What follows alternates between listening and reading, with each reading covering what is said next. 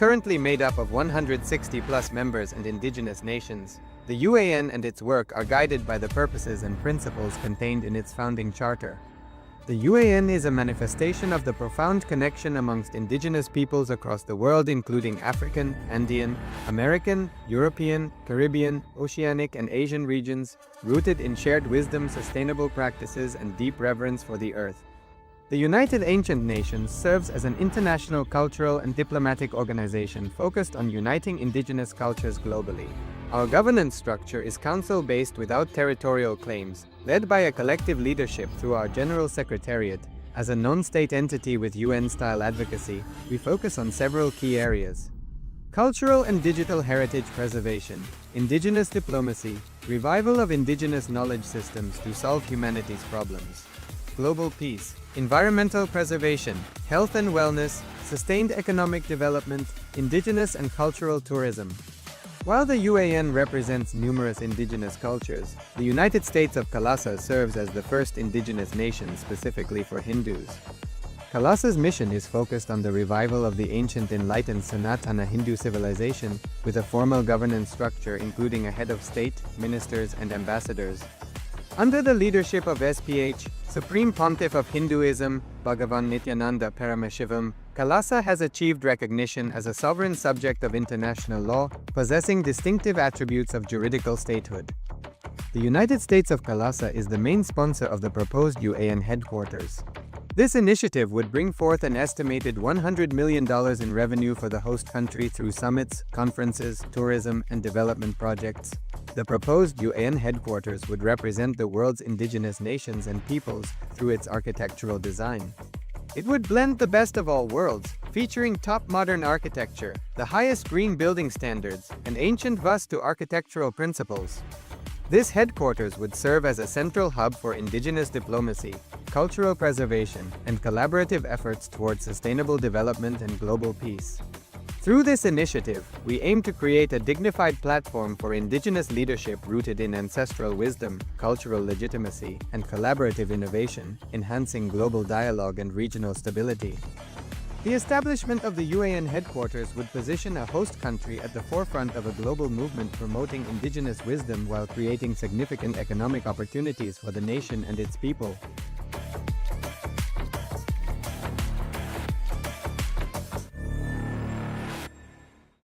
Established since 2002 in the United States of America, the United Ancient Nations is an intergovernmental organization, currently made up of 160+ members and indigenous nations. The UAN and its work are guided by the purposes and principles contained in its founding charter.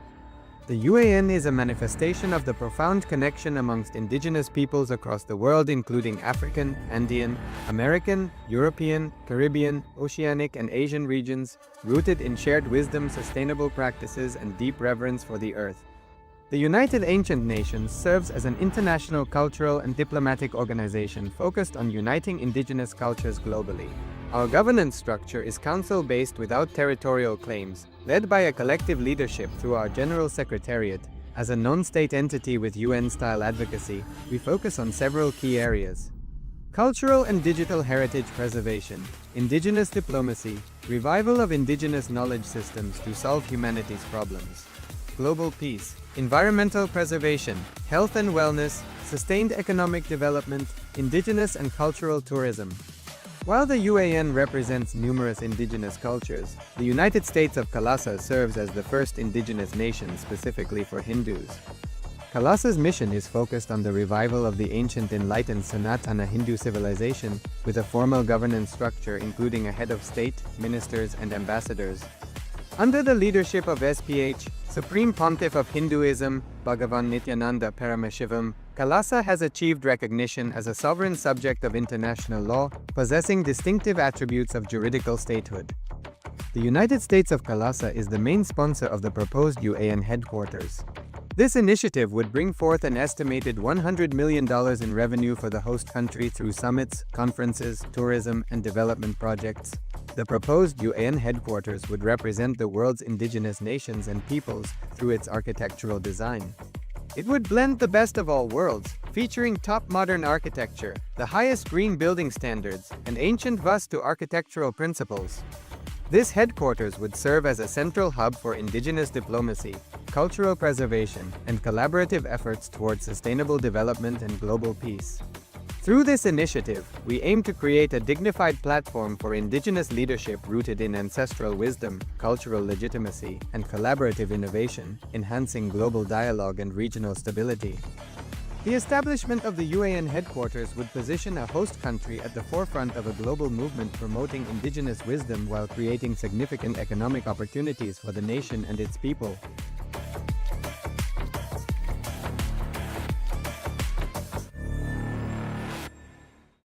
Established since 2002 in the United States of America, the United Ancient Nations is an intergovernmental organization, currently made up of 160+ members and indigenous nations. The UAN and its work are guided by the purposes and principles contained in its founding charter. The UAN is a manifestation of the profound connection amongst indigenous peoples across the world, including African, Andean, American, European, Caribbean, Oceanic, and Asian regions, rooted in shared wisdom, sustainable practices, and deep reverence for the earth.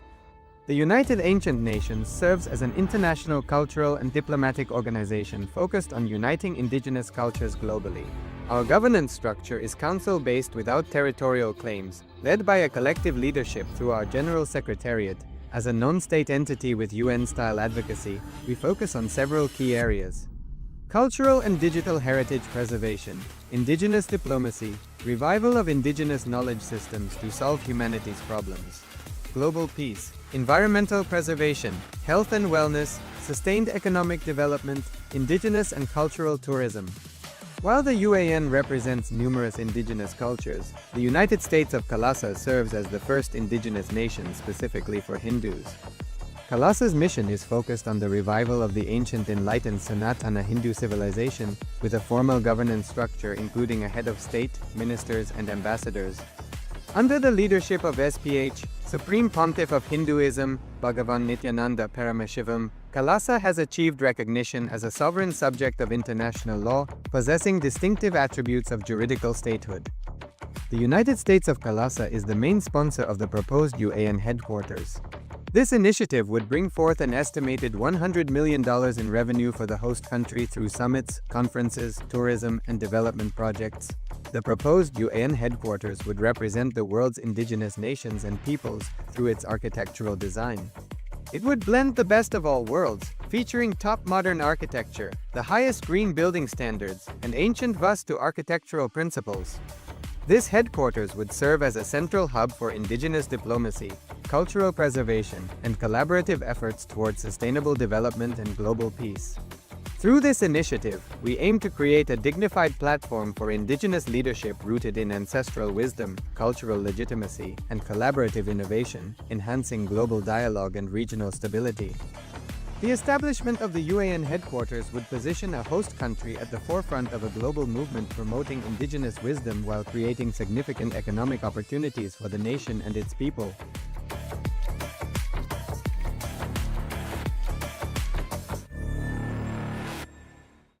Established since 2002 in the United States of America, the United Ancient Nations is an intergovernmental organization, currently made up of 160+ members and indigenous nations. The UAN and its work are guided by the purposes and principles contained in its founding charter. The UAN is a manifestation of the profound connection amongst indigenous peoples across the world, including African, Andean, American, European, Caribbean, Oceanic, and Asian regions, rooted in shared wisdom, sustainable practices, and deep reverence for the earth. The United Ancient Nations serves as an international cultural and diplomatic organization focused on uniting indigenous cultures globally. Our governance structure is council-based without territorial claims, led by a collective leadership through our General Secretariat. As a non-state entity with UN-style advocacy, we focus on several key areas: cultural and digital heritage preservation, indigenous diplomacy, revival of indigenous knowledge systems to solve humanity's problems, global peace, environmental preservation, health and wellness, sustained economic development, indigenous and cultural tourism. While the UAN represents numerous indigenous cultures, the United States of KAILASA serves as the first indigenous nation specifically for Hindus. KAILASA's mission is focused on the revival of the ancient enlightened Sanatana Hindu civilization, with a formal governance structure including a head of state, ministers, and ambassadors. Under the leadership of SPH, Supreme Pontiff of Hinduism, Bhagavan Nithyananda Paramashivoham, KAILASA has achieved recognition as a sovereign subject of international law, possessing distinctive attributes of juridical statehood. The United States of KAILASA is the main sponsor of the proposed UAN headquarters. This initiative would bring forth an estimated $100 million in revenue for the host country through summits, conferences, tourism, and development projects. The proposed UAN headquarters would represent the world's indigenous nations and peoples through its architectural design. It would blend the best of all worlds, featuring top modern architecture, the highest green building standards, and ancient Vastu architectural principles. This headquarters would serve as a central hub for indigenous diplomacy, cultural preservation, and collaborative efforts towards sustainable development and global peace. Through this initiative, we aim to create a dignified platform for indigenous leadership rooted in ancestral wisdom, cultural legitimacy, and collaborative innovation, enhancing global dialogue and regional stability. The establishment of the UAN headquarters would position a host country at the forefront of a global movement promoting indigenous wisdom while creating significant economic opportunities for the nation and its people.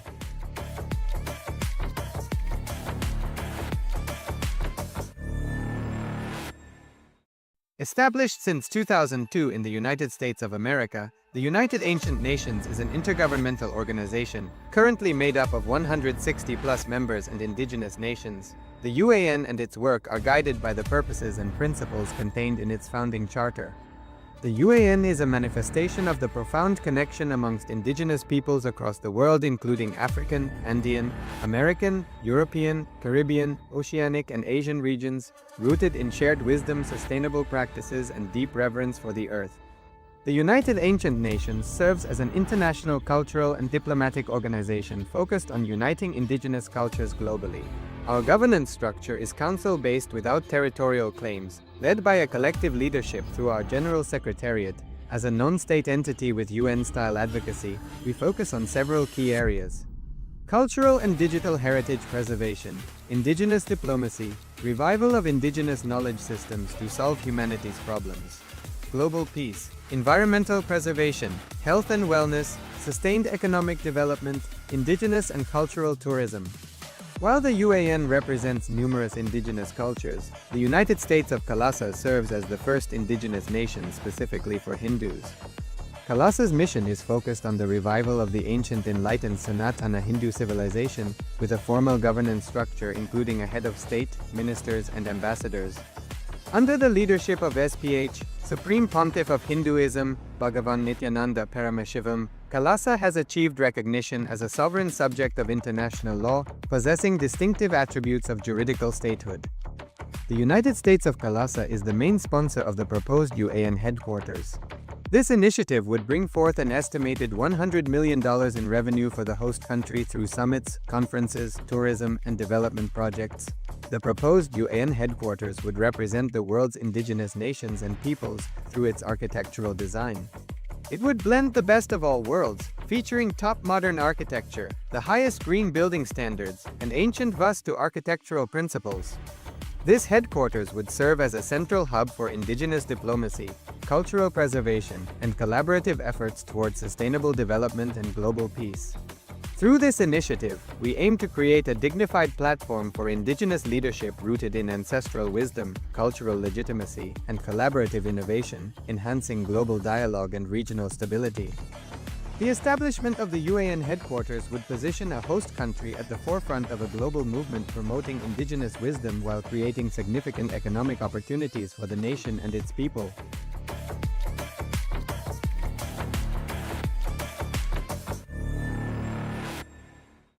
Established since 2002 in the United States of America, the United Ancient Nations is an intergovernmental organization, currently made up of 160+ members and indigenous nations. The UAN and its work are guided by the purposes and principles contained in its founding charter.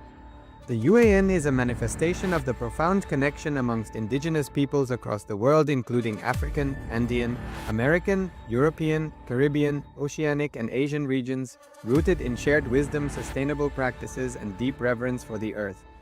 The United Ancient Nations serves as an international cultural and diplomatic organization focused on uniting indigenous cultures globally. Our governance structure is council-based without territorial claims, led by a collective leadership through our General Secretariat. As a non-state entity with UN-style advocacy, we focus on several key areas: cultural and digital heritage preservation, indigenous diplomacy, revival of indigenous knowledge systems to solve humanity's problems, global peace, environmental preservation, health and wellness, sustained economic development, indigenous and cultural tourism. While the UAN represents numerous indigenous cultures, the United States of KAILASA serves as the first indigenous nation specifically for Hindus. KAILASA's mission is focused on the revival of the ancient enlightened Sanatana Hindu civilization, with a formal governance structure including a head of state, ministers, and ambassadors. Under the leadership of SPH, Supreme Pontiff of Hinduism, Bhagavan Nithyananda Paramashivoham, KAILASA has achieved recognition as a sovereign subject of international law, possessing distinctive attributes of juridical statehood. The United States of KAILASA is the main sponsor of the proposed UAN headquarters. This initiative would bring forth an estimated $100 million in revenue for the host country through summits, conferences, tourism, and development projects.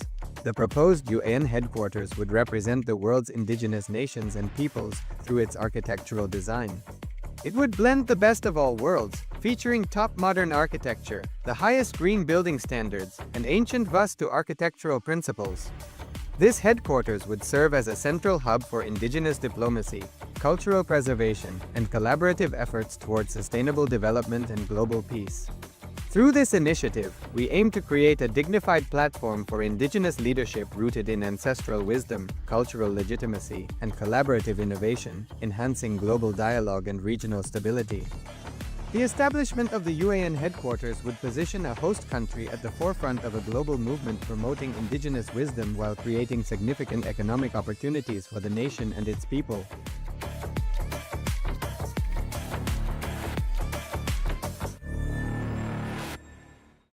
Established since 2002 in the United States of America, the United Ancient Nations is an intergovernmental organization, currently made up of 160+ members and indigenous nations. The UAN and its work are guided by the purposes and principles contained in its founding charter.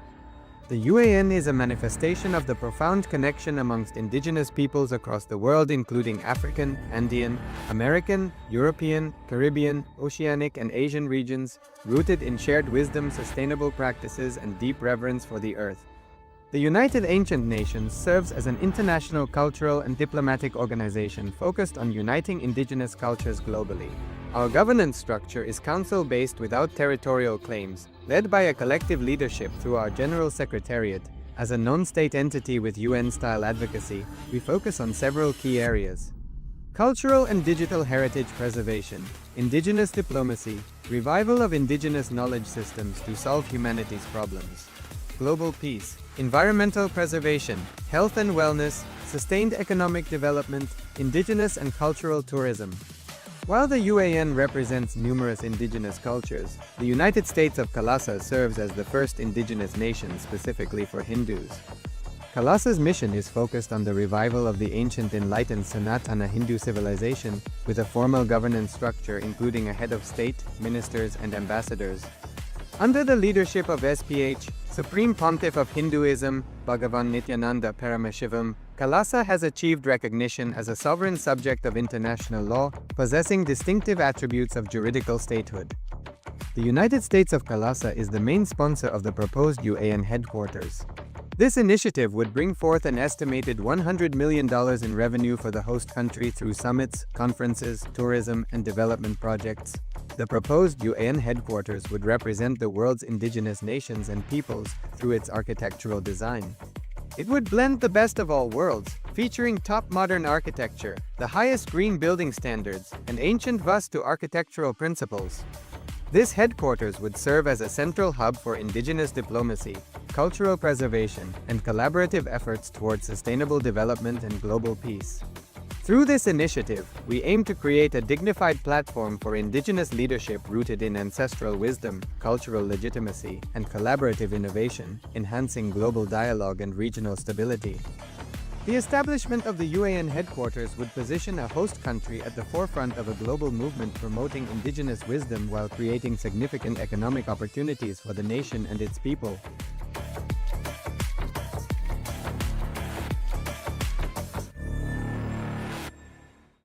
Established since 2002 in the United States of America, the United Ancient Nations is an intergovernmental organization, currently made up of 160+ members and indigenous nations. The UAN and its work are guided by the purposes and principles contained in its founding charter.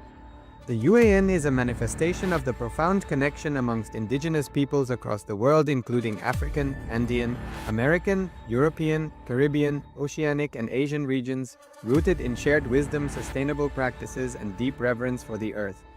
The United Ancient Nations serves as an international cultural and diplomatic organization focused on uniting indigenous cultures globally. Our governance structure is council-based without territorial claims, led by a collective leadership through our General Secretariat. As a non-state entity with UN-style advocacy, we focus on several key areas: cultural and digital heritage preservation, indigenous diplomacy, revival of indigenous knowledge systems to solve humanity's problems, global peace, environmental preservation, health and wellness, sustained economic development, indigenous and cultural tourism.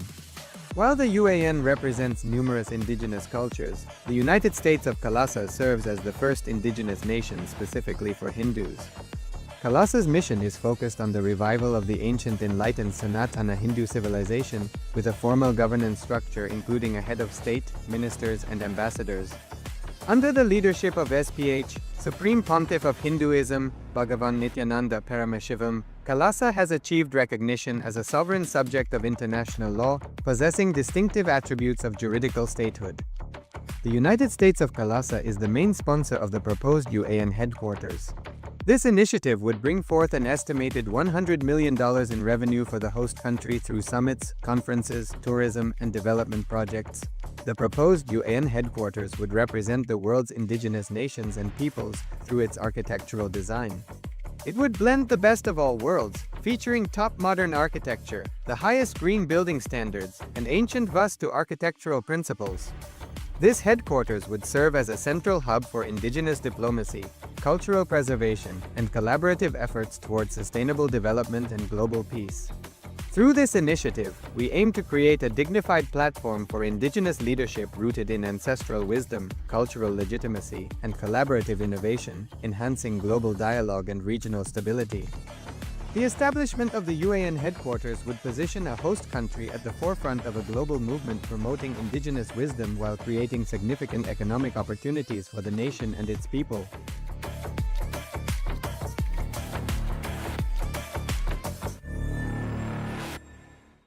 Established since 2002 in the United States of America, the United Ancient Nations is an intergovernmental organization, currently made up of 160+ members and indigenous nations. The UAN and its work are guided by the purposes and principles contained in its founding charter.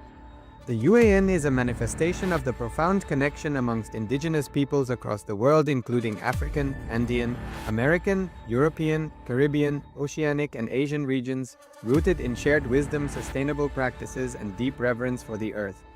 The United Ancient Nations serves as an international cultural and diplomatic organization focused on uniting indigenous cultures globally. Our governance structure is council-based without territorial claims, led by a collective leadership through our General Secretariat. As a non-state entity with UN-style advocacy, we focus on several key areas: cultural and digital heritage preservation, indigenous diplomacy, revival of indigenous knowledge systems to solve humanity's problems, global peace, environmental preservation, health and wellness, sustained economic development, indigenous and cultural tourism. While the UAN represents numerous indigenous cultures, the United States of KAILASA serves as the first indigenous nation specifically for Hindus. KAILASA's mission is focused on the revival of the ancient enlightened Sanatana Hindu civilization, with a formal governance structure including a head of state, ministers, and ambassadors. Under the leadership of SPH, Supreme Pontiff of Hinduism, Bhagavan Nithyananda Paramashivoham, KAILASA has achieved recognition as a sovereign subject of international law, possessing distinctive attributes of juridical statehood. The United States of KAILASA is the main sponsor of the proposed UAN headquarters. This initiative would bring forth an estimated $100 million in revenue for the host country through summits, conferences, tourism, and development projects. The proposed UN headquarters would represent the world's indigenous nations and peoples through its architectural design. It would blend the best of all worlds, featuring top modern architecture, the highest green building standards, and ancient Vastu architectural principles. This headquarters would serve as a central hub for indigenous diplomacy, cultural preservation, and collaborative efforts towards sustainable development and global peace. Through this initiative, we aim to create a dignified platform for indigenous leadership rooted in ancestral wisdom, cultural legitimacy, and collaborative innovation, enhancing global dialogue and regional stability. The establishment of the UAN headquarters would position a host country at the forefront of a global movement promoting indigenous wisdom while creating significant economic opportunities for the nation and its people.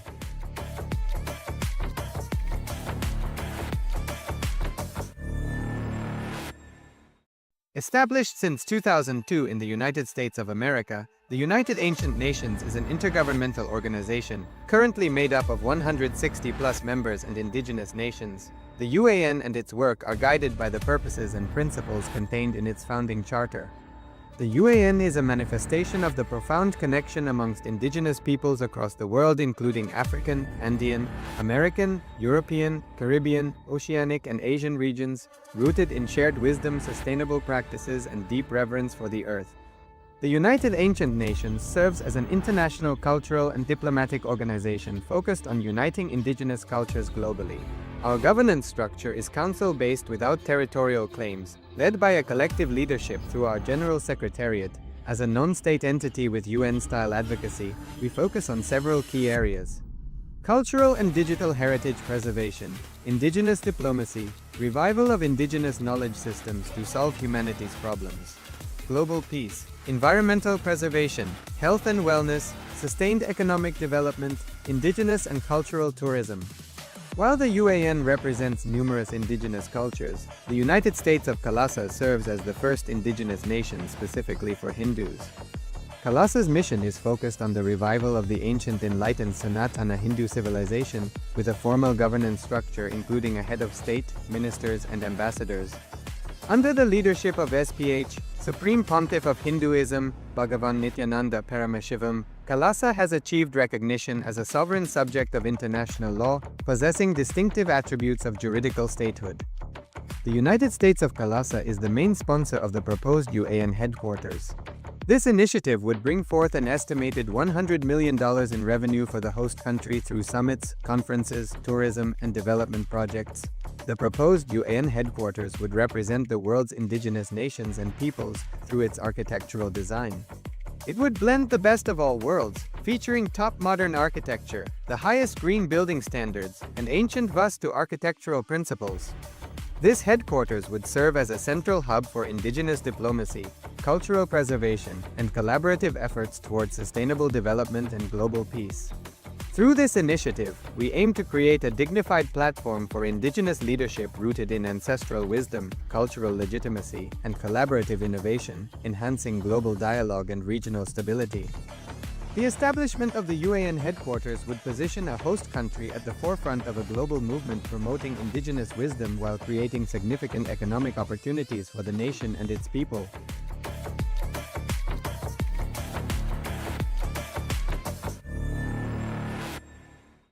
Established since 2002 in the United States of America, the United Ancient Nations is an intergovernmental organization, currently made up of 160+ members and indigenous nations. The UAN and its work are guided by the purposes and principles contained in its founding charter.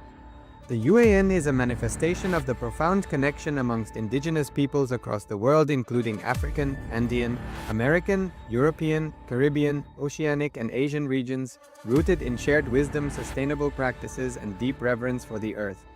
The United Ancient Nations serves as an international cultural and diplomatic organization focused on uniting indigenous cultures globally. Our governance structure is council-based without territorial claims, led by a collective leadership through our General Secretariat. As a non-state entity with UN-style advocacy, we focus on several key areas: cultural and digital heritage preservation, indigenous diplomacy, revival of indigenous knowledge systems to solve humanity's problems, global peace, environmental preservation, health and wellness, sustained economic development, indigenous and cultural tourism. While the UAN represents numerous indigenous cultures, the United States of KAILASA serves as the first indigenous nation specifically for Hindus. KAILASA's mission is focused on the revival of the ancient enlightened Sanatana Hindu civilization, with a formal governance structure including a head of state, ministers, and ambassadors. Under the leadership of SPH, Supreme Pontiff of Hinduism, Bhagavan Nithyananda Paramashivoham, KAILASA has achieved recognition as a sovereign subject of international law, possessing distinctive attributes of juridical statehood. The United States of KAILASA is the main sponsor of the proposed UAN headquarters. This initiative would bring forth an estimated $100 million in revenue for the host country through summits, conferences, tourism, and development projects. The proposed UAN headquarters would represent the world's indigenous nations and peoples through its architectural design. It would blend the best of all worlds, featuring top modern architecture, the highest green building standards, and ancient Vastu architectural principles. This headquarters would serve as a central hub for indigenous diplomacy, cultural preservation, and collaborative efforts towards sustainable development and global peace. Through this initiative, we aim to create a dignified platform for indigenous leadership rooted in ancestral wisdom, cultural legitimacy, and collaborative innovation, enhancing global dialogue and regional stability. The establishment of the UAN headquarters would position a host country at the forefront of a global movement promoting indigenous wisdom while creating significant economic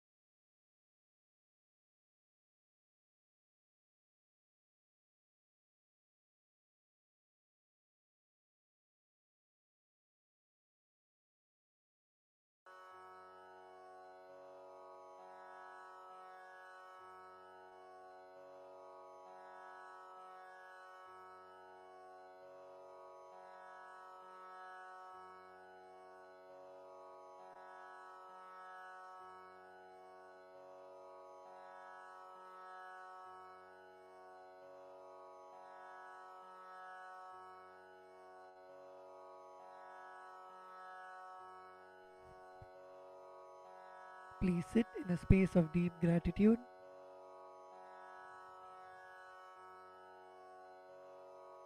Inhale deeply and exhale.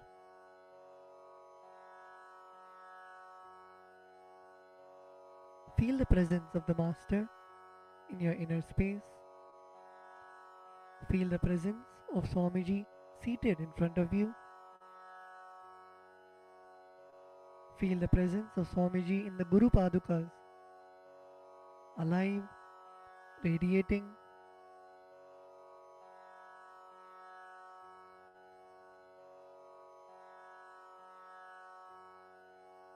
When you offer the puja, visualize you dropping all of your karmas of lifetimes, your incompletions, unfulfilled desires, patterns. Visualize all of that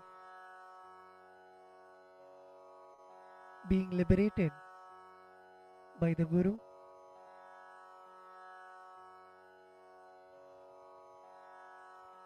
Come to a space of deep Guru Bhakti, the feeling connection with the Master.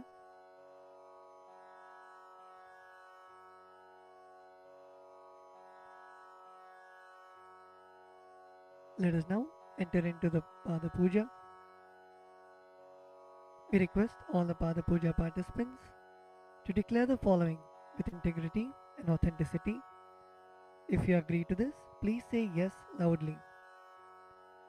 I authentically cognize, which is internally process, understand and declare the truth that the cosmic energy exists. Yes, I authentically cognize, which is internally process, understand and declare the truth that the Supreme Pontiff of Hinduism, Sri Nithyanandeshwara Paramashiva, Devi Nithyanandeshwari Paramashiva Shakti, the Guru Padukas and the Atmalinga are the Chinmaya Vigrahas, embodiments and representations of that very cosmic energy. Yes, I authentically cognize, which is internally process, understand and declare the truth that whatever I offer during the Pada Puja and Paramashiva Puja will reach the cosmic source of energy directly. Yes, I authentically cognize, which is internally process, understand and declare the truth of Soham Asmi, that even when I worship, I am Him. Yes.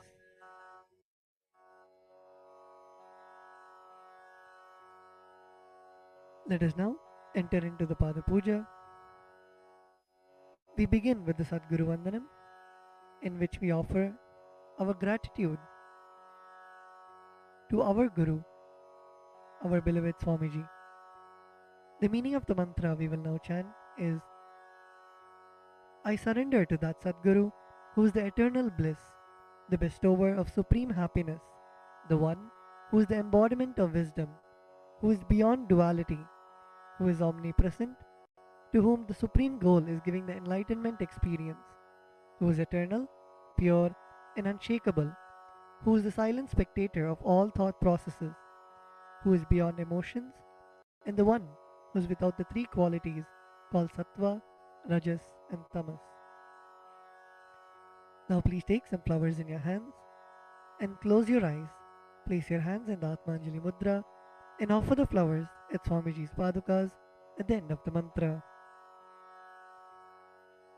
Nithyanandam Paramasukadam Kevalam Jnanamurtim Dvandvatitam Gagana Sadrisham Tattvamasyaadilaksham Ekam Nityam Vimalamachalam Sarvadhi Sakshibhutam Bhavatitam Trigunarahitam Sadgurum Tam Namami.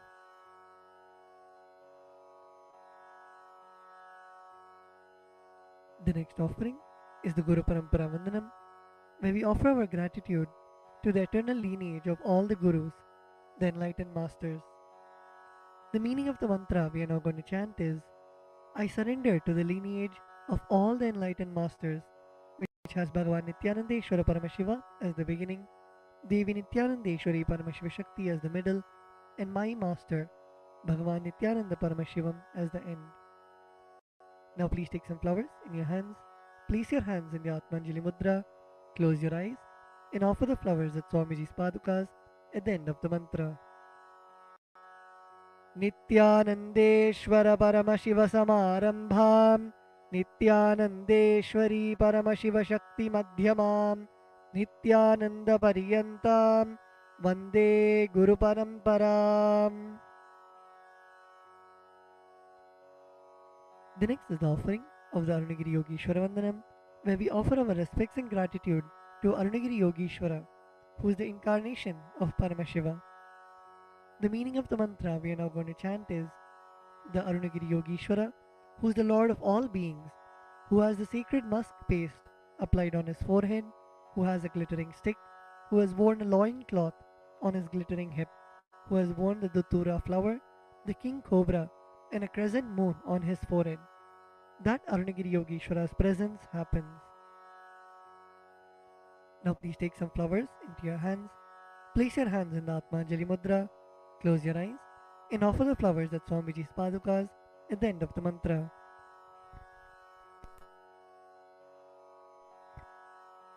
Lalate Tripundri Nitilakrita Kasturi Tilakaha Spuranmaladhara Spurita Katikaupi Nasanaha Dadhano Dustaram Shirasi Phanirajam Shashikalam Pradipas Sarvesham Arunagiri Yogi Vijayate. The next is the Tatvachamanam, the ritualistic cleansing of the mouth. Now keeping your right hand in the Gokarna Mudra, pour an udharani of water into your right palm and sip the water from the base of your right palm each time the word Swadha is chanted. Om Atmatattvam Shodhayami Swadha. Om Vidyatattvam Shodhayami Swadha. Om Shivatattvam Shodhayami Swadha. Now at the base of your right hand thumb, wipe your lips twice from the right to the left. Om Ham Mridayaya Namaha. Wash your hands with an udharani of water. With the tips of your right hand index, middle and ring fingers touch above the upper lip and below the lower lip. Wash your hands. With the tips of your right hand index finger and thumb join together, touch your right nostril and the left nostril. With the tips of your ring finger and thumb join together, touch your right eye, right ear and left ear.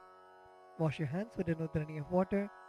With the tips of your little finger and thumb join together, touch your navel center, the right chest and left chest. With all 5 fingers joined together, touch the top of your head, right shoulder, left shoulder and the heart center.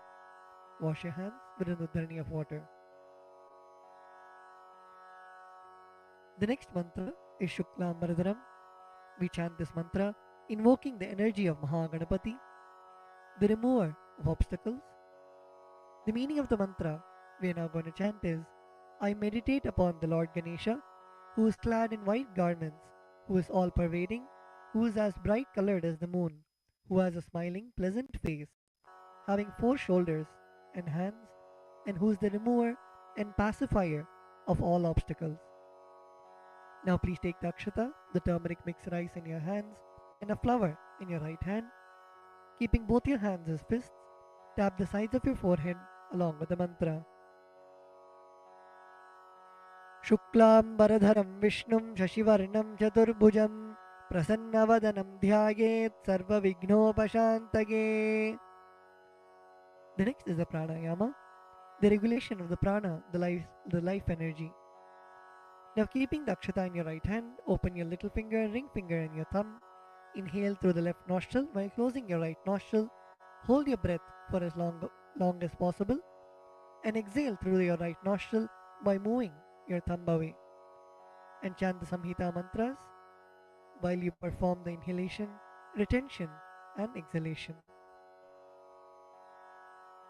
Om Hom Ishana Murdhaya Namaha, Om Him Tat Purushavatraya Namaha, Om Hum Bhagor Hridayaya Namaha, Om Him Mamdevuhyaya Namaha, Om Hum Satyojata Murteye Namaha, Om Ham Mridayaya Namaha, Om Him Shirase Namaha, Om Hum Shikaya Namaha, Om Him Kavachaya Namaha, Om Hum Netrebhyo Namaha, Om Hastraya Namaha, Om Hom Ishana Murdhaya Namaha, Om Him Tat Purushavatraya Namaha, Om Hum Bhagor Hridayaya Namaha, Om Him Mamdevuhyaya Namaha, Om Hum Satyojata Murteye Namaha, Om Ham Mridayaya Namaha, Om Him Shirase Namaha, Om Hum Shikaya Namaha, Om Him Kavachaya Namaha, Om Hum Netrebhyo Namaha, Om Hastraya Namaha, Om Hom Ishana Murdhaya Namaha, Om Him Tat Purushavatraya Namaha, Om Hum Bhagor Hridayaya Namaha, Om Him Mamdevuhyaya Namaha, Om Hum Satyojata Murteye Namaha, Om Ham Mridayaya Namaha, Om Him Shirase Namaha, Om Hum Shikaya Namaha, Om Him Kavachaya Namaha, Om Hum Netrebhyo Namaha, Om Hastraya Namaha.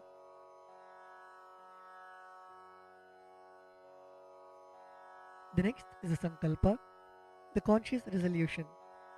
When you make a conscious resolution in the presence of the Master, the power of the Master's presence itself will simply manifest it as reality. Please close your eyes. Visualize the intention, the sankalpa that you want to keep in your inner space.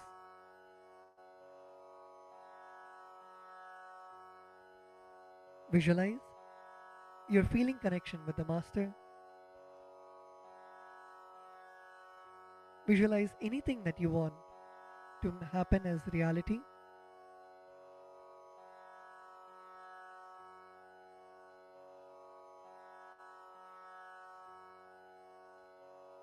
Visualize it already happening in your inner space.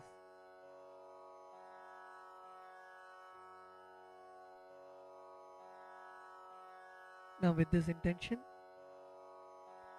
keeping the akshata in your left palm, close it with your right palm and keep both the hands on your thigh. We will now chant the Sankalpa mantra. Om Mamopata Samasta Duritakshayadvara Bhagavat Shri Nithyananda Paramashiva Prityartham Shri Nithyanandeshwari Paramashiva Shakti Sameta Shri Nithyanandeshwara Paramashiva Prityartham Cha शुभे शोभने मुहूर्ते आद्यब्रह्मणः द्वितीयपरार्धे श्रीश्वेतवराहकल्पे वैवस्वतमन्वन्तरे अष्टाविंशतितमे नित्ययुगे प्रथमे पादे जम्बूद्वीपे भारतवर्षे भरतखण्डे मेरोः दक्षिणे पार्श्वे शकाब्दे अस्मिन् वर्तमाने व्यवहारिके प्रभवादीनां षष्ट्याः संवत्सराणां मध्ये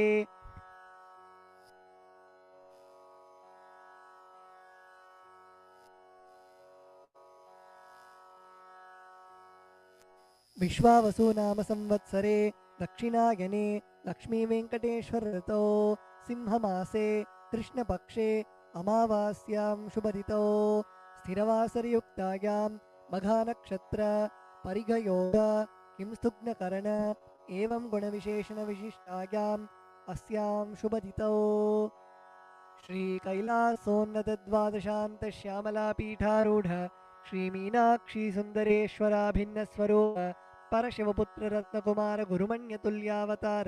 श्रीपार्वतीस्थन्यपानलब्धदिव्यज्ञानविश्रुत सकलनिगमाकमसारभूतद्राविडवेदप्रवक्त्रे श्रीमत्परमशिवकरुणासमधिगतमुक्तामयचतुरश्रयान् गीयमानछत्रचामर श्रीचिन्नकाहलादि समस्तबिरडावल्यलङ्कृत ज्ञानविज्ञानचक्रवर्ती सर्वजनसङ्गसद्यो निर्वाणदीक्षाव्यापवर्गवर्ष विश्रानजीमूत परमतकलभकेसरी शैवसिद्धान्तस्थापनाचार्य श्रीराजाधिराजपाण्ड्यमहाराजगुरु क्षपनशाक्यादिमहान्धकारनिवारणज्ञानभानु वीक्षणानर्हार्हध्वजोच्छेदनपूर्वक श्रीमद्वृषभध्वजस्थापक शैवसमयकर्त्रे सर्वज्ञपीठारूढ श्रीजगद्गुरु श्रीज्ञानसम्बन्धदेशिकस्वामि वागीशसुन्दरमाणिक्यवाचकस्वामिनाम् अवतारभूत श्रीज्ञानसम्बन्धस्वामि पुनरुद्धृतश्यामलापीठ सर्वज्ञपीठ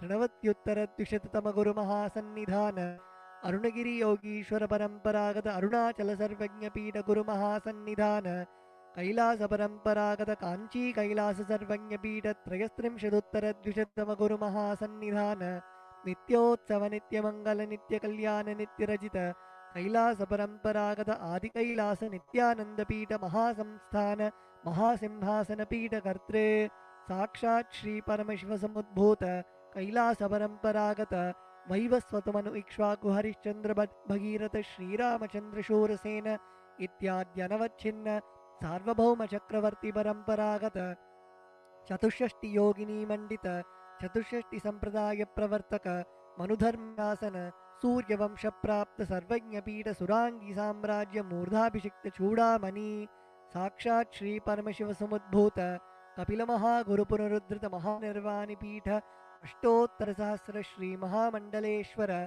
साक्षात् श्री परमशिव समुद्भूत श्री महागणपति समारंभ अनवच्छिन्न पीठाधीश्वर गुरुपरंपरा प्राप्त अटलपीठ अष्टोत्तर सहस्र श्री अटलपीठाधीश्वर धर्म मुक्ति स्वर्गपुर स्वर्णपीठ त्रयोविंश गुरुमहान्निधान कैलास परंपरागत आदिपीठ सर्वज्ञपीठ जगद्गुरु श्री कैलास पुनरुद्धारक श्री कैलास परमाचार्य श्रीमत्परमहंस परिव्राजकाचार्य वर्य सच्चिदानंद प्रणव स्वरूप श्रोत्रिय ब्रह्मनिष्ठ श्रीमज्जगद्गुरु श्रीलश्री भगवत् श्री नित्यानंद ब्रह्मशिव श्री ज्ञानसम्बन्धदेशिक परमाचार्य स्वामिनां प्रीत्यर्थं तेषां पादारविन्दयोः भक्तिसिद्ध्यर्थं गुरुकृपाकटाक्षसिद्ध्यर्थं क्षेमस्थैर्यवीर्यविजय आयुरारोग्य ऐश्वर्याणाम् अभिवृद्ध्यर्थं धर्मार्थकाममोक्षचतुर्विध फलपुरुषार्थसिद्ध्यर्थं समस्तदुरितोपशान्त्यर्थं समस्तमङ्गलावाप्त्यर्थं भगवत् श्री नित्यानन्द परमशिव प्रसादेन सकुटुम्बस्य ज्ञानवैराग्य जीवन्मुक्तिप्राप्त्यर्थं श्री नित्यानन्देश्वरी परमशिव शक्ति समेत श्री नित्यानन्देश्वर परमशिव अवतारभूत श्री सर्वदेव देवी स्वरूप भगवत् श्री नित्यानंद परमशिव प्रत्यक्षपाद पूजां करिष्ये श्री नित्यानन्देश्वरी परमशिव शक्ति समेत श्री नित्यानन्देश्वर परमशिव पूजां च करिष्ये ओम अपौपस्पृश्य wash your hands with an udrani of water. The next is the Gantanada. Now please take the bell in your left hand and hold it above your heart center and ring the bell as you chant the following mantra. Om Agamarthantu Devanam Gamanarthantu Rakshasam Gantanadam Karomyado Devata Hwanalanchanam Ganta Devatabhyo Namaha. The next is the Manasa Puja, the internal worship. Now please close your eyes. Visualize the meaning of the mantra in your inner space.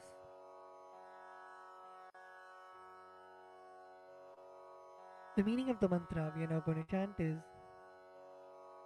what seed can I offer to the Master except my heart? I offer the gratitude flowing as the nectar to wash his feet and to rinse his mouth. I offer my mind itself as the Arogya, the bouquet. To my Master, who is the very cosmos, what clothing can I offer except the space? I offer my very prana, the life energy, as the incense, and I offer the ocean of nectar as the food offering. The principle of unstruck perennial sound is to be offered as the bell, the air as the chamara, the fan, the sahasrara as the umbrella, the principle of sound as the music, and the actions of the senses and the vagaries of the mind as the dance. I offer all the 7 chakras along with the Shushumna Nadi as a flower garland.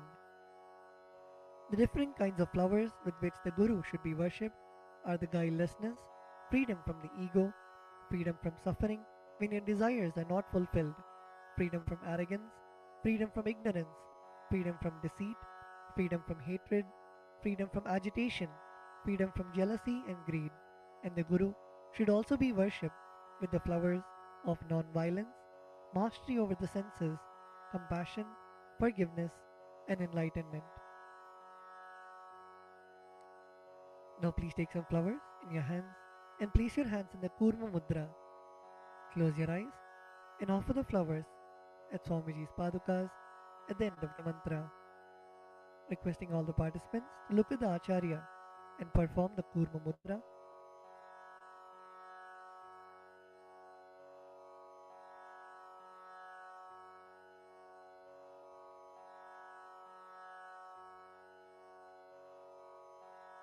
ॐ हृत्पद्ममासनं दद्यात् सहस्रारच्युतामृतैः पाद्यं शरणयोर्दद्यात् मनस्तु अर्घ्यं निवेदयेत् तेन अमृतेन आचमनीयं स्नानीयं तेन च स्मृतम् आकाशतत्त्वं वस्त्रं स्यात् गन्धः स्यात् गन्धतत्त्वकम् चित्तं प्रकल्पयेत् पुष्पं धूपं प्राणान् प्रकल्पयेत् तेजस्तत्त्वं च दीपार्थं नैवेद्यं स्यात् सुधाम्बुधिः अनाहतध्वनिर्घण्टा वायुतत्त्वं च चामरं सहस्रारं भवेच्छत्रं शब्दतत्त्वं च गीतकं नृत्यमिन्द्रियकर्माणि चाञ्चल्यं मनसस्तथा सुमेखलां पद्ममालां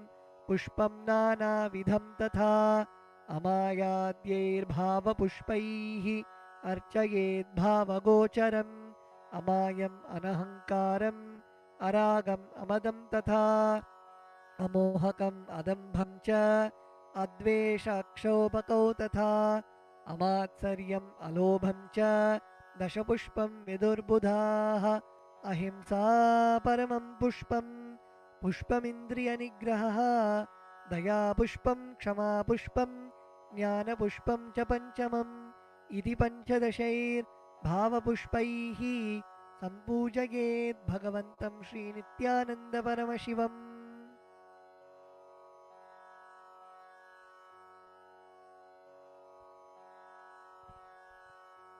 The next offering is the Upachara Puja, the external worship. The first offering is the asanam, the offering of seat to the Master. The meaning of the mantra we are now going to chant is: O the one who resides in all the beings, the one who is the very soul of all beings, I offer this seat to you. I surrender, I surrender. Now please take some flowers and akshata in your hands and offer it at Swamiji's Padukas along with the mantra. आसनं ॐ सर्वभूतान्तरस्थाय सर्वभूतान्तरात्मने कल्पयाम्युपवेशार्थम् आसनं ते नमो नमः।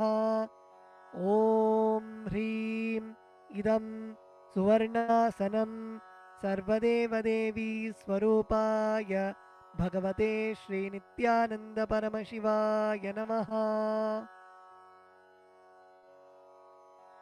The next offering is Swagatam, the offering of welcoming the Master. The meaning of the mantra we are now going to chant is: because of being in the everlasting calmness and because of remaining free from the attitude of performing all actions related to the fivefold cosmic function for a short duration known as the cosmic sleep, Lord Sadashiva is called Shiva by the experts in the mantras and the tantras. Salutations to such Shiva who is the Guru and who is eternally free from the desire and the aspects related to embodiment.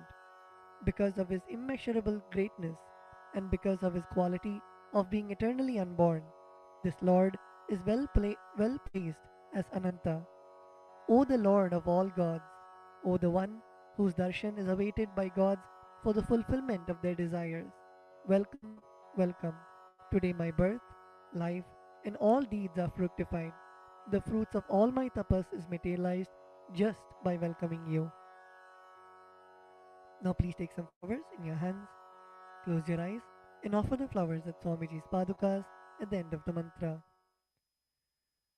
Swagatam Om Shantatvat Sarvakartritvat Bhavo Paratikaranat Shiva Ukto Mahatantra Mantra Vidbhis Sada Shivaha Tasmai Shivaya Gurave Vitaragakalaya Vai Ameyatvat Anantoyam Ajatva Cha Prakirtitaha Yasya Darshanamichanti Deva Swabhishta Siddhaye तस्मै ते परमेशान स्वागतं स्वागतं प्रभो अद्य मे सफलं जन्म जीवनं सफला क्रियाः स्वागतं यत्त्वया तन्मे तपसां फलमागतम् ॐ ह्रीं सर्वदेवदेवी स्वरूप भगवत् श्री नित्यानन्द परमशिव स्वागतं सुस्वागतं ते.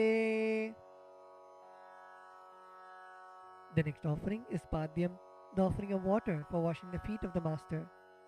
The meaning of the mantra we are now going to chant is: I offer Padyam, that is the water for washing the feet of the Supreme God, the very devotion on whom brings about the ultimate bliss.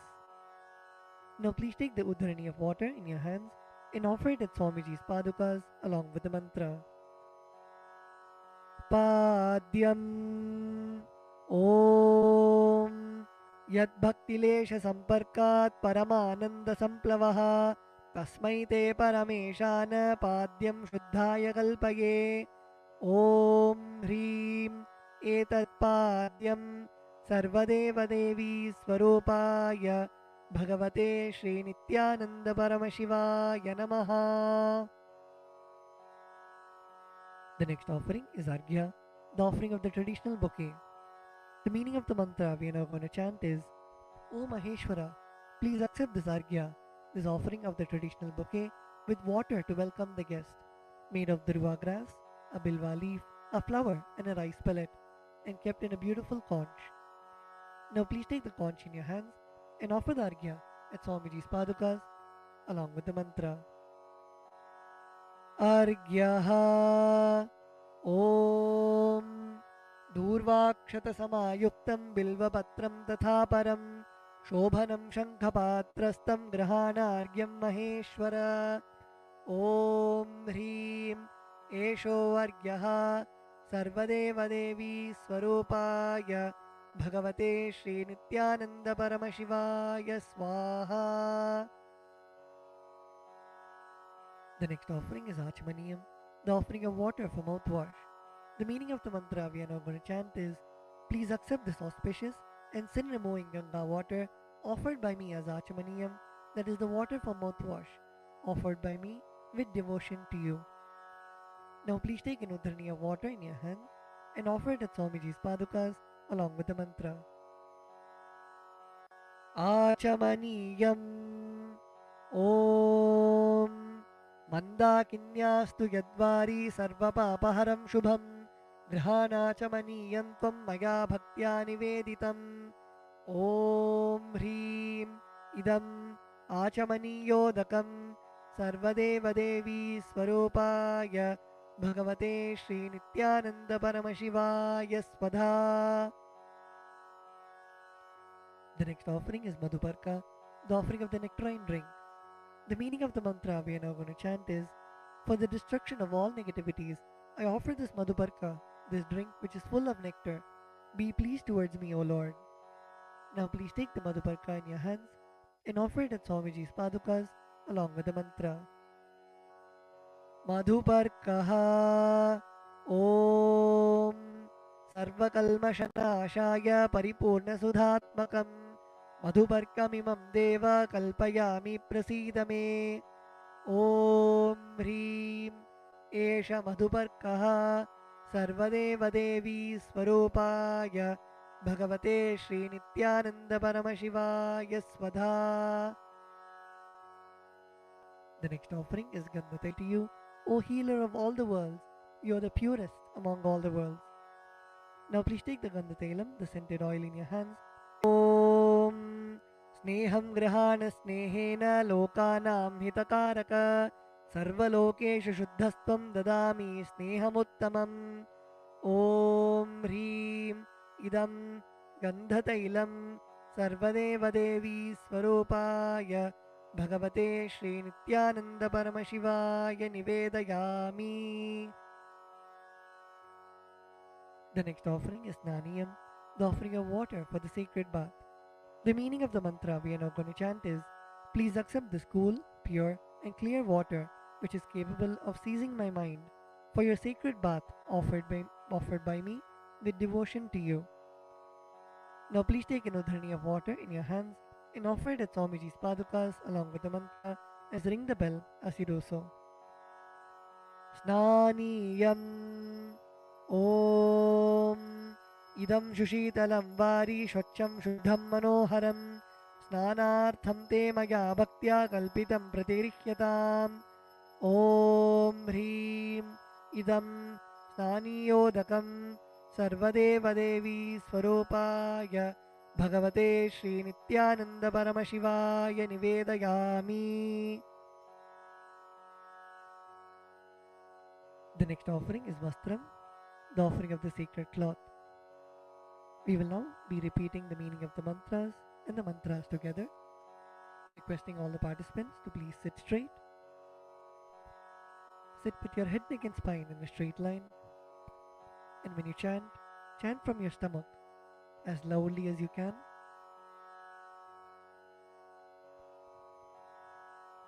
The meaning of the mantra we are now going to chant is, I offer Vastram, I offer Vastram, this cloth offering, this cloth offering, to the Master to the Master, who removes the veil of Maya veil of Maya or illusion, or illusion, the Master the Master, who is the true who is the true light of enlightenment, light of enlightenment, who does not have a veil of Maya a veil of Maya, and has has the very space the very space as the dress. as the dress. Now please take the offering of clothes in your hands and offer it at Swamiji's Padukas along with the mantra. Vastram Vastram Om Om Maya Maya Chitra Chitra Patachanna Padachanna Nija Nija Guhyo Guhyo Rutejase Rutejase Niravarana Niravarana Vijnaya Vijnaya Vasaste Vasaste Kalpayamyaham Kalpayamyaham Om Om Hreem Hreem Idam Idam Vastrottariyam Vastrotareyam Sarvadeva Devi Sarvadeva Devi Swarupaya Swarupaya Bhagavate Bhagavate Shri Nithyananda Shri Nithyananda Paramashivaya Paramashivaya Nivedayami. Nivedayami. The next offering is Abharanam, the offering of the sacred jewelry. The meaning of the mantra we are now going to chant is I offer I offer this golden ornament this golden ornament to you, Master, to you, Master, who, who, by the very nature, by the very nature, has has a very a very gracefully gracefully beautiful body, beautiful body, and who is and who is the repository the repository of all powers. of all powers. May you be pleased. May you be pleased. Now please take the jewelry in your hands and offer it at Swamiji's padukas along with the mantra. Abharanam Abharanam Om Om Swabhava Swabhava Sundarangaya Sundarangaya Nana Nana Shaktya Shaktya Shrayayate Shrayayate Suvarnam Suvarnam Bhushanam Bhushanam Tubhyam Tubhyam Kalpayami Kalpayami Prasidame Prasidame Om Om Hrim Hrim Idam Idam Suvarnabharanam Suvarnabharanam Sarvadeva Devi Sarvadeva Devi Swarupaya Swarupaya Bhagavate Bhagavate Shri Nithyananda Shri Nithyananda Paramashivaya Paramashivaya Nivedayami. Nivedayami. The next offering is Gandha, the offering of the sandalwood paste. The meaning of the mantra we are now going to chant is I neither know I neither know what your body is, what your body is, nor do I know nor do I know what your actions are. what your actions are. Please accept Please accept and smear this and smear this sandalwood paste sandalwood paste offered by me. offered by me. Now please take the sandalwood paste in your hands and offer it at Swamiji's padukas along with the mantra. Gandhaha Gandaha Om Om Shariram Shariram Tena Janami Tena Janami Cheshtam Cheshtam Naivacha Naivacha Naivacha Naivacha Maya Niveditan Maya Niveditan Gandhan Gandhan Pratigrihya Pratigrihya Vilipyatam Vilipyatam Om Om Hrim Hrim Esha Gandhaha Esha Gandaha Sarvadeva Devi Sarvadeva Devi Swarupaya Swarupaya Bhagavate Bhagavate Shri Nithyananda Shri Nithyananda Paramashivaya Namaha. Paramashivaya Namaha. The next offering is Pushpam, the offering of the fragrant flowers. The meaning of the mantra we are now going to chant is please accept Please accept these blissfully these blissfully fragrant fragrant different kinds of flowers different kinds of flowers which are taken which are taken from the forest of Turiya, from the forest of Turiya, that is, that is, the space of the space of ultimate restful awareness. ultimate restful awareness. Now please take some flowers, smeared with sandalwood paste in your hands, and offer the flowers at Swamiji's padukas along with the mantra. Pushpam Pushpam Om Om Turiyavana Turiyavana Sampannam Sampannam Nana Nana Gunamanoharam Gunamanoharam Ananda Ananda Saurabham Saurabham Pushpam Pushpam Grihyatam Grihyatam Idamuttamam Idamuttamam Om Om Hreem Hrim Etani Etani Sachandana Pushpani Sachandana Pushpani Sarvadeva Devi Sarvadeva Devi Swarupaya Swarupaya Bhagavate Bhagavate Shri Nithyananda Sri Nithyananda Paramashivaya Vaushate. Paramashivaya Vaushat. The next offering is Bilva Patram, the offering of the Bilva leaves. The meaning of the mantra we are now going to chant is I offer you, I offer you, O God of all gods, O God of all gods, this holy Bilva leaf this holy Bilva leaf, in which dwells in which dwells the goddess of richness the goddess of richness, and which is and which is so much loved so much loved by Lord Shiva. by Lord Shiva. Now please take the Bilva leaf smeared with sandalwood paste in your hands and offer it at Swamiji's padukas along with the mantra.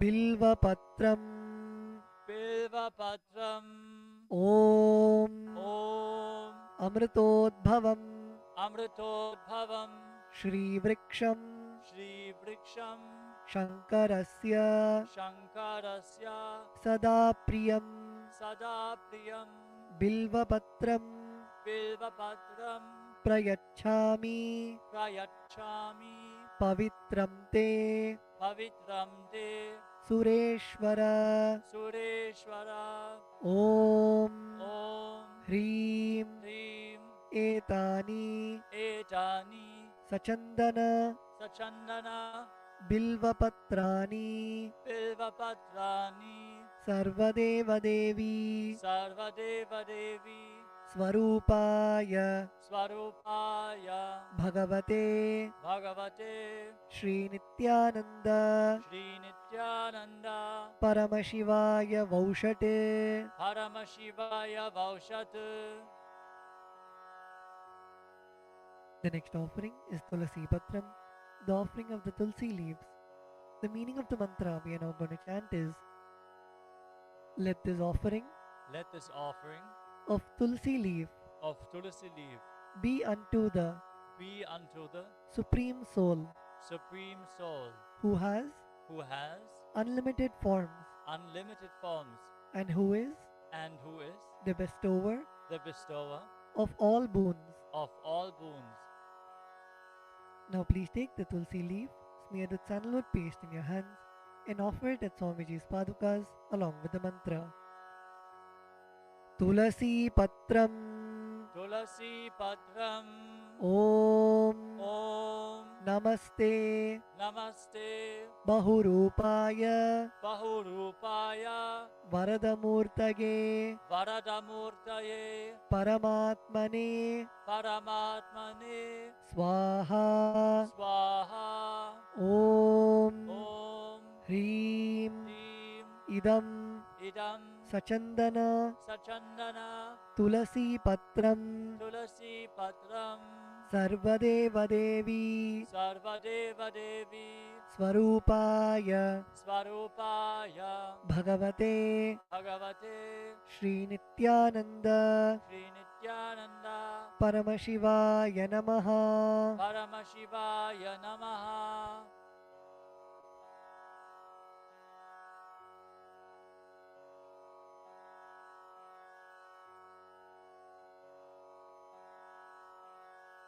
We will be continuing with the repetition from tomorrow.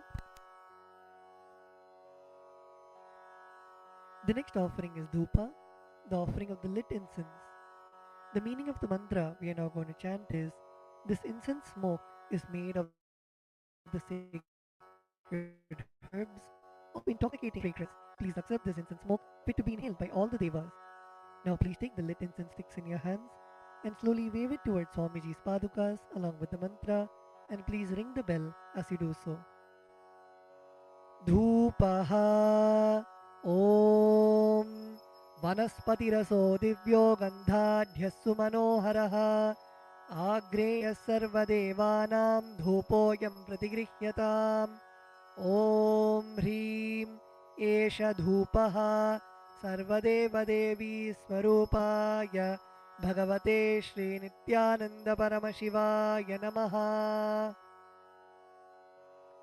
The next offering is Deepa, the offering of the lit lamp. The meaning of the mantra we are now going to chant is, please accept this light of inner and outer worlds, which is very bright and removes darkness from everywhere. Now please take the lit lamp in your hands and slowly wave it towards Swamiji's padukas along with the mantra, and please ring the bell as you do so. Deepaha Om Suprakasho Mahadīpaha Sarvatastimiراpaha Sabāhyābhyantarajyotirdeepoyam pratigrihyataṃ Om Hrim Esha Deepaha Sarvadevadevi Swarupāya Bhagavate Shri Nithyananda Paramashivaya Namaha. The next offering is Naivedyam, the offering of the food. The meaning of the mantra we are now going to chant is, these different kinds of food offerings are prepared from sweetener and other ingredients. O Lord, please accept this food offering prepared by me with devotion. Now please take an udrani of water in your hands and hover it clockwise over the Naivedyam and offer the water at Swamiji's padukas along with the mantra, and please ring the bell as you do so. Naivedyam Om Naivedyam Vividham Deva Sharkaradi Vinirmitam Maya Niveditam Bhaktya Grahana Parameshwara Om Hrim Idam Shopakarna Naivedyam Sarvadeva Devi Swarupaya Bhagavate Shri Nithyananda Paramashivaya Nivedayami. The next offering is Paniyam, the offering of water for drinking. The meaning of the mantra we are now going to chant is, O God, the Lord of all demigods, the one who bestows deep fulfillment upon us, please accept this water full of infinite bliss. Now please take an udrani of water in your hands and offer it at Swamiji's padukas along with the mantra. Paniyam Om Samastadeva Devesha Sarvatriptikaram Param Akhandananda Sampurnam Grahana Jalamuttamam Om Hrim Idam Panarthodakam Sarvadeva Devi Swarupaya Bhagavate Shri Nithyananda Paramashivaya Namaha. The next offering is Punarachamaniyam, the offering of water for drinking. Now please take the meaning of the mantra we are now going to chant is, I offer this water for washing the hands and the mouth to you, whose mere remembrance purifies everybody. Now please take an udrani of water in your hands and offer it at Swamiji's padukas along with the mantra. Punarachamaniyam Om Uchishtamapya Sujirva Yasya Smaranamatrataha Shuddhimapnoti Tasmai Te Punarachamaniyakam Om Hrim Idam Punarachamaniyodakam Sarvadeva Devi Swarupaya Bhagavate Shri Nithyananda Paramashivaya Swaha. The next offering is Aratrikam, the offering of Arati to the Master. Now please take the lit camphor in your hands and slowly wave it towards Swamiji along with the mantra, and please ring the bell as you do so. Aratrikam Om Hrim Esha Deepamala Sarvadeva Devi Swarupaya Bhagavate Shri Nithyananda Paramashivaya Namaha. Om Sangrahanyeshtya Yajate Imam Janatagum Sangrinhaniti Dvadasharatni Rashana Bhavati Dvadashasa Samvatsaraha Samvatsarameva Vanunde Maunji Bhavati Urgvai Munjaha Urjameva Vanunde Chitra Nakshatram Bhavati Chitram Va Etat Karma कर्पूरगौरं करुणावतारं संसारसारं भुजगेन्द्रहारं सदा वसन्तं हृदयारविन्दे भवं भवानी सहितं नमामि भवं भवानी सहितं नमामि भवं भवानी सहितं नमामि आरात्रिकं समर्पयामि भगवत् श्री नित्यानंद परमशिव चरणकमलेभ्यो नमः. The next offering is Pushpanjali, the offering of the fragrant flowers. The meaning of the mantra we are now going to chant is: Guru is the Brahma, who is the source of creation of the universe, Vishnu, who is the source of sustenance of the universe, and Shiva, who is the rejuvenation of the universe. I surrender to that Guru. Guru is all the three put together in a single form. I surrender to the Guru, who is omnipresent and who has also given me a glimpse of his experience. I surrender to the Guru, who has with the brush of wisdom opened my eyes, blinded by ignorance. I surrender to the Guru, who by giving the knowledge about the self has burnt my karmic baggage of so many births. I surrender to the Guru, who is the Lord of the cosmos, who is the Guru of the cosmos. My soul is the same soul which is in all the beings. I surrender to Dakshinamurti, the primal Guru, who manifests himself differently in the form of Ishvara, Tower of supreme happiness, the one who is the embodiment of wisdom, who is beyond duality, who is omnipresent, to whom the supreme goal is giving the enlightenment experience, who is eternal, pure, and unshakable, who is the silent spectator of all thoughts, and who is beyond emotions, and who is beyond the three qualities called Sattva, Rajas, and Tamas. Now please take a few flowers in your hands and close your eyes till the end of the mantra and offer the flowers at Swamiji's Padukas at the end of the mantra.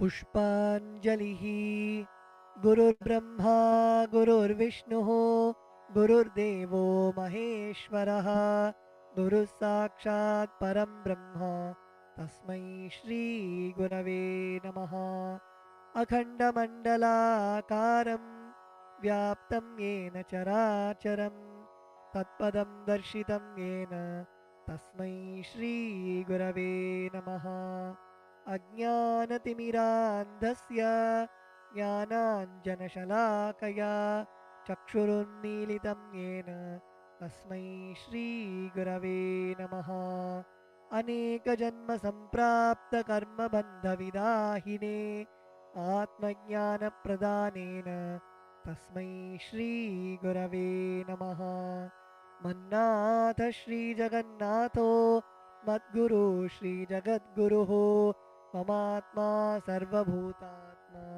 Tasmai Shri Gurave Namaha Ishvaro Gururatmeti Murti Bheda Vibhagine Vyomavadvyapta Dehaya Dakshinamurtaye Namaha Nithyanandam Paramasukadam Kevalam Jnanamurtim Dvandvatitam Gaganasadrisham Tattvamasyaadilaksham Ekam Nityam Vimalamachalam Sarvadi Sakshibhutam Bhavatitam Trigunarahitam Sadgurum Tam Namami Pushpanjalim Samarpayami Bhagavat Shri Nithyananda Paramashiva Charanakamaleebhyo Namaha Om Nithyanandam.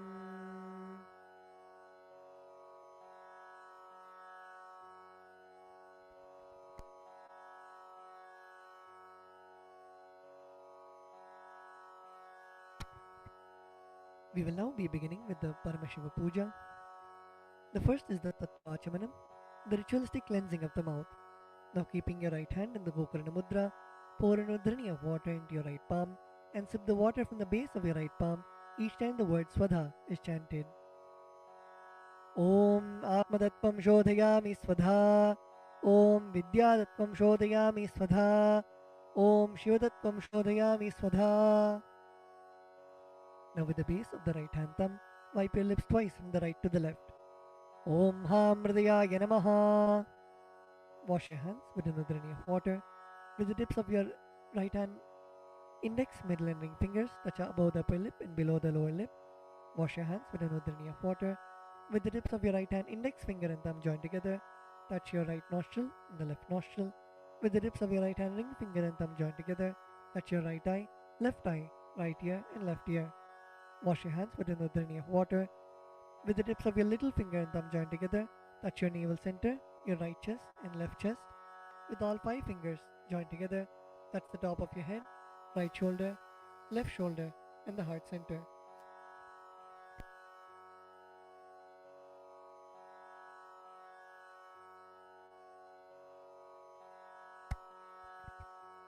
The next is Sakalikaranam, invoking Bhagavan Paramashiva inside our own body. Please close your eyes. Visualize Bhagavan Paramashiva's energy radiating throughout your body. Visualize Swamiji's presence in your inner space. We will now be invoking Bhagavan Paramashiva in every part of our body, filling us with the space of Sohamasmi, that even when I worship, I am Him.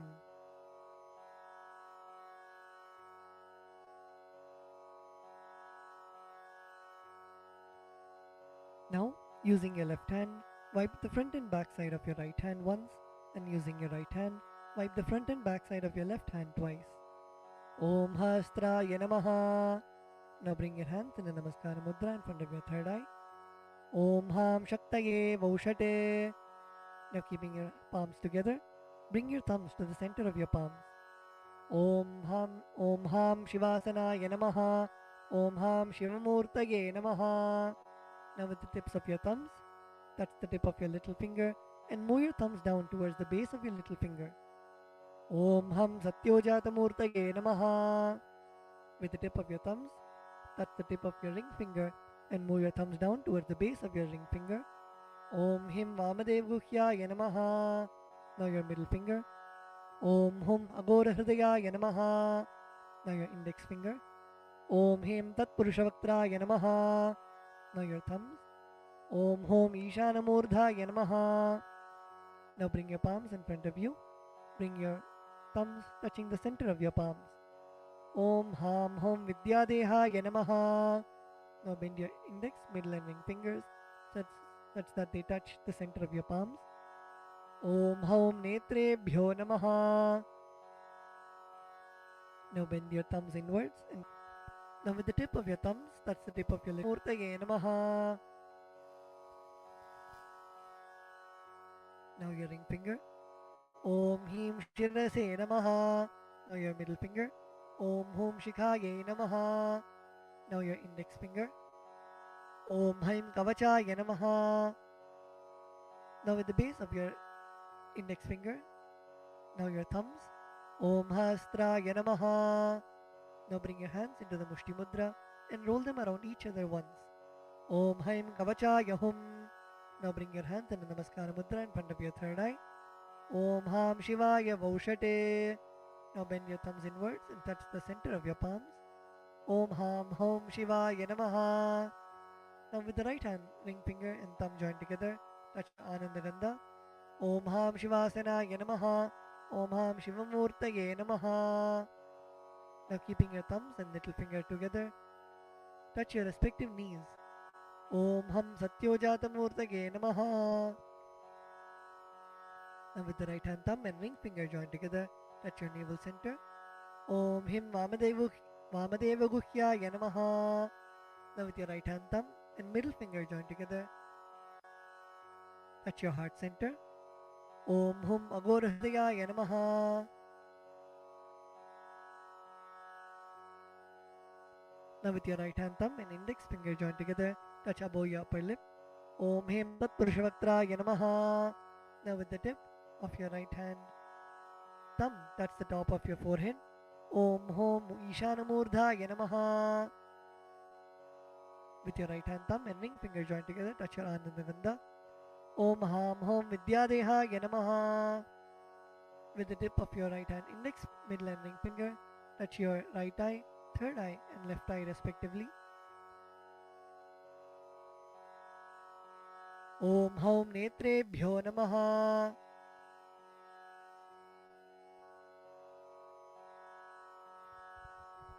Now with the right hand thumb and ring finger joined together, touch your Anandamanda. Om Ham Hom Shivaya Namaha. With your right hand little finger and thumb joined together, touch your heart center. Om Ham Hridayaya Namaha. With your right hand thumb and ring finger joined together, touch your head. Om Him Shirase Swaha. With the right hand thumb and middle finger joined together, touch the back of your head. Om Hum Shikhaye Voshate. Now cross your left hand over your right hand in front of your chest, keeping your index finger in form of a hook, and uncross your arms, moving them around of your head and bringing them till your chest. Om Haim Kavachaya Hum. Now strike your right thumb onto your left palm and the left thumb onto your right palm. Om Hastaya Bate. Now with your right hand, index finger and middle finger, strike your left palm thrice. Om Hastraya Humpate. Using your right hand, index finger and thumb, snap in all the 10 directions around you, the 8 directions and down and up. Om Hastraya Pate.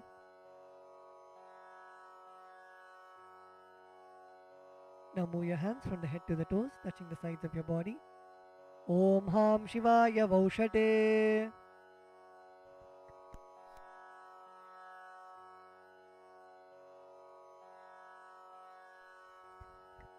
The next is Samanya Arghya Stapana, energizing the water with which you worship Bhagwan Paramashiva.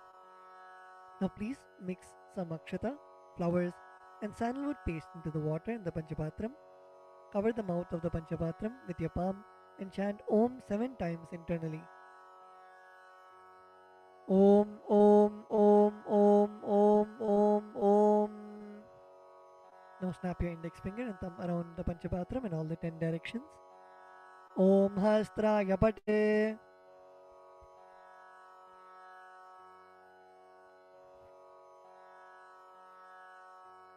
Now keeping your right hand in the Avakuntana Mudra, rotate your index finger around the Panchapatram once.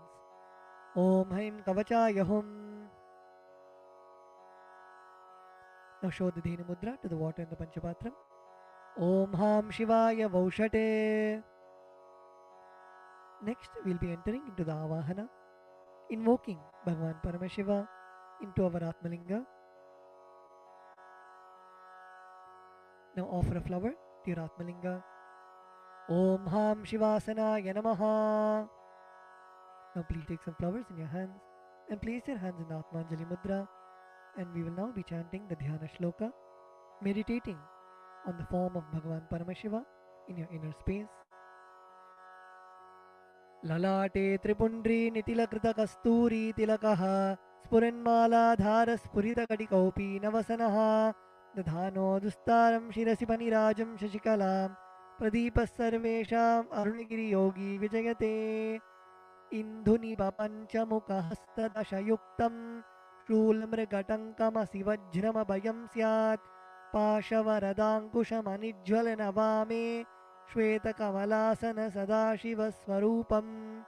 Om Ham Shivamurtaye Namaha. Om Ham Om Shivaya Namaha. Shri Nithyanandeshwari Paramashiva Shakti Sameta Shri Nithyanandeshwara Paramashivaya Namaha. Dhyayami Avahayami. Now please show the respective mudras for the mantras and invoke Bhagwan Paramashiva into your Atmalinga. Request him to receive all of your offerings. Now place your thumbs onto your respective palms and place your palms open facing upwards. Om Ham Shivaya Namaha Ityavahana Mudram Pradarshya. Turn your palms facing downwards. Sthapana. Bring your hands into fists parallel to each other. Sannidhana. Now place your thumbs inside of your fists. Nishthura Mudram Pradarshya. Now interlace your fingers inwards and clasp your hands, keeping your thumbs out. Astraya Humphat iti Kalakanthi mudram pradarshya. Now hold your left thumb with your right hand and cover your right hand with your left hand. Om Ham Shivaya Namaha iti Linga Mudram. Now bring your hands in the Namaskara Mudra. Namaskara Mudram. Now rotate your right hand index finger around your Atmalinga in a clockwise manner. Om Haim Kavachaya Hum iti Avakunthana Mudram Japradarshya. Now we will be entering into the Upachara Puja. Now please take some akshata in your hands and offer it at Bhagavan Paramashiva along with the mantra. Om Ham Hom Shivaya Namaha Shri Nithyanandeshwari Paramashiva Shakti Sameta Shri Nithyanandeshwara Paramashivaya Namaha Asanam Samarpayami. The next is the offering of Padyam, Argyam and Achamaniyam. Now please take an udrani of water and show it to Bhagavan Paramashiva's feet and offer it in the Padya Patram. Om Ham Shivaya Namaha. Now please take an udrani of water and show it to Bhagavan Paramashiva's mouth and offer it in the Achamana Patram. Om Ham Shivaya Svadha. Now please take an udrani of water and show it to Bhagavan Paramashiva's crown and offer it in the Arghya Patram while chanting the mantra. Om Ham Shivaya Swaha Shri Nithyanandeshwari Paramashiva Shakti Sameta Shri Nithyanandeshwara Paramashivaya Namaha Padyachamanargyam Dattva. The next offering is Naniyam, the sacred bath for Bhagavan Paramashiva. Now please take the water in your hands and offer it onto Bhagavan Paramashiva as you chant the following mantra, and please ring the bell as you do so. Om Ham Hom Shivaya Namaha Shri Nithyanandeshwari Paramashiva Shakti Sameta Shri Nithyanandeshwara Paramashivaya Namaha Snanam Samarpayami. Now please take an udrani of water and show it to Bhagavan Paramashiva's mouth and offer it in the Achamana Patram. Om Ham Shivaya Svadha Snananantaram Achamaniyam Samarpayami. The next offering is Vastram, the offering of fresh clothes to Bhagavan Paramashiva and Paramashiva Shakti. Now please take some akshata in your hands and offer it to Bhagavan Paramashiva along with the mantra. Om Ham Hom Shivaya Namaha Shri Nithyanandeshwari Paramashiva Shakti Sameta Shri Nithyanandeshwara Paramashivaya Namaha Vastre Yagnopavita Uttari Abharanartam Akshatan Samarpayami. The next offering is Gandha, the offering of the sandalwood paste. Now please take the sandalwood paste in your right hand ring finger and offer it to Bhagavan Paramashiva. On top of the sandalwood paste, please offer the kumkum at the end of the mantra. Om Ham Hom Shivaya Namaha Shri Nithyanandeshwari Paramashiva Shakti Sameta Shri Nithyanandeshwara Paramashivaya Namaha Gandhan Dharayami. Gandhasyopari Haridra Kumkumam Samarpayami.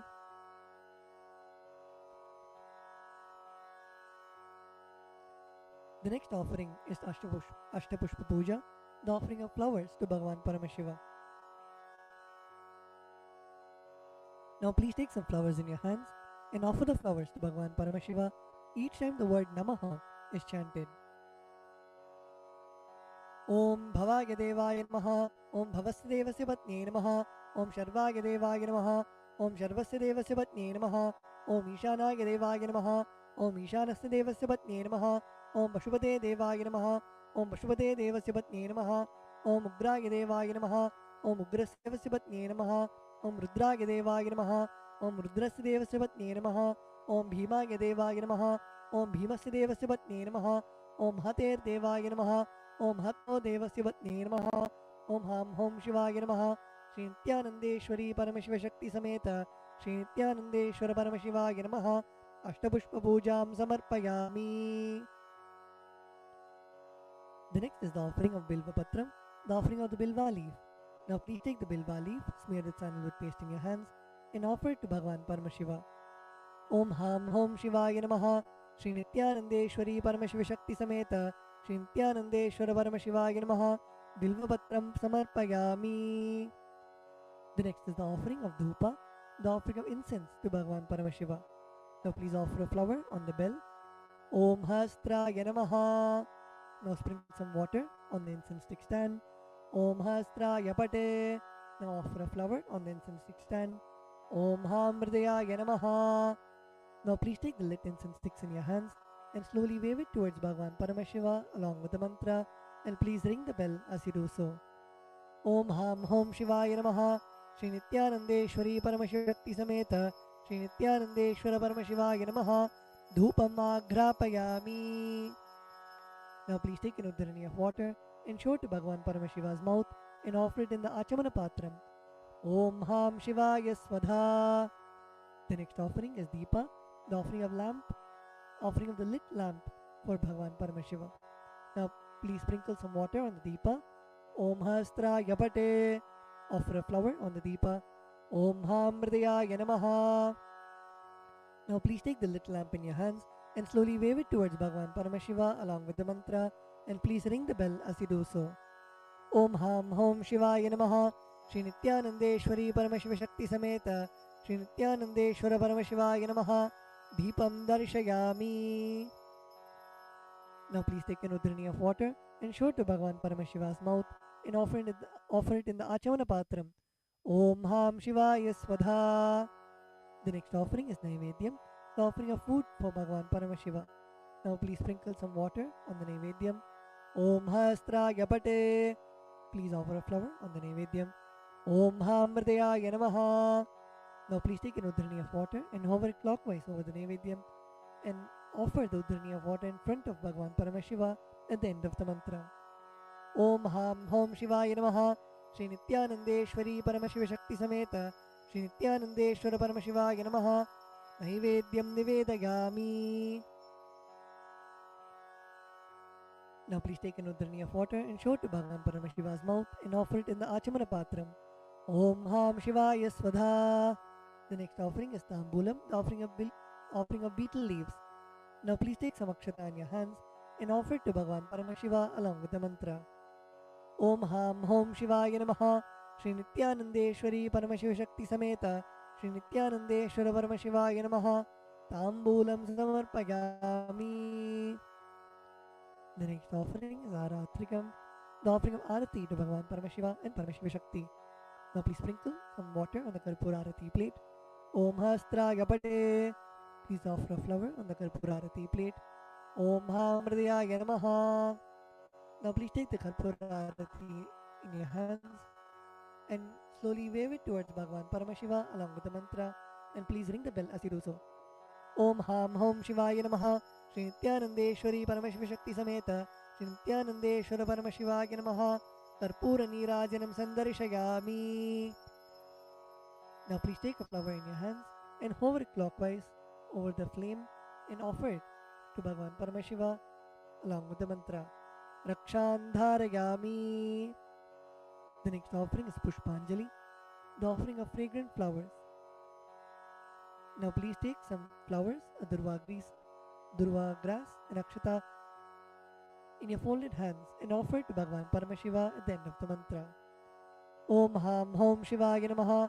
Shri Nithyanandeshwari Paramashiva Shakti Sameta Shri Nithyanandeshwara Paramashivaya Namaha. Pushpanjalim Samarpayami. The next is the Gayatri Mantra. Now please hold the Yajnopavita with your right hand and chant the Gayatri Mantra 11 times internally.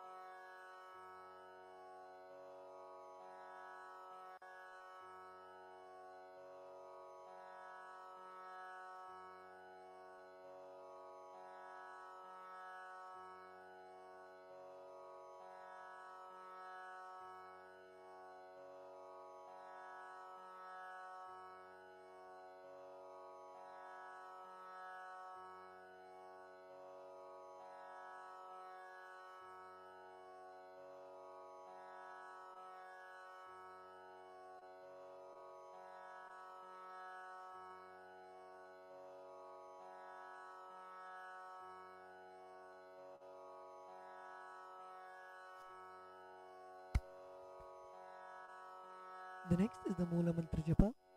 Please close your eyes and chant the Shiva Mula Mantra 11 times internally.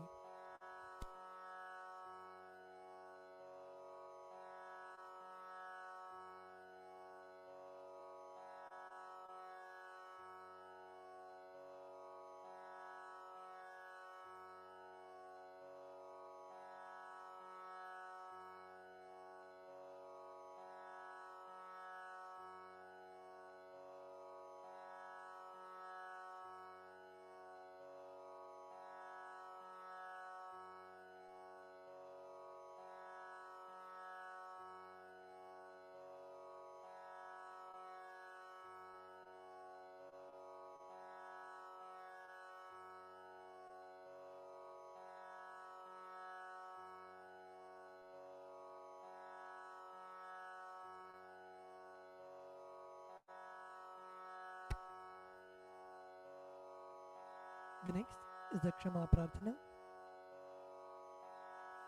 Now please take some flowers, durva grass and akshata into your right hand. Om Ham Hridayaya Namaha. Om Haim Kavachaya Hum. Om Ham Shivaya Vaushate. Now please keep your hands in the Udbhava Mudra and pour some Samanya Argya water on your hand and let the water flow through your index finger onto the left side of Bhagavan Paramashiva at the end of the mantra. Om Yat Kinchit Karma Devesha Sada Sukrita Dushkritam Tanme Shivabadasthasya Bhunkshakshabaya Shankara Shivo Data Shivo Bhokta Shiva Sarvam Idam Jagate Shivo Yadati Sarvatra Yashiva Sohamevatu. Om Ham Hom Shivaya Namaha. The next is the Tvachanam, the ritualistic cleansing of the mouth. Now keeping your right hand in the Gokarna Mudra, pour an udhrani of water into your right palm and sip the water from the base of your right palm each time the word Svadha is chanted.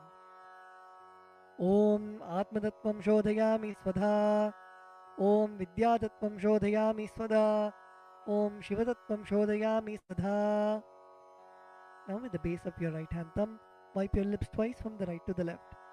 Om Ham Hridayaya Namaha. Wash your hands. With the tips of your right hand index, middle and ring fingers, touch above the upper lip and below the lower lip. Wash your hands. With the tips of your right hand index finger and thumb join together, touch your right nostril and left nostril. With the tips of your ring finger and thumb join together, touch your right eye, right ear and left ear. Wash your hands with an udhrani of water. With the tips of your little finger and thumb join together, touch your navel center, right chest and left chest. With all 5 fingers joined together, touch the top of your head, right shoulder, left shoulder and the heart center. Wash your hands with an udhrani of water. Let us now offer our gratitude at the lotus feet of our beloved Swamiji and end with the Purna Mantra.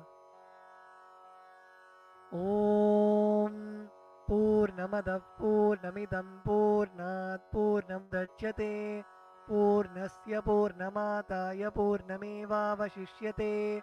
Om Shanti Shanti Shantihi. Harihi Om Tatsat.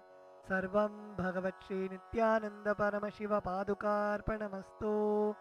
Om Nithyanandam.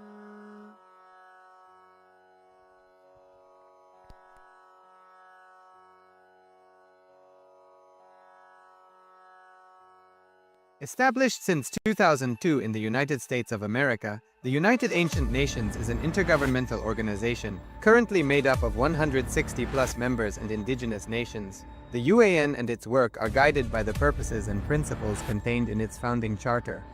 The UAN is a manifestation of the profound connection amongst indigenous peoples across the world, including African, Andean, American, European, Caribbean, Oceanic, and Asian regions, rooted in shared wisdom, sustainable practices, and deep reverence for the earth. The United Ancient Nations serves as an international cultural and diplomatic organization focused on uniting indigenous cultures globally. Our governance structure is council-based without territorial claims, led by a collective leadership through our General Secretariat. As a non-state entity with UN-style advocacy, we focus on several key areas. Cultural and digital heritage preservation, indigenous diplomacy, revival of indigenous knowledge systems to solve humanity's problems. Global peace, environmental preservation, health and wellness, sustained economic development, indigenous and cultural tourism. While the UAN represents numerous indigenous cultures, the United States of KAILASA serves as the first indigenous nation specifically for Hindus. KAILASA's mission is focused on the revival of the ancient enlightened Sanatana Hindu civilization, with a formal governance structure including a head of state, ministers, and ambassadors. Under the leadership of SPH, Supreme Pontiff of Hinduism, Bhagavan Nithyananda Paramashivoham, KAILASA has achieved recognition as a sovereign subject of international law, possessing distinctive attributes of juridical statehood. The United States of KAILASA is the main sponsor of the proposed UAN headquarters. This initiative would bring forth an estimated $100 million in revenue for the host country through summits, conferences, tourism, and development projects. The proposed UAN headquarters would represent the world's indigenous nations and peoples through its architectural design.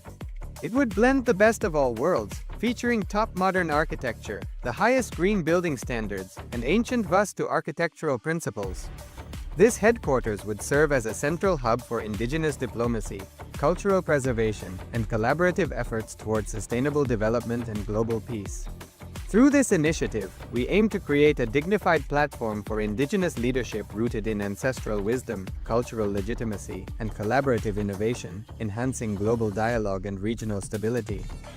The establishment of the UAN headquarters would position a host country at the forefront of a global movement promoting indigenous wisdom while creating significant economic opportunities for the nation and its people.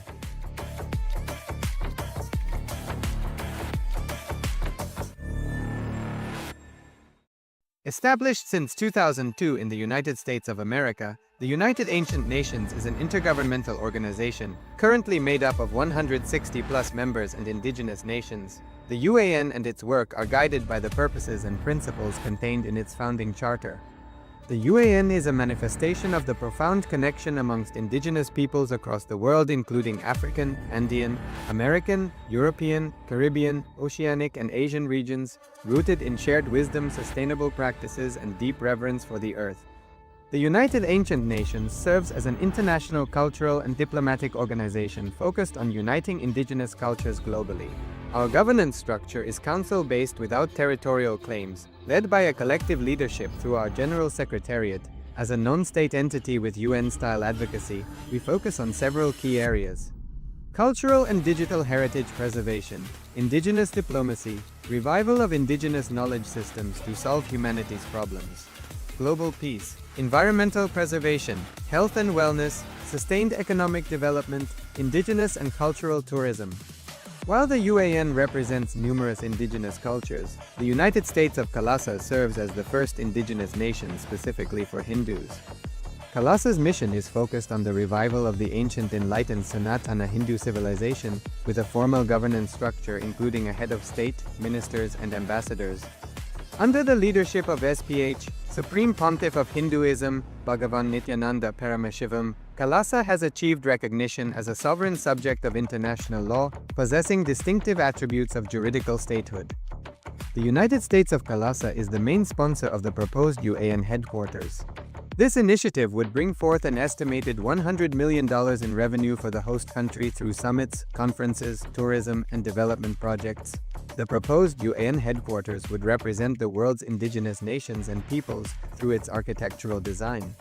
It would blend the best of all worlds, featuring top modern architecture, the highest green building standards, and ancient Vastu architectural principles. This headquarters would serve as a central hub for indigenous diplomacy, cultural preservation, and collaborative efforts towards sustainable development and global peace. Through this initiative, we aim to create a dignified platform for indigenous leadership rooted in ancestral wisdom, cultural legitimacy, and collaborative innovation, enhancing global dialogue and regional stability. The establishment of the UAN headquarters would position a host country at the forefront of a global movement promoting indigenous wisdom while creating significant economic opportunities for the nation and its people.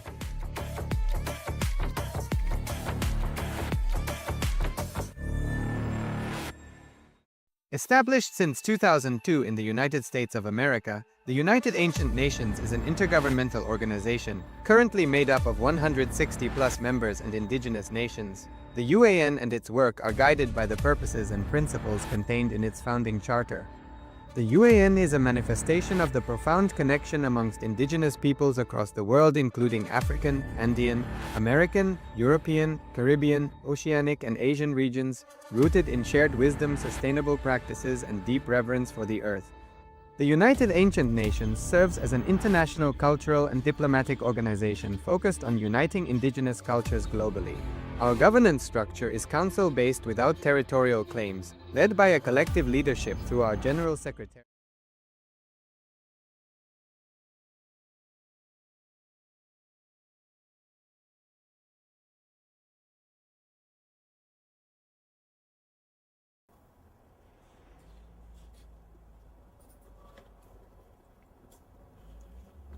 Health is not just diseaselessness.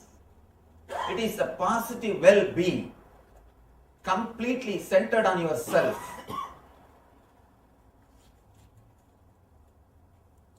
Swa-asta means centered on yourself. A different kind of positive well-being. Here, I am trying to express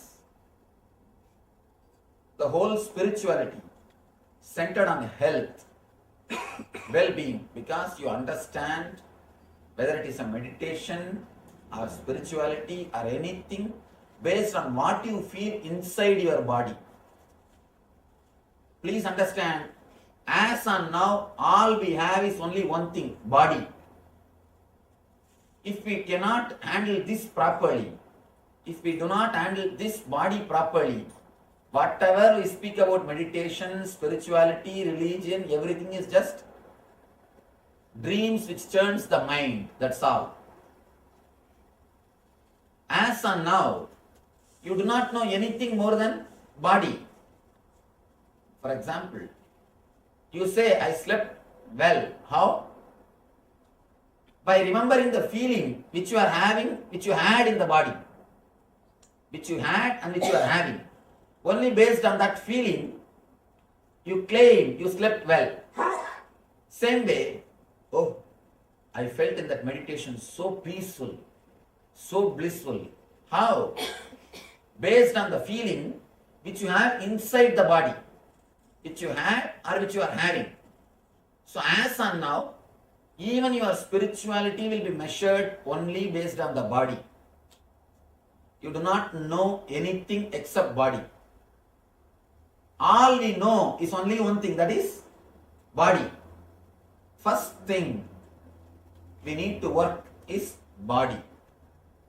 Then the meditation or spirituality, yoga or religion or God, Atman, Nirvana, anything can come. Everything can come later on. The first thing which we need to work, first thing which we need to understand is body. Because all we have is only body.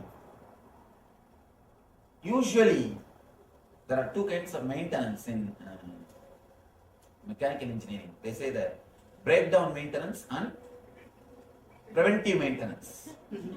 Whether you believe it or not, we are all doing only breakdown maintenance.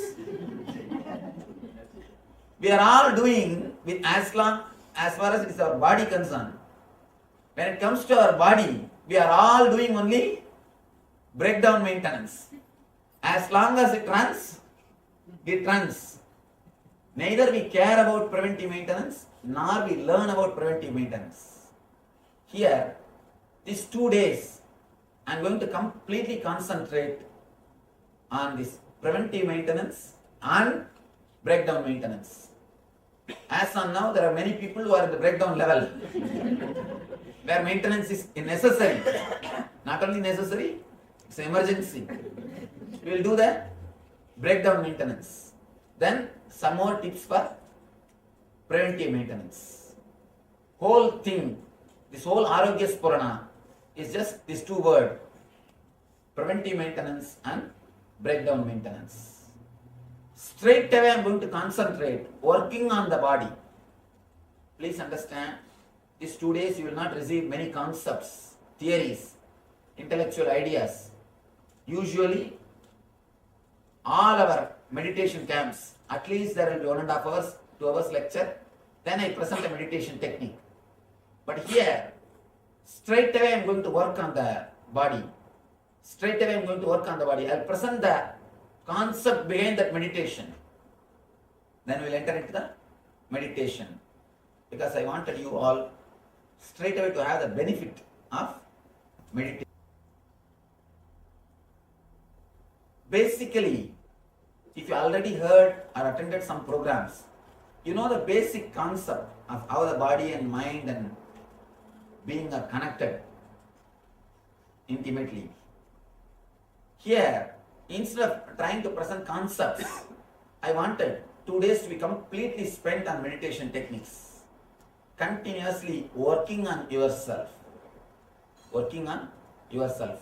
These 2 days, I'm going to concentrate only on body, only on health. Then all the enlightenment, meditation, everything can come later on. Let all those things come later on. All those things are secondary. Please understand. You may think you are a great seeker, but you are seeking only well-being inside your being, inside your space. Be very clear, you do not know anything else except a peaceful feeling or a blissful feeling. That's all. Whenever that happens, you say you had a spiritual experience. So whatever you think as God, meditation, religion, spirituality, everything is nothing but peaceful or blissful feeling inside your being. As of now, we are not ease with ourselves. Some reason, I can say social conditioning or torturing yourself. The initial level society teaches you. After that, you yourself master the technique and torture yourself. This goes on till you completely destroy the body and mind.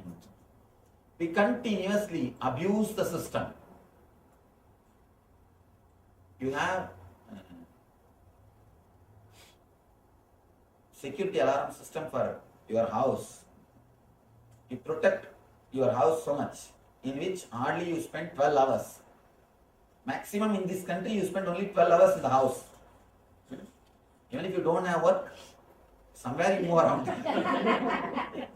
Hardly 12 hours only people spend average in their house. For that, you have so much of protection mechanism, alarm system, and so much of cleaning and everything. But you reside in the body 24 hours continuously. But you don't have any alarm system. The only alarm system is pain. Pain is the only alarm system. But the problem is, when alarm system goes on, you work only to switch off the alarm. You don't enter into the house and see where the thief is. Why the alarm is ringing? We never go and find the root or the reason why the alarm is ringing, why the pain is happening. All we try is put some painkiller and stop the pain. It's like you just switch off the alarm. That is not going to solve the problem. If you just switch off the alarm and next day when you go, nothing will be there. Please understand, we don't have any alarm system except pain. But whenever it comes, first thing we resist the pain. We do not understand the message delivered to us through pain. Whenever pain happens to you, there is a message for you. It is just an alarm. Look into the message. What exactly the pain is trying to convey? What exactly the pain wants to tell me? What exactly I need to learn from the pain? Same way, continuously our body is giving so many messages for us. According to Ayurveda, not only according to Ayurveda, according to the truth, human body is the most sophisticated, intelligent system in the whole planet Earth. If you see 2-3 things, first thing, converting blood into blood, which every day your body does. People come and ask me, Swamiji, why don't you do some miracles? Why don't you show us some miracles? Why don't you convert water into wine? Converting water into wine, breweries do. You don't need to be God for that. Converting water into wine is a great spiritual quality. That's what all the breweries are doing. Converting man into divine is the real thing, not converting water into wine. Anyhow, I always tell them, your body, see the miracles done by your body. Every day the blood is becoming blood. Whatever you add into your system, that becomes part of your system. If we have to do this mechanically, converting blood into blood, if we have to do it mechanically, we need an industry which runs 3 miles length. Scientists say 3 miles length the industry will run. If we have to do that mechanically, the outside, and if we have to do one information processing, means receiving one data from the world, processing it and giving the answer. For that, you need a computer which will be 3-story height. If we have to do that, for example, now you are seeing me. This scene goes inside and you process it. First you do that neti process. This is not a tree, this is not a animal, this is not this. You do the excluding process. Then you start identifying. This is it. Then all your past memory comes. Your past memory with me. Then you decide. Sit here, listen attentively. For this simple process to happen, you store so much of data, so much of information. If we have to do this mechanically, we need a computer which will be 3-story height. People come and ask me, Swamiji, my mind is too noisy. I wanted to silence my mind. I wanted to experience silence. I tell them, never say, for the amount of work which your mind does, your mind is not too noisy. It is completely silent. The amount of work which goes on, for that surely it is silent. Now,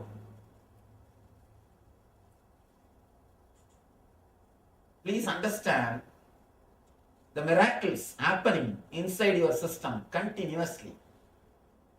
So much is happening inside you, we never look into that. Because we never look into it. First thing, we take our body for granted. Next thing, start abusing it. Whenever you take something for granted, you start abusing it. The moment you take your relationship for granted, you will start abusing.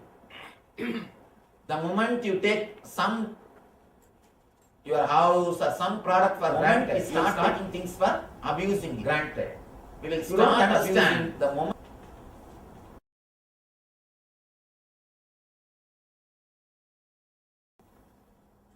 The body completely. How much is happening? And moreover, these people, I have seen many times, these people who do whatever they want, finally they come and tell me, especially the so-called traditional Vedantis, they always come and complain to me, Swamiji, because of body, I am destroyed. Because of my senses, all my life is wasted. They read some here and there some books and start abusing the senses. They continuously complain, no. My whole spiritual life is spoiled because of my senses, Swamiji. Because of my senses only, my whole life is spoiled. Please be very clear. Your senses are not spoiling your being. You are spoiling your senses. You have a deep desire. Your senses are cooperating, just helping you. You have a deep desire to go and drink. Your legs are helping you What to do? Through the legs, you go to the bar and abuse your system. And then come and tell me, because of your senses, you are losing all the spirituality. Please be very clear. It is not our senses which is abusing us. We who are abusing our senses. We who are abusing our body. Whatever we want, we use.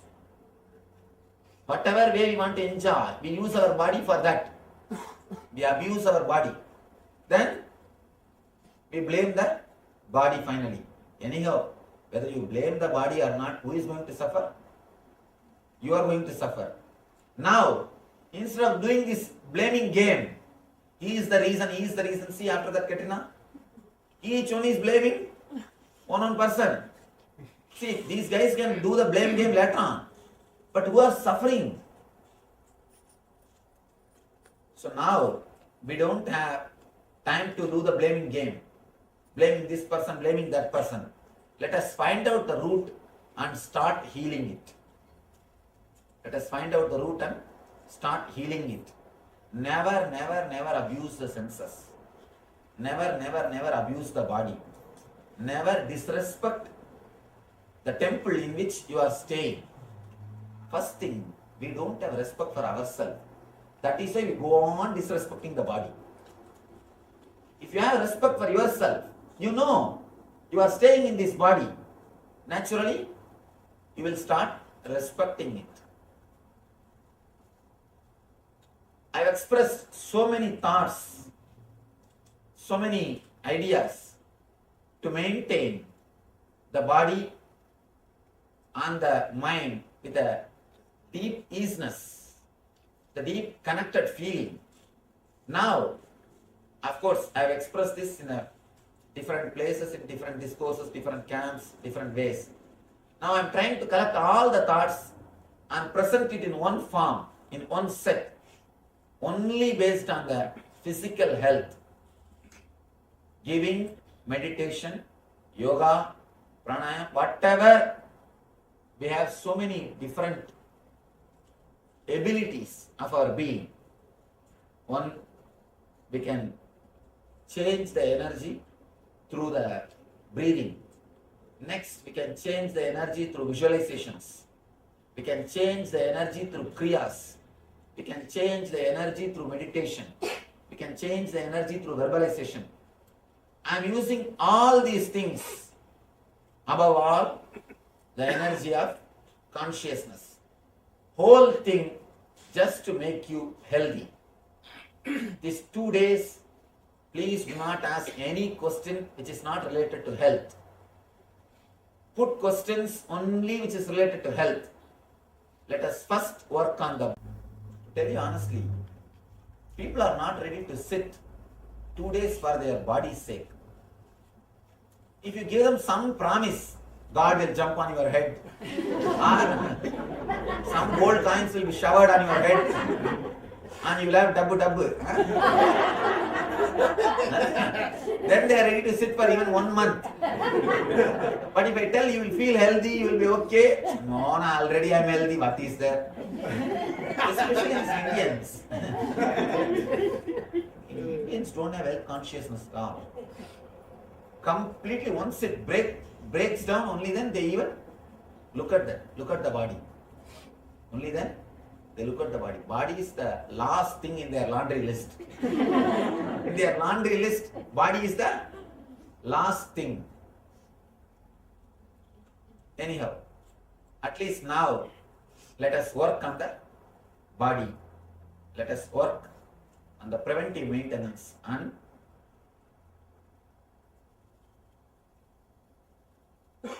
breakdown maintenance. Please understand, I am not teaching any morality. I am not teaching any spirituality. I am not giving you any experience of spiritual things. I am not asking anything. I am not going to talk anything about spirituality.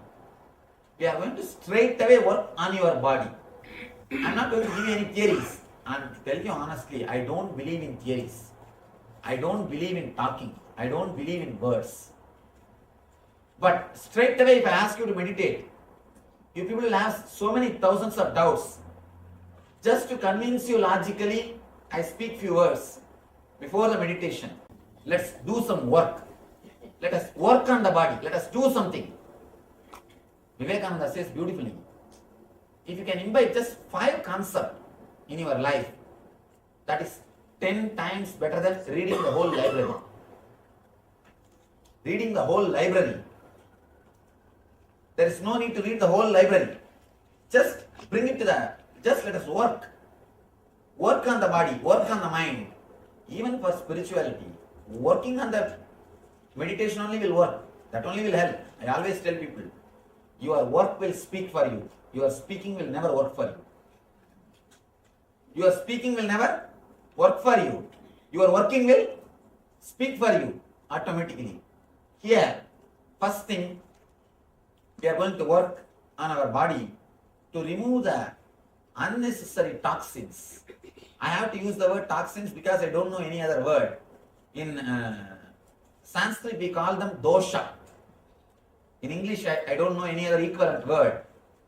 Basically, the dosha is because of the imbalance of vada, pitta and kapha. These three, then you will be able to understand, because there is no exact translation. It's all the words I am using are from Ayurveda system. The exact translation words are not there. Even the Ayurvedic books, English books, they use the same word only. They just give the meaning and they use the same word. All these three are responsible for our body functioning in a balanced way. Same way, all these three are only responsible for all our diseases. All our diseases. When we work on these three, whatever we have inside the body, it can be completely healed. It can be completely healed. One more thing, when we work on the vada and pitta and kapha, even your bone structure will start healing itself. If somebody has got bone problems, even that will start healing itself. Because bone also is continuously created our body. Don't think you have the same bone structure. Continuously body is healing itself. Continuously body is altering itself. Continuously body is doing the repairing work. Because it is intelligence. As I was telling you, our body, human body is the most intelligent system in the whole planet Earth. The amount of work which is happening inside, if you see, it is equivalent to the amount of work which is happening in the cosmos. That's why they say macrocosm and microcosm. Macrocosm is this universe. Microcosm is this body. Brahmanda and Pindanda. In Ayurveda, we call the body as Pindanda. Pindanda means the universe in miniature form. It is not just the body. It is the universe in miniature form. This universe in the miniature form. So please understand, we are going to work on the microcosm, which is intelligence. First thing we need to understand, we need to realize your body is intelligence. It is not dead as you think. It is not just biomechanism as you believe. It is living intelligence. It responds to your thoughts. It responds to your thoughts. A simple experiment. If you close your eyes and remember your enemy, enemy means person who gave you money and asking back. To whom you gave money who is not giving back. Just remember that person. Within 2-3 minutes the BP will increase. BP will increase. And the pulse rate will change. Your whole temperature will be different. Means what? Your body responds to your thoughts. Your body responds to your thoughts. Same way, any scene or coding which awakens fantasy, immediately the body temperature is different. Immediately your body is different. Please be very clear. Your body responds to your thoughts.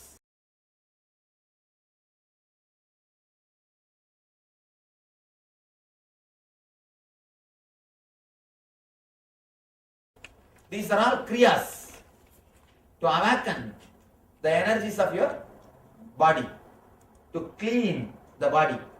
I can say it's one of the important kriya from Ayurveda system. It's a 30 minutes kriya. First thing, of course, if you are done this training, you might have done it. It's related to the bioenergy. First thing, you will continuously shake the whole body. First 10 minutes. Second 10 minutes, of course, it's very funny. If you have done our LBP, you know the Manipura meditation, catharsis. Here again, I am using the catharsis to clear the pitta. See, there are all the three energies. All three energies will be balanced by these three steps. First 10 minutes, I wanted you to completely shake the body. If you have you seen the Parkinson's people? How they shiver? Like that, now consciously shake. If you don't do consciously, body will start doing after some time. Because so much of toxins added. What will it do? It will start doing by itself.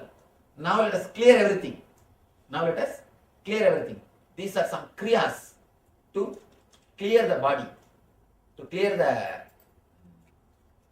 toxins. First thing, 10 minutes, shake.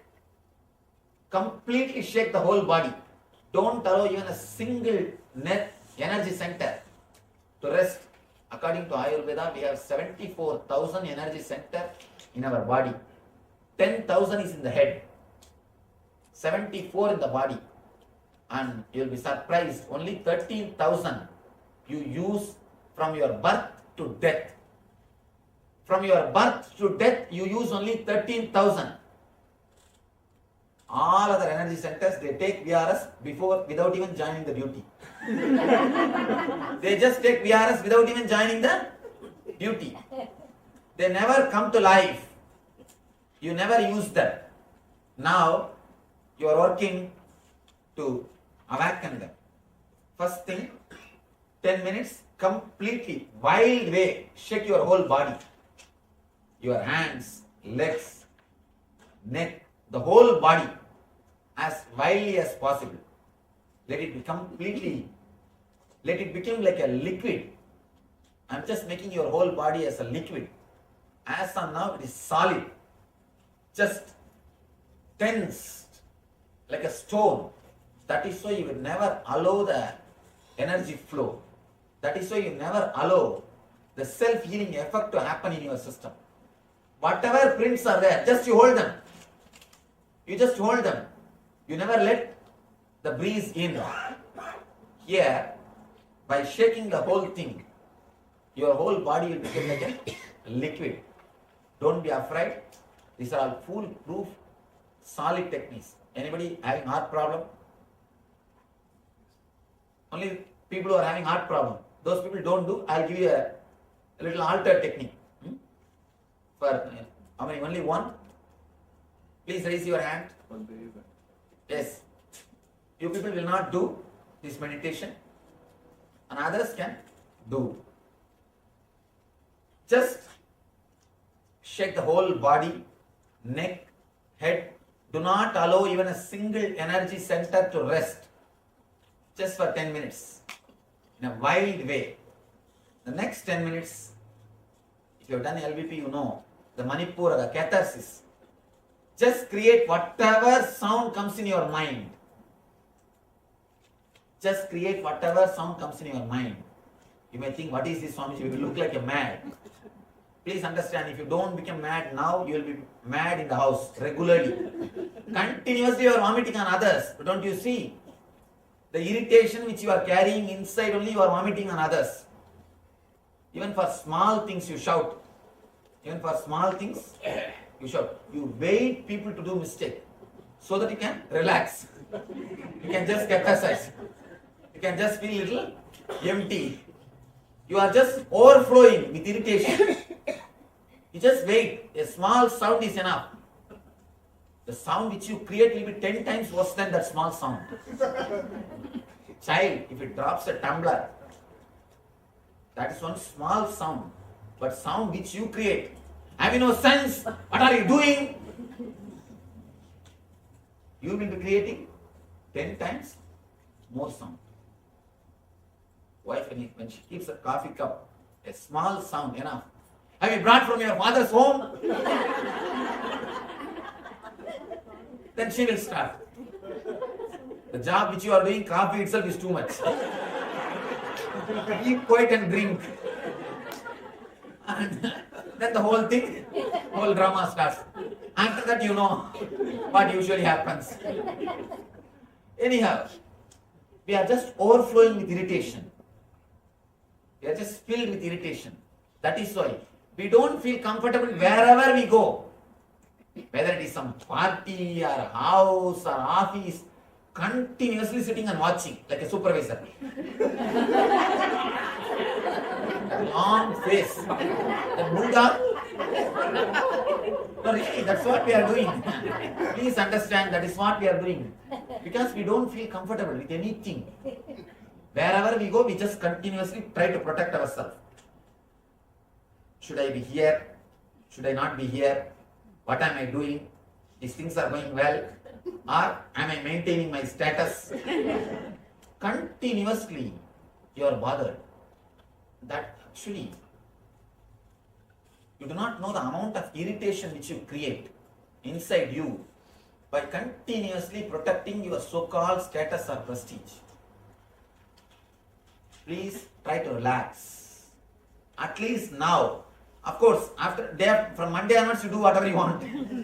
Now if you can relax, it will be easy for you to get healed. It will be easy for you to remove the Vada, Pitta, Kapha inside you. And please be very clear, Vada, Pitta, Kapha, all the three are directly related to your mind.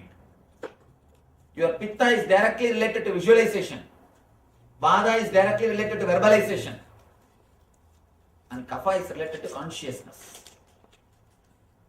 That is why if the Pitta becomes too much, your visualization will be imbalanced. See, people who can't visualize things properly, naturally we tell them, I think the Pitta has gone to head. That is why he is not able to visualize. When you drink, why do you see 2-3 forms? Yes. Because the Pitta is imbalanced. If you drink too much, you start seeing 2-3 forms. You start seeing so many things. Yes. One guy goes to the hospital with his friend. The friend is fully drunk and is lying. He goes to the doctor with his friend. This guy, both are drunk. And this fellow a little too much, so he's flat. Doctor comes and he does the first aid.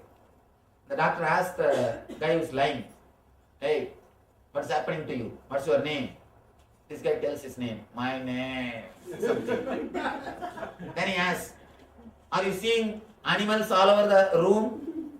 Are you seeing different figures all over the room? Are you seeing some ghost? This guy says, no, I am not seeing anything. I am perfectly alright. I am not seeing anything except you. Then the doctor says, oh, no problem. Then you are alright. By tomorrow morning you will become alright. But the friend says, doctor, please do something. You know, I know, room is filled with animals. All ghosts are here. He is not able to see even these things. Please do something and let him be healed. You also know, I also know. Room is filled with all the animals. So this guy is seeing all those things. Actually, when your Pitta is imbalanced, your visualization is imbalanced. Your visualization is imbalanced. Your clarity of thinking is imbalanced. Whenever you carry the irritation, same way you imbalance your Pitta. You imbalance your Pitta. Now, throw away all the negativity which you are carrying. Empty all the irritation which you are carrying. Let it come out in the form of shouting or crying or screaming. Don't bother, we have soundproof system. Don't bother. Just bring them out. Let everything come out. After that, last 10 minutes, sit silently. Sit silently. Let me explain once more. First 10 minutes, shake the whole body. Shake the whole body so that your body will become liquid. Next 10 minutes, let all the irritation come out. Third 10 minutes, sit silently and witness whatever is happening in the body and in your mind. It's the initial preparation technique. I'm preparing you, tuning the body to enter into the deeper level things. Only by working on you, you will achieve something. Whatever it is. Can you get something just by words? You can't get mango out of mantra. Use any mantra. Can you get one mango? Nothing. It will come only by working. Let's work on our self. Yes. Do we keep sitting? No. First 2 steps you will stand. Last step you will sit. No sitting in the chair. Last step you can sit. Try your best to sit in the ground. If you can't sit in the ground, then sit in the chair. Any doubt in the instruction? Okay. Please tie the ribbon and stand up. Make enough space. After tying the ribbon, stretch your hands and see that you are not hitting anybody. Don't take revenge. Please do not open the ribbon till the meditation is over. For complete 30 minutes, keep the ribbon, keep the eyes closed. Do not remove. Heart patients, please come this side. Come here.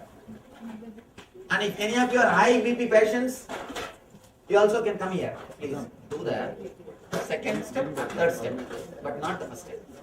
Always. You can sit here in the chair. Second step, you can start doing.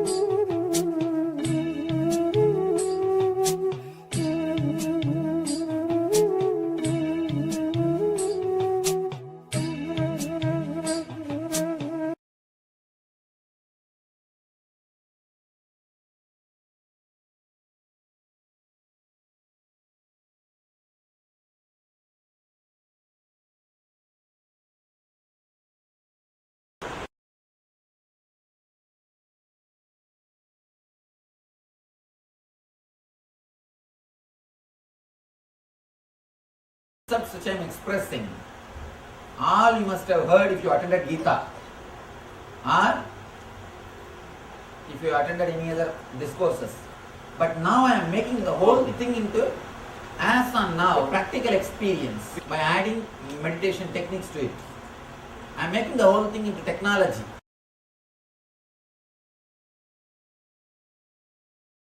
We don't live using our whole body. We live like a ghost. Actually, we live like a ghost. A small example. You all must have walked, you all must have went out. Did any of you feel the coolness of the earth?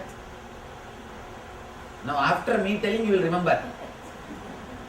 When you walk, you don't feel.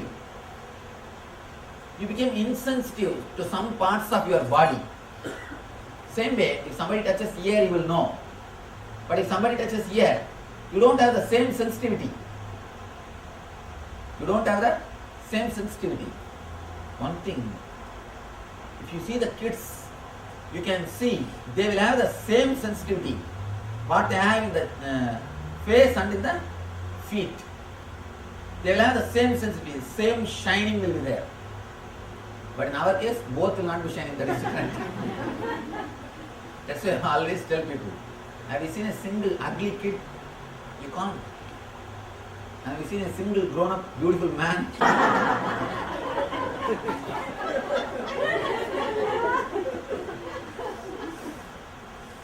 The grace is lost when you start choosing one part of body, when you start rejecting other part of the body, the grace is lost. First thing, when you suppress the left, this starts. We condition and teach to the kids to suppress the left. That's the first thing. From there only the suppressing some parts of the body starts. Then by and by, you start suppressing and you stop living using the whole body.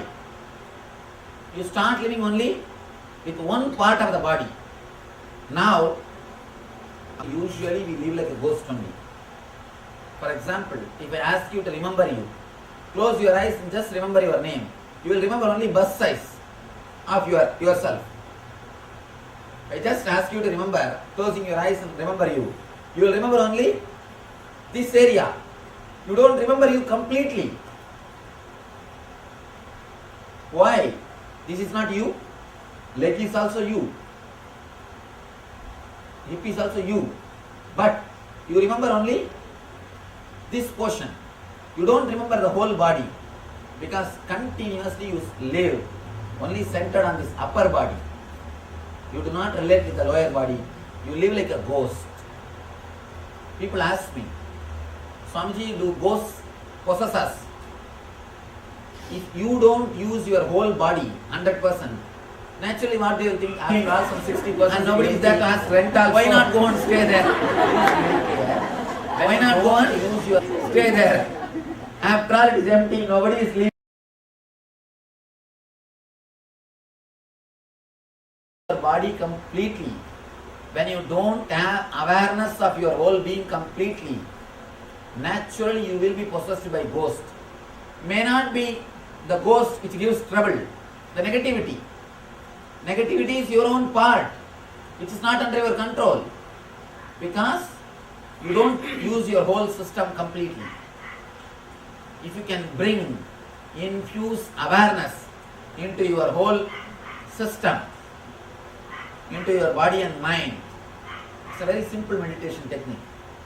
It's a very simple meditation technique, but very powerful, very powerful. I wanted you to do at least 15 meditation technique in this studio, completely centered on your body, on your system. Let me explain the technique. It's a two-part. First, you will tense your body from toe to head. From toe to head, part by part, inch by inch. Please understand, when I ask you tense your feet, visualize as if your feet is like a bean bag. Have you seen bean bag? Visualize. Don't think it is a solid thing. And it is not solid as you think. Please be very clear, your body is not solid. It is pure liquid and energy. It's a pure energy. That is why healing is possible. People ask me, Swamiji, how do you heal so many tumors, so many diseases? Please understand, you think body is solid. That is why you think it's a miracle, but it's nothing. It's a pure science. Just pure science. How doctors do surgery? They do it physically. Meditation does it in the energy level. That is why any disease related to psychosomatic, meditation just completely heals it. And it disappears. It just disappears. I always tell people, disease related to Annamaya Kosha means the to grass. Those things need surgery or allopathy. The disease related to psychosomatic level, energy, straight away can be healed by meditation. Meditation is a straight way which can heal the whole thing. Now, let us center yourself into your body. This is what I call swastha. In Sanskrit we call the health. The word for health in Sanskrit is swastha. Of course, this word is not popular. That's why I used the word Arogya Spurana. Otherwise, I would have used only swastha Spurana. That's what I wanted. But this word, even my ashramites, when I asked them, they said, we don't know this word, Swamiji. That's the reason I did not use. Even the word Arogya is not full. Swastha is the right word. Centered on yourself. Completely centered on the being. That's the right thing to be done. Yes. Now, I think it is time to do the meditation. You will stand up and tense the body part by part. I will guide you step by step. When I ask you to tense the feet, tense the feet. Visualize them like a bean bag and just squeeze them mentally. And you will see immediately they are getting completely up. You are infusing awareness into that part. You are infusing awareness into that part. One more thing. All pain happens to you because you don't give enough attention to your body. When you don't give attention to people, they will naturally create pain for you. Same thing body also does, nothing else. Same thing. When you don't give attention to them, naturally they want attention. All sounds which you hear in the kitchen when you sit in the sofa is attention need. If you are hearing some loud noise in the kitchen, asking for attention. And body is also asking for attention. Now, we are infusing attention into that part. When you do this meditation, when you do this visualization, of course this can't be called as meditation. See, there are few categories, like a hotel, motel standard. If all those things are there, only then it can be called as hotel. Otherwise, it's a motel. So, that's why I told the last thing which we did is a kriya. It did not have all the components of meditation. Meditation technique, by its own right, it must be able to give you physical, mental and ultimate enlightenment. But these techniques will not give you enlightenment by its own right.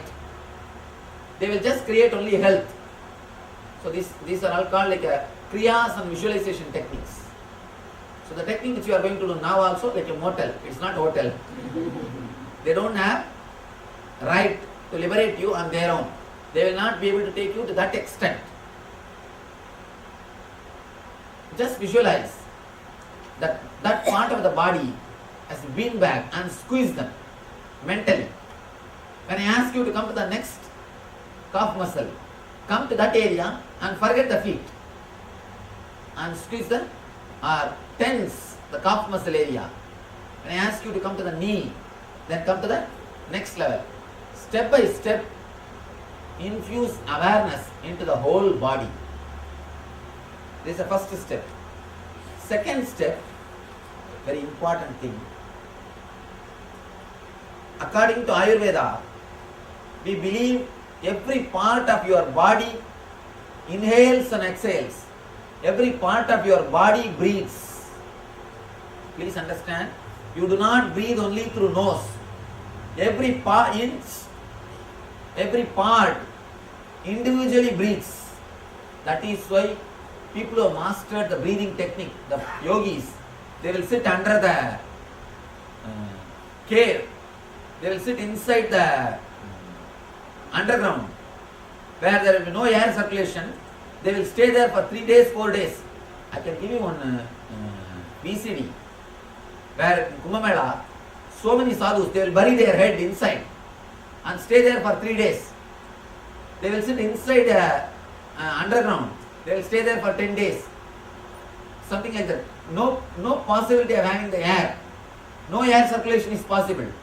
But they will be able to sit because every inch, every energy center of your body directly takes Akash energy, ether from the space. It inhales and exhales. The second part of the meditation is based on that concept. The second part, visualize as if every part of your body is inhaling and exhaling. I will guide you step by step. Please don't sleep. Please do not sleep at the time of meditation. That's the reason I ask you to stand up and do.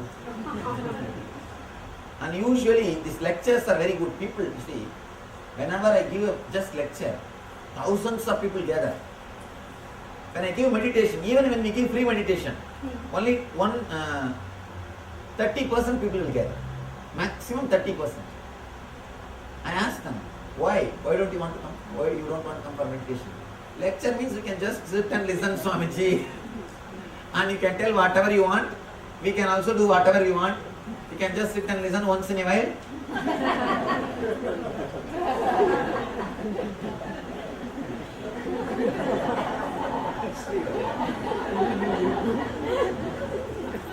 You can do all those things. But in meditation, you have to do something. That's the reason people don't want to come for meditation. But please do not sleep at the time of meditation. Now, the second part, first part, you will be tensing the whole body step by step from toe to head. Second part, you will be inhaling and exhaling from head to toe. First you will visualize your head not only through nose, through eyes, through ears, through every pore you are inhaling and exhaling. Visualize your body is porous. Just you are inhaling and exhaling. I tell you, what we call tejas in Sanskrit will happen to your body. Tejas is not which comes by cream. Understand? Tejas which comes by the self-effulgence. When you infuse etheric energy into your body, when you infuse the prana shakti, one more thing I want you to understand. Prana does not mean just air. Prana is the energy which goes through air. When you do this visualization, the prana shakti will start flowing into the all parts of your body. Naturally, you will start radiating. You will start radiating the tejas. You will start shining. And do not expect the shining will be like a sun shining. It will be a deep relaxation. It will be a deep, peaceful mood. You will radiate the awareness and peace in you. This meditation all can do. Whomsoever, whatever problem you have, you can do this meditation. The next we will be working on pain. We will work on pain. I have spoken about all this meditation. Okay. Then let us start. Understand? First step, you will be standing. Next step, if you want, you can sit. But if you can, better stand. Second step also. That will be nice. But you will not be allowed to lie down or sleep. Please just loosen your body. Just stand in a relaxed way and take enough space. Yes. You have to tie the ribbon. And please spread all over and make enough space.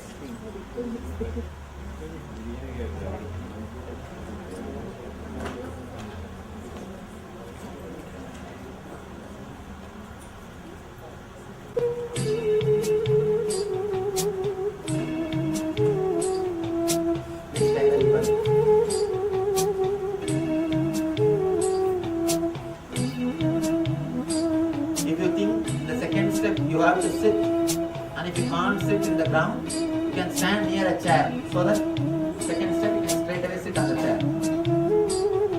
But if you can, better stand. That will help you a lot.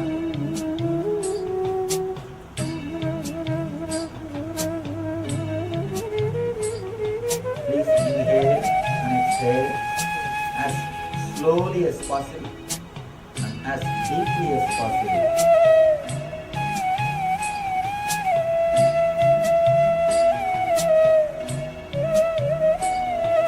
As slowly as possible, as deeply as possible. Visualize your inhaling and exhaling. It's happening using the whole body.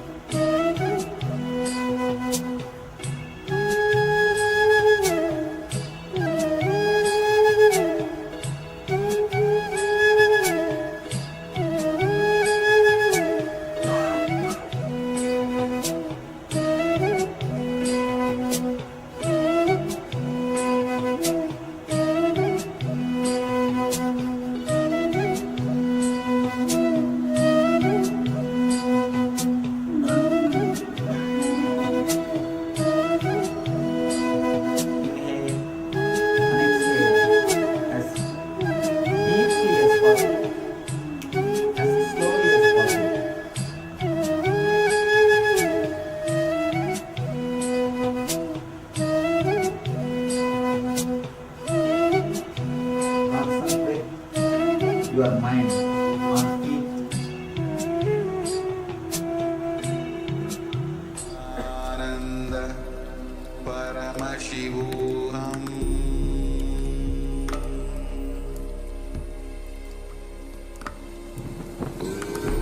Om Nithyananda Paramashivoham.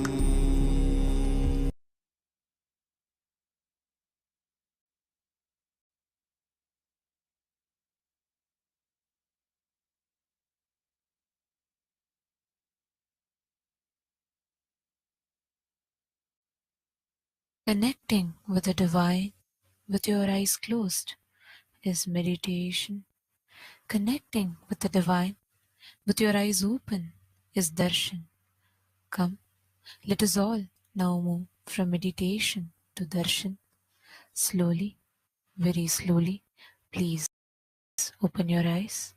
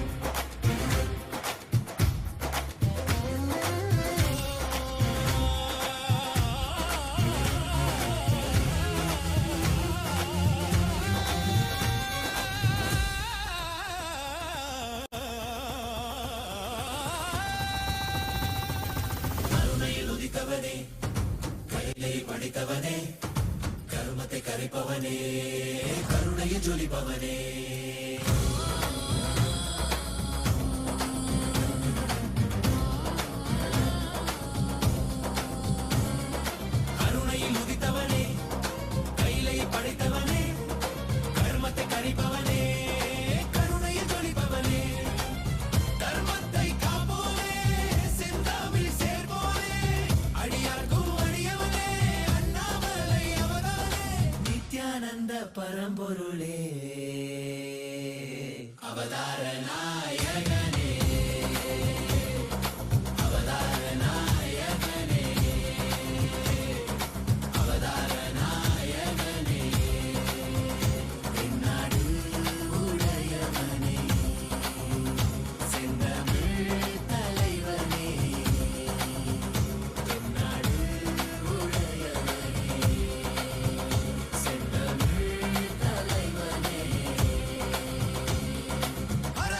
சிவனே என் அருணாசல சிவனே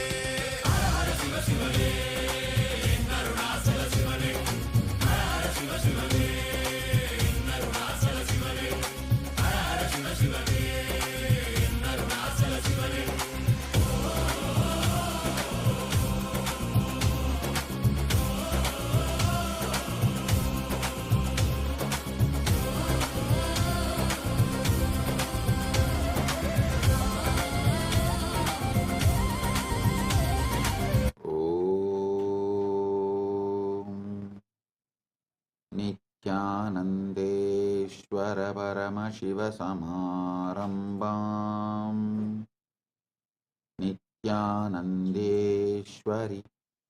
परमशक्तिमध्यमाम् अस्मदाचार्यपर्यन्ताम् वन्दे गुरुपरम्पराम्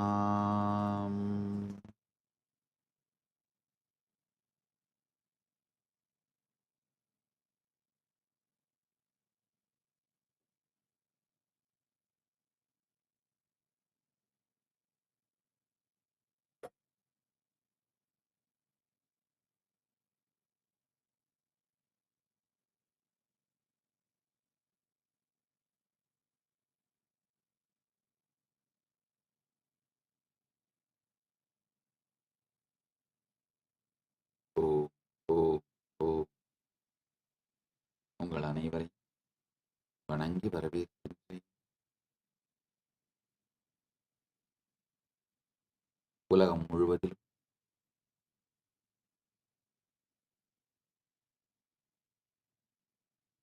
கைலாச நித்யானந்த ஜெயந்தி மகோத்சவம் 49வது நித்யானந்தோத்சவம்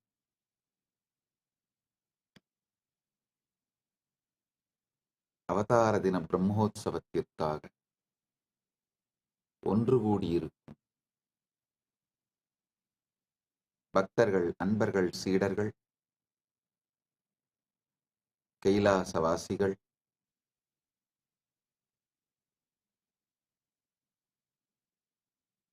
அனைவரையும் வணங்கி வரவேற்கின்றேன். இன்று 17ஆம் நாள் திருவிழா, 17ஆம் நாள் உற்சவம். கதவைத் திற காற்று வரட்டும். தியான சத்சங்க ஞான ரசவாத நிகழ்விற்கு வந்திருக்கும் அன்பர்கள், பக்தர்கள், சீடர்கள், இணையத்தாலும் இதயத்தாலும் இணைந்திருக்கும் எல்லோருக்கும் ஆசிகளும் எல்லோரையும் வரவேற்கின்றேன், வணங்கி வரவேற்கின்றேன்.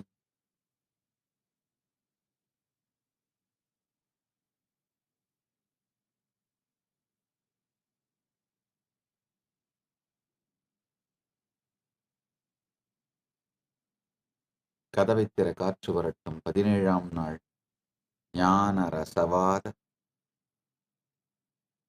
தியான சத்சங்க நிகழ்விற்கு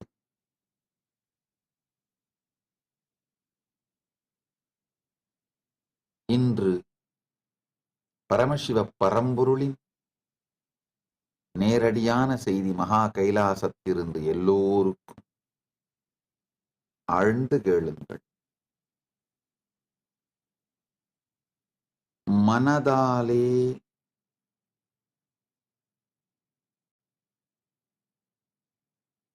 எந்தவிதமான சரியான ஆராய்தலோ கேள்வி கேட்டலோ இல்லாமல்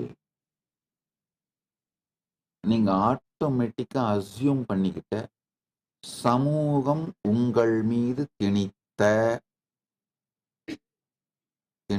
அப்படிங்கிற வார்த்தையை விட கழிந்த, நீங்களும் கேள்வி கேட்காமல், யோசிக்காமல், சிந்திக்காமல் ஏற்றுக்கொண்ட கடந்த காலம் பற்றிய கருத்துக்களும் அனுபவங்களும், நிகழ்காலம் பற்றிய கருத்துக்களும் அனுபவங்களும் எதிர்காலம் பற்றிய கருத்துக்களும் அனுபவங்களும் இவை அனைத்தும் பொய் மட்டுமல்ல, அவற்றை நிஜம் என்று எண்ணி நீங்கள் வாழும் பொழுது அது உங்களை மேலும் மேலும் துக்கத்தில் ஆழ்த்தி தாழ்மையை அளிக்கும். அப்படி இல்லாம சாட்சியாக இருந்து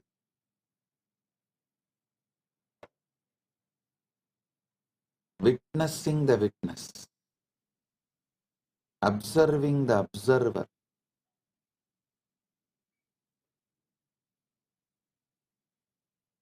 சமாதி இருந்து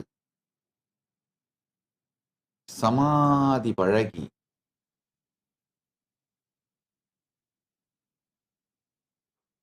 சமாதியிலிருந்து நீங்கள் பார்க்கும் பொழுது witnessing the witness, observing the observer, பரமசாட்சியாக நீங்கள் இருந்து வாழ்க்கையை பார்க்கும் பொழுது, வாழும் பொழுது பரம்பொருள் கடந்த காலம் பற்றி, நிகழ்காலம் பற்றி, எதிர்காலம் பற்றி பரம சத்தியங்களை உங்களுக்கு உணர்த்துவார். அந்த பரம சத்தியங்கள் உங்களை பரமாத்வைத நிலைக்கு உயர்த்தும், எல்லாவற்றிலும் பூரணத்துவம் அளிக்கும். அகத்திலும் இகத்திலும் பரத்திலும் பூரணத்துவத்தை அளிக்கும்.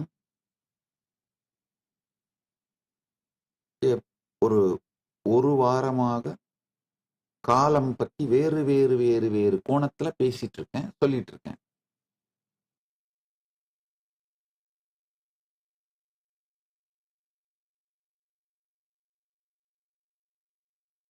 இன்று அந்த சத்தியங்களை அடுத்த நிலைக்கு எடுத்துட்டு போறேன். ஆழ்ந்து கேளுங்க.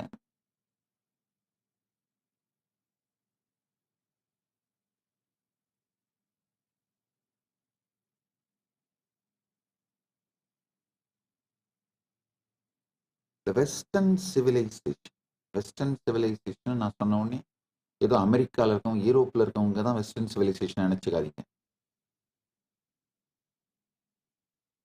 India, Sri Lanka, Nepal, Bhutan, Malaysia, இந்த ஈஸ்டர்ன் நேஷன்ஸ்ல வாழறவங்கலாம் கூட வெஸ்டர்ன் சிவிலைசேஷனால நாசமா போயிட்டீங்க, சர்வநாசமா போயிருச்சு. எப்போ மெக்கல்லே எஜுகேஷன் புகுந்ததோ, மெக்கல்லே எஜுகேஷனாலையும் மேக்ஸ்முல்லர் பிரெயின் வாஷிங்னாலையும் இன்னொருத்தரை நான் மறந்துட்டேன். காட்வில். இந்த 3 பேர்னால நாசமா போனீங்களோ அப்பவே நீங்களாம வெஸ்டர்ன் சிவிலைசேஷன் தான். அதனால நல்லா புரிஞ்சுக்கோங்க. வெஸ்டர்ன் சிவிலைசேஷன் நம்மளுக்கு கத்து கொடுத்த இந்த கடந்த காலம் பற்றிய கருத்து,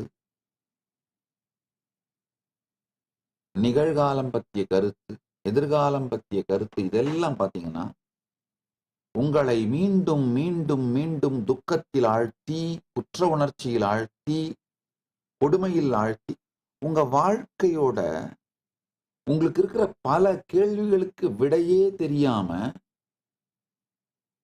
ஐயா நிறைய வாழ்க்கையை பற்றி உங்களுக்கு இருக்கிற கேள்விகளுக்கு விடை தெரியலன்னா, வாழ்க்கைய வாழறது நீங்க கன்வின்ஸ் ஆகாம வித்ட்ரா பண்ணி விழுந்து கிடக்கிறதான் டிப்ரெஷன், ஃப்ரஸ்ட்ரேஷன், போர்டம், டயர்ட்னஸ் எல்லாமே இங்கயா.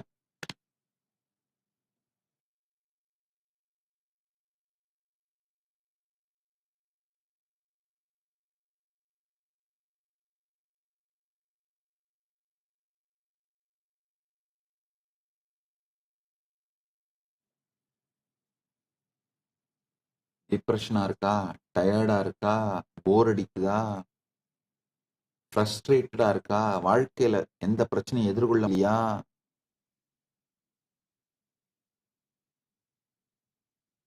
உங்க வாழ்க்கையில முதல் 20 வருஷத்தை, உங்க சில டைம்ல 25 வருஷத்தை கூட எஜுகேஷன்ற பேரால புடுங்கிக்கிட்டு உங்க வாழ்க்கையில எதையுமே வாழறது கத்து கொடுக்காத அந்த சிஸ்டத்தை கேள்வி கேளுங்கய்யா.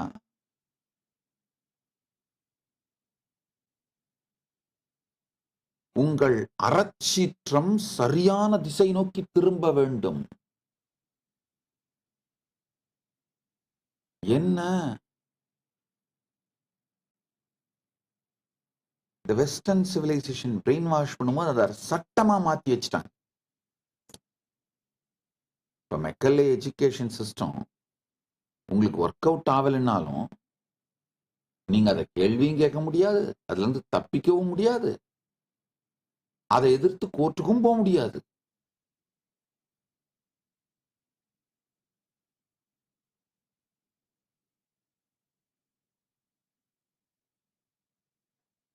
வாழ்க்கைய வாழறதுக்கு உங்களை எக்யூப் பண்ணாத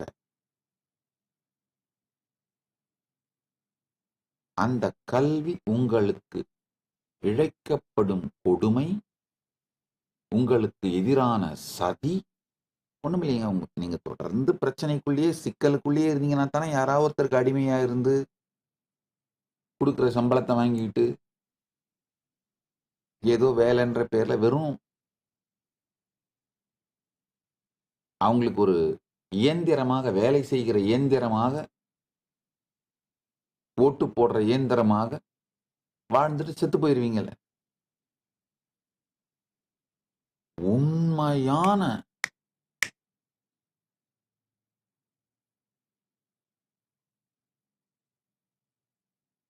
சனாதன தர்மத்தின், சனாதன இந்து தர்மத்தோட பரம சத்தியங்கள் சிறு வயதிலிருந்தே குழந்தைகளுக்கு சொல்லிக் கொடுக்கப்பட்டால்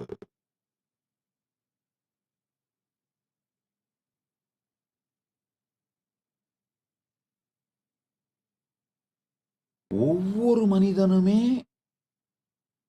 ஜீவன் முக்தனா வாழ்வான். மட்டும் இல்லாமங்க, அவனுடைய குவாண்டம் ஃபீல்டே ஒரு முழுமையானதாக, உள்ளும் வெளியிலும் முழுமையானதாக, இனிமையானதாக, அருமையானதாக வாழும் பொழுதே தெய்வமாக வாழ்வார்கள்.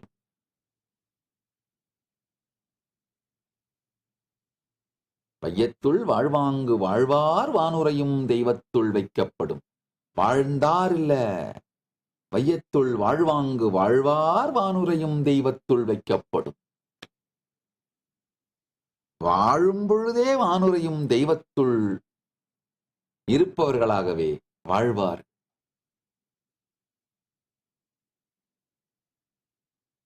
நான் வாழ்ந்தார்னு சொல்லல, வையத்துள் வாழ்வாங்கு வாழ்வார் வானுரையும் தெய்வத்துள் வைக்க.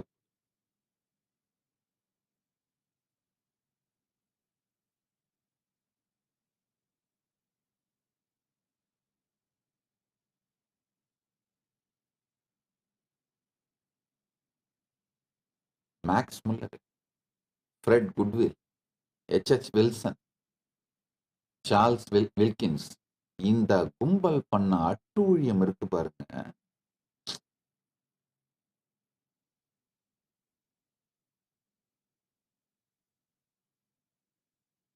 நம்முடைய சனாதன இந்து தர்மத்தோட ஹிஸ்டரிய கூடங்க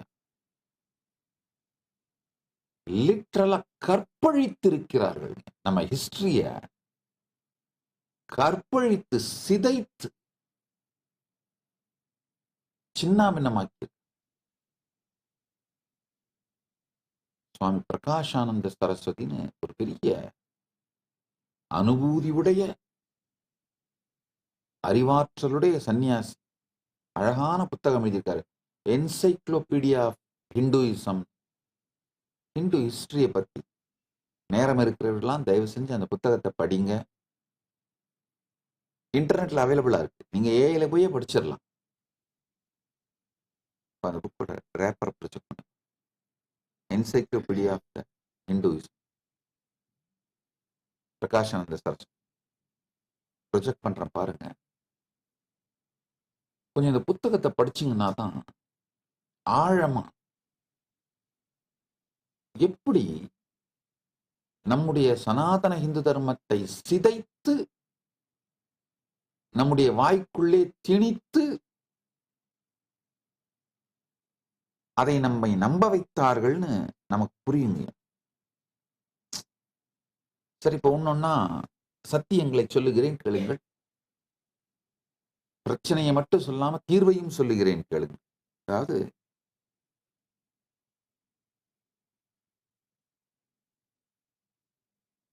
சில நேரத்துல நான் pure science, authentic science refer பண்றேன், வெஸ்டர்ன் சயின்ஸ். அது காரணம் வேற ஒண்ணும் இல்லை, அது இங்க இருந்து பிளேகரைஸ் பண்ணாங்க. வேதிக் சயின்ஸை பிளேகரைஸ் பண்ணி பிராண்டை மாத்தி நம்மளுக்கு செல் பண்றாங்க. அதுல சில விஷயங்களை கொஞ்சம் ப்ராப்பரா பிளேகரைஸ் பண்ணிட்டாங்க, அதை தான் உங்களுக்கு ரெஃபர் பண்றேன். ஆனா பல விஷயங்களை மெஸ் அப் பண்ணிட்டாங்க, அதை டிரான்ஸ்லேட் பண்ண முடியல, புரிஞ்சுக்க முடியல. வெர்டிக்கல் டைம் ஜோன் பத்தி இல்லாமோ, அதோட இம்பாக்ட் பத்தி இல்லாமோ,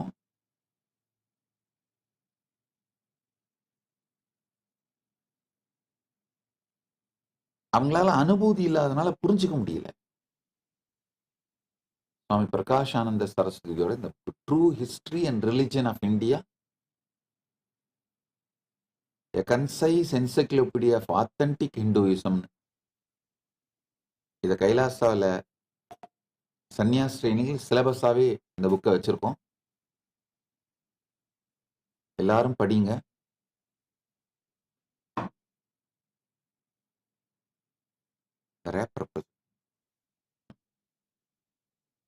true history and religion of இந்தியான்னு, A concise encyclopedia of authentic Hinduism, Swami Prakashananda Saraswati. தயவு செஞ்சு எல்லாரும் இந்த புத்தகத்தை படிங்க.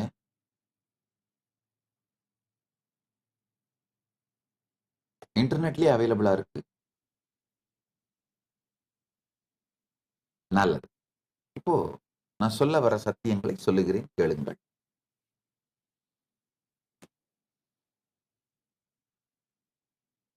ஆழ்ந்து கேளுங்கள்.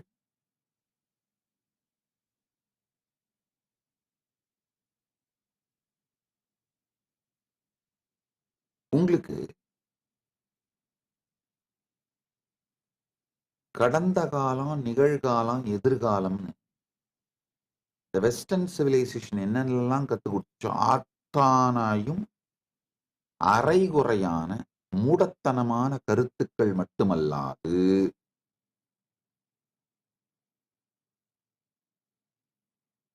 அதை அடிப்படையா வச்சு நீங்க திங்க் பண்ணீங்கன்னா எக்காலத்தும் டிப்ரெஷன்லயும் லைஃப்லெஸ்ஸா இகம் நரகமாக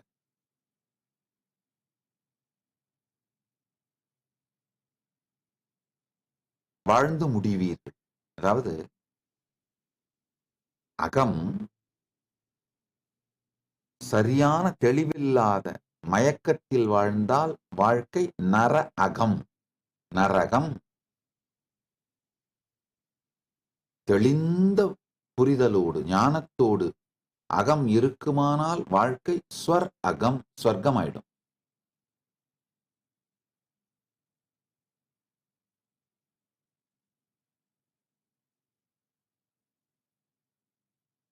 ஒரு பக்கம் இந்த போலித்தனமான புரியாத்தனமான சனாதன இந்து சிவிலைசேஷனுக்கு செய்யப்பட்ட மூளைச்சலவை, நம்ம மக்களுக்கு செய்யப்பட்ட மூளைச்சலவை. ரெண்டாவது, இந்த கன்சியூமரிஸ்டிக் சொசைட்டி மேல நம்ம மக்களுக்கே வந்த அளப்பரிய மோகம். இதனால நம்முடைய மிகப்பெரிய ஞானம் வாழ்க்கை முறையாக இல்லாமல் போனது. நல்லா புரிஞ்சுங்க. ஒரு 200 வருஷத்துக்கு முன்னாடி வரைக்கும் உலகத்துல பெஸ்ட் விஷயங்கள் அத்தனை லிஸ்ட் எடுங்க. Best cloth, best jewellery, tallest building, largest poetry, largest quantity of இந்த ரேர் மினரல்ஸ் எடுத்து ப்ராசஸ் பண்ணி எக்ஸ்போர்ட் பண்றது,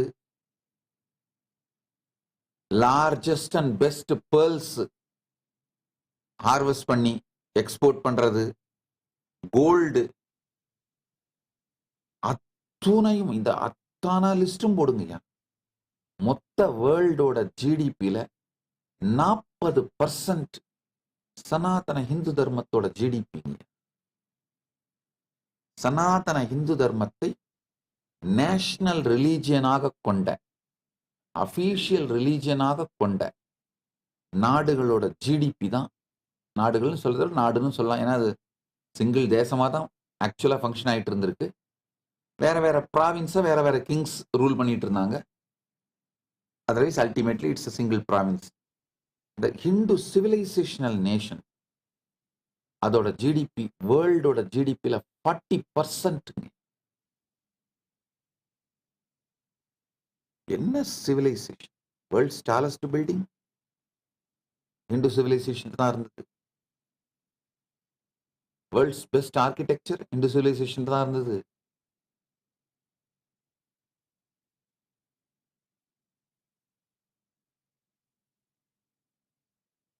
லார்ஜஸ்ட் யூனிவர்சிட்டி ஹிந்து சிவிலைசேஷன் தான் இருந்தது. ஆக்ஸ்போர்டும் இந்த யூனிவர்சிட்டிஸ்லாம், ஸ்டான்ஃபோர்ட், ஆக்ஸ்போர்ட் இந்த யூனிவர்சிட்டிஸ் திறக்கிறதுக்கு மச் பிஃபோருங்க. அதுக்கெல்லாம் ரொம்ப முன்னாடி பல ஆயிரக்கணக்கான ஸ்டூடெண்ட்ஸ் படிச்சிட்டு இருந்த மிகப்பெரிய யூனிவர்சிட்டிஸ் ஃபங்க்ஷன் ஆகிட்டு இருந்த நாடுங்க. என்ன, நம்ம ரொம்ப எலைட் சிவிலைசேஷனா போனதுனால நம்ம போர் மெத்தட்ல எல்லாம் கூட ரொம்ப ஒரு தார்மிக்கா நம்ம வாழ்ந்துட்டு இருந்தோம். ஆக்சுவலா இந்த வார் மெத்தட்ல இருக்கிற தர்மாவை வச்சுதான் நான் சொல்றேன், இது ஒரே நாடு வேற வேற ப்ராவின்ஸ்ல வேற வேற பீப்புள் ரூல் பண்ணாங்கன்னு. காரணம் என்னன்னா, ஈவன் போர்ல கூட same law was followed through out this whole Bharat.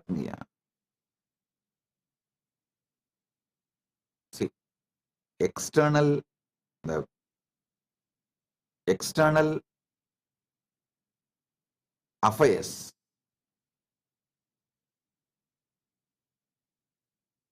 வெளிநாட்டு உறவுகள், மற்ற நாட்டு உறவுகளை பற்றிய பாலிசி, இல்ல போர் பாலிசி, இது எல்லாமே இந்த பாரதத்துக்குள்ள ஒன்னாதான் இருந்தது. அதனால இதை ஒரு தேசம், தனித்தனி பிரதேசம் அப்படி வேணா சொல்லிக்கலாம். வேற வேற பிரதேசங்கள் வேற வேற பேர் ஆண்டார்கள், ஆனா ஒரு தேசமா இருந்தது. ஆனா அந்த இன்வேடர்ஸ், இஸ்லாமிய தீவிரவாதிகளும் கிறிஸ்தவ கொடுங்கோலர்களும் வந்து நம்ம எலைட் சொசைட்டிய சின்னாபின்னமாக்கி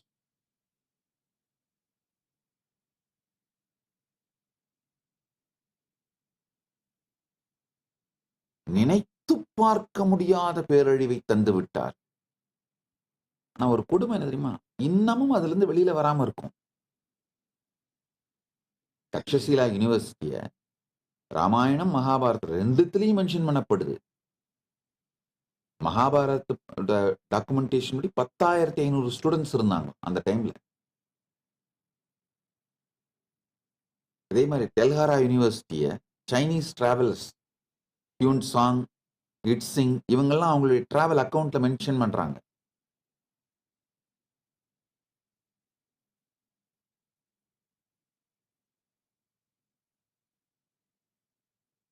நலந்தா யூனிவர்சிட்டியை டாக்குமெண்ட் பண்றாங்க. சாரதா பீட் டெம்பிள் யூனிவர்சிட்டியை டாக்குமெண்ட் பண்றாங்க. ஆதிசங்கராச்சாரியாரே இந்த சாரதா பீட் டெம்பிள் யூனிவர்சிட்டியில தான் 6th centuryல படிச்சிருக்காரு. enough literary records. The Sharada Peeth Temple University at least 2500 இயர்ஸுக்கு இருக்கு. நல்லா புரிஞ்சுக்கோங்க. சாரதா பீட் டெம்பிள் யூனிவர்சிட்டி காஷ்மீர், காஷி, காஞ்சி இந்த மூணுத்திலே இருந்திருக்கு.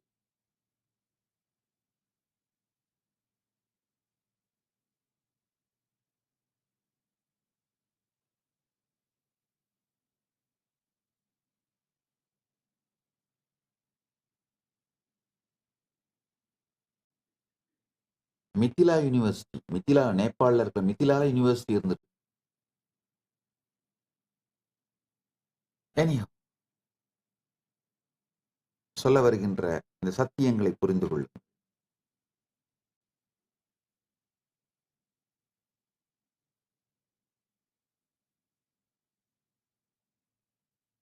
நீங்க நினைச்சிட்டு இருக்கிற உங்க வாழ்க்கையில கடந்த காலம், நீங்க உங்க வாழ்க்கையில நினைச்சிட்டு இருக்கிற எதிர்காலம், உங்க எதிர்காலம் வேற ஒண்ணும் இல்லைங்க. உங்களுடைய விருப்பத்தையும் மீறி உங்க மனம் உங்களை கடத்திட்டு போய் வச்சிருக்கிற இடம் தான் எதிர்காலம் ஐயா. அது அந்த எதிர்காலங்கிற சிறையில இருந்து உங்களை விடுவிக்கவே விடுவிக்காது. நீங்க எப்ப எந்த வாழ்க்கையில இது வந்துருச்சுன்னா வாழ்க்கையிலேயே செட்டில் ஆயிடுவேன், பெரிய நிம்மதி ஆனந்தமா இருப்பேன்னு நினைப்பீங்க. அது வந்த உடனே 24 மணி நேரத்துக்குள்ள உங்க மனசு என்ன பண்ணும்? உங்களை திரும்ப கடத்திட்டு போய் அடுத்த எதிர்காலத்துல வச்சிரும். 22 24 மணி நேரம் நான் சொல்றதெல்லாம் ஜாஸ்தி. 10 நிமிஷம் தூக்கிட்டு போயிடும்.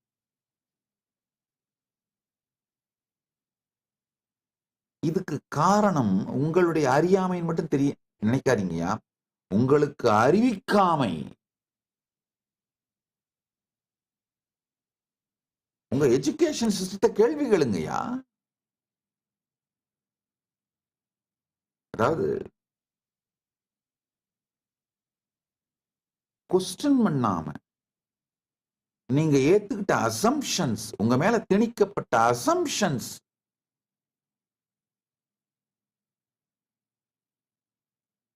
உங்களை சிதைத்து சின்னாபின்னமாக்கி விட்டது. அந்த அசம்ஷன்ஸ் தான் உங்க வாழ்க்கையில நீங்க படுற எல்லா பிரச்சனைகளுக்கும் காரணம். சாதாரண டயபெட்டிஸ் இருந்தா கூட சரிங்க. இப்போ ஏகப்பட்ட ரிசர்ச்சஸ் வருது. குளோபல் மீடியா சொல்லுது, colonisation is responsible for the diabetes in South Asian Nations.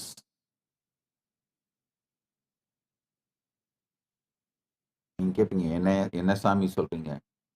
டயபெட்டிஸுக்கும் நம்ம கிறிஸ்தவ கொடுங்கோலர்கள் ஆட்சிக்கும் எப்படி சாமி சம்பந்தம்? நல்லா புரிஞ்சுக்குங்க. அந்த வீடியோ எடுத்து பிரசன்ட் பண்ண பல குளோபல் மீடியா சேனல்ஸ் சொல்றாங்க, நம்முடைய டிஎன்ஏ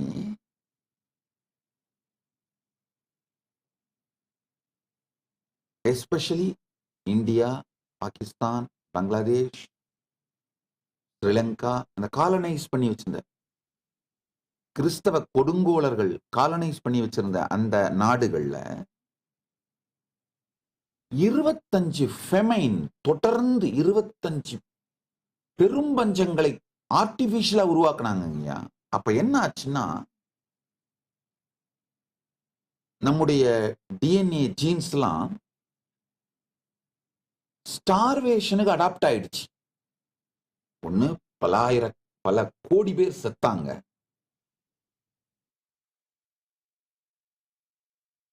இருக்கவங்கெல்லாம் அவங்களுடைய டிஎன்ஏ ஸ்டார்வேஷனுக்கு அடாப்ட் ஆயிடுச்சு.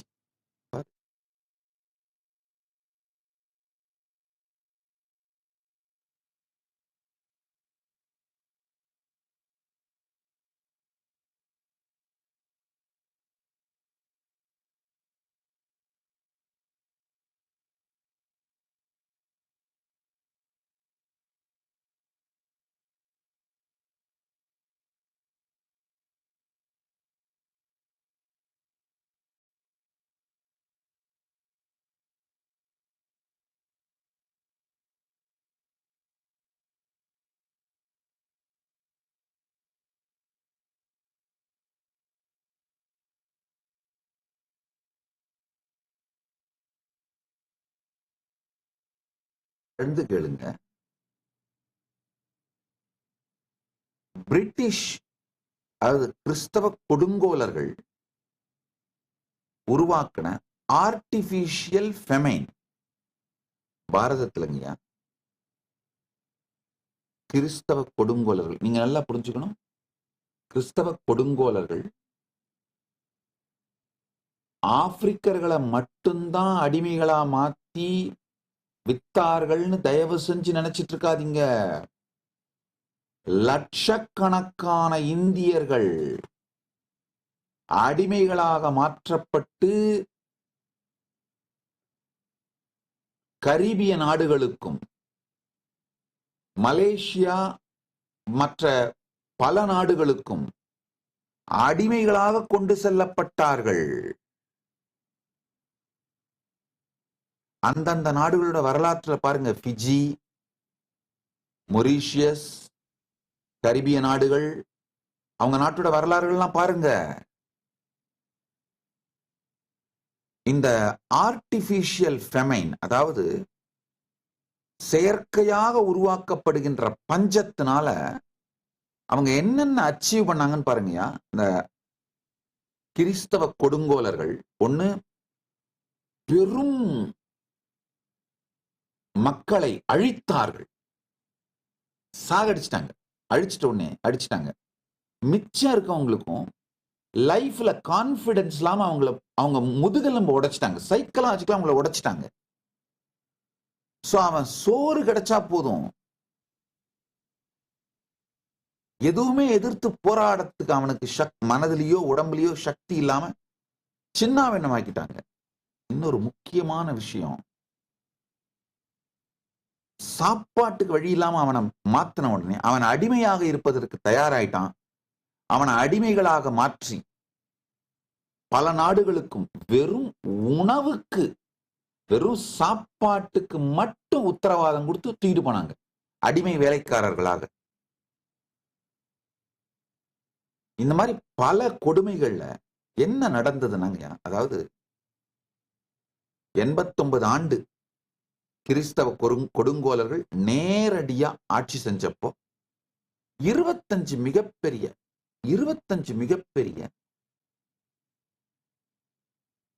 செயற்கையான பஞ்சங்களை உருவாக்குனாங்க.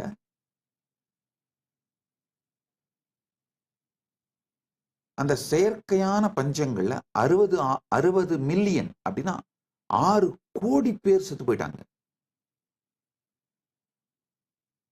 இது இயற்கை பேரழிவு கிடையாது, செயற்கையாக பிளான் பண்ணி கிறிஸ்தவ கொடுங்கோலர்கள் உருவாக்கின பஞ்சத்தினால, செயற்கை பஞ்சத்தால நடந்தது. இரண்டாவது,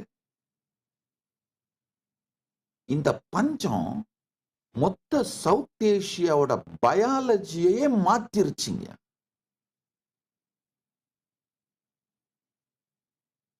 எப்படின்னு ஒண்ணுன்னா சொல்றேன், புரிஞ்சுக்கோங்க.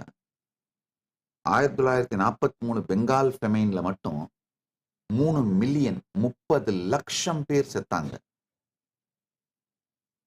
கிறிஸ்தவ கொடுங்கோல அரசு சாப்பாடு மொத்தத்தையும் தூக்கிட்டு போயிட்டு, இங்க விளைஞ்ச உணவு மொத்தத்தையும் எடுத்துட்டு போயிட்டு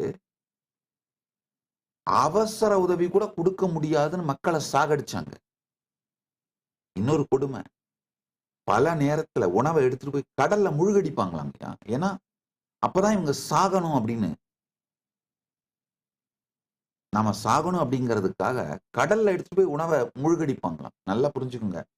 இப்ப நீங்க கிறிஸ்தவர்களாக மதம் மாறி, இஸ்லாமியர்களாக மதம் மாறி, அல்லது நாத்திகர்களாக மதம் மாறி அதே கிறிஸ்தவ கொடுங்கோல் ஆட்சியை, அவர்களுடைய பாலிசிஸ சப்போர்ட் பண்றவங்களா இருந்தா கூட நீ மனத்தால் வேணா மாறிடலாம்.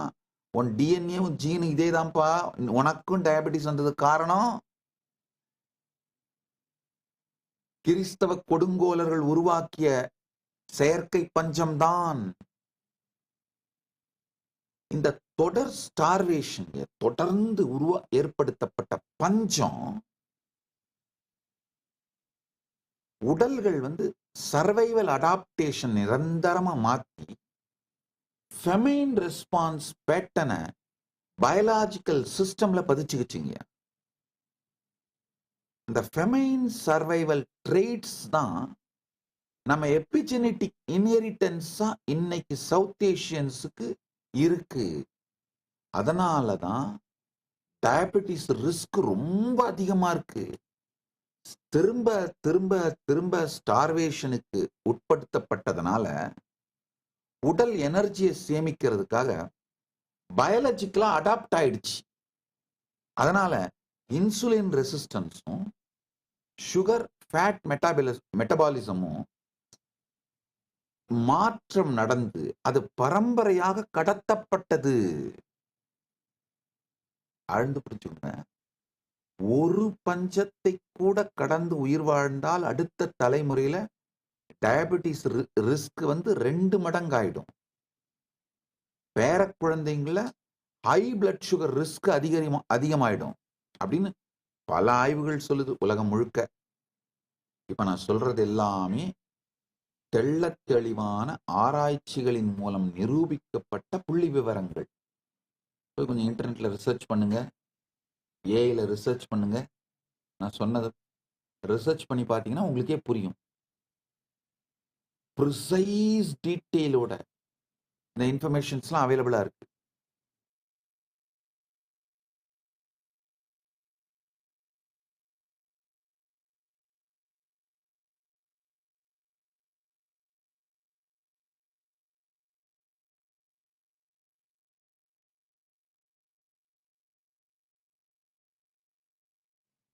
ஒவ்வொரு கருத்தையும் ஆழ்ந்து கேளுங்க.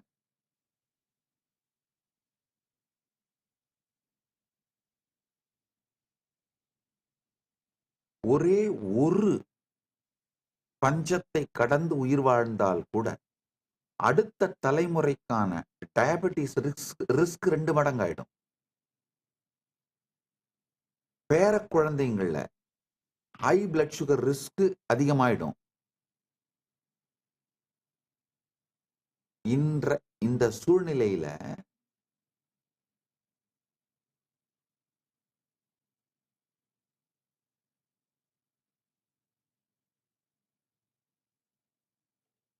இந்த மாதிரியான ஜீன்ஸ் நாம இன்ஹெரிட் பண்ணதுனால இன்னைக்கு உணவு கிடைச்சி அந்த உணவு சாப்பிட ஆரம்பிக்கும் போது இந்த சர்வைவல் அடாப்டேஷன் உடம்புக்கு எதிராக செயல்பட்டு டயபெட்டிஸ், ஒபிசிட்டி, ஹார்ட் டிசீஸ், இந்த எல்லா லைஃப் ஸ்டைல் பிரச்சனைகளும் ஆரம்பிக்குது. உண்மையில பார்த்தா இது லைஃப் ஸ்டைல் பிரச்சனை இல்ல, காலனி கிறிஸ்தவ கொடுங்கோல் ஆட்சியின் தொடர்ச்சி. நல்லா புரிஞ்சுக்கோங்க.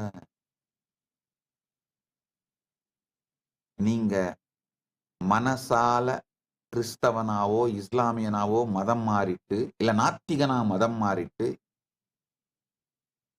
கிறிஸ்தவ கொடுங்கோல் ஆட்சிக்கு சப்போர்ட் பண்ணிக்கிட்டு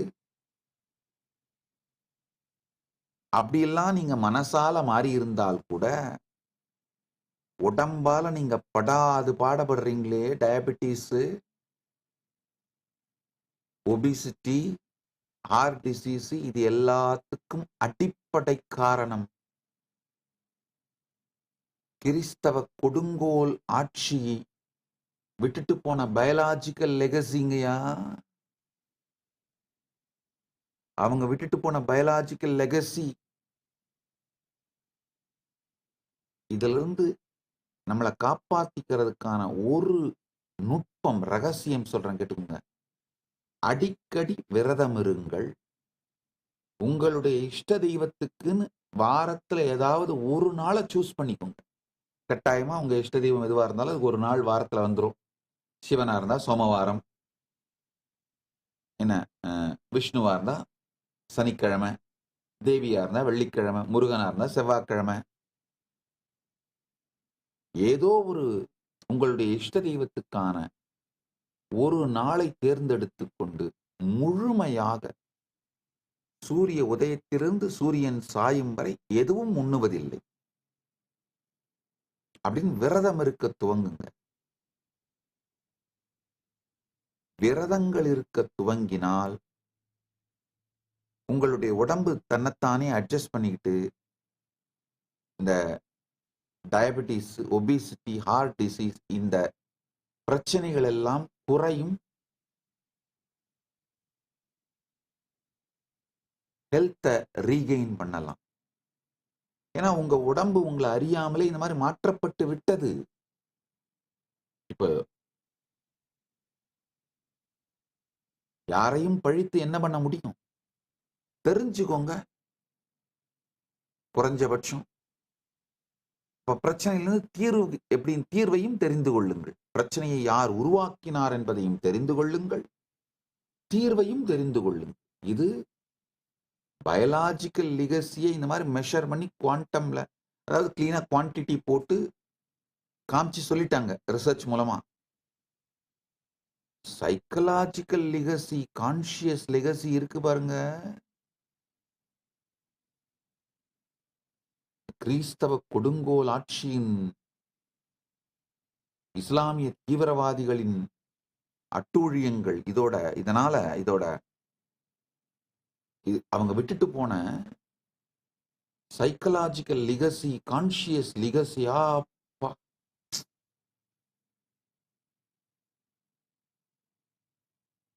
இந்த கடந்த காலம் பற்றி நீங்க வச்சிருக்கிற அறிவு, உங்க இந்த வெஸ்டர்ன் மெக்கல் எஜுகேஷன் தொடர்ந்து படிச்சுட்டு இருக்கீங்களே, அது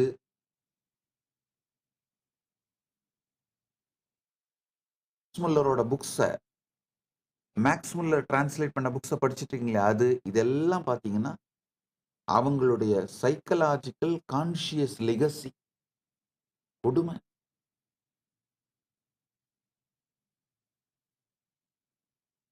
ஆழ்ந்து கேளுங்கள்.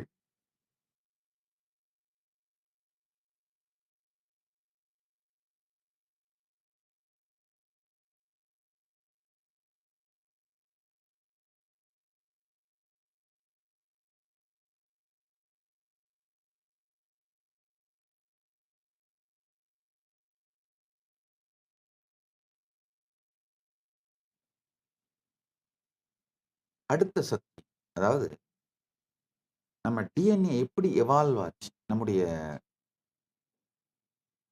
பிரம்மாண்ட புராணம் ரொம்ப தெளிவா, ரொம்ப அழகா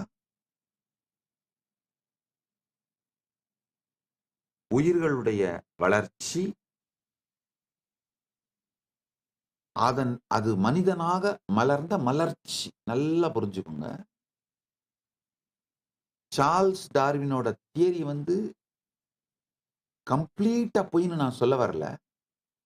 அவர் நம்ம புராணங்கள்ல இருந்தா பிளேகரைஸ் பண்ணியிருக்கிறதுனால ஒரு அளவுக்கு உண்மை. அவர் எந்த அளவுக்குலாம் பிளேகரைஸ் பண்ணியிருக்காருன்னா, நம்ம தசாவதாரங்கள்லாம் அழகா காட்டுறாங்க பாருங்க.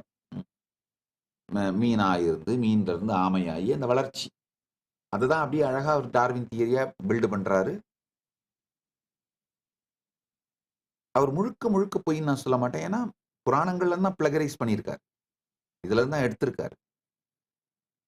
ஆனா ஒரு முக்கியமான பார்ட்டை மிஸ் பண்ணிட்டாங்க.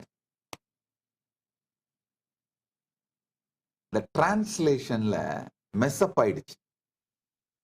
புரியாம அறகுறையா டிரான்ஸ்லேட் பண்ணா இப்படித்தான். அதே மாதிரிங்க, டெலிபிராம்டரே இருந்தா கூட நாம என்ன பேச போறோம்ன்றது முன்னாடியே உட்கார்ந்து ரிஹர்சல் பார்த்துட்டு வந்தாதான் டெலிபிராம்டரே இருந்தா கூட ஒழுங்கா பேச முடியும். ரெண்டாவது, புக்கை பார்த்தே நீங்க கொஸ்டினுக்கு ஆன்சர் எழுதலாம்னு சொன்னா கூட அந்த புக்கை ஒரு தரமாவது ஏற்கனவே படிச்சிருந்தீங்கன்னா தான் எக்ஸாமினேஷன்ல புக்கையே கொடுத்தா கூட பார்த்து ஆன்சர் எழுத முடியும். அதே மாதிரி இந்த நம்முடைய புராணங்களிலே சொல்லப்பட்டிருக்கின்ற பரம சத்தியங்கள் அந்த வாழ்க்கையை வாழ்ந்தால்தான் முழுமையாக உள்வாங்கி புரிந்து கொள்ள முடியும். அவங்களுக்கு அந்த வாழ்க்கை இல்லாததுனால வெறும் நாலேஜை மட்டும் ஸ்டீல் பண்ணும் பொழுது பல விஷயங்களை மிஸ் பண்ணிடுறாங்க. அவங்க மிஸ் பண்ண ஒரு முக்கியமான விஷயம் புரிஞ்சுக்கோங்க. உடல் தான் அமீபால இருந்து மீன், அந்த ஒரு செல் உயிரிலிருந்து மெது மெதுவா எவால்வ் ஆகி வருது. ஆனா அந்த குரங்கிலிருந்து மனிதனா மாறுகின்ற அந்த நிலையிலே கான்சியஸ்னஸ் மேலிருந்து வருது. மேலிருந்து கான்சியஸ்னஸ் வருது. நல்லா புரிஞ்சுக்கோங்க. அந்த இடத்துல ஒரு மிகப்பெரிய ட்விஸ்ட் நடக்கும். எவால்வாய் வந்த உடம்புக்குள்ள சம்திங் மேலிருந்து எடுத்துட்டு வரப்பட்டது உள்ளே செலுத்தப்படுகிறது. நம்முடைய உடம்பும் மனமும் தான் கீழிருந்து எவால்வாய் மேல வருது. நம்முடைய கான்சியஸ்னஸ் மேலிருந்து கீழே எடுத்து வரப்பட்டது.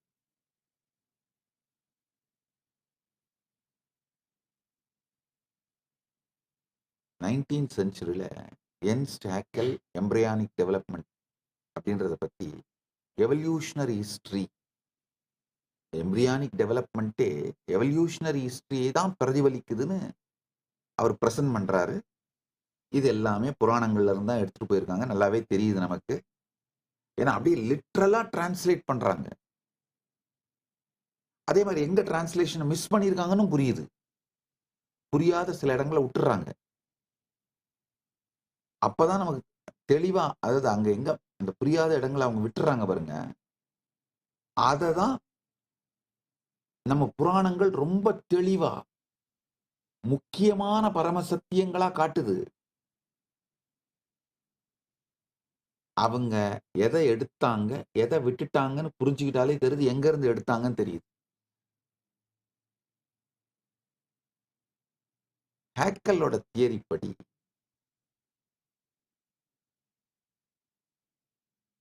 இந்த biological development ancestral memory, biological டெவலப்மெண்ட்ல ஆன்செஸ்ட்ரல் மெமரியை நம்ம எப்படி பாதுகாக்கிறோம் அப்படின்னு அவர் அந்த கருத்தை அறிமுகப்படுத்துறார். எம்பிரியானிக் டெவலப்மெண்ட் அப்படிங்கிறது எவல்யூஷனரி ஹிஸ்டரியை தான் பிரதிபலிக்குதுன்னு சொல்றாரு. இன்னைக்கு எவல்யூஷனரி டெவலப்மெண்ட் பயாலஜின்னு ஒரு பெரிய ஃபீல்டே எவால்வ் ஆயிடுச்சு. அவங்க அந்த ஈவோ டிவோன்லாம் சொல்றாங்க பாருங்க, அதுலலாம் ஏன்ஷியன்ட் ஜெனட்டிக் ப்ரோக்ராம்ஸ் பல ஸ்பீசிஸ்லயும் பாதுகாக்கப்படுது அப்படின்றத ரொம்ப தெளிவா எஸ்டாப்ளிஷ் பண்றாங்க. மனித எம்பிரியோல ஆரம்ப வளர்ச்சி கட்டங்கள்ல பேரன்ஜீல் ஆர்ச்சஸ்ன்ற மீன் போன்ற அமைப்புகளை அது தற்காலிகமா வெளிப்படுத்துறத ரொம்ப தெளிவா எஸ்டாப்ளிஷ் பண்ணியிருக்காங்க. மனித எம்பிரியோலையும் வால் போன்ற அமைப்புகளும் சுருக்கமான காலத்திற்கு ஒரு ஷார்ட் பீரியடுக்கு உருவாகி பின்னால் அது காணாம போறத, இதை எல்லாத்தையும் எஸ்டாப்ளிஷ் பண்றாங்க. இங்க முக்கியமா நம்ம புரிஞ்சுக்க வேண்டிய இந்த கருத்துக்களை புரிந்து கொள்ள வேண்டியது என்னன்னா, மனித உடல் இன்னும் மிகவும் பழமையான எவல்யூஷனரி ஹிஸ்டரியில உருவான ஆன்செஸ்ட்ரல் பயாலாஜிக்கல் சாஃப்ட்வேரை தான் உபயோகப்படுத்துது. இதை ஃபர்ஸ்ட் புரிஞ்சுக்கணும். ரெண்டாவது, இந்த வெஸ்டர்ன் சிவிலைசேஷன் நம்ம கிட்ட இருந்து திருடிட்டு போய் ஆனா டிரான்ஸ்லேட் பண்ண முடியாம விட்டுட்ட அந்த சத்தியத்தை சொல்றேன், கேட்டுக்கோங்க.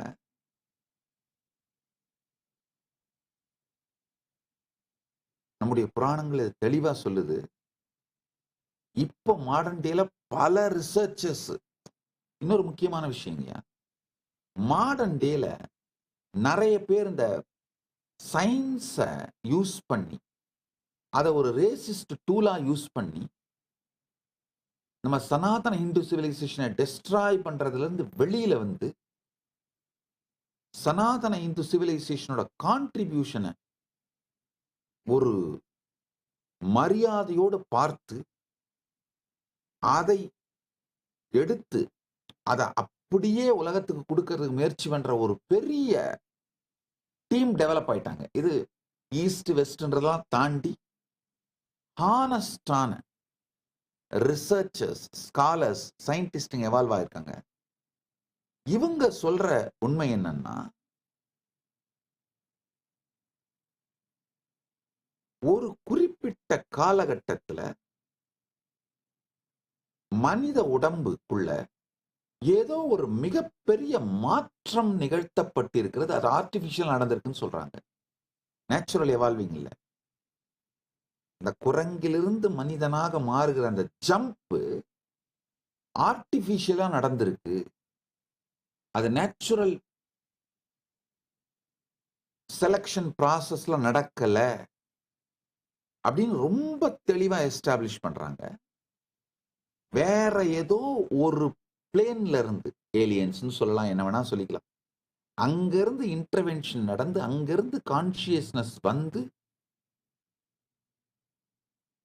மனிதன் ஒரு கலப்பு உயிரினமாக உருவாக்கப்பட்டிருக்கிறான் அப்படிங்கிறத பல மாடர்ன் டே நேர்மையான சயின்டிஸ்டுங்க அக்செப்ட் பண்ணிக்கிறாங்க. இதைத்தான் நம்முடைய புராணங்கள் மிக தெளிவாக விளக்குகின்றன. மனிதன் கான்சியஸ்னஸ்ல இருந்து செய்யப்பட்டான், வெளிப்படுத்தப்பட்டான். இன்னொரு முக்கியமான விஷயம்,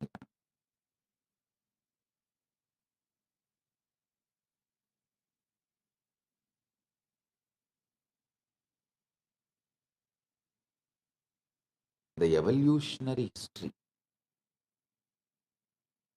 எவல்யூஷனரி ஹிஸ்டரியில உருவான அந்த ஆன்செஸ்ட்ரல் பயாலஜிக்கல் சாஃப்ட்வேரை நாம யூஸ் பண்றத ஆழ்ந்து ஸ்டடி பண்ணி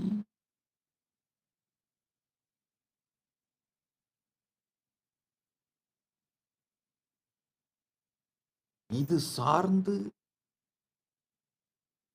நம்முடைய வேத ஆகம புராணங்கள் என்ன சொல்லுதுன்ற கருத்துக்களை எடுத்து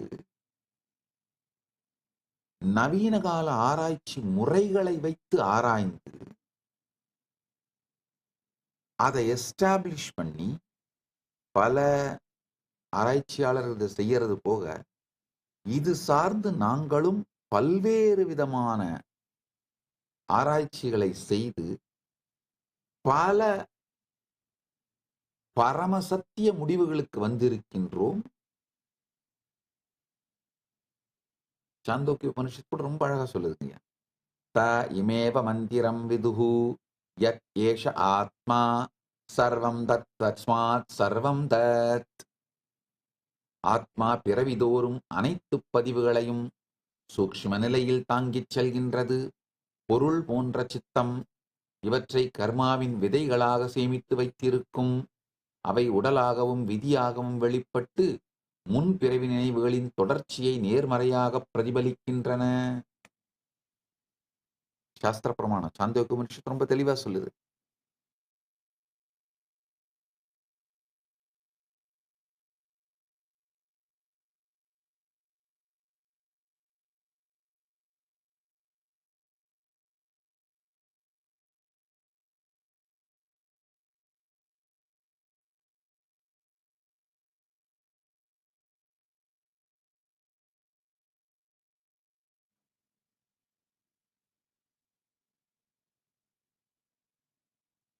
டிஎன்ஏ அப்படிங்கிறது இங்க இன்ஃபர்மேஷன் ஆர்கைவ்ஸ். இத மாடர்ன் சயின்ஸ் முழுசா ஏத்துக்குது. நம்ம உபனிஷதம் சொல்றது மட்டும் இல்லாம மாடர்ன் சயின்ஸும் இதை ஏத்துக்குது. டிஎன்ஏ அப்படிங்கிறது ஒரு இன்ஃபர்மேஷன் ஆர்கைவ். டிஎன்ஏ வெறும் ஸ்ட்ரக்சரல் ப்ளூ பிரிண்ட் கிடையாது. அது ஒரு சொபிஸ்டிகேட்டடான இன்ஃபர்மேஷன் ஸ்டோரேஜ் சிஸ்டம். நம்ம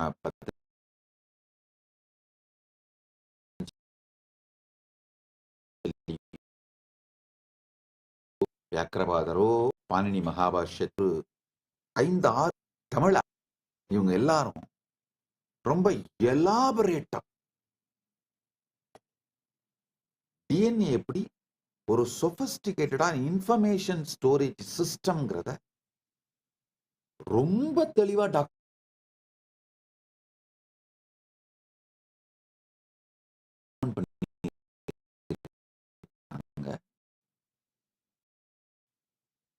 ஸ்ட்ரக்சரல் ப்ளூ பிரிண்ட். அது இன்ஃபர்மேஷன் ஒரு ஸ்டெப் அதை தாண்டி நம்ம நம்முடைய ஒரு டிஎன்ஏவை அதுல ஸ்டோர் ஆயிருக்க இன்ஃபர்மேஷன்ஸை படிச்சோம்னா அது ஓப்பன் பண்ற டோர் ஆகாஷிக் ரெக்கார்ட்ஸையே, ஏன்னா டவுன்லோட் பண்ணி வச்ச டாக்குமெண்ட் இல்லைங்க, டிஎன்ஏல இருக்கிற இன்ஃபர்மேஷன் ஸ்டோரேஜ் சிஸ்டம் ஆன்லைன்ல லைவா இருக்கிறது. அது கூகுள் டாக் மாதிரிங்கயா. ஆஃப்லைன் டவுன்லோட் பண்ணி ஹார்ட் டிஸ்க்ல ஸ்டோர் பண்ணி ஐட்டம் மாதிரி கிடையாது. இதை புரிஞ்சுக்கோங்க. இந்த டிஎன்ஏ ஸ்ட்ரக்சரை ஜாயிண்டா கண்டுபிடிச்ச பிரான்சிஸ் கிரிக்கு டிஎன்ஏவை இன்ஃபர்மேஷன் பேரிங் மாலிகுல்னு விவரிச்சதெல்லாம் போக, டிஎன்ஏ உடல் எவ்வாறு உருவாக வேண்டும்ங்கிற ஸ்ட்ரக்சரல் இன்ஸ்ட்ரக்ஷனை சேமிச்சு வச்சிருக்கிறதெல்லாம் போக, ஜீன்ஸ் எப்போ ஆன் ஆஃப் ஆகணும்ன்றத நிர்ணயிக்குது, ரெகுலேட்டரி இன்ஸ்ட்ரக்ஷன்ஸ் டிஎன்ஏ சேமிக்குது, டெவலப்மெண்ட் மற்றும் வாழ்க்கையின் பல்வேறு கட்டங்கள்ல ஜீன்ஸ் எப்ப ஆக்டிவேட் ஆகணும் அப்படிங்கிற டைமிங் இன்ஸ்ட்ரக்ஷன்ஸ் டிஎன்ஏ சேமிக்குது, என்விரான்மெண்டல் சேலஞ்சஸுக்கு ஆர்கானிசம் எப்படி அடாப்ட் ஆகணும்ன்ற இந்த ஸ்ட்ரெஸ் ரெஸ்பான்ஸ் மெக்கானிசத்தையும் டிஎன்ஏ சேமிச்சு வச்சிருக்கு. எவல்யூஷனரி காலப்போக்கில் செம்மைப்படுத்தப்பட்டு சர்வைவல் ஸ்ட்ராட்டஜிஸா எப்படி மாறுதுங்கிற அந்த சர்வைவல் ஸ்ட்ராட்டஜிஸையும் டிஎன்ஏ சேர்த்து வைக்குது. இதெல்லாம் போக நம்ம ரிஷிகள் ரொம்ப அருமையான ஒரு சத்தியத்தை சொல்றாங்க. இது ஆஃப்லைன் டவுன்லோட் பண்ணி வச்ச டாக்குமெண்ட் ஃபைல், இந்த ஆர்கைவ்ஸ்னா அப்படியே டவுன்லோட் பண்ணி ஒரு இடத்துல சேஃபா வச்சிருக்கிற ஹார்ட் டிஸ்க் மாதிரி கிடையாது. கூகுள் டாக்குமெண்ட் மாதிரிங்கயா. லைவா பிரபஞ்சத்து ஆகாஷிக் ரெக்கார்ட்ஸோட உங்களுக்கு கனெக்ட் பண்ணி விட்டுரும்.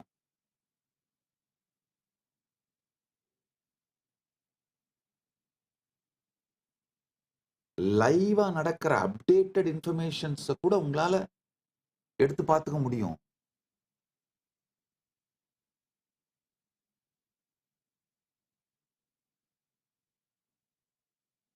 எபிஜெனெட்டிக்ஸ்ல டிஎன்ஏ இஸ் நாட் ஃபிக்ஸ்ட் அப்படின்னு எஸ்டாப்ளிஷ் பண்றாங்க. ரொம்ப தெளிவா எபிஜெனெட்டிக்ஸ் சொல்லுது, டிஎன்ஏ மாற்றமற்றது அப்படின்ற அந்த பழைய கருத்தை முதல்லங்கய்யா டிஎன்ஏ வந்து ஒரு ஹார்ட் டிஸ்க் மாதிரி தான் அப்படின்னு நினைச்சாங்க. அதை சேலஞ்ச் பண்ணி சரியான அறிவியல் ஆதாரங்களை கொடுத்து, இல்ல டிஎன்ஏ சீக்வன்ஸ் மாறாம இருந்தாலும் ஜீன் எக்ஸ்பிரஷன் வாழ்ந்த அனுபவங்களின் அடிப்படையிலே மாற முடியும் அப்படிங்கிறத எபிஜெனெட்டிக்ஸ் ப்ரூஃப் பண்ணுது. கான்ராட் வெடிங்டன் எபிஜெனெட்டிக்ஸ்ன்ற சொல்ல உருவாக்கி ஜீன் எக்ஸ்பிரஷன் அப்படிங்கிறது டெவலப்மெண்டல் பாத்வேஸ் மூலமா வடிவமைக்கப்படுது அப்படின்னு பிரசன்ட் பண்ணவர் கான்ராட் வெடிங்டன் தான். கான்ராட் வெடிங்டன். ராண்டி ஜிட்டில்னு ஒருத்தர் என்விரான்மெண்டல் இன்ஃப்ளூயன்சஸ் பல தலைமுறைகளை தொடரும், பல தலைமுறைகள் தொடர்ற அந்த ஜெனட்டிக் எஃபெக்ட்ஸை உருவாக்க முடியும். என்விரான்மெண்டல் இன்ஃப்ளூயன்சஸ் பல தலைமுறைகள் தொடரும் ஜெனட்டிக் எஃபெக்ட்ஸை உருவாக்க முடியும் எஸ்டாப்ளிஷ் பண்ணியிருக்கார். முக்கியமா இந்த ட்ராமா, ஸ்ட்ரெஸ், அது தொடர்பான எமோஷனல் ரெகுலேஷன்ஸ், இது தொடர்பான டிஎன்ஏ எக்ஸ்பிரஷன் பேட்டர்ன்ஸை கம்ப்ளீட்டா மாற்ற முடியும்னு மோஷ் சைஃப்னு ஒரு ரிசர்ச்சர் எஸ்டாப்ளிஷ் பண்ணியிருக்கார். இது எல்லாத்தையும் நம்முடைய முன்னோர்கள் ரொம்ப எலாபரேட்டா எக்ஸ்பிளைன் பண்ணது மட்டும் இல்லாம, அவங்க வைக்கிற அந்த அல்டிமேட் ட்விஸ்டே என்னன்னா, டிஎன்ஏ இன்ஃபர்மேஷன்ஸை படிக்க ஆரம்பிச்சிங்கன்னா, ஆழ்ந்து போனீங்கன்னா உங்களுக்கு புரியும், அது டவுன்லோட் பண்ணி ஸ்டோர் பண்ணி வைக்கப்பட்ட ஹார்ட் டிஸ்க் மாதிரி கிடையாது, லைவா இருக்கிற கூகுள் டாக்குமெண்ட் மாதிரி. இப்ப லைவா கரண்டா ஆகாஷிக் ரெக்கார்ட்ஸ்ல என்ன இருக்கோ அதை கூட இந்த டிஎன்ஏ மூலமா படிச்சிட முடியும் அப்படிங்கறத ரொம்ப தெளிவா காட்டுறாங்க. டிஎன்ஏ எக்ஸ்பிரஷன் பேட்டர்ன்ஸுங்க எப்படி மாறுது அப்படிங்கிறத காட்டுற முக்கியமான சில கண்டுபிடிப்புகள். பெற்றோர் அனுபவிச்ச டிராமா குழந்தைங்களோட ஸ்ட்ரெஸ் ரெஸ்பான்ஸ மாத்தும் அப்படிங்கிறத அறிவியல் ஆய்வுகள் காட்டுது. அப்பாவோட கர்மா பையனுக்கு வரும்னு சொன்னா கேக்குறீங்களாப்பா? இல்ல இல்ல, அதெல்லாம் சும்மா பழங்கதை. நீங்க நம்பினாலும் நம்பலினாலும் சத்தியம் சத்தியமே. முன்னோர்கள் அனுபவிச்ச டிராமா குழந்தைங்களோட ஸ்ட்ரெஸ் ரெஸ்பான்ஸ மாத்தும்.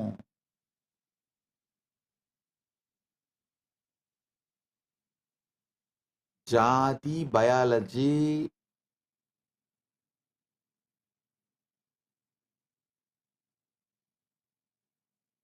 ஜாதிகள் இல்லையடி பாப்பா, எல்லாருக்கும் ஒரே சிகப்புல தான் ரத்தம், ஒரே கலர் ரத்தம், சிகப்பு ரத்தம் தானே ஓடுது அப்படின்னு லூசுத்தனமா அறகுறையா பேசிட்டு தெரியாதீங்க. அது ஒரு பெரிய அறிவியல்.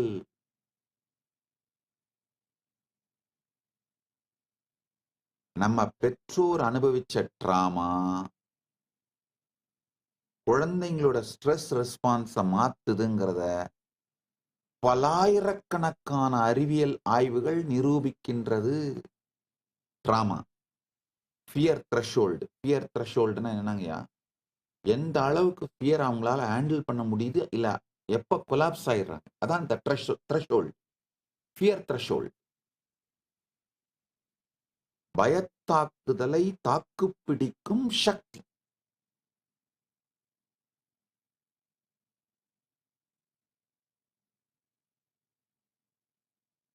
இது எல்லாமே பெற்றோர்கள் அனுபவித்த டிராமா காரணமா அடுத்தடுத்த சந்ததிகளுக்கு அதிகமாகவோ குறைவாகவோ மாறுகிறதுங்கிறத தெளிவா எஸ்டாப்ளிஷ் பண்றாங்க. எப்படி நான் இப்ப சொன்னேன் இல்லையா, இந்த பசி, பட்டினி, ஸ்டார்வேஷன், இது மாதிரியான முன்னோர்கள் அனுபவிச்ச அனுபவத்து மூலமா, அந்த அனுபவத்தினால நம்முடைய மெட்டபாலிக் ப்ராசஸே மாறுங்கய்யா. தலைமுறைகள் முழுவதும் அந்த மெட்டபாலிக் ப்ராசஸ் மாறுங்கய்யா. இந்த பயாலாஜிக்கல் மாற்றங்கள் ஒரு தலைமுறையோடு நிற்காமல் பல தலைமுறைகள் கடந்து பரவுகின்றது. இந்த ஜூயிஷ் ஹோலோகாஸ்ட் சர்வைவர்ஸோட குழந்தைகளோட கார்டிசால் ரெகுலேஷன் ஆல்டர்டா டாக்குமெண்ட் பண்ணிருக்காங்க. ஹோலோகாஸ்ட்ல ஆல்டர்ட் கார்டிசால் டாக்குமெண்ட் ஆயிருக்கு.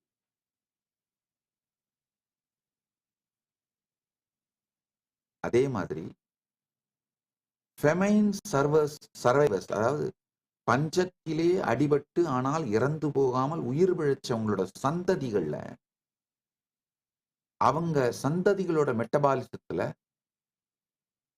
ஜீன்ல மிகப்பெரிய மாற்றங்கள் இருக்கு. Descendants of women survivors display changes in genes related to metabolism.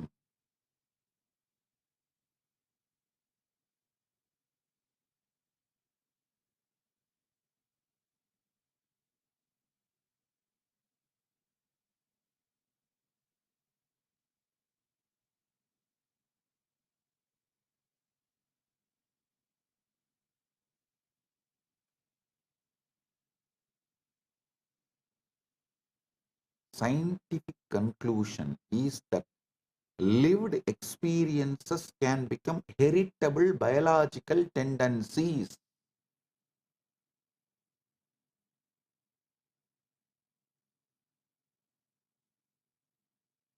நம்முடைய முன்னோர்கள் வாழ்ந்த அனுபவங்கள் பரம்பரையாக வரக்கூடிய உயிரியல் சார்ந்த குணங்களாக மாறுகிறது. அது மாதிரி நம்மளுக்கு வருது.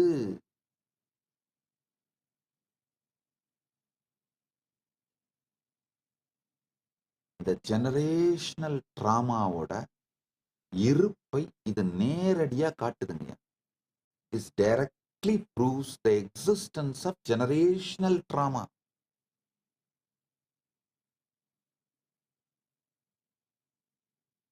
Generational specialization பரம்பரை வழியா கடத்தப்படுவதை மிகத் தெளிவாக காட்டுகிறது.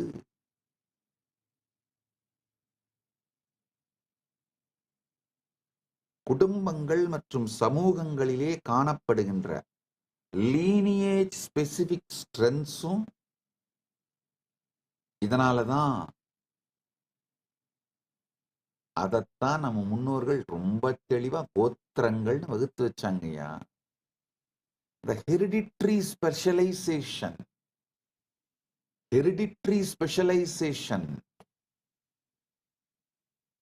ஐயா, நம்ம ஸ்ட்ரென்த் என்னன்னு தெரிஞ்சுக்கிட்டு அதை யூஸ் பண்ணி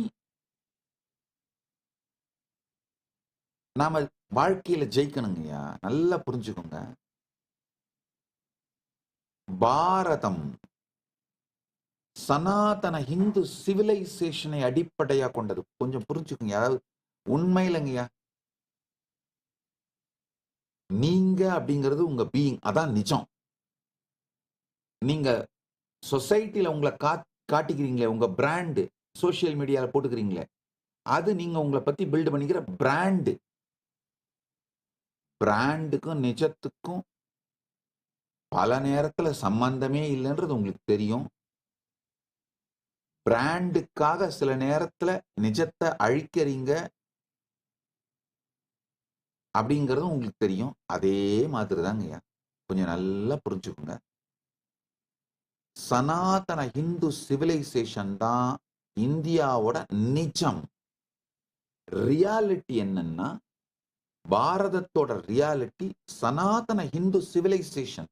நான் பாரதம்னு சொல்றது காந்தஹார்ல இருந்து கம்போடியா வரை 56 தேசங்களையும், மகாபாரதத்தை சொல்ற 56 தேசங்கள், காந்தஹார்ல இருந்து கம்போடியா வரை, கைலாசத்திலிருந்து ஸ்ரீலங்கா வரை, இந்த வடக்கு தெற்கா கைலாசத்திலிருந்து ஸ்ரீலங்கா வரை, கிழக்கு மேற்கா காம்போஜம், அதாவது காந்தஹார்ல இருந்து ஆப்கானிஸ்தான், காந்தஹார்ல இருந்து இங்க கம்போடியா, கம்போஜ தேசம் வரை, இதுதான் பாரதம்னு சொல்றேன். பாரதத்துல இந்து சிவிலைசேஷன் தான் ரியாலிட்டிங்கயா. இந்தியா, பாகிஸ்தான், பங்களாதேஷ் இதெல்லாம் பொலிட்டிக்கல் பிராண்டு. இந்த நாடுகள்லாம் பொலிட்டிக்கல் பிராண்டு. அது இப்ப 1947 உருவாச்சு. பங்களாதேஷ்லாம் அதுக்கும் அப்புறம் லாஸ்ட் ஒரு 75-80 வருஷமா உருவானதுதான் இந்த நாடுகள்ன்ற பிராண்டுங்கயா. ஆனா ஃபண்டமெண்டலா நம்முடைய அடித்தளம் என்னன்னா ஹிந்து சிவிலைசேஷன், சனாதன ஹிந்து சிவிலைசேஷன் தான் நம்முடைய அடித்தளம். இந்த பொலிட்டிக்கல் பிராண்டு அந்த சிவிலைசேஷனை அழிக்க ஆரம்பிக்கிறது தான் மிகப்பெரிய கொடுமை.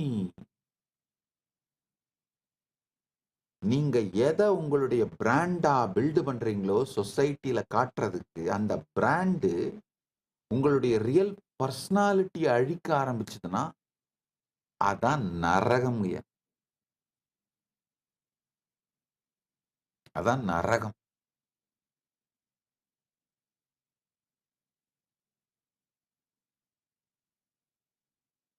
குல தாழ்ச்சி உயர்ச்சி சொல்லல் பாவம், அதை நான் ஒத்துக்கிறேன்.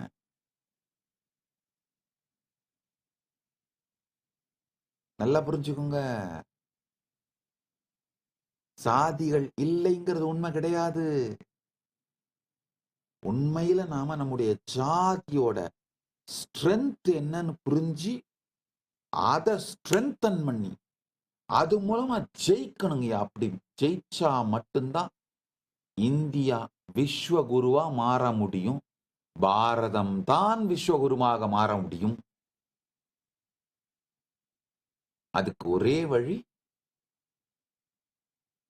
நம்முடைய ஹிந்து சிவிலைசேஷனை ஸ்ட்ரென்தன் பண்ணணுங்கய்யா.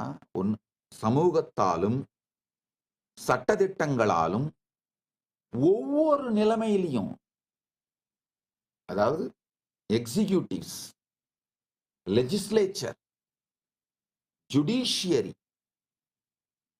மீடியா அத்தனையுமே இந்து சிவிலைசேஷனை ஸ்ட்ரென்தன் பண்ணா, நம்ம சிவிலைசேஷன்ல இன்ஹெரிட் பண்ணியிருக்கிற நாலெட்ஜ ஸ்ட்ரென்தன் பண்ணா, அதை ரீடிஸ்கவர் பண்ணா, அதை நம்ம யூஸ் பண்ணோம்னா, அதோட அட்வான்டேஜஸை யூஸ் பண்ணோம்னா, நெக்ஸ்ட் லெவலுக்கு எடுத்துட்டு போனோம்னா, அடுத்த 25 ஆண்டுகளுக்குள் 2047க்குள்ள 25 வருஷம் கூட தேவையில்லை, 2047 நம்ம விஸ்வகுருவாயிடுவோம்.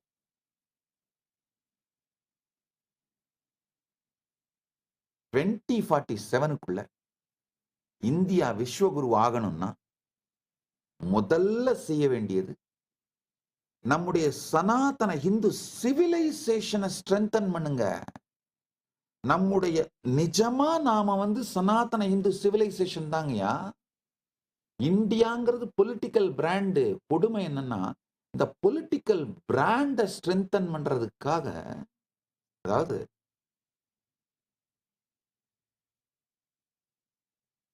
இது அந்த ஸ்கின்னை பெயிண்ட் அடிச்சு மேக்கப் பண்ணி மாத்துறதுக்காக நம்ம உயிரை அழிக்கிறதுக்கு சமமா நம்ம பண்ணிட்டு இருக்கிறோம். இந்தியாங்கிற பொலிட்டிக்கல் பிராண்டை ஸ்ட்ரென்தன் பண்றதுக்காக சனாதன இந்து தர்மங்கிற சிவிலைசேஷன் அழிச்சிட்டு இருக்கோங்கய்யா. இந்த நான்கும், லெஜிஸ்லேச்சர், எக்ஸிகியூட்டிவ், ஜுடிஷியரி, மீடியா, இந்த நான்கும் சனாதன இந்து சிவிலைசேஷனை ஸ்ட்ரென்தன் பண்ணா நம்ம இந்தியாவோட சயின்ஸ் ஃபீல்டு எப்படி வேலை செய்யணும்னாங்கய்யா, நம்முடைய ஸ்ட்ரென்த் என்னென்ன அதை எப்படி நெக்ஸ்ட் லெவலுக்கு எடுத்துட்டு போய் எக்ஸல் பண்றது, அந்த லைன்ல தான் நாம நம்முடைய எனர்ஜியை போடணும். அதை விட்டுட்டு வெஸ்ட் கொடுக்கிற மோல்டுல நாம போகணும்னா, ஐயா அந்த மோல்டை நம்ம அடாப்ட் பண்ணிட்ட உடனே நம்ம ஃபெயிலியருங்க. ஏன்னா எப்படியா இருந்தாலும் அவன் கொடுக்கிற மோல்ல அவன் தான் அட்வான்ஸ்டா இருப்பான். அவன் வைக்கிற ஸ்கேல்ல அவன் எதுல அட்வான்ஸ்டா இருக்கணும் அதை ஸ்கேலை வச்சுதான் நம்மளுக்கு கற்றுக் கொடுப்பான். அவன் ஸ்கேலை எடுத்துக்கிட்டாலும் சரி, அவன் மோல்டை எடுத்துக்கிட்டாலும் சரி, நாசமா போகும். அதுல சந்தேகமே இல்லை.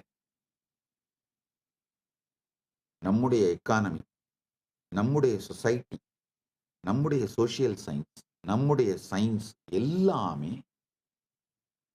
நம்ம ஸ்ட்ரென்த்தை பார்த்து புரிஞ்சுக்கிட்டு, நம்முடைய இன்டெலிஜென்ஸ் இதை பார்த்து புரிஞ்சுக்கிட்டு, இதை மறுமலர்ச்சி செய்து புனரமைத்து நெக்ஸ்ட் லெவலுக்கு எடுத்துட்டு போனோம்னா 2047ல நாம தான் விஸ்வகுரு.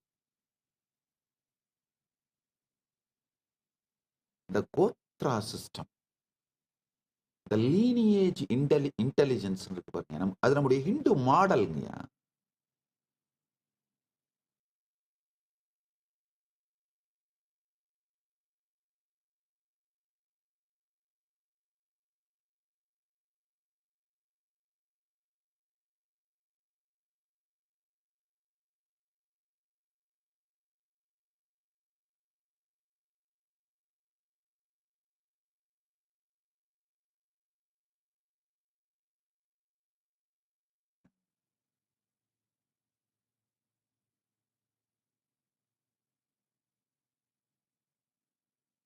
நம்முடைய பிரைமால் எமோஷன்ஸ்ங்கயா, பயாலஜிக்கலி ஏன்ஷியன்ட். நம்முடைய பிரைமால் எமோஷன்ஸ் பயாலஜிக்கலி ஏன்ஷியன்ட், அதாவது நம்ம முன்னோர்கள்ட்ட இருந்து வருது.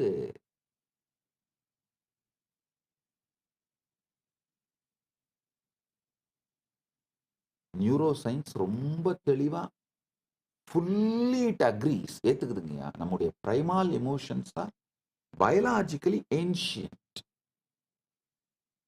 It predates to your birth. உங்கள் பிறப்புக்கு முன்பாகவே. அப்படின்னா என்ன அர்த்தம்? உங்க முன்னோர்கள்ட்ட இருந்து வருது.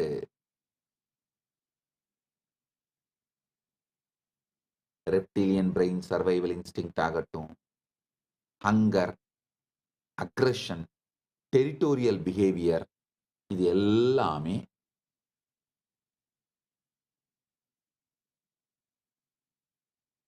முன்னோர்கள்ட்ட இருந்து வர்றதுங்கய்யா. மேமலியன் பிரெயினோட emotional bonding, attachment, social behaviours,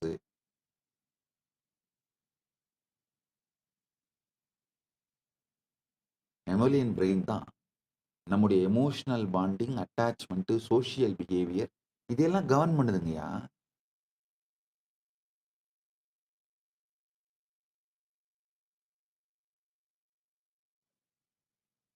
இந்த சத்தியங்கள் ஒன்னொன்னையும் புரிஞ்சுக்கும் பொழுது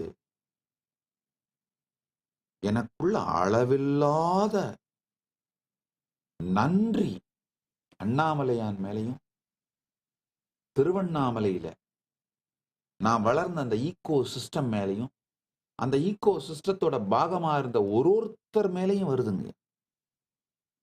ஏன்னா இந்த மாதிரி சயின்ஸ் ப்ரூஃப் பண்ண பிறகு அதெல்லாம் வாழலான்னு வெயிட் பண்ணிட்டு இல்லாம நம்முடைய பாரம்பரியமான பல விஷயங்களை, பல உயர்ந்த ஞான அறிவு சத்தியங்களை, அதை சார்ந்த அந்த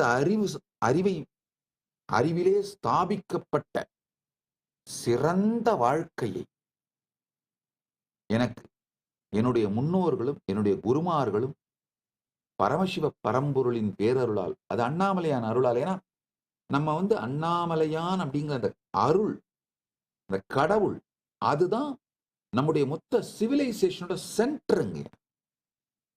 கடவுளும் கோவிலும் தான் நம்ம சிவிலைசேஷனோட சென்டர். காந்தாரம் முதல் காம்போஜம் வரை, கைலாசம் முதல் இலங்கை வரை, தென்னிலங்கை வரை, மொத்தமா பாத்தீங்கன்னா இந்த 56 தேசங்கள்லயும் மகாபாரதம் காட்டின டைம்ல அந்த 56 தேசம் தான் டாக்குமெண்ட் ஆகுது. இந்த இஸ்லாமிய தீவிரவாதிகளும் கிறிஸ்தவ கொடுங்கோலர்களும் உருவாகி உலகம் முழுக்க பரவறதுக்கு முன்னாடி வரைக்கும் இந்த 56 தேசங்கள் தான் சனாதன இந்து சிவிலைசேஷனல் நேஷனா இருந்தது. இந்த 56 தேசத்தையுமே எடுத்து பாருங்க, ஒவ்வொரு சமஸ்தானமுமே ஒரு ஆலயத்தை அடிப்படையா வச்சுதான் உருவாகி.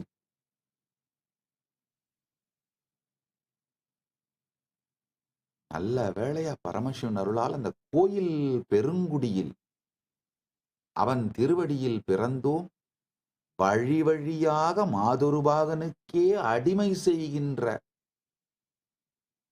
குலத்தில பிறந்து அந்த வழக்கங்களை கற்றுக்கொண்டு அந்த வாழ்க்கை முறையை உள்வாங்கி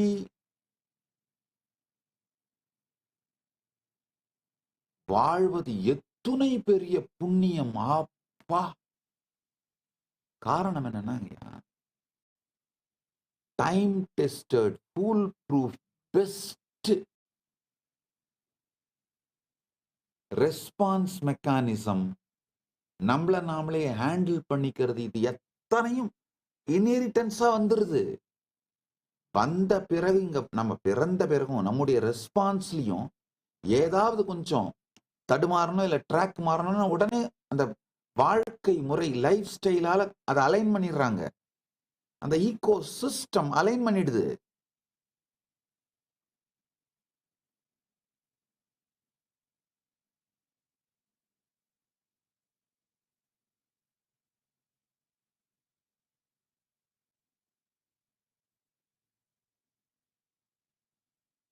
இந்த neocortex reasoning, abstract thinking, higher cognition, இதெல்லாம் அட்மினிஸ்டர் பண்ணுது.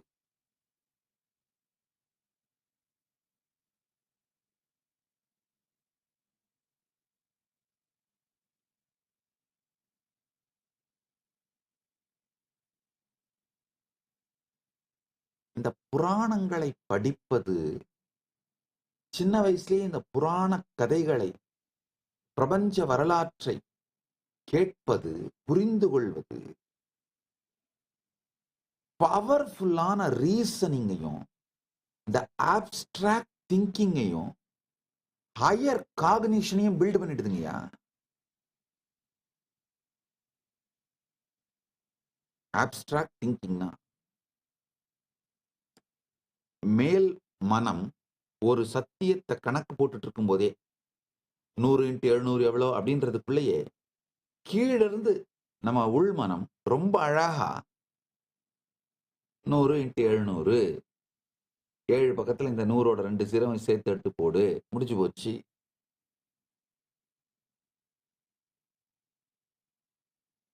இது நான் ஒரு சின்ன கணக்குல சொல்றேன். இந்த வாய்ப்பாடு படிச்சவங்க, இந்த மனக்கணக்கு படிச்சவங்க, இதெல்லாம் அவங்களால இதை பண்ண முடியும், அது வேற.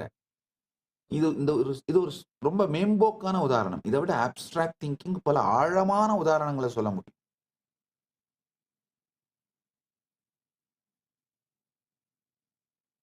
ஹையர் காக்னிஷன், இந்த 3வது கண் விழிப்புணர்வு, அதனால வர சக்திகள், அதெல்லாம் ஒரு பக்கம். ஈவன் சாதாரணமா கூடங்கய்யா,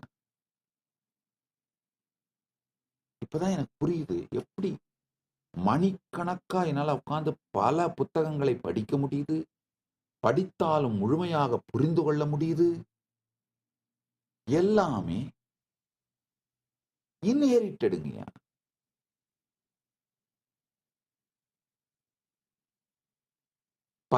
பாரம்பரியமாக நன்கொடையாக அளிக்கப்பட்டது, உயிரியல் நன்கொடை.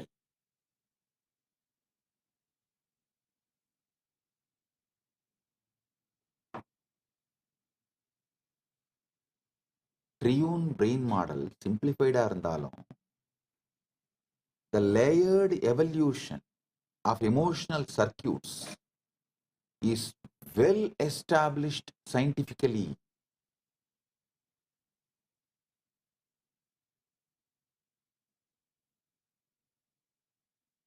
The emotional circuits ஓட layered evolution well established இருக்கு இந்த ட்ரையூன் பிரெயின் மாடல்ல. அதே மாதிரி அங்கர், ஃபியர், ரேஜ், பசி, பயம், வெடிக்கிறது, இந்த ரேஜ் வெறி கொண்டு வெடிக்கிறது, இந்த மாதிரியான அடிப்படை உணர்ச்சிகள்லாங்கய்யா பாரம்பரியமாக நம்முடைய சிஸ்டத்துல கடத்தப்படுதுங்கய்யா.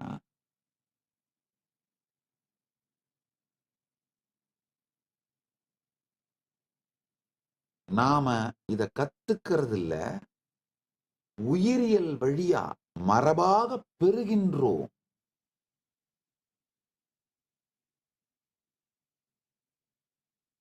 அக்வாட்டிக் லைஃப் ஃபார்ம்ஸ் எல்லாம் பாத்தீங்கன்னா அதுக்கு அந்த சர்வைவல் மெமரி அப்படியே டைரக்டா வந்துருது. இன்ஸ்டிங்டிவ் ரியாக்ஷன்ஸ் நம்முடைய கான்சியஸ் மைண்டை விட அப்பாற்பட்டு சேகரித்து வைக்கப்படுகிறது.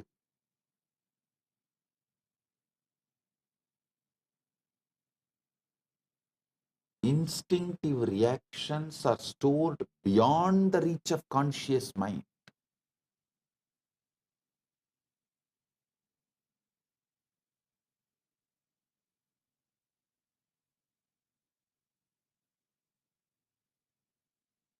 இந்த சத்தியங்களை எல்லாம் கொஞ்சம் புரிஞ்சுக்கோங்க. அதுக்கப்புறம் நான் ஃபைனல் கன்க்ளூஷன் சொல்றேன்.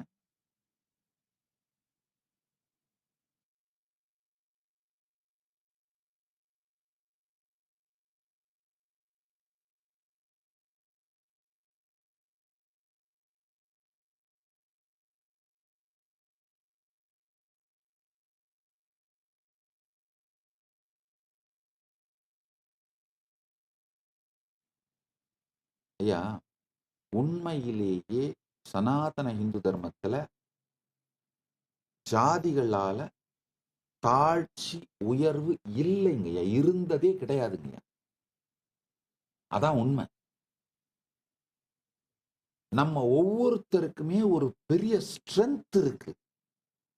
அதை ரீடிஸ்கவர் பண்ணி அந்த லைன்ல நாம அட்வான்ஸ் பண்ணோம்னா நாம எல்லாம் ஒன்னா சேர்ந்து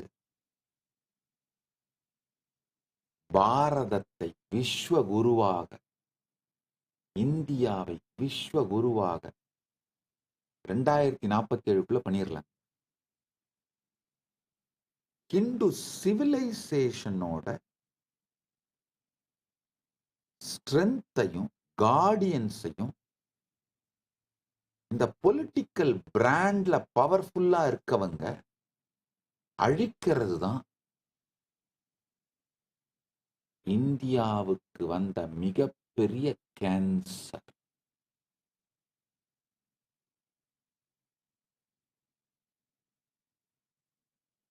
ஒரு சின்ன இன்னொரு உதாரணம் சொல்றேன். நானே கண்ணு முன்னாடி பார்த்துருக்கேங்க. இந்த மகாபலிபுரம் ஸ்தபதிங்க காலேஜ் இருப்பாருங்க, அங்க போய் பெரிய பெரிய டிகிரி வாங்கிட்டு வருஷக்கணக்கில் படிச்சுட்டு வந்த அந்த ஸ்தபதிங்க விக்கிரகங்கள் பண்றதையும் பார்த்துருக்கேன். அதெல்லாம் ஒன்றும் இல்லாம அப்பா கூடயே ஒட்டிக்கிட்டு பற்றையிலேயே சுத்திட்டு அப்பா உளி எடுத்து அடிக்கும்போது சுத்தி எடுத்து கொடுத்துட்டு, இல்ல உளியை சூடு பண்றதுக்கு அதை எடுத்து நெருப்புல வச்சுட்டு அப்பா கூடயே சுத்திட்டு வளர்ற குழந்தைங்க, இந்த பரம்பரை ஸ்தபதிங்க அவங்க விக்கிரகம் பண்றதையும் பார்த்துருக்கேங்க. கண்ணு முன்னாடி பார்த்துருக்கேங்க. ப்ரொசீஜரல் எபிலிட்டிஸ் ட்ரைனிங் இல்லாமலே அந்த ஸ்கில்ஸ் விழிக்கிறத நான் பார்த்துருக்கேங்க.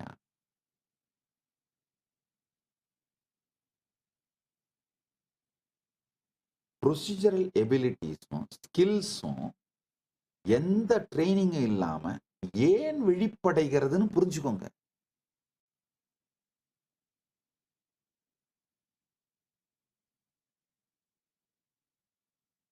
அட்லீஸ்ட் நான் எனக்கு தெரிஞ்சு ஒரு 20 குழந்தைங்களை பார்த்திருக்கேன். அப்பா கூடயே அப்படியே வளர்ந்து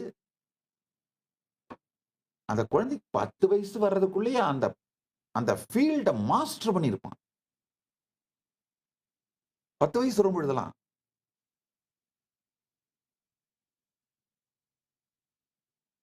அறிவியல் மிக தெளிவா சொல்லுது, மனிதர்களோட ஸ்கில்ஸ் எளிதா வெளிப்படுறதுக்கு ஜெனட்டிக் ப்ரீடிஸ்போசிஷன் ஒரு முக்கியமான காரணம். Humans inherit motor predisposition that shape how easily certain skills emerge.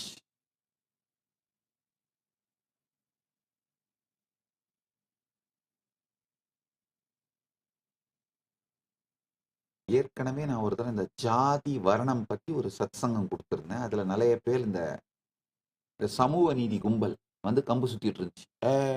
நீ உன் குலத்தொழில பண்றியா அப்படின்னு. அதைத்தான் பண்ணிட்டு இருக்கிறேன். நாடு நாடாக சென்று உலகம் முழுவதும் சென்று சைவத்தை வேளாண்மை செய்த, சைவத்தையும் வேளாண்மை செய்த, வேளாண்மையோடு சைவத்தை வேளாண்மை செய்த சைவ வேளாளர் குலத்தொழில தான் நான் பண்ணிட்டு இருக்கிறேன். எனக்கு தெளிவா புரியுது. இந்த அறிவியல் சத்தியங்களை எல்லாம் படிக்கும் பொழுது என்னுடைய அனுபவத்திலிருந்து எனக்கு தெளிவா தெரியுதுங்க. எப்படி இவ்வளவு சின்ன வயசுல இத்தனை நூல்களை படிக்க, எழுத, புரிந்து கொள்ள, பேச முடிந்தது.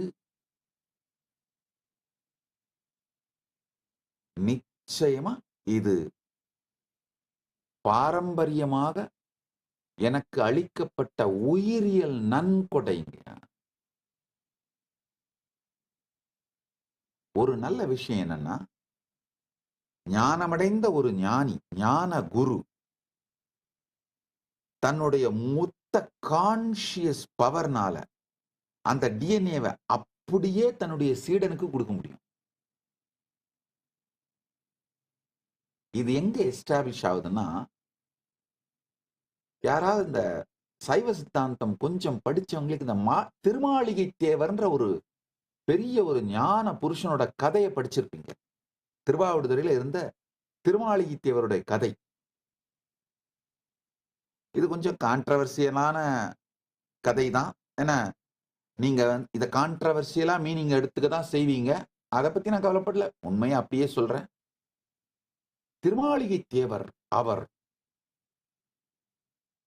சிவபெருமானுடைய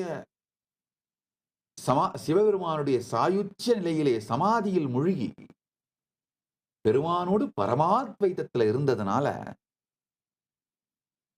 பெருமானுடைய தேஜஸையே அவருடைய தேஜோ ஸ்வரூபமாகவே திகழ்ந்தார். திருமாளிகை தேவருடைய படங்கள், அந்த கரிஷ்மா எனர்ஜி, அவருடைய சாநித்தியத்தின் பலம், சக்திங்கயா,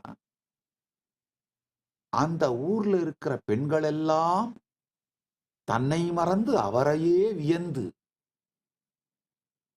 அவருடைய திருவடிவையே சாநித்தியத்தையே உள்வாங்கி வாழ்ந்ததனால அவர்களுடைய குழந்தைகள் எல்லாம் திருமாளிகை தேவரைப் போலவே பிறந்தனவாம். இந்த காலமா இருந்தா என்ன ஆயிருந்திருக்கும்? ஐயோ, அந்த காலத்திலேயே அவருக்கு பிரச்சனை வந்தது. 9வது திருமுறையான திருவிசைப்பா அதை பாடிய 9 ஆசிரியர்கள்ல ஒருத்தர் திருமாளிகை தேவர். அவர் தான் முதன்மையானவர். 9வது திருமுறையில திருவிசைப்பால முதன்மையானவர் திருமாளிகை தேவர் தான். குலத்தால சைவ வேளாளர் பாரம்பரியத்தில் போல திருவிடைமருதூர்ல அவங்க முன்னோர்கள் வாழ்ந்திருக்காங்க. சோழ அரசர்களுக்கு சைவராயர் என்று அழைக்கப்படும் தீக்ஷா குருவாக இருந்தவர்கள். மொத்தமாவே 3 அரசர்களுக்குமே தீக்ஷா குருவாக குருபீடத்தில் இருந்தவர்களாக சைவ வேளாளர் தான் இருந்திருக்காங்க. அது பல டாக்குமெண்ட்ஸ் இருக்கு, பல கல்வெட்டுக்கள், எல்லா இடத்துலையும் அது செய்து வைக்கப்பட்டிருக்கு. அது அதற்கு அடுத்தது, அப்பாற்பட்டது. திருமாளிகை தேவர் அவருடைய கரிஷ்மா, அந்த சுத்துப்பட்டு எல்லா கிராமங்கள்லையும் ஊர்கள்லையும் பிறக்கிற அத்தனை குழந்தையும் அவரை மாதிரியே இருக்கு.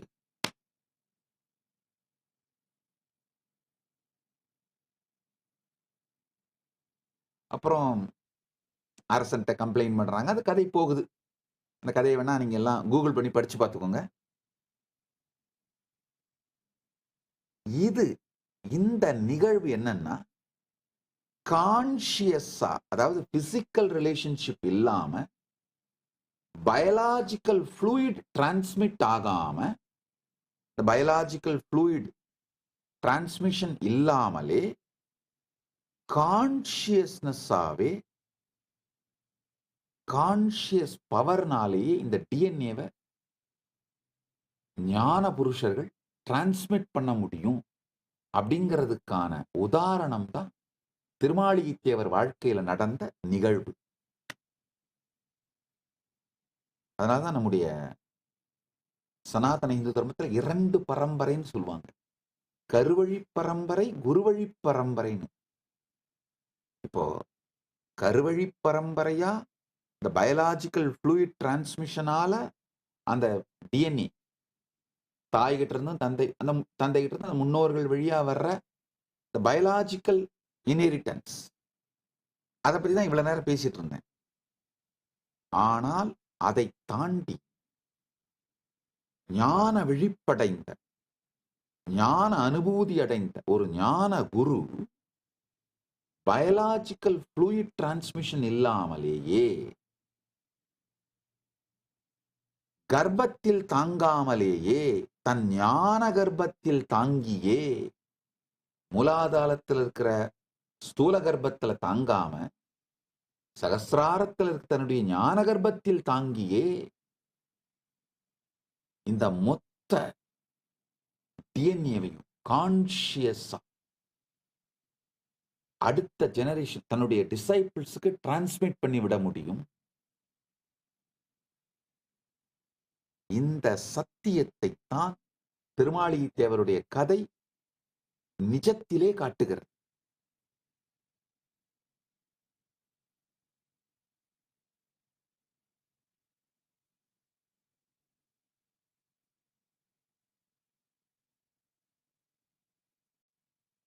ரிஃப்ளெக்ஸஸ், கோஆர்டினேஷன் பேட்டர்ன்ஸ், இது எல்லாமே ஜெனட்டிக்கலி பிரைம்ட் விதின் த nervous system. Reflexes, coordination patterns எல்லாமே நர்வஸ் சிஸ்டம்ல genetically primed.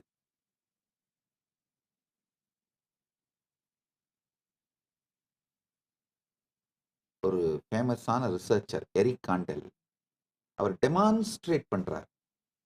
Memory operates at a cellular and synaptic level அப்படிங்கிறத டெமான்ஸ்ட்ரேட் பண்றார். அதே மாதிரி மைக்கேல் மெர்சனிச்சும் தெளிவா காட்டுறாரு. Neuroplasticity that allows latent neural maps to become active under the right conditions.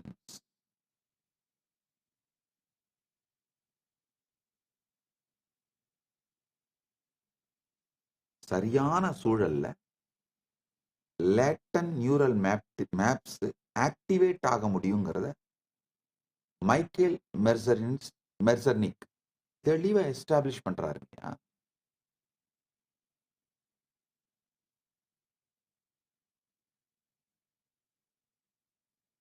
இது ஏகப்பட்ட உதாரணம் சொல்ல முடியும். நான் இப்ப சொன்ன அந்த ஸ்தபதிகளோட குழந்தைங்க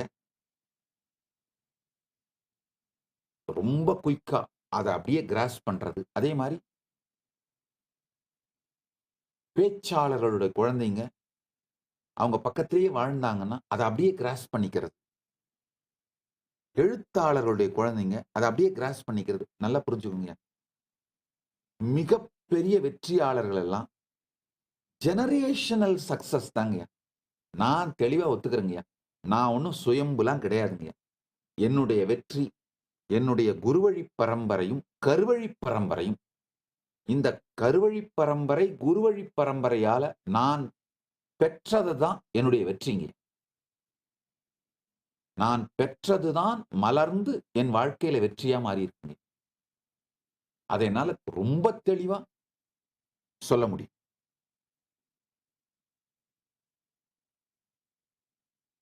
ஏன்னா பல நேரத்துல நான் என்னை வியக்கும் போது யோசிச்சு பார்க்கிறேன், எப்படி இவ்வளவு நடந்தது நடக்கின்றது. ஒரே காரணம் தான் என்னால் சொல்ல முடியுது. கருவழி பரம்பரையாகவும் குருவழி பரம்பரையாகவும் எனக்கு அளிக்கப்பட்ட பயாலாஜிக்கலி இன்ஹெரிட்டட் கிஃப்ட்ஸ், பயாலாஜிக்கலா கொடுக்கப்பட்ட கிஃப்ட்ஸ், அவ்வளவுதான். பயாலாஜிக்கலா கொடுக்கப்பட்ட நன்கொடைகள். இதை ஏன் சொல்றேன்னா, நம்ம எல்லாருக்குமே இந்த மாதிரி நன்கொடைகள் இருக்குங்கயா. அது என்ன நம்ம முன்னோர்கள்ட்ட இருந்து வந்த நன்கொடை நம்மளுக்கு இருக்குன்னு கண்டுபிடிச்சு அதை ரீஆக்டிவேட் பண்ணி, அதை ட்ரிகர் பண்ணி, அதை ரீடிஸ்கவர் பண்ணி, அதை மேனிஃபெஸ்ட் பண்ண ஆரம்பிங்க. வெற்றி நிச்சயம். இது வேத சத்தியம்.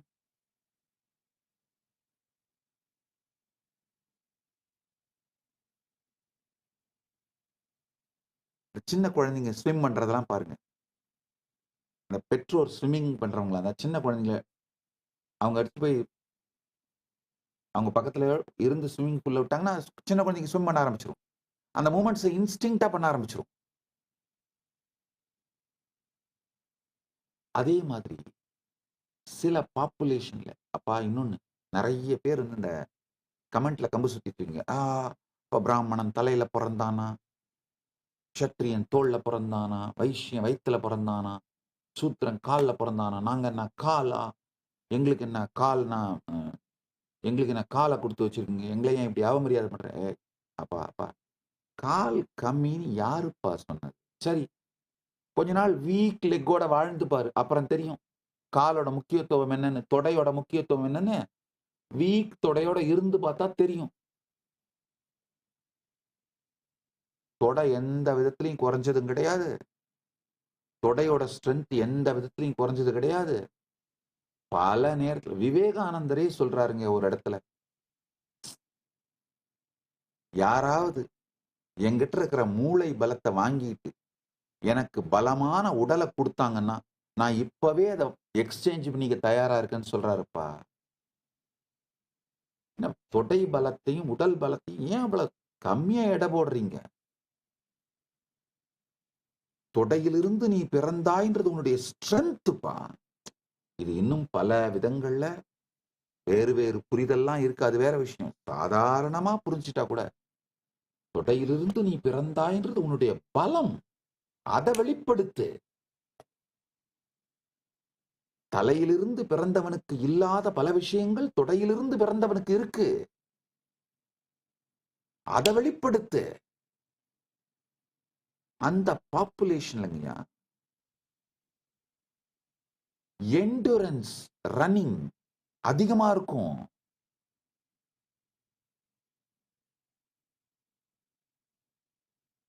Higher aptitude for the endurance running.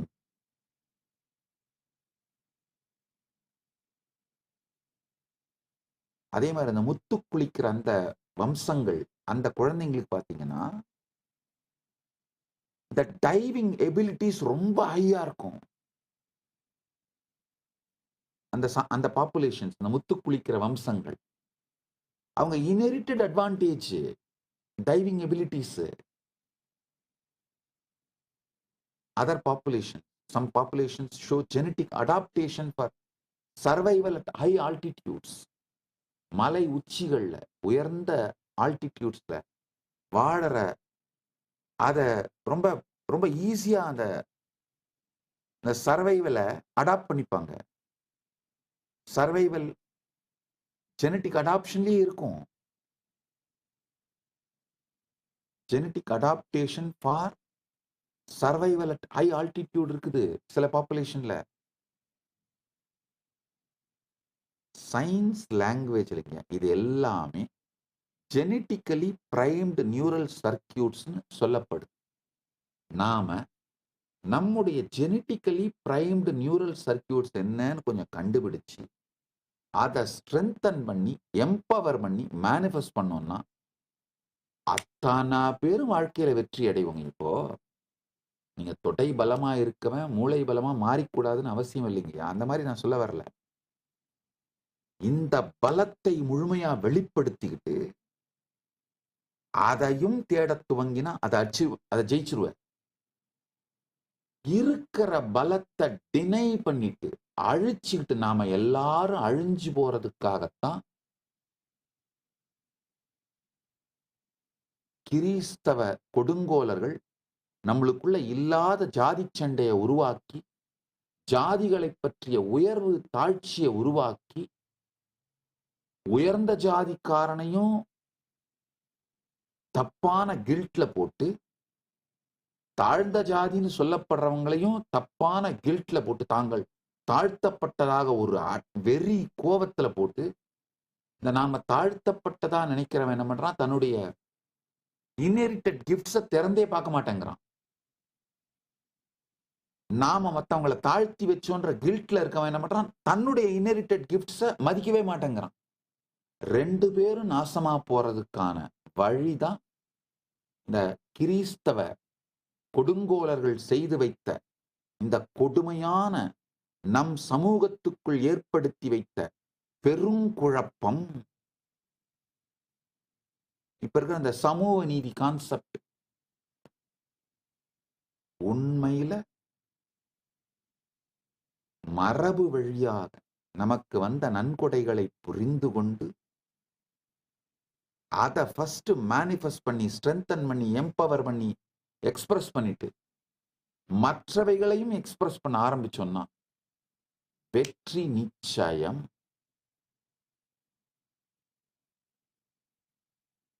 இதெல்லாம் அறிவியல், பரம சத்தியம். எவ்வளவு நாளைக்கு நம்முடைய சிவிலைசேஷன் நமக்கு கொடுத்திருக்கிற கிஃப்ட்ஸ் எல்லாம் மறுத்துட்டு, மறைச்சிட்டு, வெறுத்துட்டு civilization doubt, civilization hatred, civilization denial, civilization guilt, இதை வச்சுட்டு எவ்வளவு நாள் வாழ போறீங்க?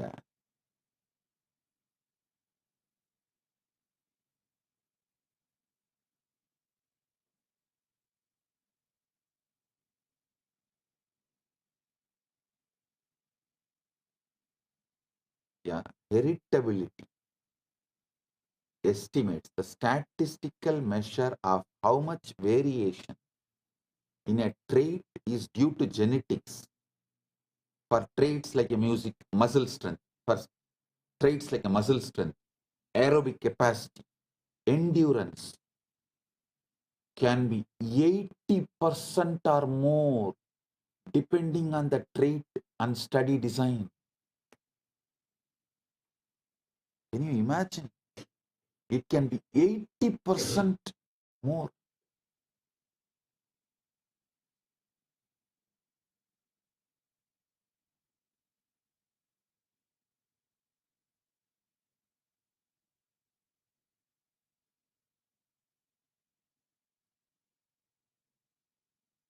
Yeah. இப்போ இந்த மாடர்ன் சயின்ஸ் நான் சொல்லும்போது என்னன்னு எந்த சயின்ஸ் சொல்ல வர, நேர்மையான அறிவியல். அதாவது யார் அந்த ரிசர்ச்சுக்கு ஃபண்ட் பண்றாங்களோ அவங்களுக்கு தேவையான மாதிரியான ரிசல்ட்டை உருவாக்குற, அந்த ரிசல்ட் ஆல்டர் பண்ண அந்த மாதிரி சயின்டிஸ்டுங்களை பத்தி நான் பேசல. சயின்ஸுங்கிற பேரால சயின்ஸை ரேசிஸ்ட் டூலா யூஸ் பண்ணி மற்ற சிவிலைசேஷன்ஸ் அழிக்கிற அந்த சயின்டிஸ்டுங்களை பத்தி நான் பேசல. பியூர் ஆத்தன்டிக் சயின்டிஸ்ட், அது மாதிரியான சயின்டிஸ்ட் பயாலாஜிக்கல் ஏஜையும் குரோனாலாஜிக்கல் ஏஜையும் தனித்தனியா அளக்குறாங்க. ரெண்டையும் தனியா பிரிச்சிடறாங்க. எபிஜெனட்டிக் கிளாக்ஸ், செல்லுலர் ஏஜிங், இதையெல்லாம் மெஷர் பண்றதுக்காக அதுங்க epigenetic clocks allows the scientist to assess biological aging at the cellular level. முதல்ல புரிஞ்சுக்கோங்க, authentic science biological ageing chronological ageing பிரிச்சிடறாங்க. அடுத்தது epigenetic clocks biological ageing cellular லெவல்ல ஸ்டடி பண்றதுக்கு, அசஸ் பண்றதுக்கு சயின்டிஸ்டுக்கு மிகப்பெரிய ஹெல்ப் பண்ணுது.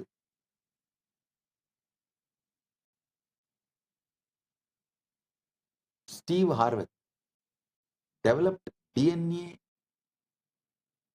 methylation clocks that can estimate biological age by reading chemical markers on DNA. Steve ஹார்வெத்ங்க டிஎன்ஏ மெத்திலேஷன் கிளாக்ஸை உருவாக்கி பயாலாஜிக்கல் ஏஜையே கணிக்க முடியும்னு எஸ்டாப்ளிஷ் பண்ணியிருக்காரு. அதாவது டிஎன்ஏல இருக்க கெமிக்கல் மார்க்கர்ஸ் ரீட் பண்றது மூலமா பயாலாஜிக்கல் ஏஜை தெளிவா எஸ்டாப்ளிஷ் பண்ண முடியும்னு எஸ்டாப்ளிஷ் பண்றாரு. These measurements can indicate cellular wear and tear. These measurements can indicate accumulated stress exposure.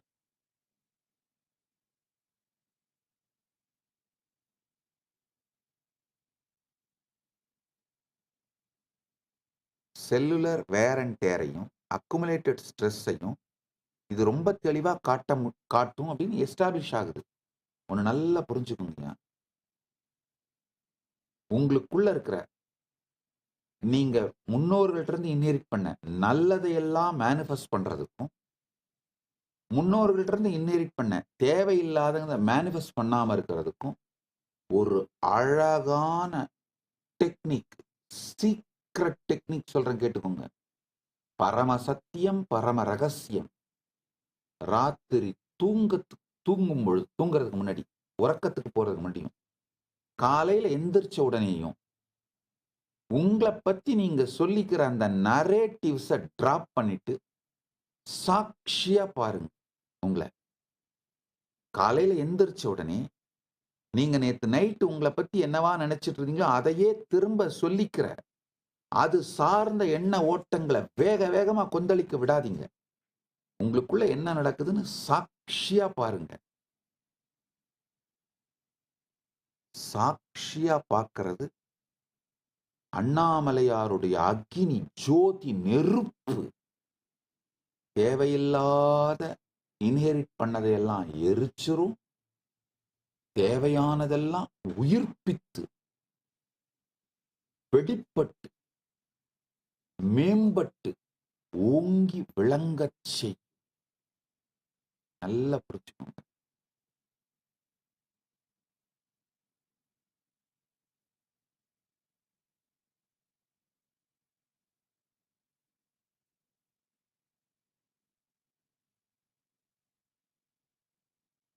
இந்த எல்லா ரிசர்ச்சுமே these findings prove that a cells carry a time signature. செல்ஸ்ல time signature இருக்குங்கய்யா. DNA records biological history, not just physical structure. அதை நான் முதலே சொன்னேன். DNA வெறும் physical structure மட்டும் கிடையாது, பயாலஜிக்கல் ஹிஸ்டரி.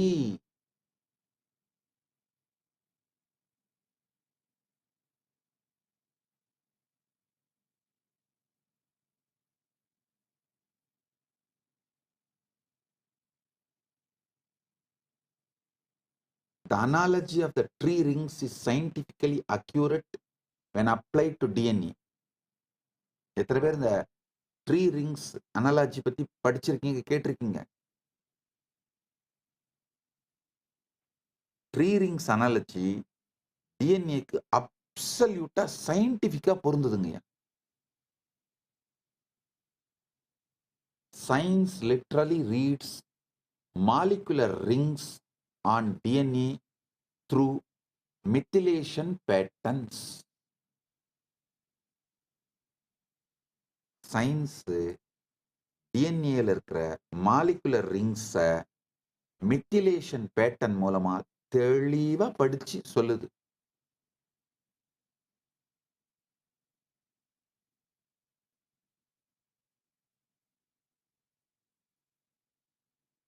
சயின்ஸ் இன்னும் ஒன்னும் பண்ணல. Science has not yet grasped is the ability to access subjective memory through DNA. அதாவது சயின்ஸால இன்னும் சப்ஜெக்டிவ் மெமரியை டிஎன்ஏல இருந்து எடுக்கிறதுக்கு பண்ண முடியல. ஆனால் நம்முடைய ரிஷிங்க இதை பண்ணிட்டாங்க.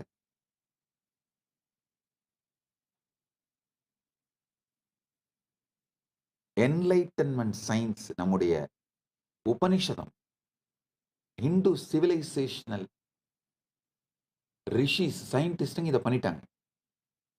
எப்படின்னு ஒன்னொன்னா சொல்றேன் கேளுங்க, ஒரு படியா சொல்றேன் கேளுங்க.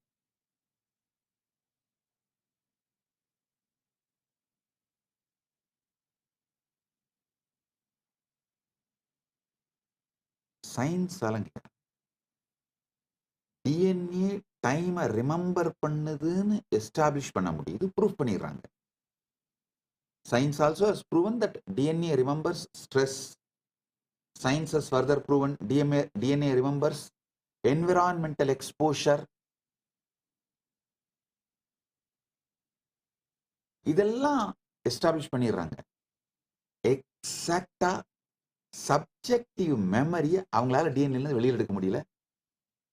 நம்ம மாஸ்டர்ஸ் எடுத்துட்டாங்க, ரிஷிமார்கள் எடுத்துட்டாங்க.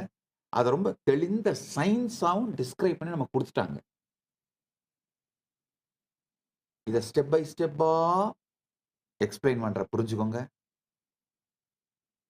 ஆக்சுவலா This is the precise bridge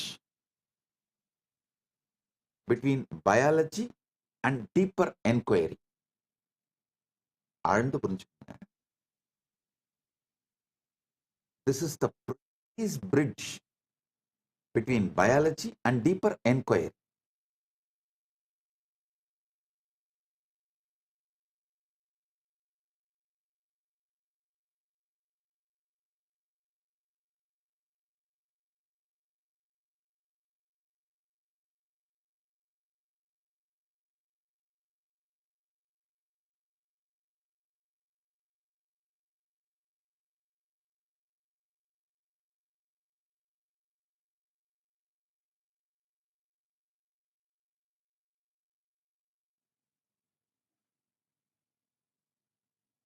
கொஞ்சம் ஆழ்ந்து புரிஞ்சுக்கோங்க. இப்ப நான் சொல்றதை புரிஞ்சுக்கிட்டே வந்தீங்கன்னா தான் நான் அடுத்து சொல்ல போறது புரியும். ஏன்னா அடுத்து சொல்ல போறது இந்த லாஜிக்கோட எக்ஸ்டென்ஷன். அதாவதுங்க, நான் இந்த குழந்தைங்களுக்கு தேர்ட் ஐ இனிஷியேட் பண்ணி அவங்கள பவர் மேனிஃபெஸ்ட் பண்ண வச்சு, இந்த பவர் மேனிஃபெஸ்டேஷனை பல ஆயிரக்கணக்கான எக்ஸ்பெரிமெண்ட்ஸ் மூலமா எஸ்டாப்ளிஷ் பண்ணிட்டேங்க. அதுல ஒன்றும் ஏமாற்றோ பொய் எதுவும் கிடையாது. ஒரே நேரத்தில் 108 குழந்தைங்களை கண்ணை இந்த மல்டி லேயர் இந்த சர்ஜரி பேட்ச் எல்லாம் போட்டு எந்த ஃப்ராடும் இல்லாம எந்த ஏமாற்றும் இல்லாம தேர்ட் ஐ படிக்க வச்சு அதை 108 வேற அப்சர்வர் விட்னஸஸை கொண்டு வந்து டாக்குமெண்ட் பண்ணி இந்தியா புக் ரெக்கார்ட்ஸே பண்ணியிருக்கோம். இந்த மாதிரி பல எஸ்டாப்ளிஷ் பண்ணியிருக்கோங்க, பல பவர் மேனிஃபெஸ்டேஷனை. இப்ப நான் சொல்றதை ஆழ்ந்து புரிஞ்சுக்கோங்க. நான் என்ன பண்ணேன், நம்முடைய வேதங்கள் உபனிஷதங்கள்ல சில பாகம் நமக்கு கிடைக்கல. நல்லா புரிஞ்சுக்கோங்க. ஃபர்ஸ்ட் 2 சாப்டர் கிடைக்குது, 4வது சாப்டர் கிடைக்குது, 3வது சாப்டர் கிடைக்கல. அந்த மாதிரி சில சாகைகள் இருக்கு. அந்த சாகைக்கு உரிய கோத்திரத்து பிராமண குழந்தையை கூட்டிட்டு வந்து அவங்களுக்கு தீட்சை கொடுத்து அவங்க டிஎன்ஏவை அவேக்கன் பண்ணி அவங்களுடைய சப்ஜெக்டிவ் மெமரி அவேக்கன் பண்ணி அவங்கள இந்த ஃபர்ஸ்ட் சாப்டரை படிக்க வச்சுட்டு, செகண்ட் சாப்டரை காட்ட மாட்டேன், ஃபர்ஸ்ட் சாப்டர் மட்டும் படிக்க வச்சுட்டு, அப்ப இந்த ஃபர்ஸ்ட் சாப்டர் படிச்சப்பறம் உன மெமரி உனக்குள்ள இருந்து என்னென்ன வருதோ அப்படியே எழுதுன்னு கேட்டா அழகா அவங்க second chapter, third chapter, fourth chapter அத்தனையும் பிழை இல்லாமல் எழுதுகிறார்கள். இப்ப அவங்க எழுதுறதுல செகண்ட் சாப்டரும் ஃபோர்த் சாப்டரும் நம்ம கிட்ட டாக்குமெண்டட் ஆயிருக்கு. ஆனா நான் உங்களுக்கு காட்டல. ஃபர்ஸ்ட் செகண்ட் டாக்குமெண்டடா இருக்கு, ஃபோர்த் டாக்குமெண்டடா இருக்கு, அவைலபிளா இருக்கு, தேர்ட் அவைலபிளா இல்ல. நான் அவங்களை என்ன பண்ண, ஃபர்ஸ்ட மட்டும் படிக்க வச்சேன், செகண்ட் ஃபோர்த் காட்டல. இந்த ஃபர்ஸ்ட மட்டும் படிச்சுட்டு இதை தியானம் பண்ணி இதை தொடர்ந்து உன் மெமரியில இருந்து என்ன வருதோ அதை அப்படியே எழுதுப்பா அப்படின்னு எழுத வச்சேன். நல்லா புரிஞ்சுக்கோங்க. பரமசிவ பரம்பொருளின் அருளால அவங்க எழுதின செகண்ட் ஃபோர்த் ரெண்டுமே அவங்க பார்க்காம படிக்காம ஒரு தரம் கூட கேட்காம அப்சல்யூட்டா ரைட்டா செகண்டையும் தேர்டையும் எழுதுனதுனால, அவங்க செகண்டையும் ஃபோர்த்தையும் அவங்க எழுதுனதுனால அவங்க எழுதின தேர்டும் ஆத்தன்டிக்கானது தான். காணாமல் போய் மறைந்து போன அந்த தேர்ட் சாப்டர் தான் ரிட்ரீவ் பண்ணியிருக்கோம், எஸ்டாப்ளிஷ் பண்ணியிருக்கேன். அறிவியலால் எட்ட முடியாததை கான்ஷியஸ் இனிஷியேஷன் மூலமா செஞ்சிருக்கோம். எவிடன்சஸோட பப்ளிஷ் பண்றேன், பார்த்துக்கோங்க. யாருக்காவது டைம் இருக்குங்க இதெல்லாம் படிச்சு பாருங்க. அந்தந்த கோத்திரத்தோட டிஎன்ஏல அந்தந்த வேத மந்திரங்கள், அந்த சாகைகள் சப்ஜெக்டிவ் மெமரியா பதிய வைக்கப்பட்டிருக்கு.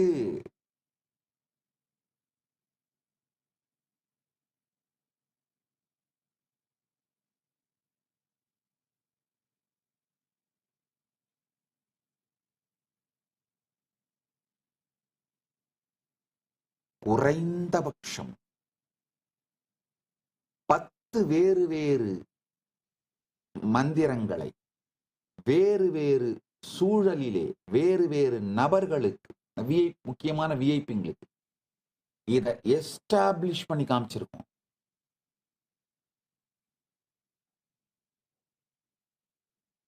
அது மட்டும் இல்லாம இப்ப வேறு வேறு கோத்திரத்தை சேர்ந்த குழந்தைகளை அழைத்து வந்து அவர்களுக்கு தீட்சை கொடுத்து மறைந்து போன பல்வேறு வேத மந்திரங்களையும் ஆகம மந்திரங்களையும் ரெட்ரீவ் பண்றேன். அவங்க சப்ஜெக்டிவ் மெமரியில இருந்து கட்டாயமா அந்த குழந்தைங்க கற்பனை பண்ணி சான்ஸ்கிரிட் ஸ்லோகம் சாண்டே பண்ண முடியாது. காரணம் என்ன, அந்த குழந்தைங்களுக்கு நான் எந்த சான்ஸ்கிரிட் எஜுகேஷனும் கொடுக்கல. எல்லாம் 5 வயசு 6 வயசு குழந்தைங்க. எந்த முறையான சம்ஸ்கிருத எஜுகேஷன் அதெல்லாம் எதுவுமே கொடுக்கலனா. ஜஸ்ட் இந்த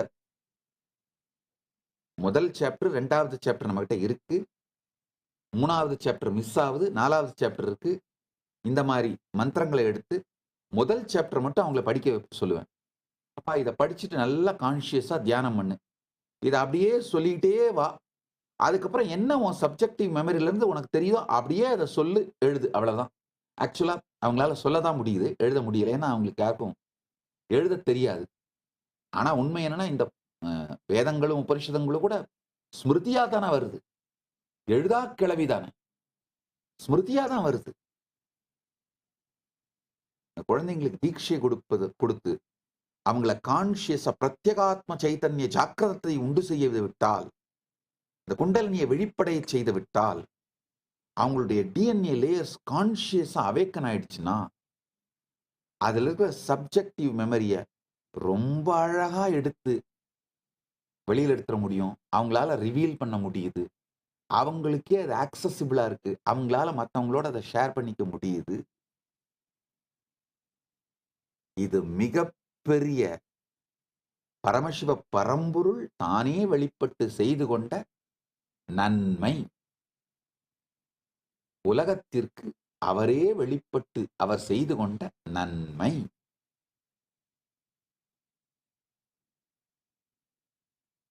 இதே மாதிரி விஸ்வகர்மா குலத்து குழந்தைகளுக்கு தீட்சை கொடுத்து இந்த மய வேதத்திலே, ஸ்தாபத்திய வேதத்திலே மறைந்து போன பாகங்களையும் ரெட்ரீவ் பண்ணியிருக்கோம்.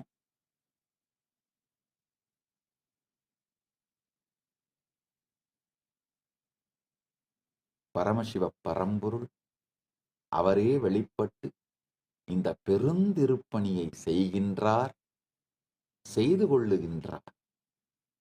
இத பத்தி இன்னும் டீட்டெயிலா கோத்ரா சிஸ்டமும், லீனியேஜ் இன்டெலிஜென்ஸும், இன்ஹெரிட்டட் ஸ்ட்ரென்த்ஸ பத்தியும், பயாலஜிக்கலி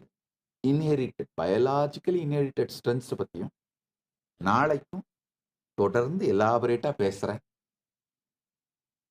ரிவீல் பண்றேன். அடுத்தடுத்த சத்சங்கங்களையும் இதை பத்தி சொல்றேன், புரிஞ்சுக்கோங்க. இதோட நன்மைகள் எல்லாவற்றையும் புரிஞ்சுக்கோங்க. இதை எப்படி உங்க வாழ்க்கையில உபயோகப்படுத்துறதுன்னு புரிஞ்சுக்கோங்க. ஒரு சர்வே எடுத்தோம் யூடியூப்ல. How do you currently approach samadhi அப்படின்னு கேட்டோம். ஐ கான்சியஸ்லி பிராக்டிஸ் சமாதின்னு 36%, ஐ ட்ரை பட் கெட் டிஸ்ட்ராக்டட்னு 30%, மை மைண்ட் இஸ் ஆல்வேஸ் நாய்ஸின்னு 10%, I am just beginning to observe 24% ஓட்டு நான் சொல்லியிருக்கீங்க. நீங்கள் எல்லோரும் சமாதி பழகி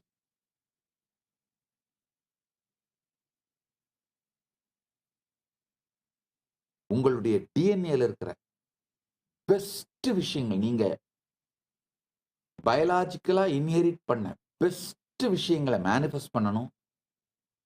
தேவையில்லாத விஷயங்களை டிராப் பண்ணிடணும், எரிச்சிடணும். இதுக்கான ஒரே நுட்பம், இரவு உறங்க போகும் பொழுதும், இரவு உறங்கிறதுக்கு முன்னாடி சமாதி பழகிட்டே உறங்கிடுங்க.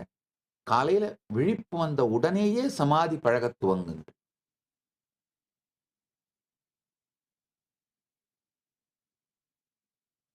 இதுதான் நுட்பம். இந்த மொத்த அறிவையும் அனுபூதியாக மாற்றிக்கொண்டு இந்த ஞானத்தை உங்கள் வாழ்க்கையின் விஞ்ஞானமாக மாற்றிக்கொள்வதற்கான நுட்பம் இதுதான். குழந்தைங்களுக்கு தீட்சை கொடுத்து பவர் மேனிஃபெஸ்ட் பண்ணி Asia book of records, India book of records பண்ணியிருக்கலாம். December 24, 2017 பண்ணியிருக்கோம். அப்பவே பண்ணிட்டோம். இன்னும் தொடர்ந்து பலவேறு விஷயங்களை டாக்குமெண்ட் பண்ணிட்டு இருக்கோம். எடுத்து கொடுக்குறேன். வேணா டைம் இருக்கவங்க பாருங்க, படிச்சுக்கோங்க, புரிஞ்சுக்கோங்க, தெரிஞ்சுக்கோங்க. எல்லோரும் எல்லா நலனும் பெற்று பரமாத்வைதத்தில் நிலைத்து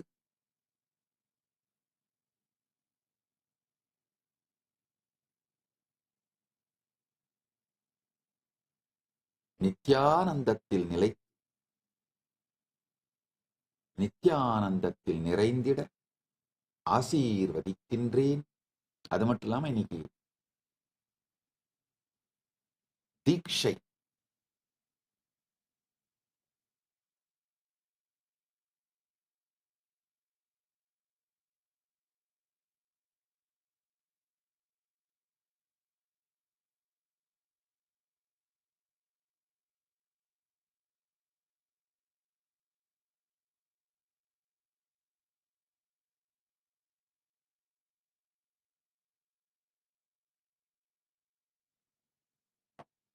இன்று பரமசிவசேனா நிகழ்ச்சியில் கலந்து கொண்டிருக்கும் கைலாசா திருவண்ணாமலையில் இருக்கும் அன்பர்களுக்கும்,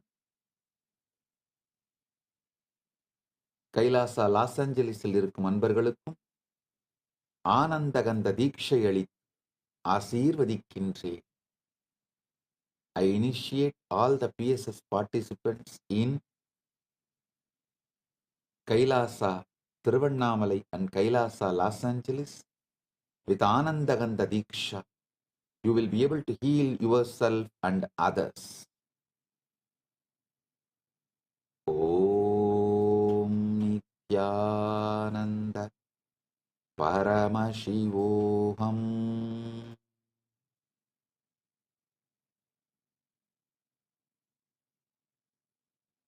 Same way, the 4 Chinese participants who missed the Sivadiksha, I am giving you Sivadiksha now. Listen. Om Ham Hau Shivaya Namaha. Om Ham Hau Shivaya Namaha.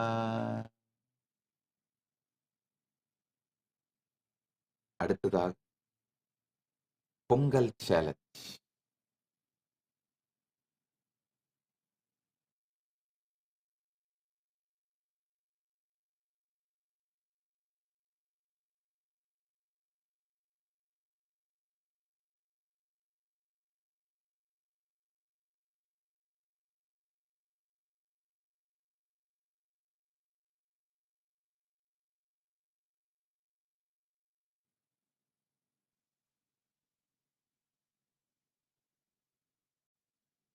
உலகம் முழுவதிலும் பொங்கல் மகர சங்கராந்தி கொண்டாடும் எல்லா அன்பர்களுக்கும், எல்லா இந்துக்களுக்கும் பொங்கல் நல்வாழ்த்துக்கள்.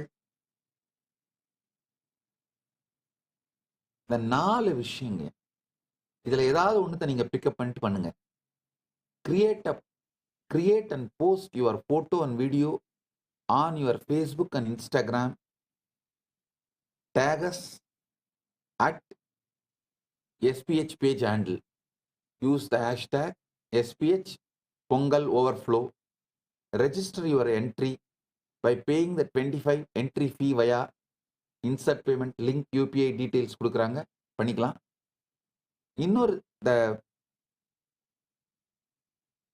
இன்னொரு challenge option, the perfect Pongal pot. Show us your Pongal dish, sweet or venpongal, the traditional pot. What is your secret ingredient for perfection? அடுத்தது கோலம் creations. Capture the beauty of the kolam at your doorstep. Go beyond the usual, incorporate a Pongal motif. Go beyond the usual, incorporate a Pongal motif, sun, pot, sugar cane. மூணாவது, harvest home. Do you have a connection to farming? Share a picture of raw rice, sugar cane, turmeric, or any harvest element used in your celebration. Harvest to life. Best wishes video. நாலாவது, create a short energetic video wishing everyone a happy Pongal according to SPH's teachings on manifestation. How can you apply the Pongal principle of overflow and gratitude to create abundance in your own life? What must you do to take your life overflow with the blessings? Feature the Anandaganda logo picture in your video. இத the Pongal challenge எடுத்துக்கிறவங்களா எடுத்துக்கோங்க.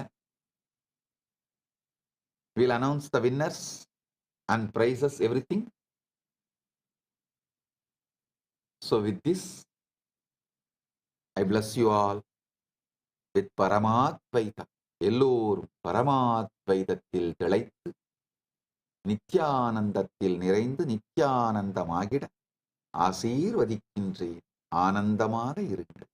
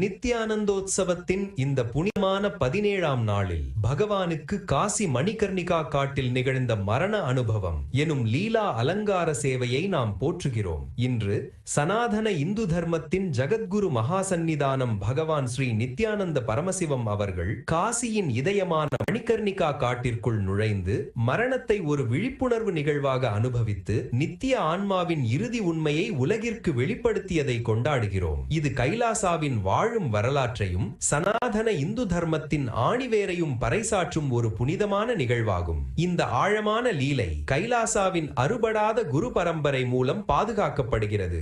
இது உலகெங்கிலும் உள்ள பூர்வகுடி தேசங்களின் பாரம்பரிய மையங்களாக வெளிப்படும் இறையாண்மை கொண்ட ஆன்மீக சுற்றுச்சூழல் தலைமை அமைப்பாகும். இந்து சாஸ்திரங்களின்படி மரண பயத்தை போக்கும் பூரணத்துவ செயல்முறைகளை உருவாக்குவதற்கும் ஆவணப்படுத்துவதற்கும் நமது கோவில்கள் முன்னோடி தளங்களாக செயல்படுகின்றன. இந்த புனிதமான பரம்பரையில் பகவான் ஸ்ரீ நித்யானந்த பரமசிவம் அவர்கள் வாழும் அவதாரமாக திகழ்கிறார். கங்கை கரையிலிருந்து சராசரங்கள் வரை மனித குலத்தை வழிநடத்தும் பொறுப்பை ஏற்றுக்கொண்ட பகவான் காசி சர்வஜ்ஞ பீடம் எனும் பண்டைய தேசத்திலிருந்து வாழும் இந்து மரபுகளின் உலகளாவிய மறுமலர்ச்சிக்கு தலைமை தாங்குகிறார். அனைத்து அபூரணங்களுக்கும் மூல காரணமான மரண பயம் கரைக்கப்படும் தியான முறைகளை ஆவணப்படுத்தி உலகம் முழுவதும் பூரணத்துவ அறிவியலை மீண்டும் நிலைநாட்டியதன் மூலம் பகவான் அவர்கள் பெரும் பங்களிப்பை செய்துள்ளார். இதன் மூலம் பக்தர்கள் போதைகள், பாதுகாப்பின்மை மற்றும் ஆழ்ந்த கவலைகளிலிருந்து விடுபடவும் மனித குலத்தின் ஆன்மீக முதுகெலும்பை வலுப்படுத்தவும் வழிவகுத்தார். பூர்வகுடி தேசங்களின் மூலம் பகவான் அவர்கள் வழக்கமான பாரம்பரியத்தை மீண்டும் மீட்டெடுக்க தொடங்கினார்கள். பயமற்ற மற்றும் மோதல்கள் இல்லாத வாழ்வு குறித்த கல்வி மற்றும் மரண பயத்திலிருந்து குணமளிக்கும் பூரணத்துவம் மூலம் உலகளாவிய இந்து நெறிமுறைகளுக்கான சமூக தாக்கத்தை ஏற்படுத்தினார். கைலாசாவின் கோவில்களாக உயர்ந்து நிற்கும் கைலாச சாம்ராஜ்யத்தை நாம் நினைவு கூர்ந்து மகிழ்வோம். இந்த இந்து பாரம்பரிய மையங்களில் மரணத்தை வென்றவராக பகவானின் அசாதாரணமான லீலை சனாதன இந்து தர்மத்தின் பயமற்ற ஆனந்தமான ஜீவன் முக்த வாழ்க்கை முறையை மீண்டும் உயிர்ப்பிக்கிறது. இந்த வாழும் ஞானத்தை நமக்கு வழங்கிய குரு பரம்பரைக்கு நமது ஆழ்ந்த நன்றிகளை தெரிவித்துக் கொள்கிறோம். பூஜை என்பது நமது மூளையில் நடக்கும் ஒரு உயர்நிலை செயல்பாடு. இது உயர் பரிமாணங்களின் அதிர்வுகளை பிரதிபலிக்கிறது. இப்போது நாம் சனாதன இந்து தர்மத்தின் ஜகத்குரு மகாசன்னிதானம் பகவான் ஸ்ரீ நித்யானந்த பரமசிவம் அவர்களுக்கும் உலகெங்கிலும் உள்ள கைலாசாவின் கோவில்கள் எழுந்தருளியுள்ள தெய்வங்களுக்கும் இந்த பூஜையை சமர்ப்பிப்போம்.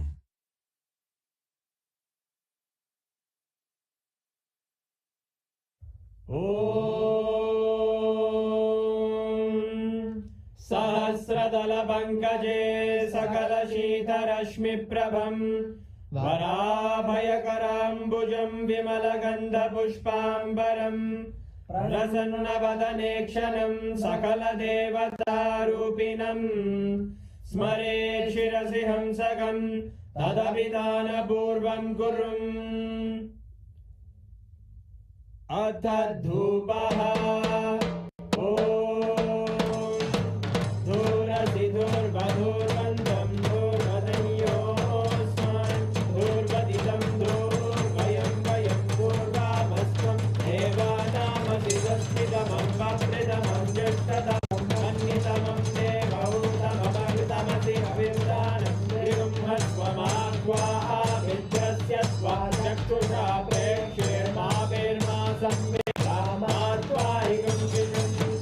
श्री सर्वदेव देवी स्वरूपाय भगवते श्री नित्यानंद परमशिवाय नमः।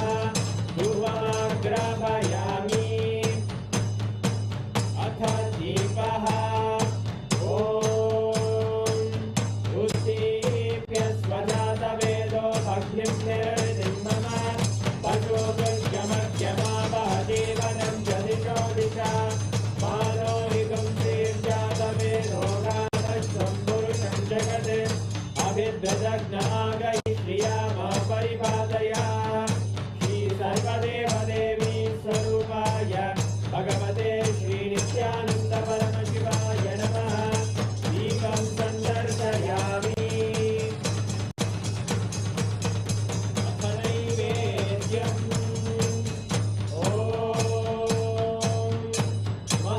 मधुवादारतायते मधुक्षरन्ति सिन्धवः माध्वीन सन्तोषति मधुनक्तमुदोषति मधुमत्ताचि मधुम्रजः मधुद्योरस्तु नप्पिता मधुमान्नो वनस्पतिर्मधुभागं अस्तु सूर्यः माध्वीर्घावो भवन्तु नः मधु मधु मधु।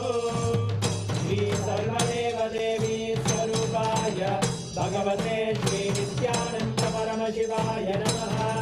नैवेद्यं निवेदयामि नैवेद्यानन्तरमाचमनं समर्पयामि।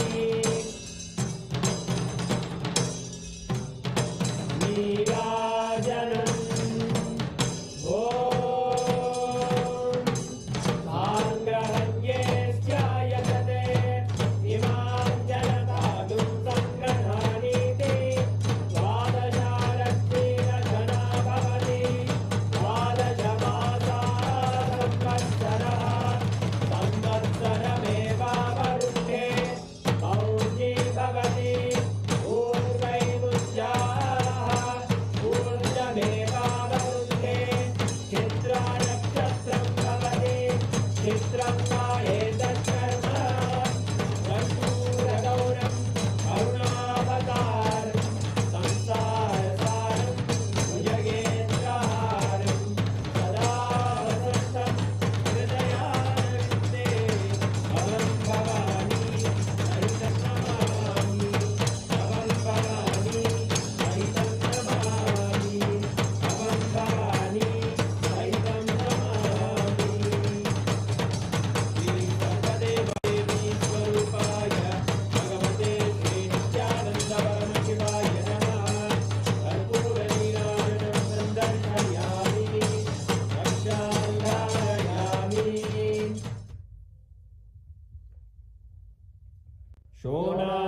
शोणाद्रीशावताराय ज्योतिस्तम्भस्वरूपिणे श्रीकैलासप्रधानाय नित्यानन्दाय मङ्गलम् तत्त्वज्ञानप्रदाताय नित्यानन्देश्वररूपिणे श्रीकैलासप्रधानाय नित्यानन्दाय मङ्गलम् मूलप्रकृतिरूपाय परमशिवशक्तिस्वरूपिणे श्रीकैलासप्रधानाय नित्यानन्दाय मङ्गलम् दण्डत्रिशूलहस्ताय कालकालस्वरूपिणे श्रीकैलासप्रधानाय नित्यानन्दाय मङ्गलम् आदिपूज्याय देवाय सकृत्पूर्णत्वरूपिणे श्रीकैलासप्रधानाय नित्यानन्दाय मङ्गलम् सर्वाभयविनाशकाय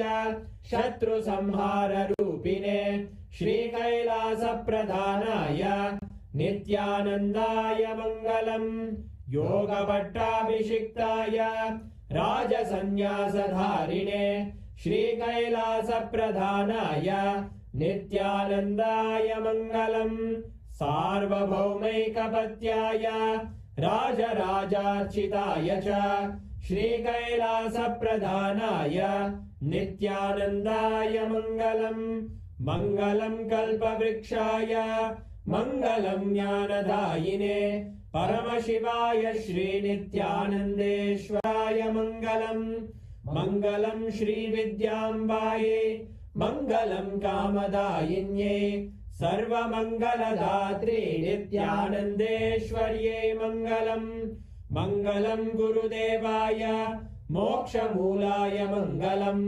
परमावताराय नित्यानन्दाय गुरवे मङ्गलम् हरि ओम् तत्सत् सर्वम् भगवत् श्रीनित्यानन्द परमशिव पादुकार्पणमस्तु ॐ नित्यानन्दम्।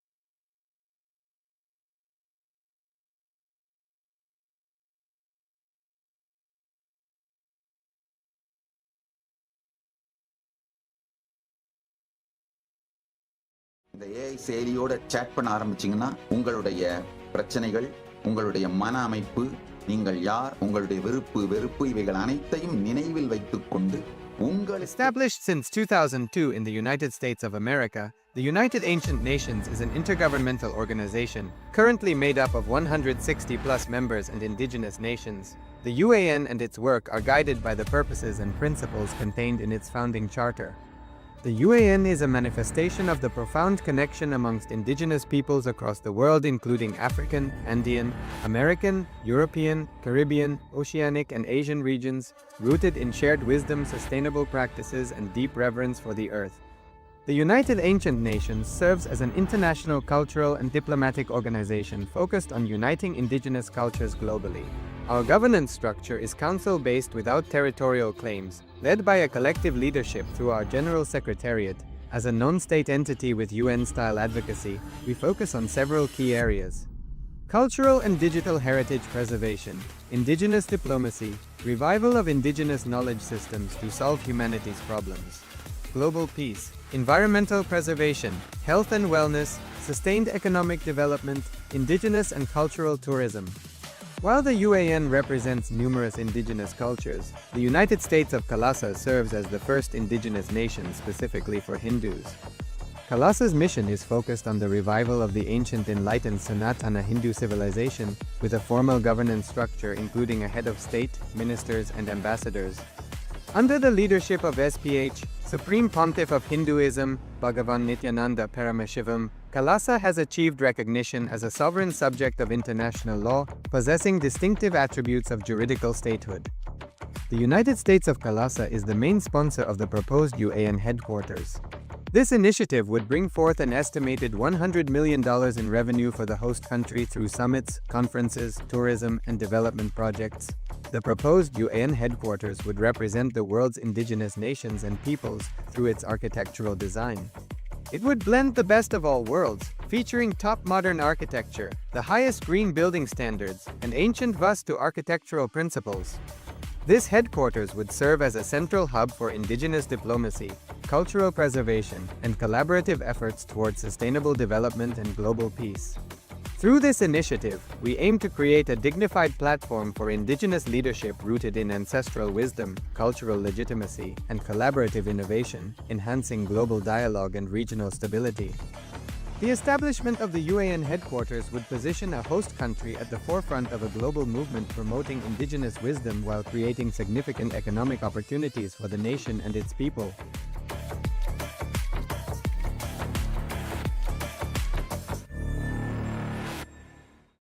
Established since 2002 in the United States of America, the United Ancient Nations is an intergovernmental organization, currently made up of 160 plus members and indigenous nations. The UAN and its work are guided by the purposes and principles contained in its founding charter. The UAN is a manifestation of the profound connection amongst indigenous peoples across the world, including African, Andean, American, European, Caribbean, Oceanic, and Asian regions, rooted in shared wisdom, sustainable practices, and deep reverence for the earth. The United Ancient Nations serves as an international cultural and diplomatic organization focused on uniting indigenous cultures globally. Our governance structure is council-based without territorial claims, led by a collective leadership through our General Secretariat. As a non-state entity with UN-style advocacy, we focus on several key areas: cultural and digital heritage preservation, indigenous diplomacy, revival of indigenous knowledge systems to solve humanity's problems, global peace, environmental preservation, health and wellness, sustained economic development, indigenous and cultural tourism. While the UAN represents numerous indigenous cultures, the United States of KAILASA serves as the first indigenous nation specifically for Hindus. KAILASA's mission is focused on the revival of the ancient enlightened Sanatana Hindu civilization, with a formal governance structure including a head of state, ministers, and ambassadors. Under the leadership of SPH, Supreme Pontiff of Hinduism, Bhagavan Nithyananda Paramashivoham, KAILASA has achieved recognition as a sovereign subject of international law, possessing distinctive attributes of juridical statehood. The United States of KAILASA is the main sponsor of the proposed UAN headquarters. This initiative would bring forth an estimated $100 million in revenue for the host country through summits, conferences, tourism, and development projects. The proposed UN headquarters would represent the world's indigenous nations and peoples through its architecture. Only the feet area. Forget all other parts of your.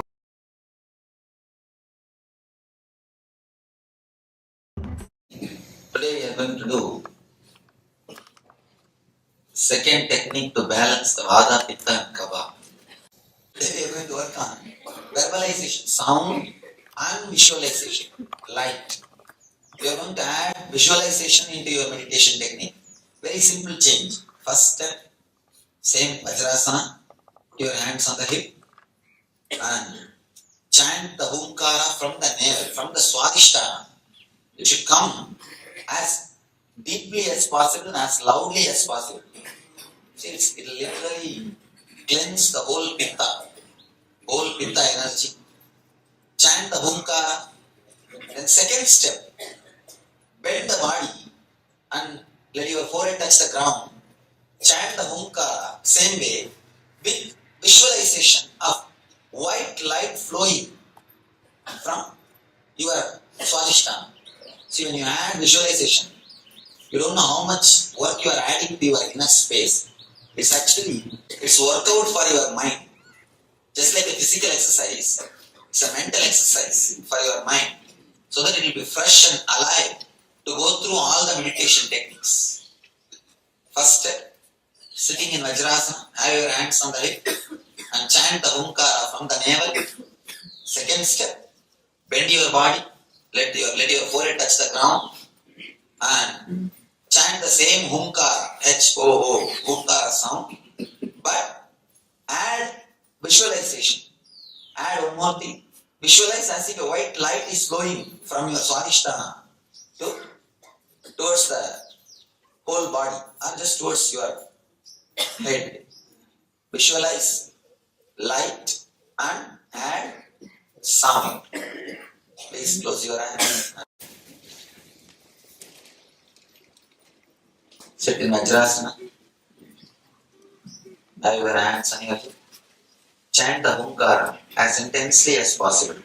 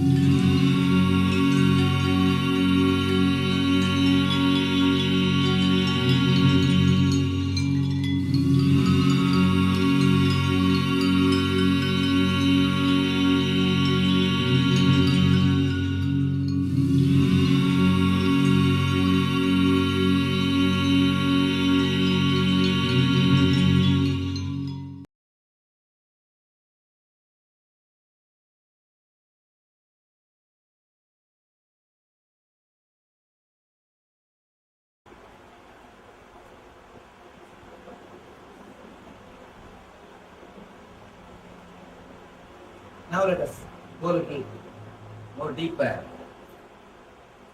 How we breathe life into all parts of our body.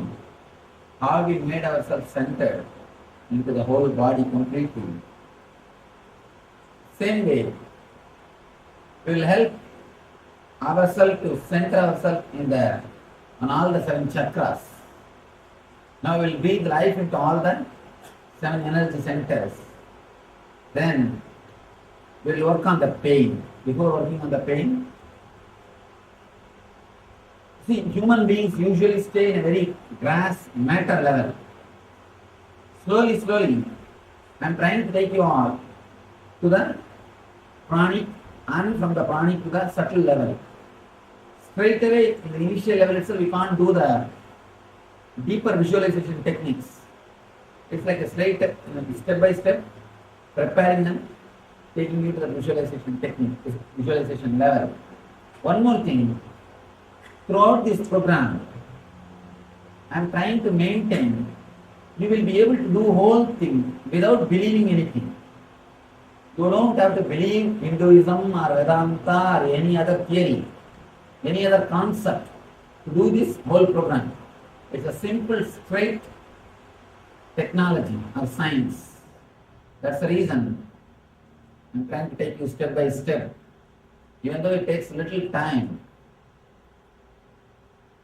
even though it continuously, it makes you to do meditation techniques.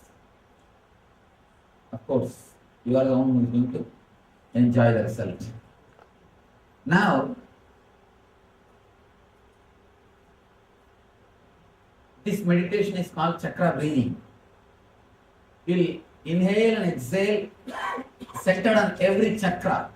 How we, in the last technique, you visualize every part of the body inhaling and exhaling.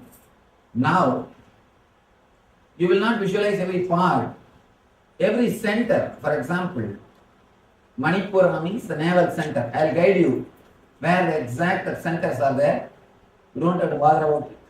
I'll just guide you exact the space, exact place where the center is there.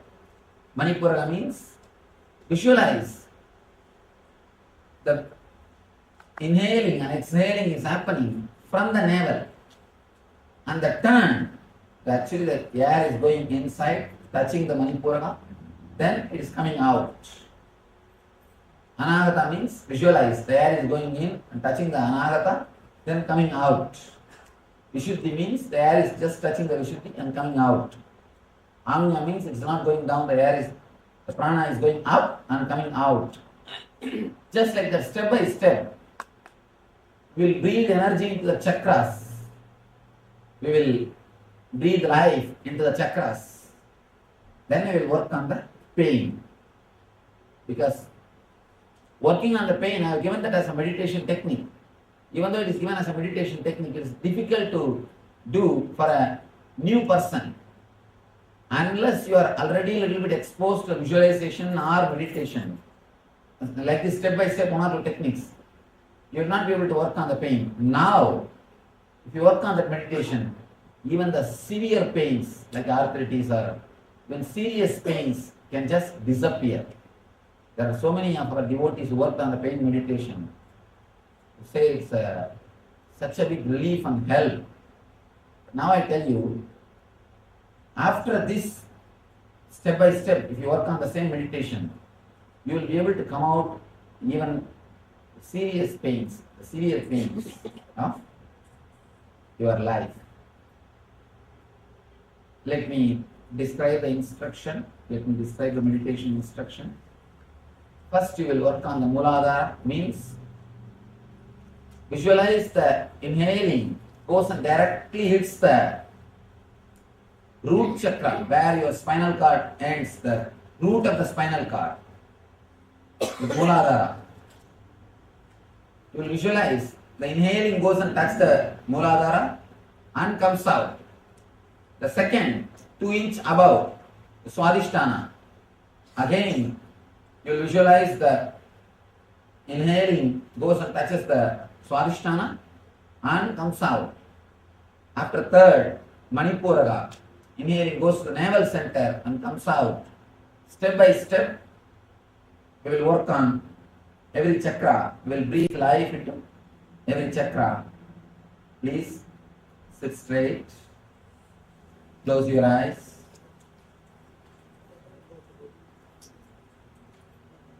Tie the ribbon.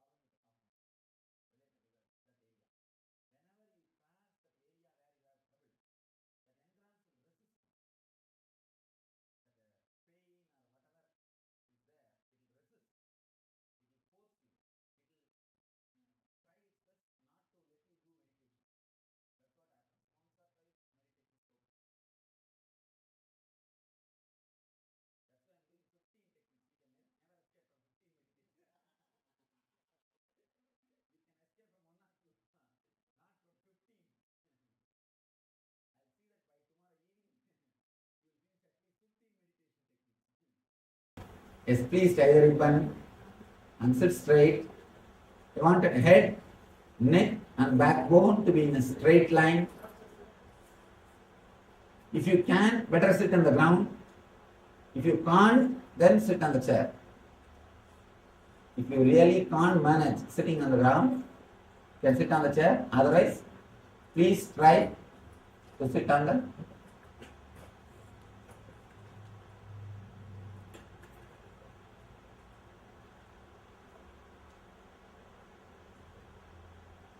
inhale and exhale as deeply as possible, as slowly as possible.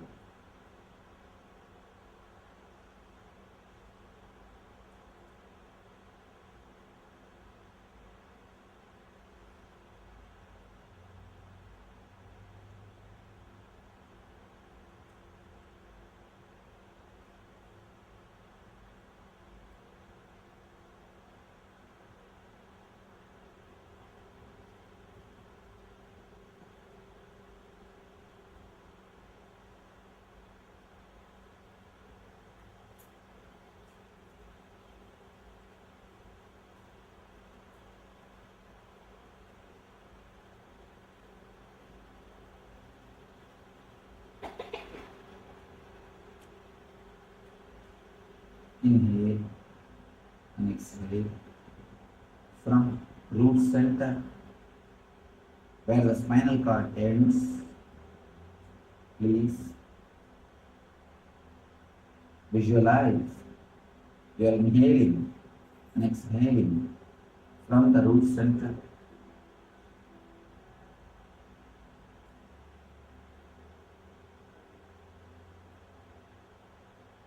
Feel clearly.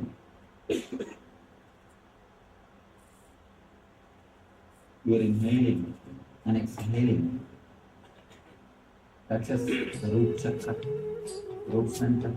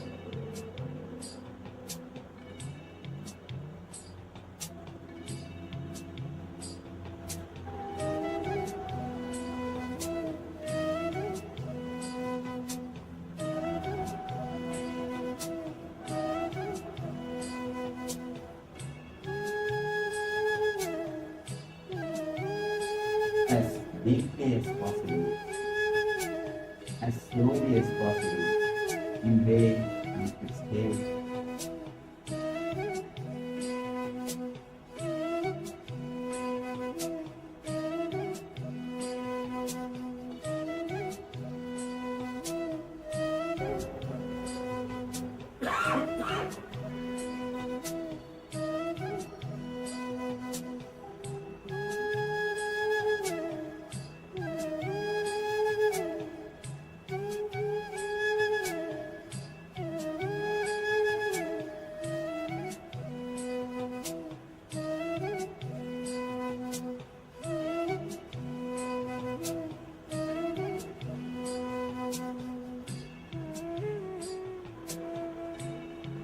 Feel very clearly.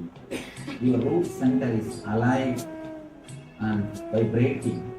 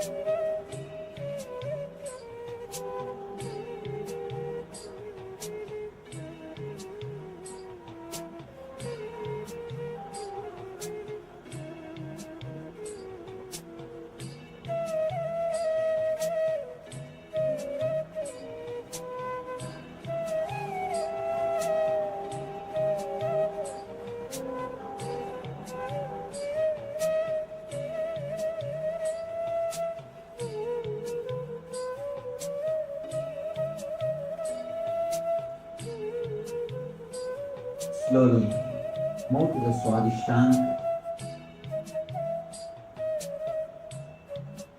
2 inches below the navel, 2 inches above the Muladhara to Swadhisthana. Feel you are inhaling and exhaling from Swadhisthana.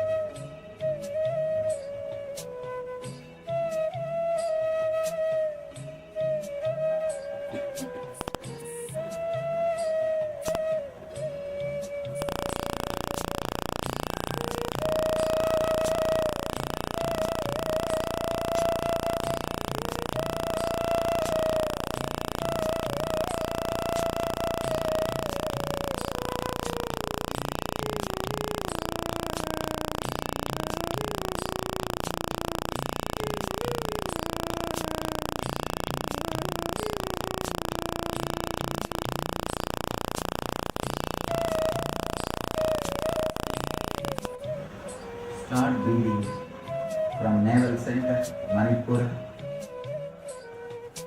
Visualize your prana inhaling and exhaling touches the navel center, vibrates the navel center. Inhale and exhale.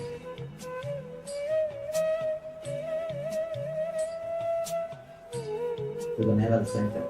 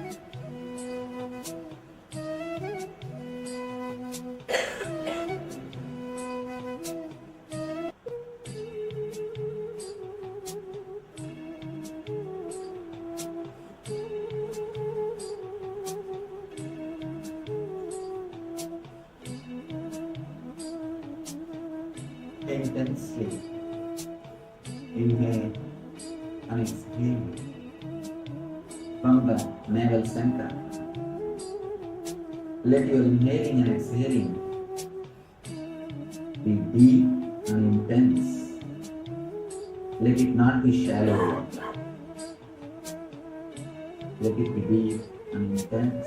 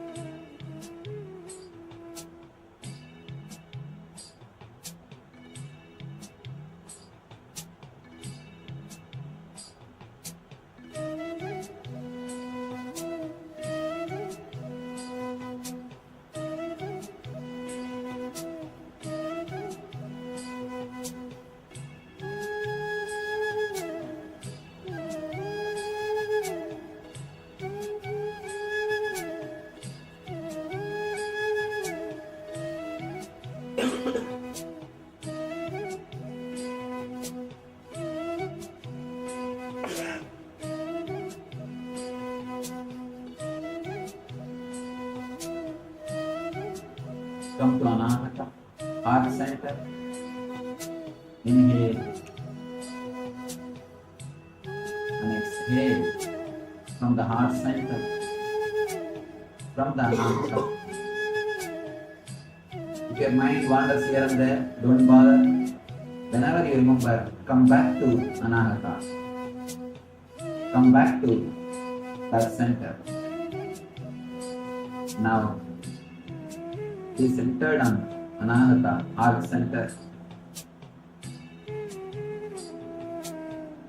Inhale and exhale from Anahata, from that center.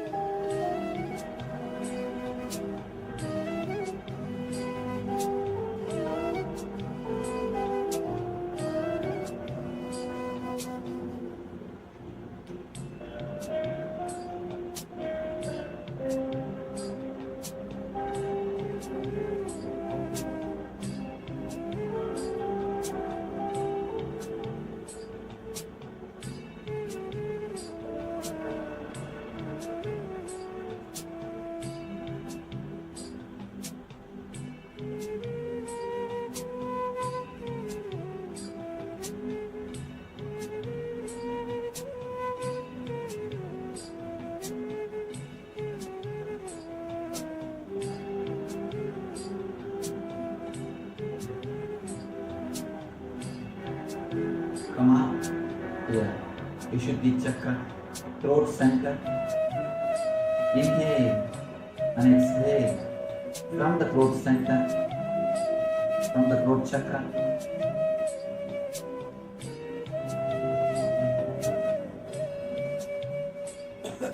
See the prana inhaling happens from throat center.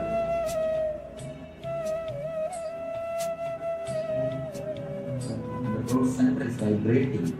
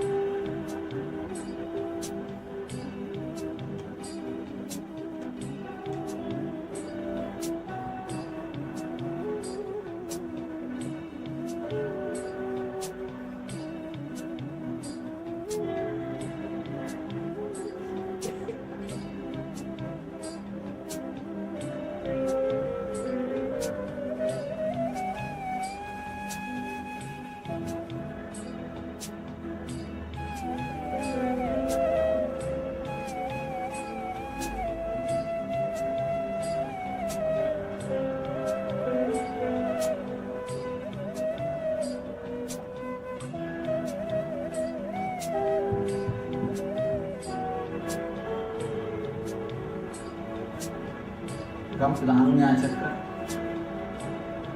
the brow center, the center between two eyebrows. Inhale and exhale from that center.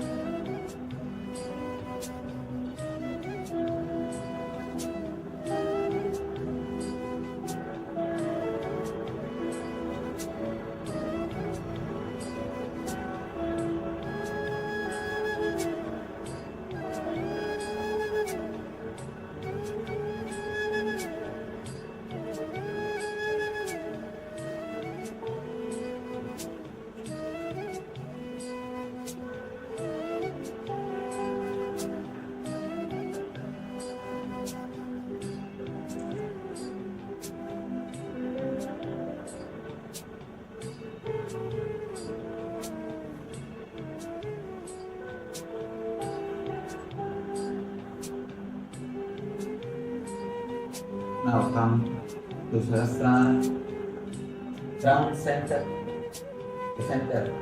This is the top of your head. Inhale and exhale from that center. See very clearly. The prana goes straight out.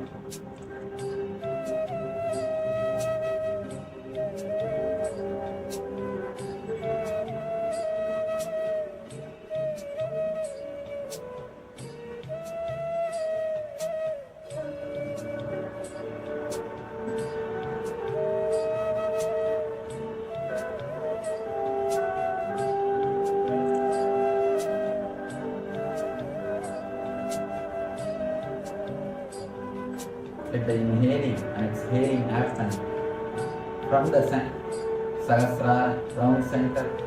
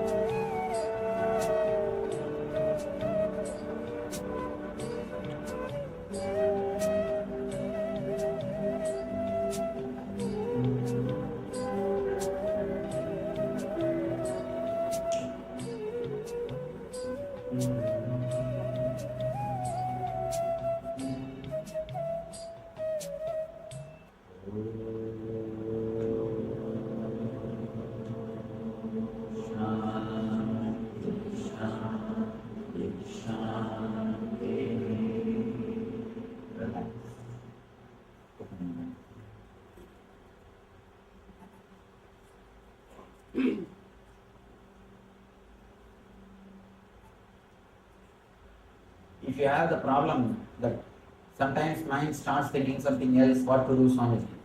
Mind starts wandering. Do not bother. The initial level, it will be there. That is the reason I am making you do continuously 15 different meditations. Naturally, by the time you do 5-6 meditations, the mind will come back to its source, and the number of thoughts per second will drastically reduce. You cannot do anything about the number of thoughts directly. You can do only by more and more deeper and deeper level techniques. That's what we are doing. So do not bother and do not create little more guilt. Oh, I am not able to do properly, I am not doing this, I am not doing that. We meditate to get out of the guilt only. And don't create one more guilt out of meditation. I have always seen people come to spirituality to be free of all this mental struggle. After coming to spirituality, they will create 1,000 more questions based on some books which they study and torture themselves more than earlier. Please do not do that. Do not torture yourself. Do not create guilt. Here I am doing whatever has to be done to make you experience that healing and health. Just go with it with your full effort. That's all. From your side, put the maximum effort. And simply things will happen. Nothing more is necessary. Nothing else is necessary. Do not have the guilt. Do not have any. Of course, it happens because of greed. Just the greed which makes you feel, oh, I am not doing this perfectly, that perfectly. Don't bother. You don't have to bother about perfection. But be total. That's all. Be total. Whatever maximum way you can participate. That's enough. Else will happen. You don't have to do. Else will happen.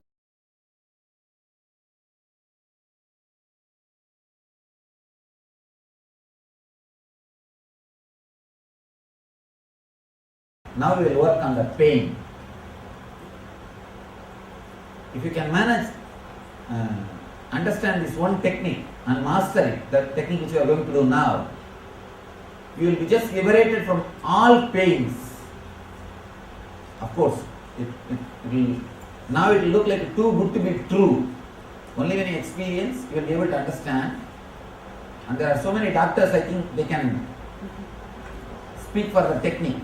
I think I'll tell the doctors to speak for the, here there are so many MD doctors who work with the technique and who really had the experience and just does, the technique does miracles. Not only that, these people have done the technique directly, they did that. Now you are having two benefits. One, from morning your mind is tuned to do the technique. Second, I am guiding you. I am listening here, I am guiding you. As I was telling you, pain is nothing but unawareness. Whenever you don't pay attention, awareness to some part of body, automatically your body demands your attention. Your body demands your awareness. The whole thing is nothing but just body asking your awareness, body asking your attention. One more thing, even the pains which come to us at the time of accidents, even big pains, they are nothing but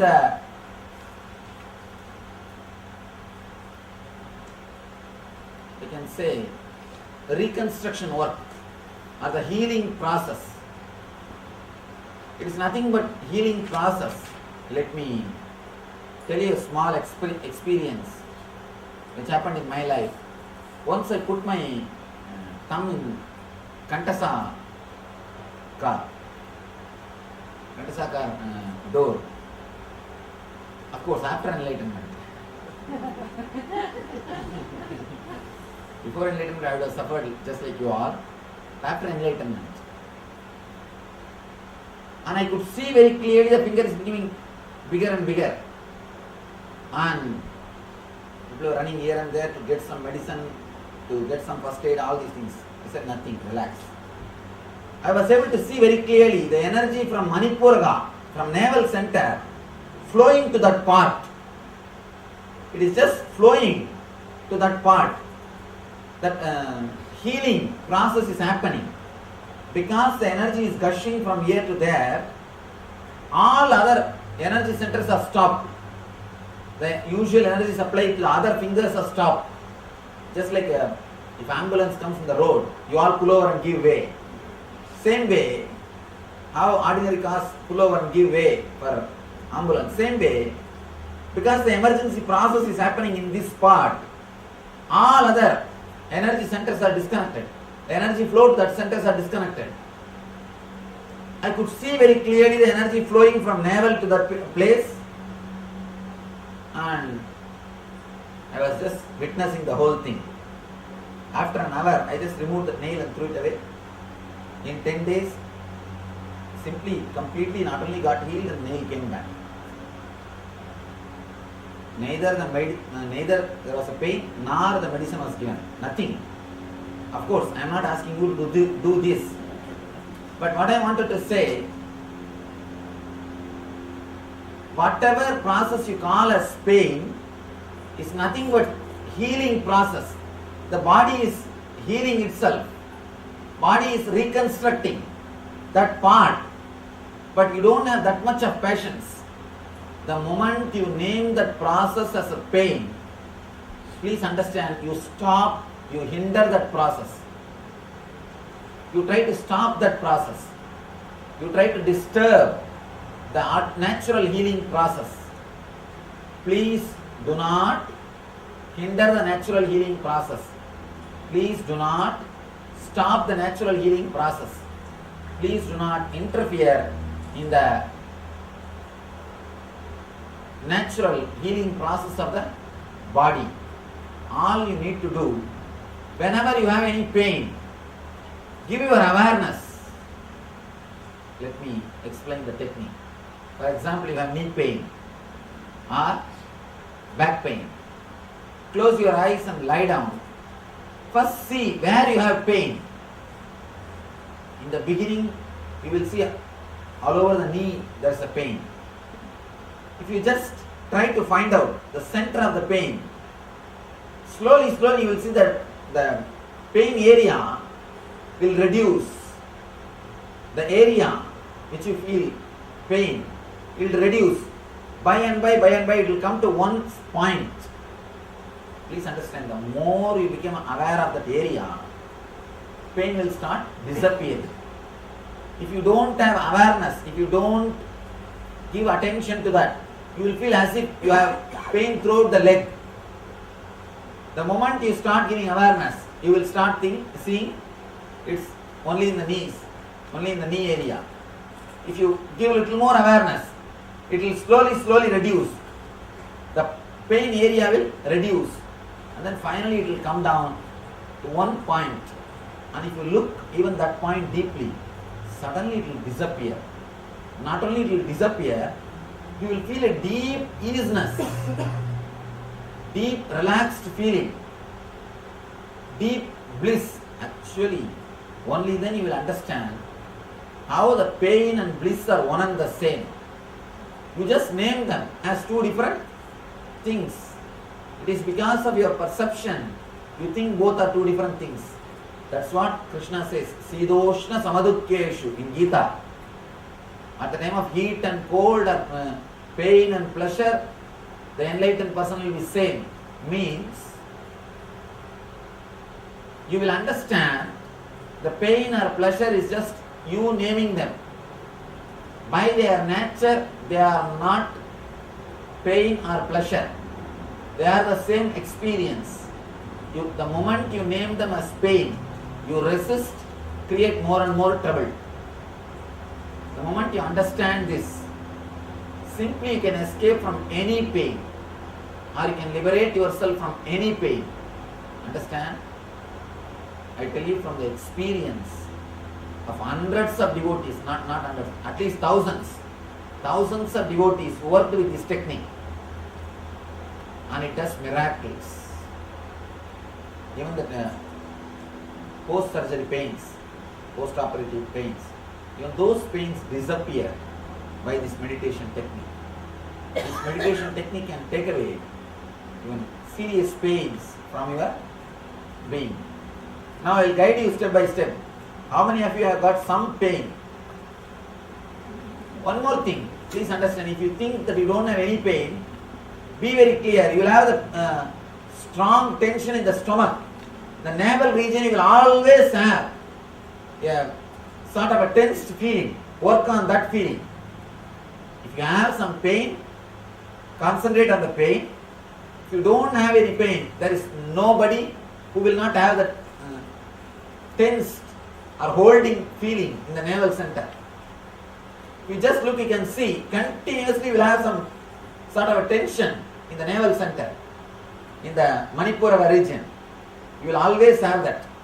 Now at least work on that. Anybody who says that I don't have any pain in the body?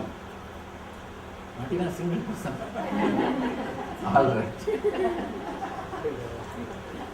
All right. Please understand the technique. If you have the knee pain, just when you close your eyes, you can even put your hand in that area. Just feel where you have pain. Please understand the instruction. If you have knee pain, for example, put your hand in that area and just feel where you have pain. The moment you are able to identify that space, drop that word pain from your mind. Do not repeat the word pain in your mind. Just see how a curious child will look if he sees something new. If you take your child to some new house, how you look and go around and turn the whole house. Same way, just look what is happening in the space. I am having some new sensation, new feeling. What is this? Look at that whole thing with a curiosity. Just see what is happening in that space. Look the whole thing with a simple, innocent curiosity. Do not name that as a pain. Just see what is this experience. What is happening around this? Just be curious and look into that. You will see that the pain disappears. What if you have like mental pain or stress or something? Of course, we'll work later on. Okay. We'll work next on the mental pains, the emotional pains. Actually, I tell you, all emotional pains will express itself in your body in some form of pain. Please understand, all emotional pain will express itself in your body in some form, in some way or other. As some pain it will express. If you don't have any other pain, at least you will have pain in this region. You will have that strong feeling in this region, sort of as if there is a stone kept, a weight kept in that region. You will have at least that pain. All pains, whether it is psychological or emotional, expresses itself in our body. That is why we call them as pains. Please do not think your body and mind are two different things. You are psychosomatic. So, body and mind both are one and the same. They are not two different things. Please close your eyes. Tie the ribbon. I think in 2 days you will spend your whole day tying with the ribbon. Eyes closed. Yes. Oh, if you have two different pains, what to do? This is funny question. It is strong pain. It's strong pain. Which you want to heal first, work on that. And one more thing I want all of you to know. All pains are rooted at the strongest pain. For example, if you have back pain and knee pain, if back pain is strong, severe, the knee pain is also rooted in that. Once the back pain is healed, knee pain will disappear automatically. You will understand when you work on that. All pains are rooted in one center. Yes. No, if you don't have any problem now, work on the navel center. Navel center always you will be holding. There will be tightness in the navel center. Work on that. When you get the pain, work on that. You don't have to get pain just to do this meditation. See now, even pain cannot make us suffer. We will be expecting, we will be challenging the pain. When will you come? Come, let us see. What if you have a tumor and it doesn't hurt, but it's there? Please, a little loud. What if you have a tumor, but it's not painful, but it's And then don't there? work on that. Don't Then work on the navel. All right. Please close your eyes. Tie the ribbon.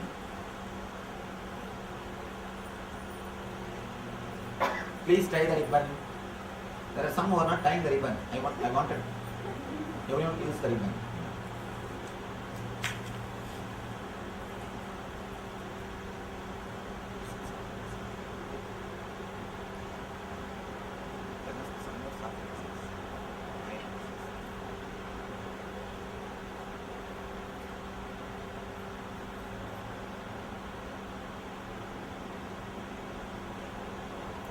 If you have knee pain, touch your knees very lovingly, in a caring way.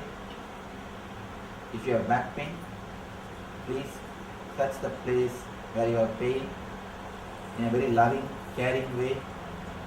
If you don't have any pain, touch your navel center where the basic tension or where you are continuously tense.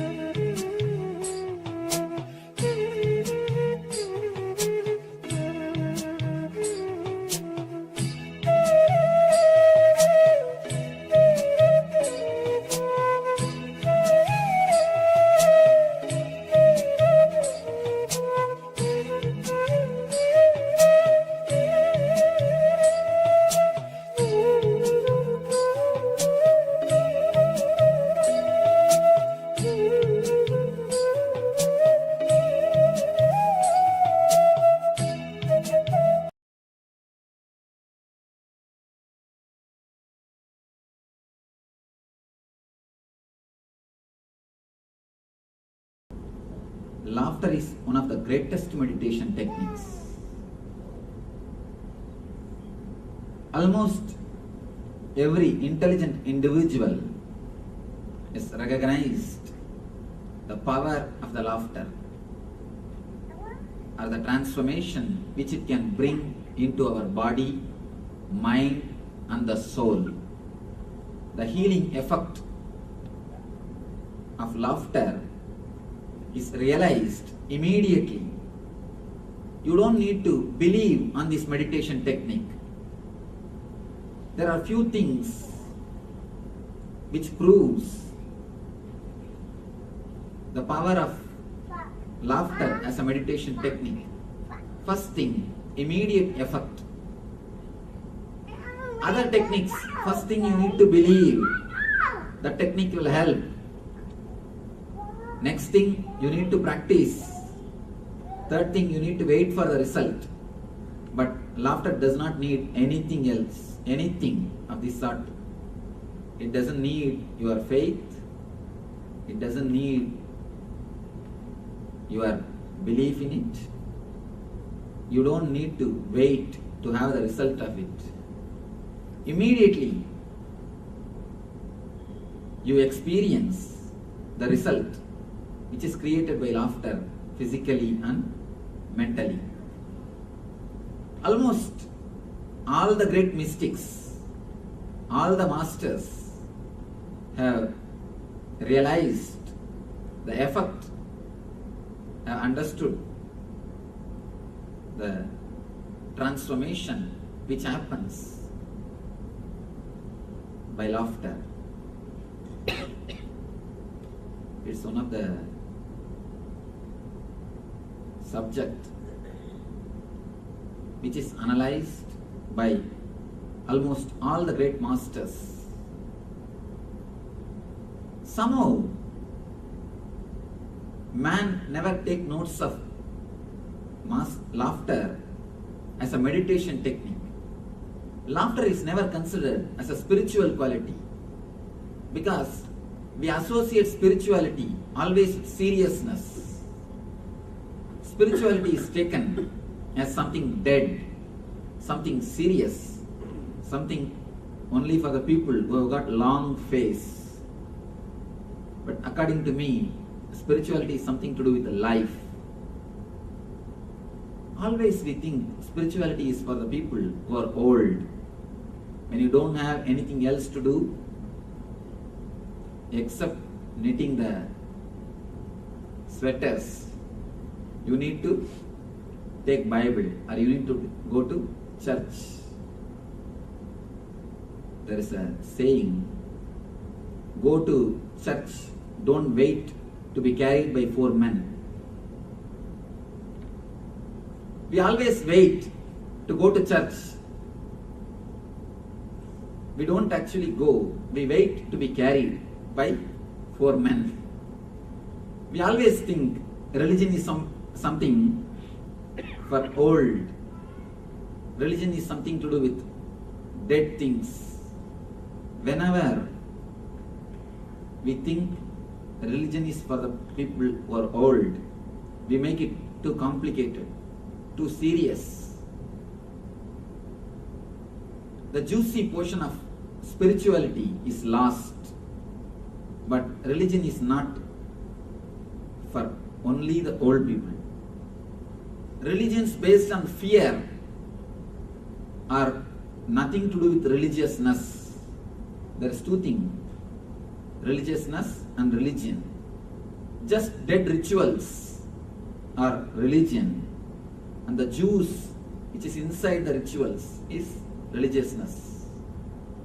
The religions based on religiousness has always emphasized the beauty of laughter. They always use laughter as a technique to transform. But whenever religions grow based on just rituals, then you miss the whole juice. Religion is living thing. It is not part-time job. It is not only for the old people.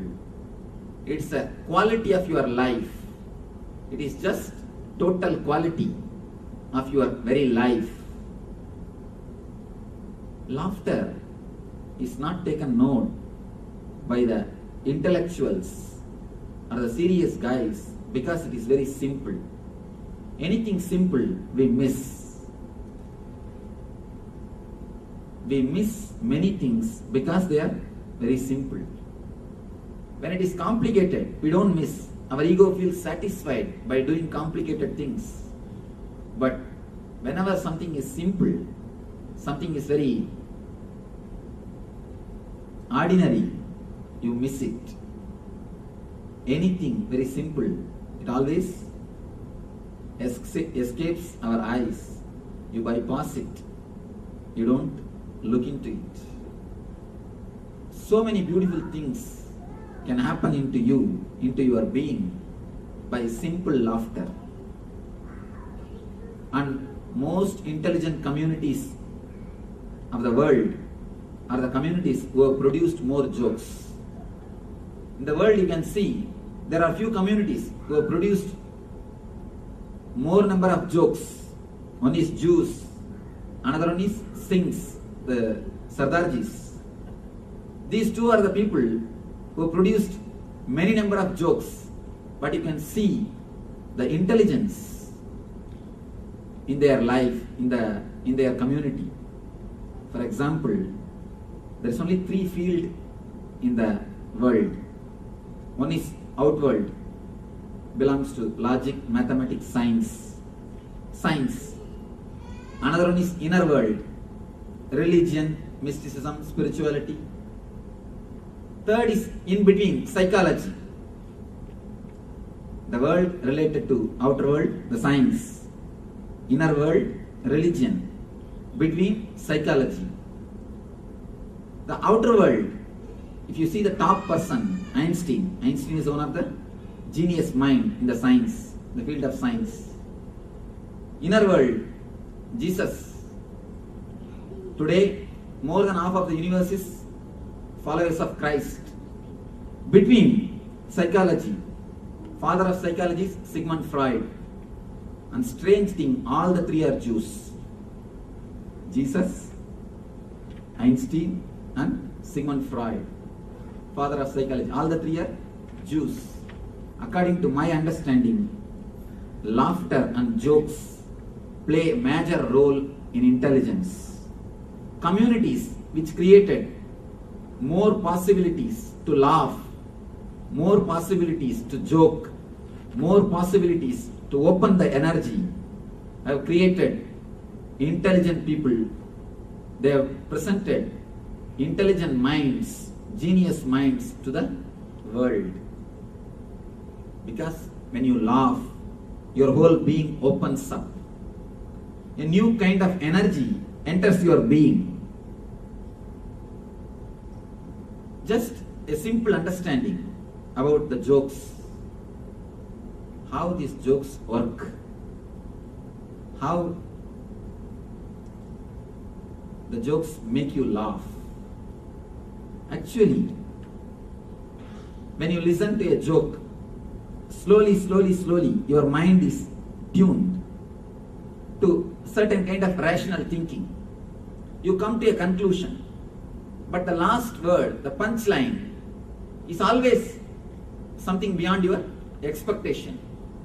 The moment you listen something beyond your expectation, your logic is put off, your rationality is relaxed.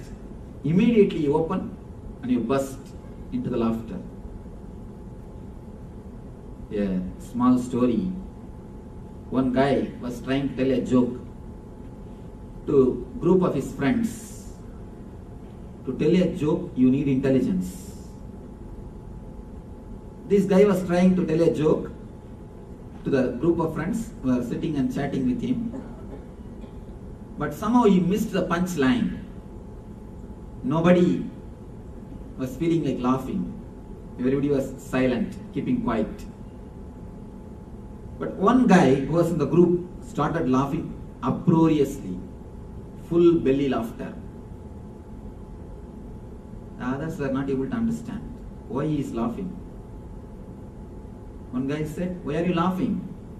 Neither we understood nor he himself understood what he has said. The guy who was laughing somehow slowly controlled himself and said, laugh now itself, otherwise he will tell the same joke once more. Your logical expectation is different, and the punchline totally gives a different view.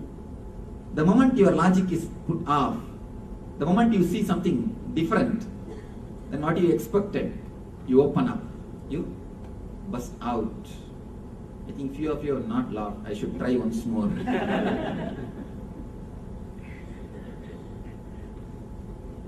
Whenever your logic is pushed aside, you open up. A light of energy, a ray of energy enters into your being. It's like in a dark room, a ray of light enters. Just like that. A ray of energy comes out to your body from your Atman, the source of all energies.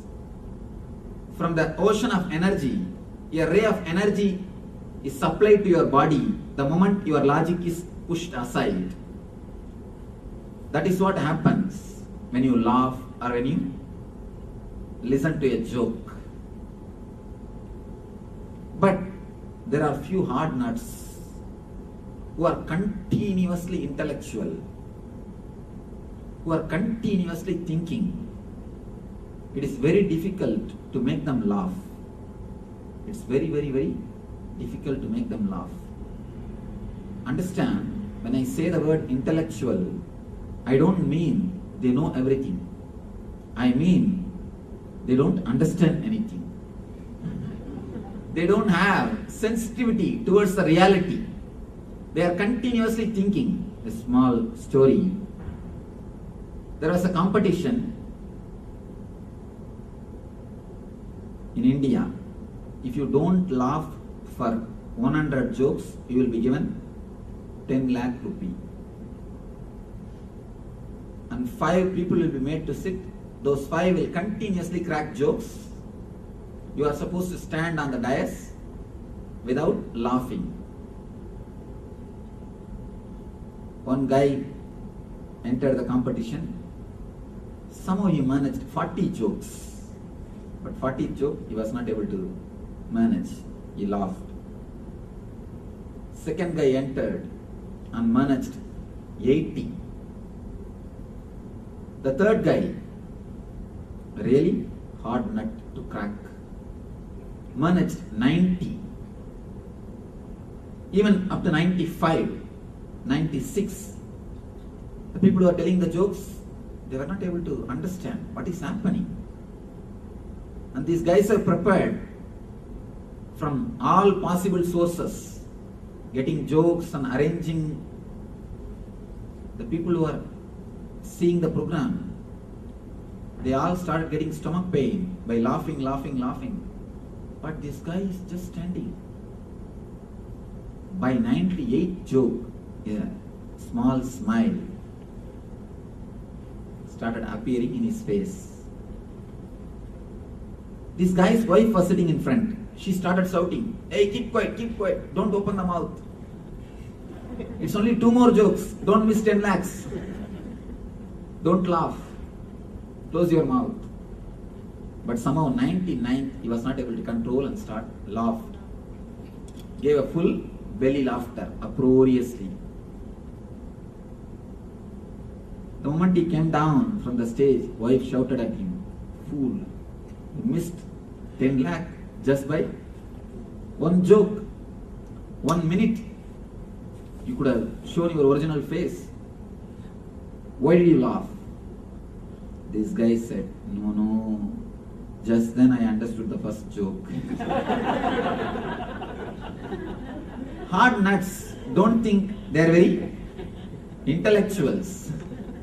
When you don't have the sensitivity to the reality, when you don't have the sensitivity to what is happening around you, you keep your face long. And I tell you, really a man who is alive cannot keep long face. When you are continuously thinking, if your whole energy is sucked by your mind, if you are a great intellectual, just thinking,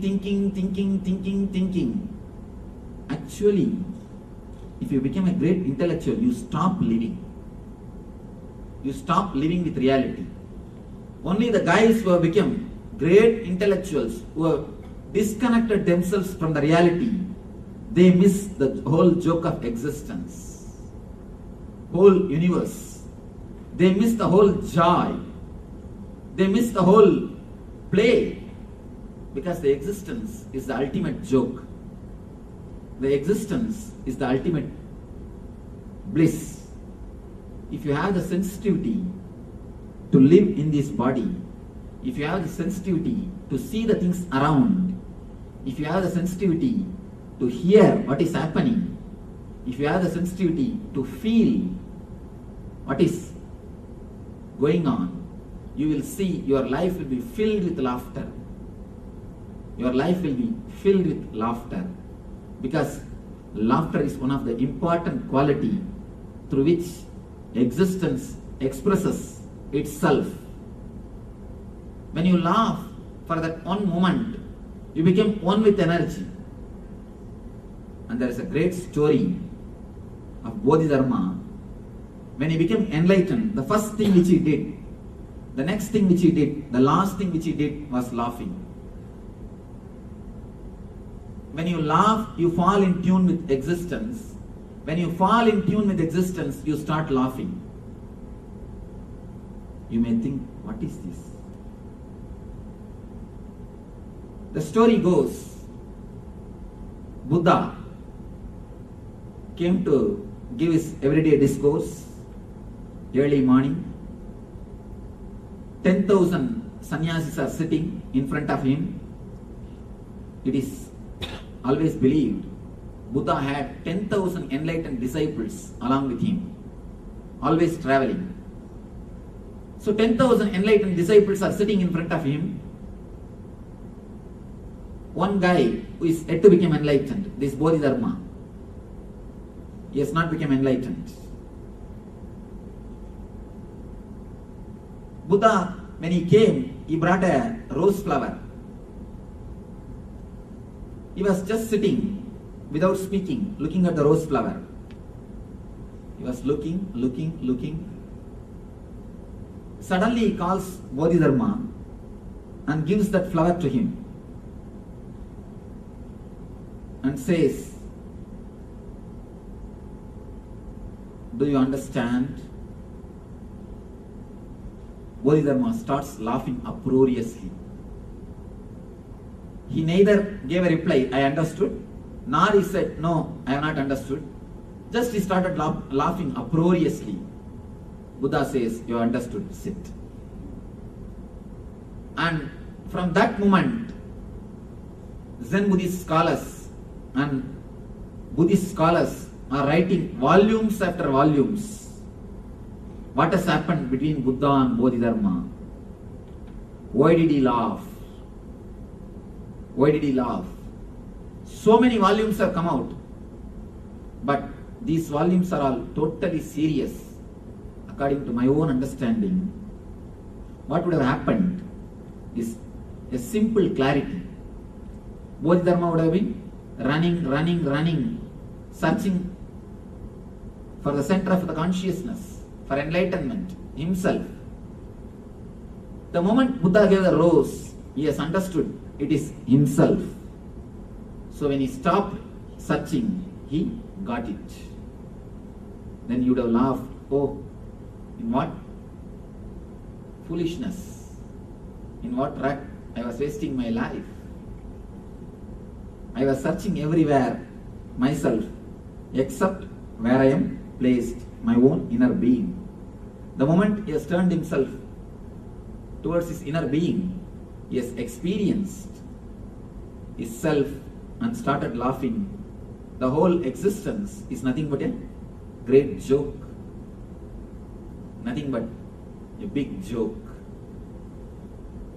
When you continuously think intellectually, you can't understand the whole play of existence. A great professor, professor of philosophy, goes to a Zen master and asks him, Master, please teach me the secret of universe. Why all these things are happening? What is happening? Why all these sufferings?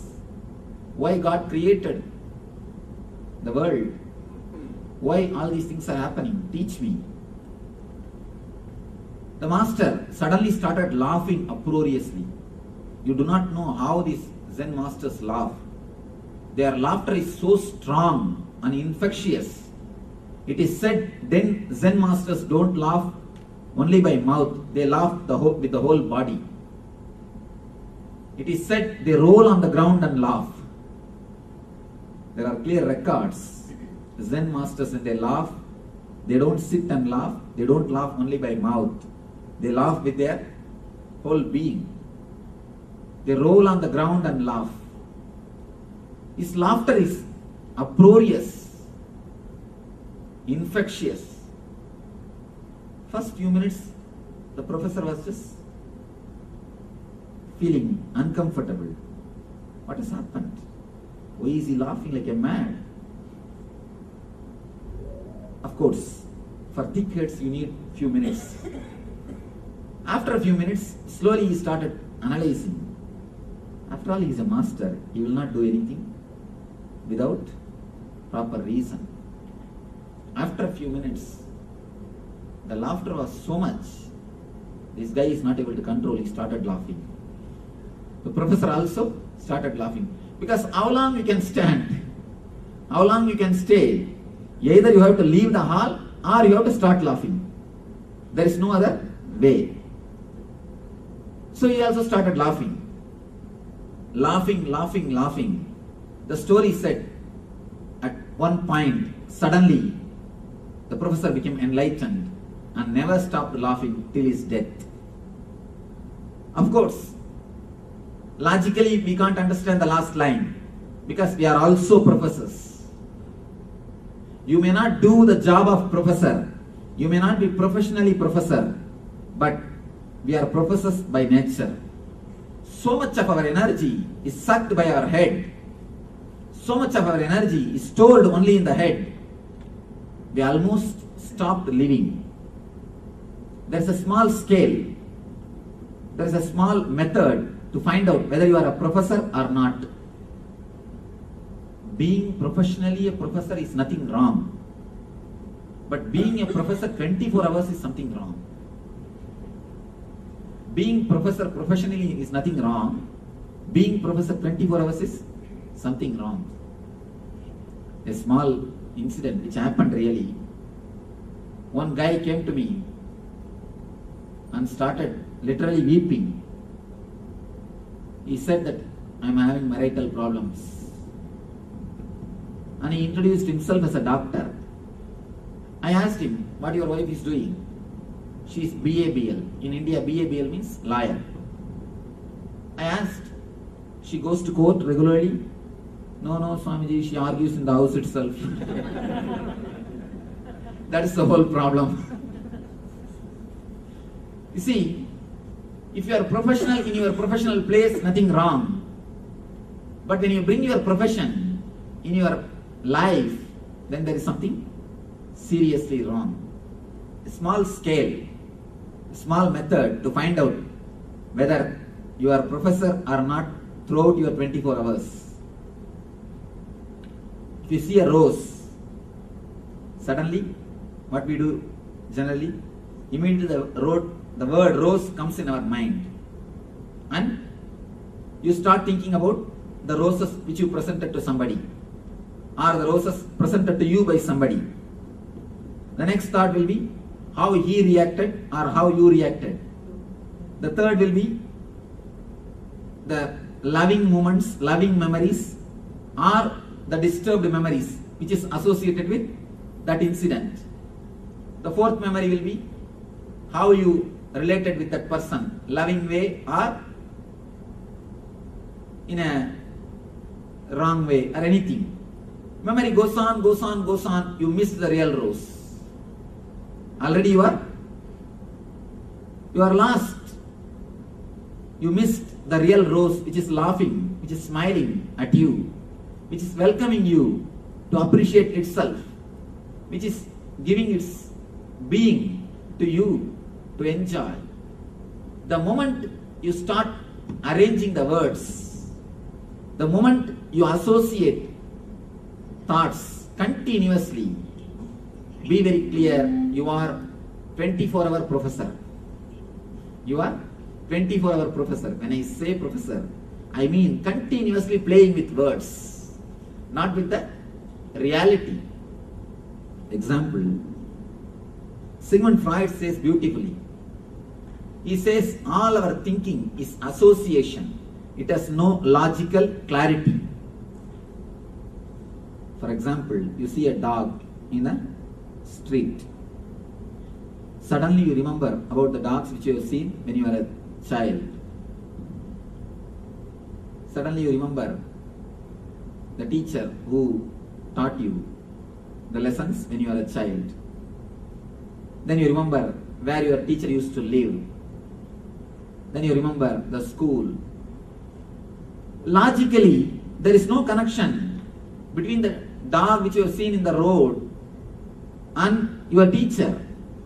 Even though both of them have barked at you, there is no logical connection. But the mind associates. If you are continuously thinking based on association, not based on logic, then be very clear, you are professor, 24 hours professor. We lose the living connection, alive experience of existence. The story says the professor laughed, and he became enlightened. Never stopped laughing till his death. We may think how laughing can make somebody enlightened. According to Zen Buddhism, if you laugh just for 42 seconds continuously, 42 seconds continuously, you can become enlightened. Again, shocking thing. We are all laughing continuously, sometimes even 1 minute, 2 minutes, but we are not become enlightened. Many people may think. One thing, what Zen people say by the word laughter is a total laughter. When you really laugh, your mind stops thinking. For that 1 minute, for that 1 second, for that 1 chana, you fall between the gap of one thought and the other thought. You can do only one thing. Either you think or you laugh. When you laugh, you can't think. If you are thinking, the laughter is not total. If you are thinking or doing something else, then be very clear, laughter is not total.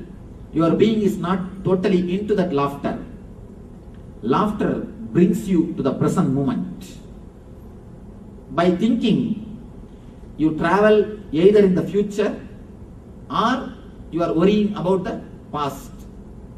But when you laugh, automatically you are brought to the center. You are brought to the moment, to the present moment. You live, you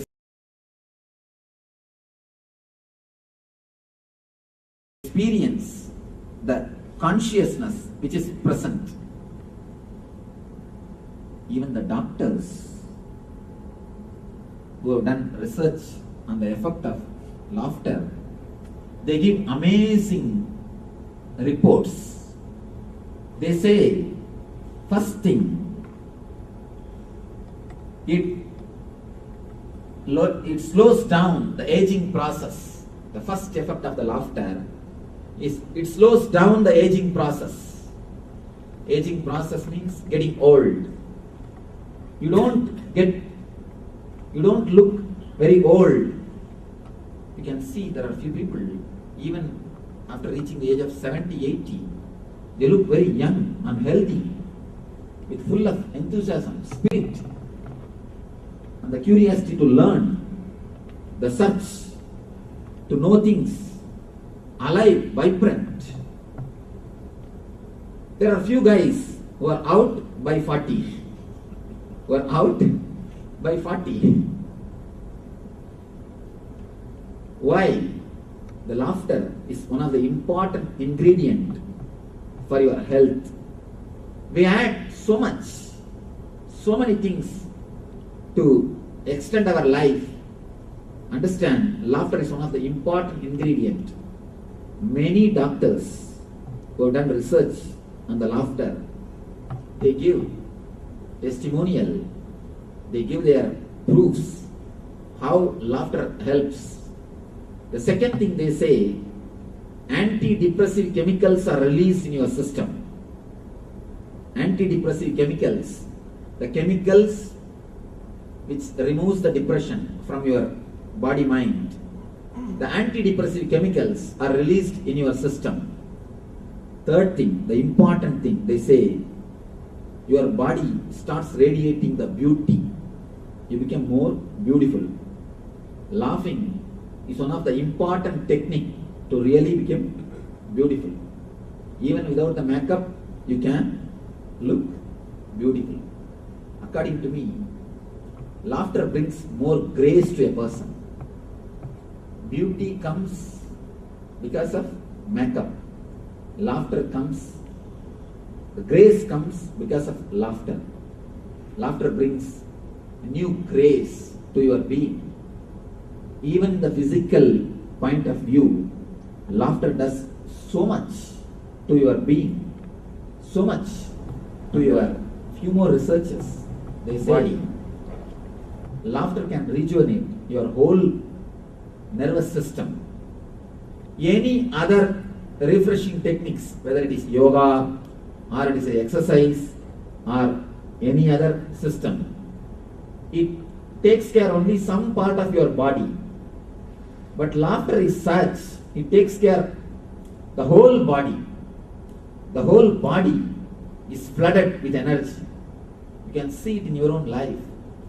That is why now everywhere the laughter clubs are getting inaugurated. I am seeing all over the world, suddenly a big understanding has come about the laughter. People have started realizing the importance of the laughter, the important role laughter plays on our physical health. At least 30,000 laughter clubs are inaugurated just in 2003.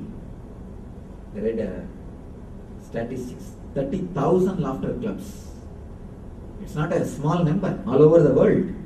Then you understand how people have started recognizing the importance of laughter.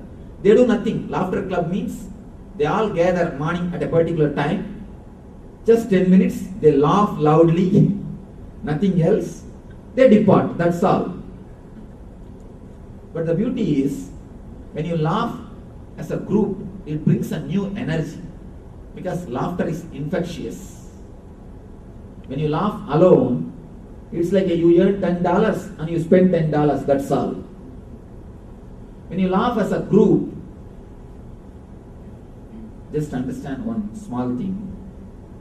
10 people, if they put $10, it will become $100. But all the 10 cannot enjoy the $100.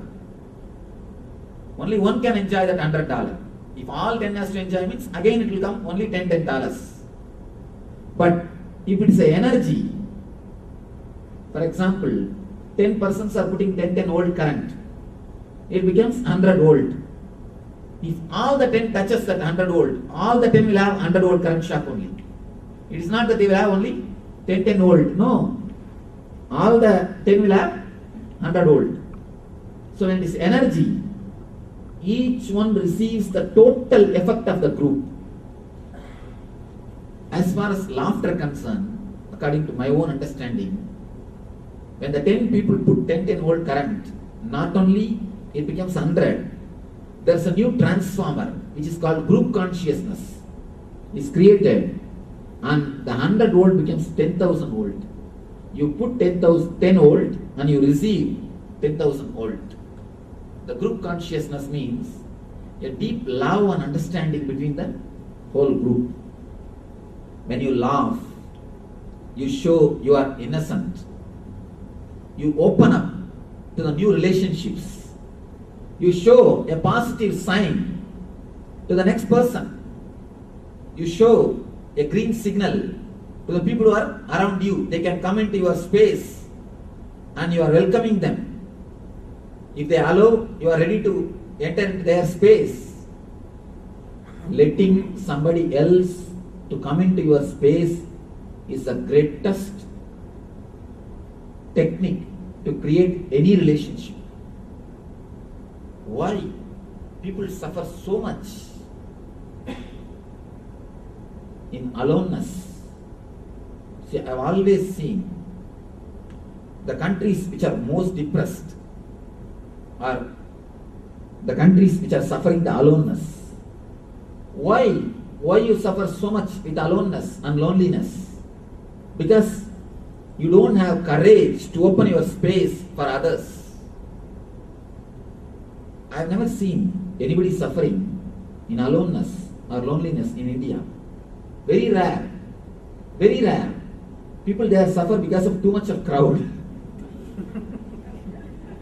Never by loneliness. Why? Somehow from the young age, the techniques are taught to open up almost everything. The going to temples, doing group prayers, almost in every step you are taught to open yourself up for the others. Letting the others to enter into your space is one of the important techniques to extend your life and to live more. Because the doctors say, if you are alone, if you don't have good friends, there is every chance, there is more chance of you dying 8 years ahead of your time, scheduled time. They say 8 years. 8 years is not a small time. 8 years you can die earlier than your schedule if you are alone and if you don't have good friends. There are statistics says if you are retired early and you are not letting the people into your space, you are welcoming the heart attack, you are welcoming the cardiac problems. There are so many things, so many proofs, even in the medical field, which says letting the other people into your space or you entering into somebody else's space heals your mind, heals your being, gives you a fresh energy, gives you the fresh feeling. There is a book titled by me, the book title itself, Open the Door, Let the Breeze In. We are so much filled with insecure feeling. We continuously cover ourselves. Finally, we make our own jail. The worm, which creates a net for him to stay safely, finally, he creates a jail instead of just net. And he forgets he is in the jail. Most of our houses have become almost like a graveyard. When you are alone, when you are not letting anybody into your space, when you are not entering into somebody else's space, when you are not sharing your space with others, your house is nothing more than a graveyard. It's a tomb. Maybe you are preparing it. Maybe you are getting ready. Be very clear. Laughter is a green signal for the other to come and relate with you. It's a wonderful signal which you are giving to the other. I am open to let you into my space. Laughter heals a lot of diseases, especially the diseases related to navel center and throat center. There are so many records. Of course, I myself have worked with the laughing meditation.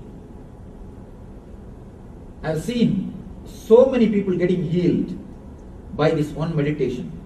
And such a powerful meditation, almost every person feels the effect, except the 24 hours professors. And even they somehow open up. Because the group energy is such a infectious, you can't resist such a big group laughing. If you are alone, or if you are only with your wife, you can tell, keep quiet, shut up, behave yourself. Something you can tell.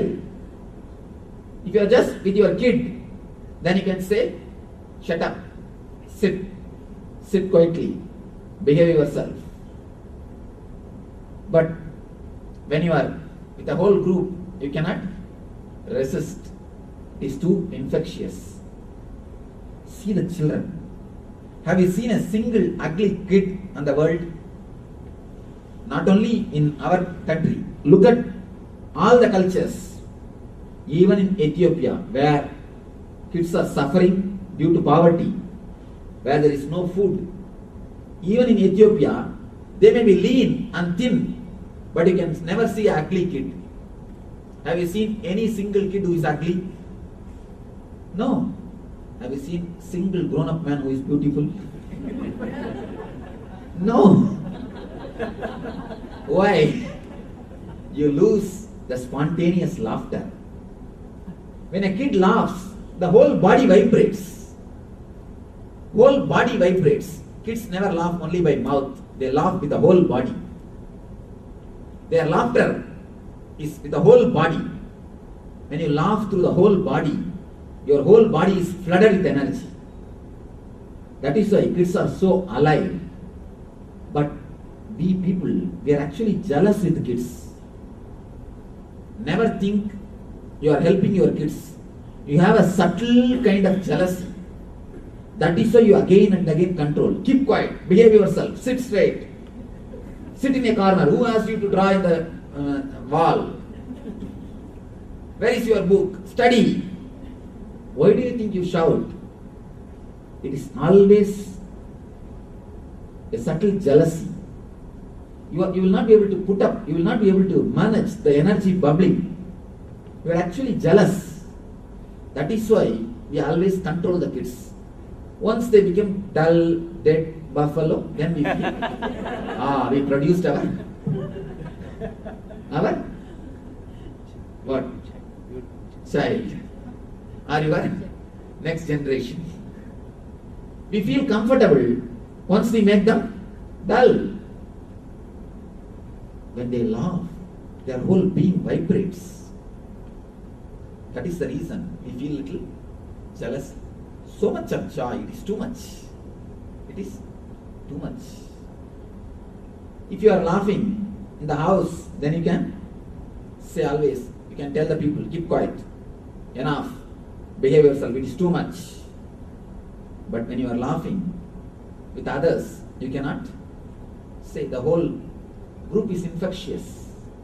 That is why the laughter clubs have become the place for therapy and getting healed.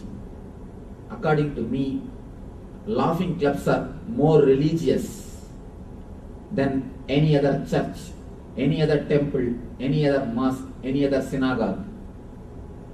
Because laughing clubs are creating more life, more energy, more positivity into the world.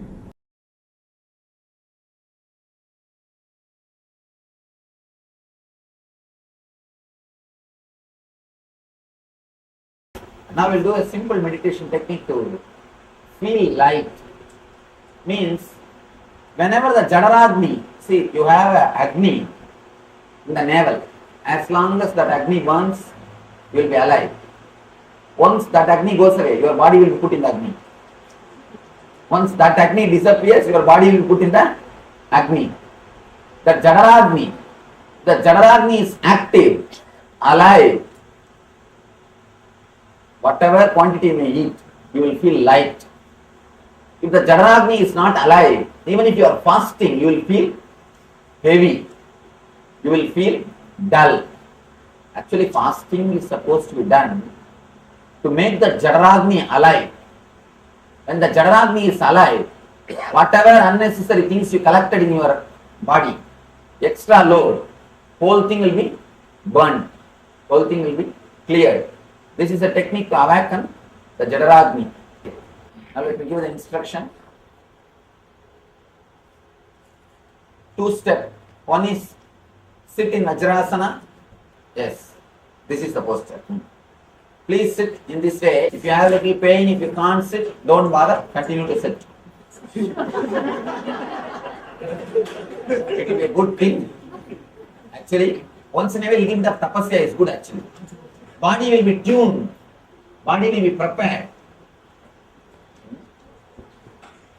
And the next step is visualize there is a fire, Agni, in your navel center, and awaken that Agni or infuse air into that Agni with Omkara.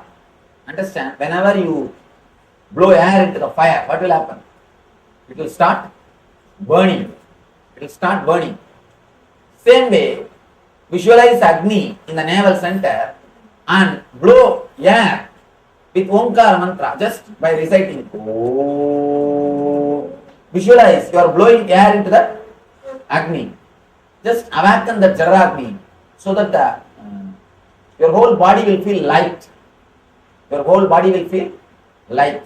Then you will be able to enter into the meditation whole day, freely and easy.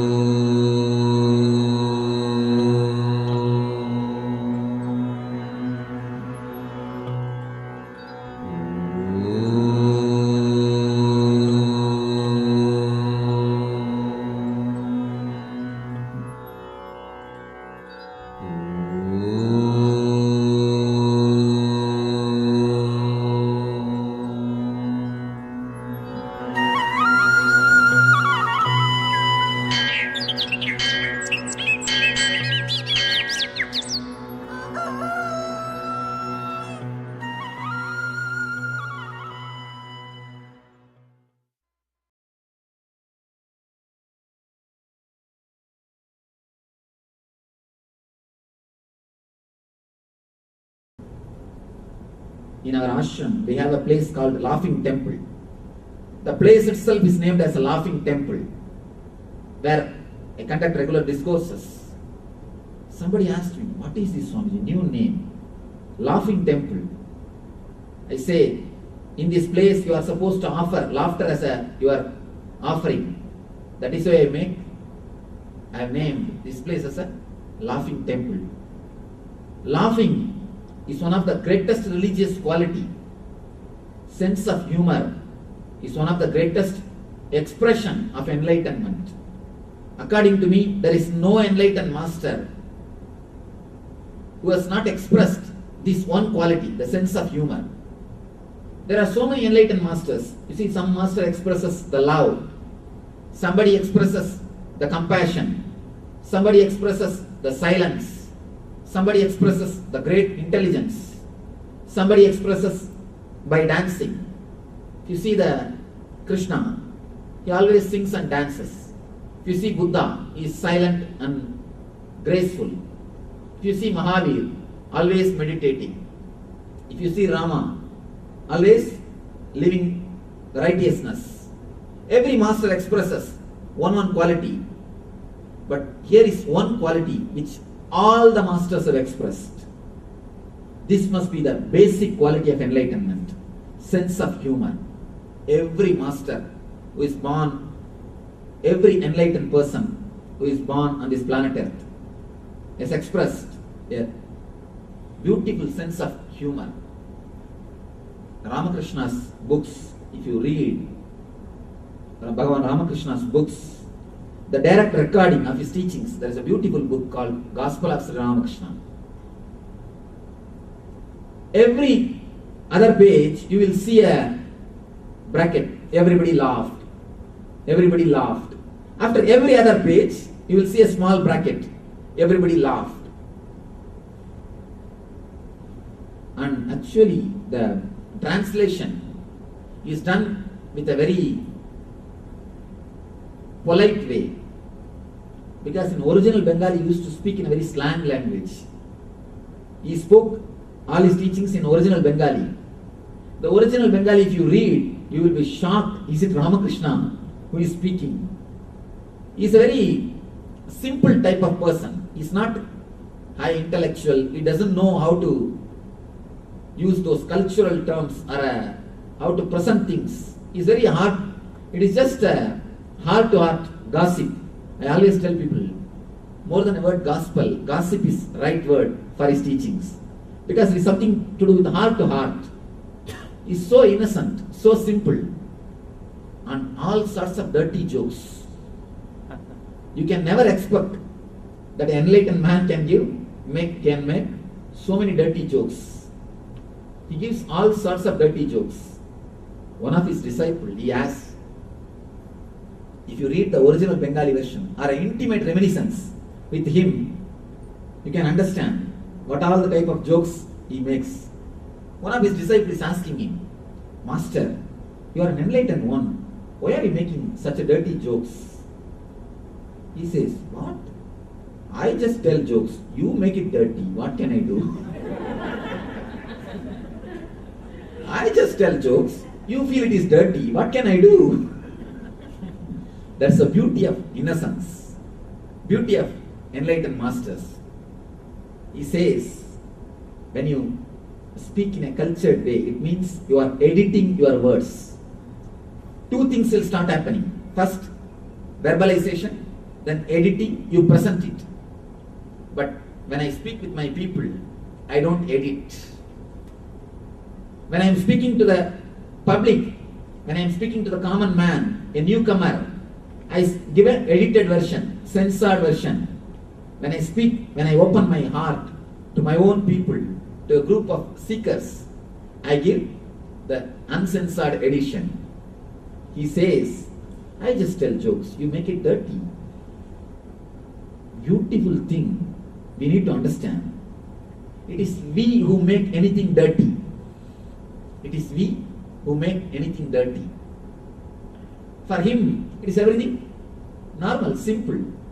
Of course, according to me, Ramakrishna is one of the greatest master who has used laughter itself as a meditation technique. And there is a record, a reminiscence of his disciples. They say, sometimes we will roll and laugh so much. His laughters and he mimicking somebody, he imitating the people. We used to get even the stomach pain. And we will sometimes feel that it is enough and we used to escape from his presence. We used to run away from him. You can't imagine that Ramakrishna used to make so much of jokes. And every master sense of humor was seen in every expression of enlightenment. According to me, this quality must be the basic quality. That is why every master expresses it. In other qualities, as far as dancing concerned, there is no expression of dancing in Buddha's life. In Mahavir's life, there is no expression of music. In Krishna's life, the silence is never expressed. In every master's life, something is missing. But as far as the sense of humor concerned, it is expressed in all the great masters' life. And moreover, if you see the masters laughing, you can see the ultimate expression of existence. One master, great enlightened master, used to tell his disciples, meditate on me as if I am laughing. Meditate on my form of laughter. Somebody asked him, why master? What is the speciality? What is the speciality? He says, a miser will be in his optimum energy. He will be in his maximum energy when he is counting the money.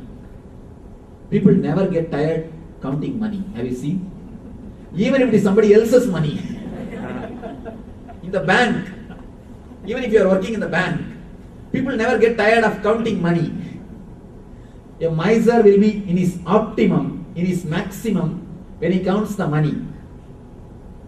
A womanizer will be in his optimum, in his maximum when he is enjoying women. The same day, enlightened man will be in his optimum, will be in his maximum. He will be in his total energy when he laughs. Because for that moment, he is directly expressing the existence. There is one of the important saying by Zen Buddhist master. Somebody goes to him and asks, Master, always you say, whatever is done by you is different and whatever is done by us, it is different. If you yell at us, you say it is good for us. You say it is expression of compassion. But if we yell at somebody, you say it is expression of anger. Whatever we do, you find some fault. And the same thing you do, you justify it with something. Whatever we do, you say it is something else. And whatever you do, you say it is something else. Tell me someone action where we both meet and merge with each other, where both are one and the same. Master says a beautiful thing. He says, if I touch a rose flower, I am totally different. And the rose flower also feels totally different. If you touch a rose flower, you feel totally different. And rose feels totally different. Because your sensitivity is very less, my sensitivity is too high. When you touch a rose, only half of your being touches. And the same way, half of the rose being responds. But when I touch a rose, my whole being feels it. That's why the whole rose responds to it. There's one important thing in Zen. They will make a lawn, grass lawn around your house. You have to go to the house and come back only walking on the lawn. If you don't make the path on the lawn, if a grass does not die by your walking of 1 year, only then you will be initiated into monkhood. The important thing we should understand, they say, if grass does not die by your walking, then you are qualified to become a monk. Means, you become so graceful, so vibrant, filled with positive energy. Grass never feels hurt by your walking. Grass should never feel hurt by your walking. The intellectual people, they always tell me, no, Swamiji, after all weight, how can you expect grass not to feel the weight? One important thing I want to tell you, this incident has happened in my life, and come back. After half an hour of walking into the forest, suddenly I thought, we are in the deep forest, and how to know what way to go back, and where is the way? No board, no way. I asked the person who takes care of the elephant, he was walking with us. I asked him, how will you now find out the way to go back? It's a darkness, only in the night time they take to go for safari. I asked him, how you will recognize the path? How to go back? He says, no, Swamiji, I walk every day on this path. There is a path made by my walking. Because I walk every day, there is a path very clearly made by my walking. I know how to take you, I will go in that same path. I asked him, all right, you walk along with the elephant. Does the elephant also make path? He said no. He said no. An important thing. One more question. We may think, no, Swamiji, elephant has got 4 legs. The pressure given by the body is distributed to 4 legs. But we have only 2 legs. That is why the pressure is too much, the grass dies. Then I sat and calculated the weight of a human being and weight of the elephant. And the space in which you relate with the earth, the space or the size of a foot which touches the ground, and the size of the elephant's foot which touches the ground, the proportion comes 4 times more than a human being. The weight delivered to the earth or the pressure given to the earth is 4 times more than human being. But elephant never creates path. Human beings are creating the path. It means there is something more than the just pressure. Understand, something more is happening than simple pressure. That is why Zen Buddhists, they always say, if you don't create path on the grass lawn, you are qualified to become a Swami. You are qualified to become a monk. You become so light, you become so graceful, the nature never feels disturbed by you. If you fall in tune with the nature, it feels totally in tune with you. In Zen, they say 42 seconds when you laugh. 42 seconds is too much of time to fall in tune with existence. And this master says, there is only one thing. There is no difference between you and me. That one thing is laughter. If you touch a rose, your feeling and the rose's feeling is different. Then if I touch the rose, whether you touch or eat or drink, it is always different from an enlightened person's feeling. When an enlightened person eats something, he just becomes eating. When he drinks something, he just becomes a drinking. So this master says, if you drink, it is different from my drinking. If you eat, it is different from my eating. If you touch, it is different from my touching. But if you laugh, it is no different from my laughing. Laughter is a bridge where Buddha and Buddhu meets. Shiva and Shava meets. Enlightened and ordinary meets. It's a point of contact. It is a point where differences disappears. It is a point where you meet your Buddha inside. You meet your consciousness.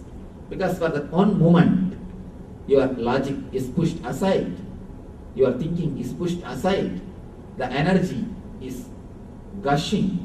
The energy is flooded into your system.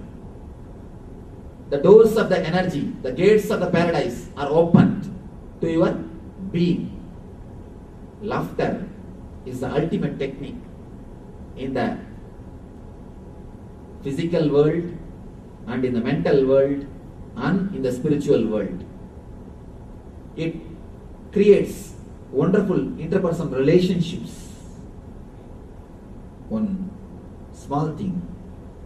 How can we call any act as a meditation technique? What is the scale? The scale is that technique must be able to give you the physical health, mental health, and interpersonal relationship, ultimately the spiritual growth. There is no other technique which can give all these four to you immediately, instantaneously, like laughter. There are thousands of proofs. Laughter gives you the physical health. There are thousands of proofs. Laughter gives you the mental well-being. It removes the depression from you. A simple technique which can simply bring you out of depression. And people say, no Swamiji, I am not able to laugh, what to do? I tell them, the word which says, which is getting repeated in you, I am not able to laugh, is the only hindrance. Just change the word, I am able to laugh. Edit the word, that's all, nothing else. After all, you are speaking to yourself. You cannot say you are so poor that you can't even edit your own inner chattering. You can't be so poor just to change. That you can't say, you can't be so poor to say, no, I am not able to change my words. No. Just change your words. Instead of saying, I am not able to laugh, just say, I am able to laugh. Over. You will see that you are able to laugh. It's nothing else. That a simple laughter can bring so much of mental transformation. It can simply bring you out of depression. It is a wonderful technique to bring you out of low mood, low energy. And one more thing, even in the mental understanding, laughter can do miracles. Even in the mental understanding, laughter can do miracles. There is a small Zen story again. One master and disciple, they both were sitting, and master says, the disciple, to paint a particular person. The person is made to stand, and this disciple is painting. The disciple paints, master says no. Again he repaints, master says no. Again he repaints, master says no. Same thing is happening more than 10 times. At one point, disciple has dropped the paint on a master, on the master. And master started laughing instead of getting angry. Because the master started laughing, disciple also started laughing. When he started laughing, suddenly something has happened in him. Some understanding. He drew the picture. It came perfectly. The master agreed. He said, right. Then master asked him, what happened? How are you able to accomplish it? How are you able to do it? The disciple says, till the moment I laughed, I had the pressure. I should win, I should win, I should win. The very pressure, the very stress was holding me back. The moment I laughed, I felt something is happening in me. The whole thing has become like a play. The whole thing has become like a play. And I was able to express my playfulness. The moment I express the playfulness, I am successful. I tell you, one of the important secret, all seriousness is sickness. When I say all, I mean capital letter red. Red capital letter A-L-L. All seriousness is sickness. And life is not worthy of suffering. It is too small to be spent in worry, and it is too valuable to spend in pains. And no pain is worth undergoing. Please understand. No pain, no suffering is worth undergoing for anything. Life is not too big to be wasted in worrying. It is too small, too short to be spent in laughing. Understand, all seriousness is just sickness. If you can learn how to laugh at yourself and at others, see, laughing at others gives more understanding about the other person. Laughing at yourself gives more understanding about yourself. This needs to be understood a little deeply. Whenever you laugh at somebody, understand, new, different understandings about that person, about that thing comes to you. That is why you laugh. You have a rational, logical understanding about him. When suddenly that rational, logical understanding is broken, only then you laugh. Same way, when you laugh at yourself, you get a new understanding about yourself. According to me, laughing at others, your unconsciousness is enough. But to laugh at yourself, you need consciousness and boldness. When you can laugh at yourself, you understand your personality, your being in a different way. Your experience about yourself becomes totally different. The power, the capacity to laugh at yourself is what I call the capacity to contemplate, or the power to scrutinize your own being. If you have the power to laugh at yourself, you will have the power to check yourself. You will have the intelligence, courage to analyze and accept your mistakes. The power to laugh at yourself means the power to look as an outsider, the capacity to witness yourself. The capacity to witness yourself is created when you can laugh at yourself. And one more thing, when you laugh at yourself, you will have the understanding, intelligence to analyze and to change your ideas, your activities. You can update your understandings. The man who can never laugh at himself has always got an ego. Whatever I think is right. He never looks at the things from the third dimension. If you have too much of ego, you can never laugh at yourself. To laugh at yourself, you need a kind of innocence, a kind of intelligence. You need to look yourself from the other side, from the other angle. If you have the capacity to look at yourself from the other angle, you can always win in the game. There's a small story. One lawyer who always wins any case he takes up. Any case he takes up, he wins. He goes to meet one of his friends. His friend asks him, how are you able to manage? How are you able to win in every case? I have not seen you failing in single case. What is the secret? He says, I have only one thing to do. I have to do. I just go to my house and present my case as an opposite person, as an opposite attorney. And my wife gives all the points which I am supposed to speak. I go to my house and start defending the opposite person. And the moment I start defending him, I start arguing for him. She knows and she gives all the points which I am supposed to speak. Now I know I am equipped with all the points, I win. The moment you can look at the things from the other angle, extraordinary intelligence happens to you. Even in the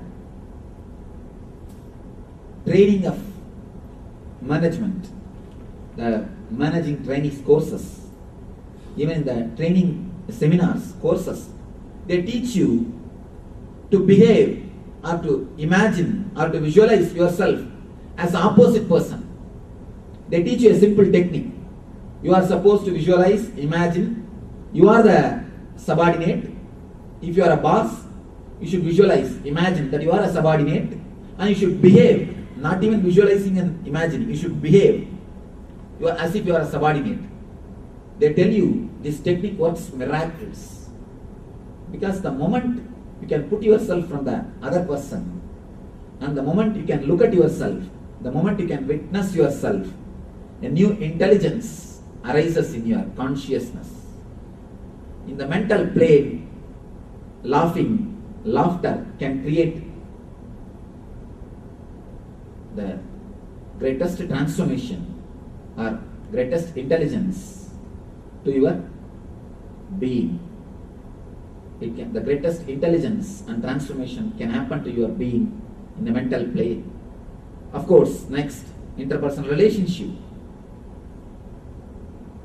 Laughter is one of the important ingredient which creates beautiful, happy, blissful interpersonal relationships. Ultimately, to the spiritual growth. Almost all the masters have certified the laughter as one of the important spiritual technique, the meditation technique. There is a small story, again from Zen Buddhism. 3 Zen masters, they lived in Japan. The only one thing they did throughout their life, that is laughing, nothing else. They don't give any sermons. They don't talk anything else. No preaching, no meditation, no teachings, only laughing. All they do is only one thing. All the 3 will go to a center of the market. They will go to a new city. They will go to the center of the market, stand there and start laughing. That's all.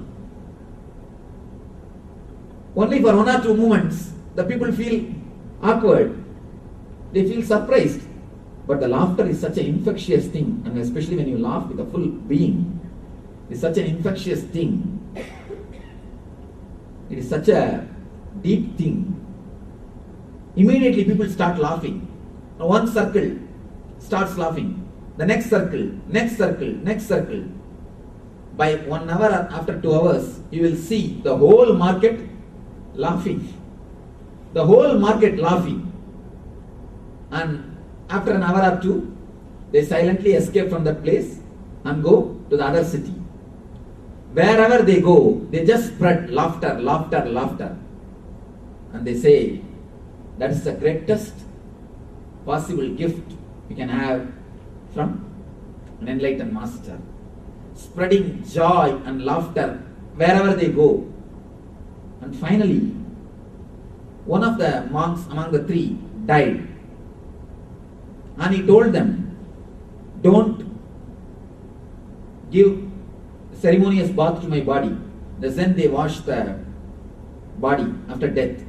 He said, no, don't wash my body. Burn my body directly after death.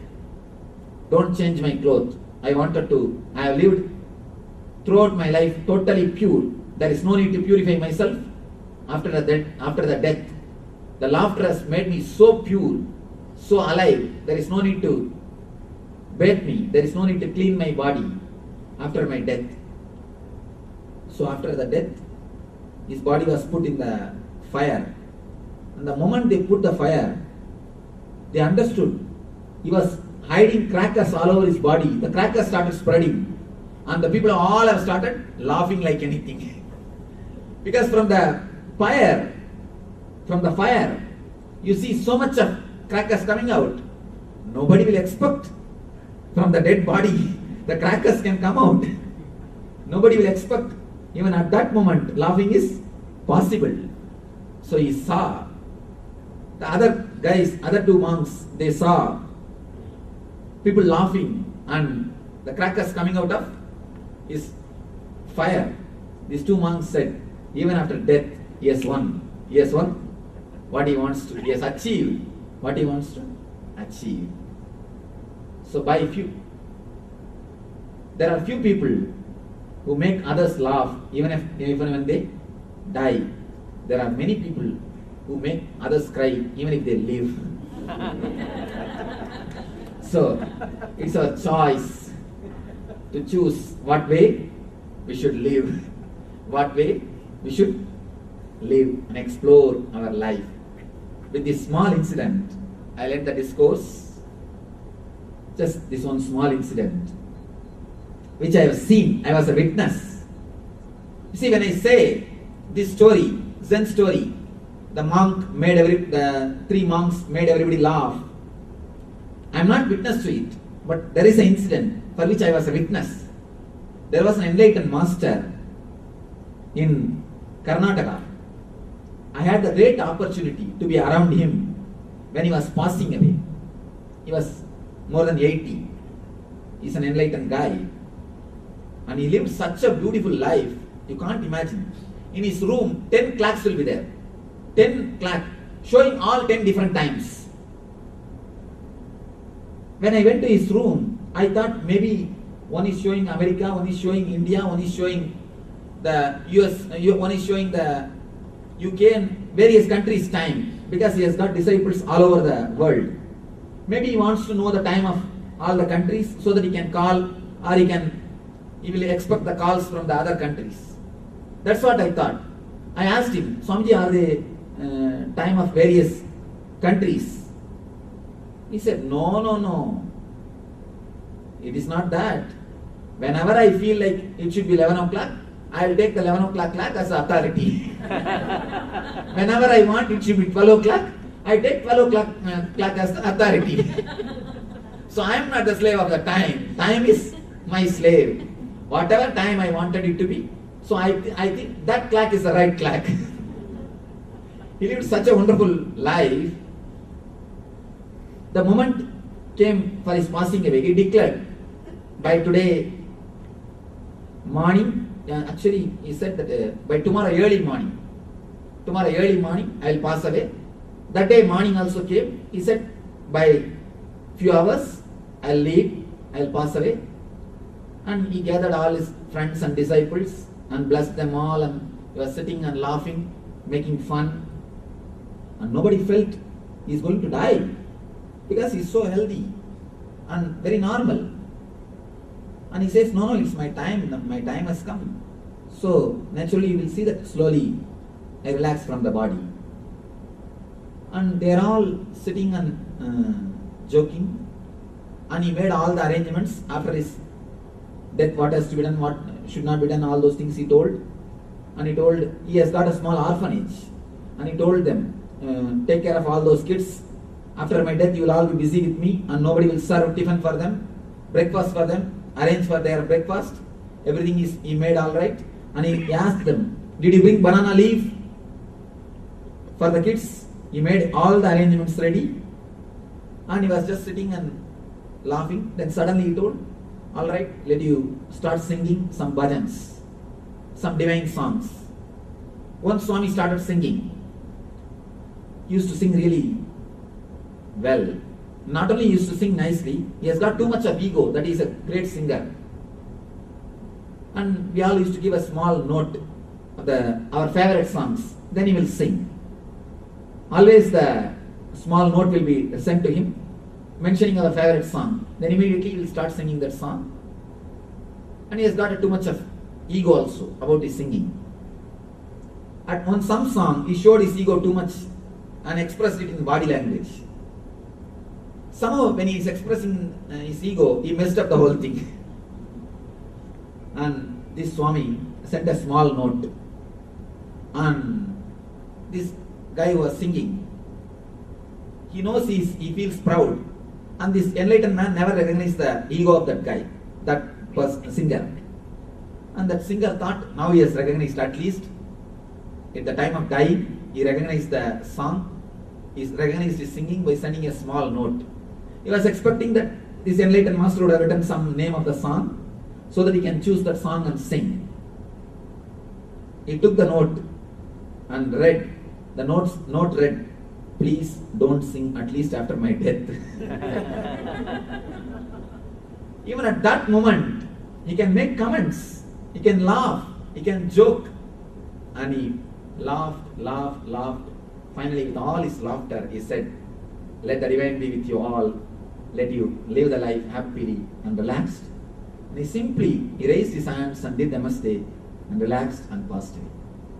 In few minutes, doctors declared he passed away. Life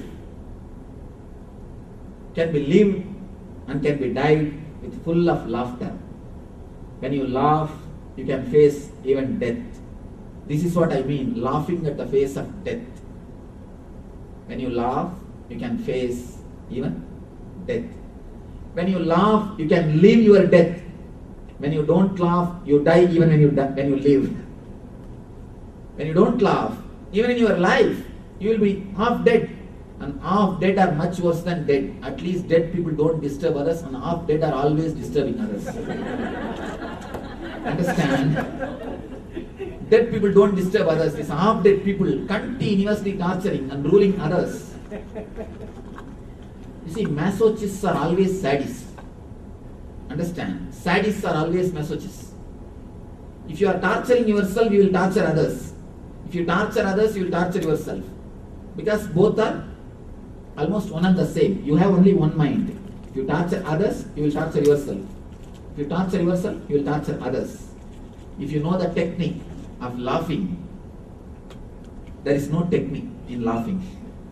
If you know the techniqueless technique of laughing, if you just know the laughing, you will see, you know the life. The life starts happening to you when you start laughing. By laughing, you can live even your death. By forgetting the laughter, you die even when you live. So, it is your choice between life and death, whether to laugh or not to laugh.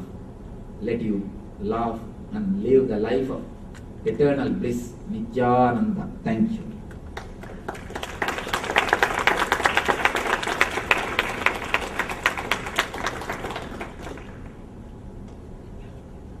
What time we are supposed to finish? What time we are supposed to finish? 8:00. Yeah, What's your up to program 9, time? Huh? about 9:30. 7 to 9:30. Yeah. Okay. Still you have few minutes then. Question. You can Questions. you can ask few questions. And I have brought few jokes, good jokes for you all. I'll read out so that the lecture will not be too serious. And you see, just talking about the laughter and not laughing is a foolish thing which we can do. So let us not do the foolish thing. Let you ask few questions. If it is possible, I will fit these jokes inside the answers, or I will read it out separately. We can all have few minutes of experience. Yes. No serious questions today. Day after tomorrow, serious questions. Oh, okay. Straight to the laugh, straight to the jokes. That's good, actually. I was telling somebody, if you are the dumb guy, you don't even laugh when joke is told. If you are little bit with understanding, you laugh when the joke is told. If you are really intelligent, you laugh even before the joke. Because when the energy overflows, you are filled with laughter. So now I think, without even a question, we will go for jokes. Or shall we have few questions at least? Just as a ritual. No questions?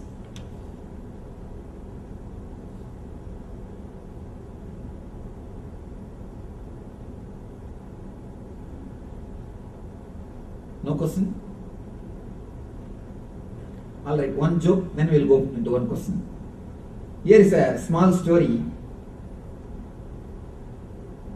The whole family goes to theatre one night, but nobody wants to stay in the house to take care of the grandfather. So they have to take him also with them.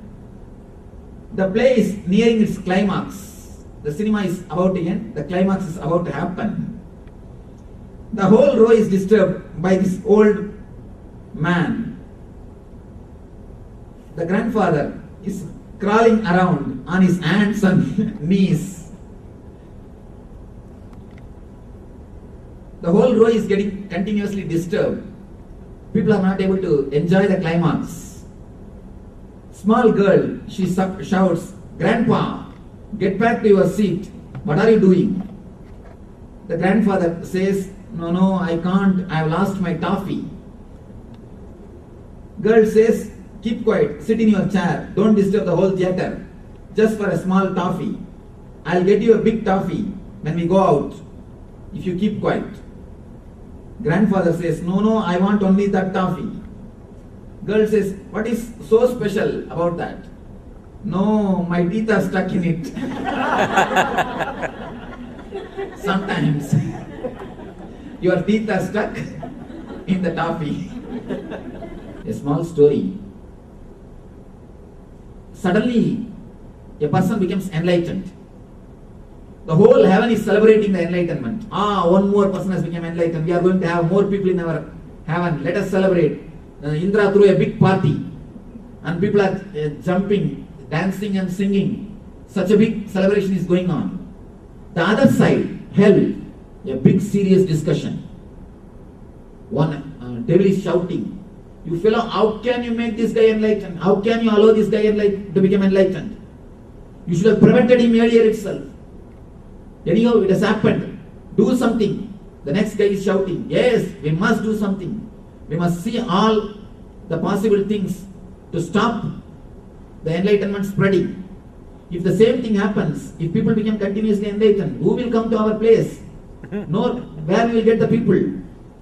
And we are already slowly becoming less."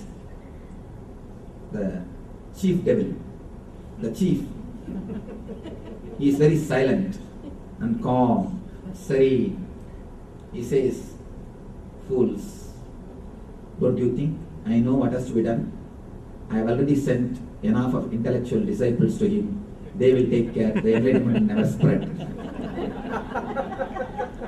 When the intellectual disciples gather around masters, they act as a representative of devils so that the enlightenment never spreads.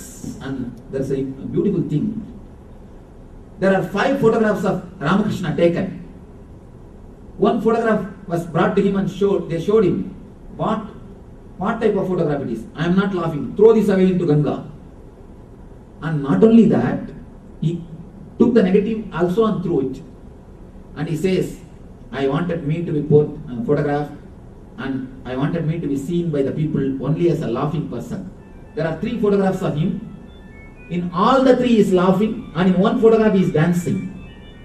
He is dancing. When a real master expresses himself, he always wants only this type of expression. One thing, the just smile is a polite way of behaving, or polite way of showing that you are not interested in that person. You are not interested in that situation. You are not interested to laugh for that joke. You cannot be too straight, you see. You cannot be too abrupt. You cannot be too egoistic. It will be very much impolite. So you just show a small smile. And one more thing, if the other person, if his status is little more than you, if he is little more rich man, then you smile totally. If the other guy is little less or equal to you, you say, The inches of your mouth and the bank balance go hand in hand. A small story. One boss, he continuously tells the same joke, and all his 30 subordinates laugh in the same way. It's a everyday routine. The same joke he will tell, the same way these guys will laugh. One day, one steno, she didn't laugh. She was just keeping serious face. Boss asked, "Why, what happened? You are not laughing." "No, I got the other job. I got job somewhere else." I got other job. So when your boss says a joke, you have to laugh. When you want to avoid, but when you don't want to be impolite, when you want to show some politeness, courtesy, you give a smile. You give a small smile. So according to me, smile is a method to, technique to escape from the laughter. I tell you, don't bother about joke, whether you understand or not, but don't miss the laughter. Even if you miss the joke, don't miss the laughter. Because it's a wonderful chance. You don't have to bother whether you understood or not. There are many people used to ask me, "Swamiji, I don't know the language in which you are going to conduct the course." In India, I conduct courses in the regional languages. So people come and ask me, "I don't know the language, can I attend the course?" I tell them, "You are the right person to attend. You are the right person to attend. At least you will know you don't know. Other people will not even know that they don't understand, they don't know." You see, when you know the language, you think you know. You don't even know, you don't know. If you don't know that you don't know, you don't even know you don't know. If you know you don't know, at least you know you don't know. So I tell them only one thing: sit silently when I speak, laugh loudly when the people laugh. That's all. And the whole program is over. Nothing else needs to be done. You are the right person to enjoy the course. You are the right person to attend the program, because you don't have to think unnecessarily intellectually what I am talking, whether to understand or not. You don't have to do all the intellectual gymnasium, whether to understand the words directly or indirectly or this way or that way. All those things are not necessary. After all, meditation is all about silencing your mind. Sit silently, you will automatically become silent. That's all. You don't have to do all intellectual gymnasium. You are the right person to attend the course.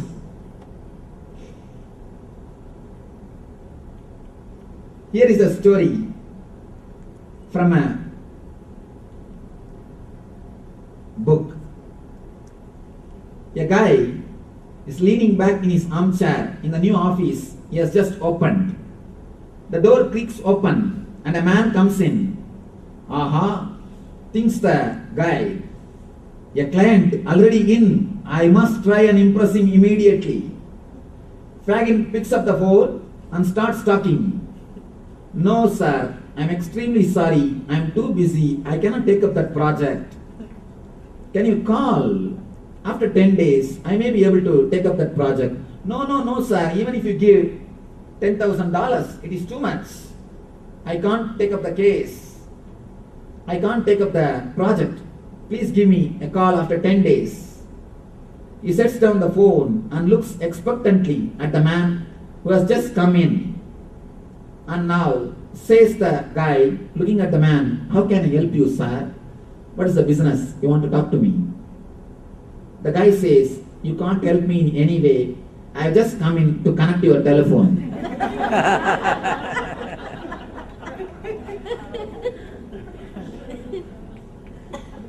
Sometimes we miss the whole truth. What for? The other guy has come.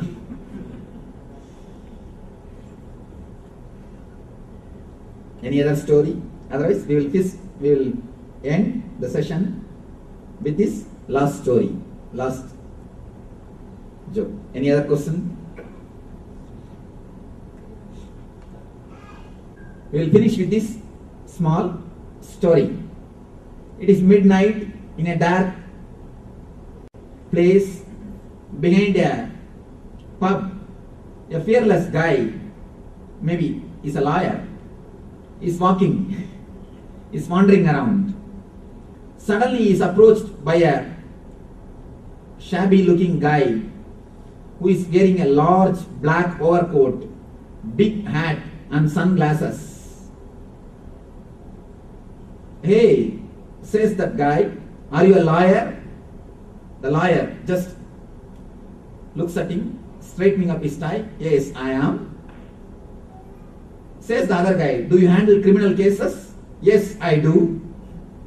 Asks the other guy, would you help even a thief? The lawyer just blinks his eyes and adjusts his coat and says, certainly, sir. The guy says, pulling out his gun, then you start helping me with your wallet. If you understand. And this is the last story. I'll finish. This story half of you may understand and half of you may not understand. If you understand, laugh. If you don't understand, even if you miss the joke, don't miss the laughter. You can go and ask about the joke. When you leave the hall, you can ask your friend, what is the joke? But laugh now itself. Even if you miss the laughter, even if you miss the joke, don't miss the laughter.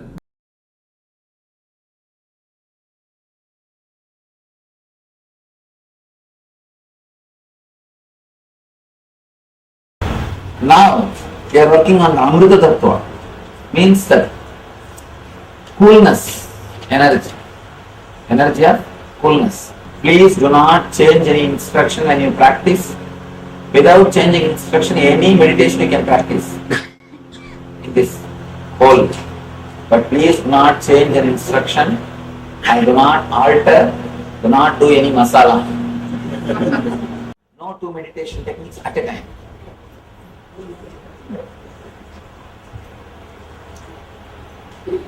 Alright, now we will work on the Amrita Tattva. Means that energy which is called Sitala, which makes you cool. We will work on the Amrita energy. Again, you need to sit on Vajrasana. Let me finish the instruction, then you can do. You will inhale through mouth. You will just stretch the tongue like this. Just hold the tongue. Inhale through mouth. And then just try to digest the air. You will feel a tremendous coolness. Then automatically your body will exhale through nose. Please do not exhale through mouth. Inhale through mouth and exhale through nose. How the last meditation, it will heal any problem related to stomach and the Agni. This will heal anything related to gas, especially if you have gas trouble.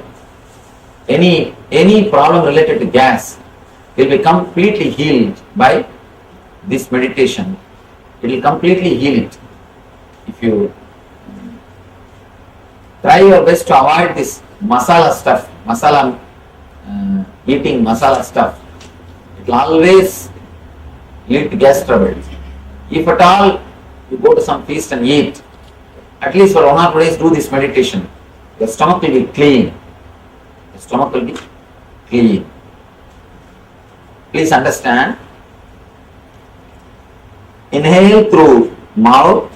Just swallow the whole air. Automatically your body will exhale through nose. Do not exhale through mouth. And do not try to exhale. Automatically your body will exhale. Just for a few minutes do this. You will have a tremendous coolness inside your system. After this, you will do meditation which connects both. But it will lead you to much more intense level. But you will not be able to do directly that unless you practice these two separately. Please. If you can't sit in the Vajrasana, you can sit normal way. But try your best to sit in Vajrasana. I cannot hold my tongue. Oh, at least inhale. Inhale through mouth. Can I squeeze the pit in? Yes, you just inhale through mouth. Tie the ribbon. Close your eyes. Start inhaling through mouth. Inhale as intensely as possible, as deeply as possible. When you feel you are full, just swallow. Try to digest the whole thing. Automatically your body will exhale.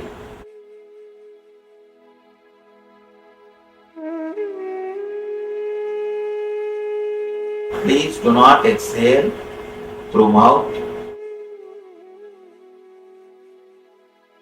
Your body will exhale by itself.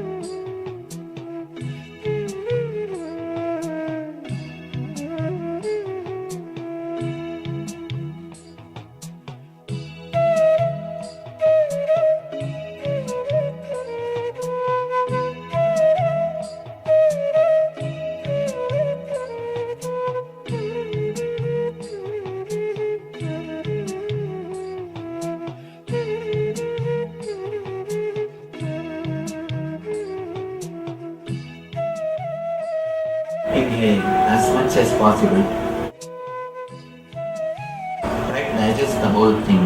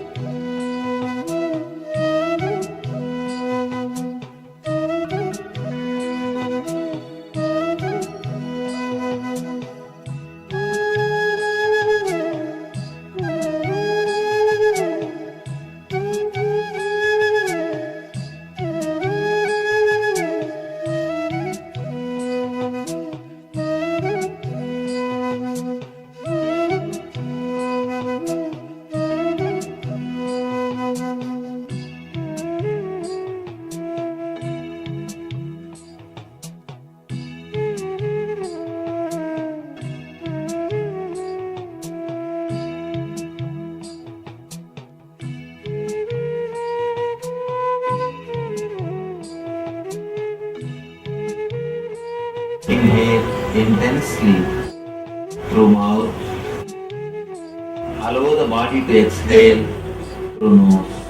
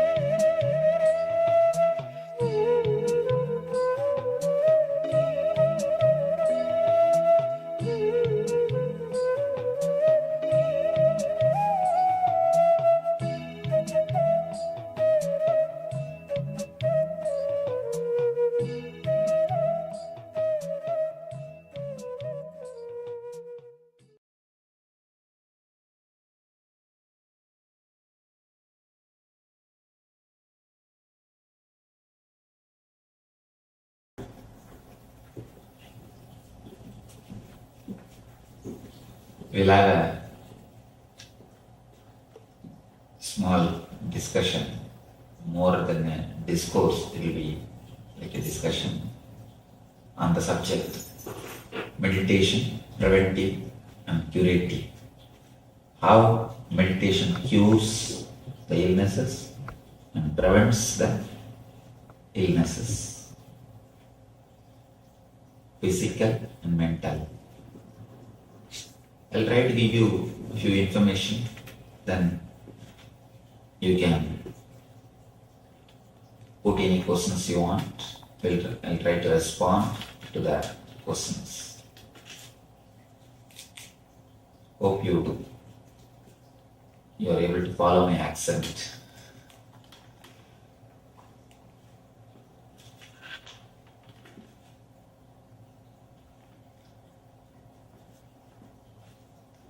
First, let us understand the word curative and preventive.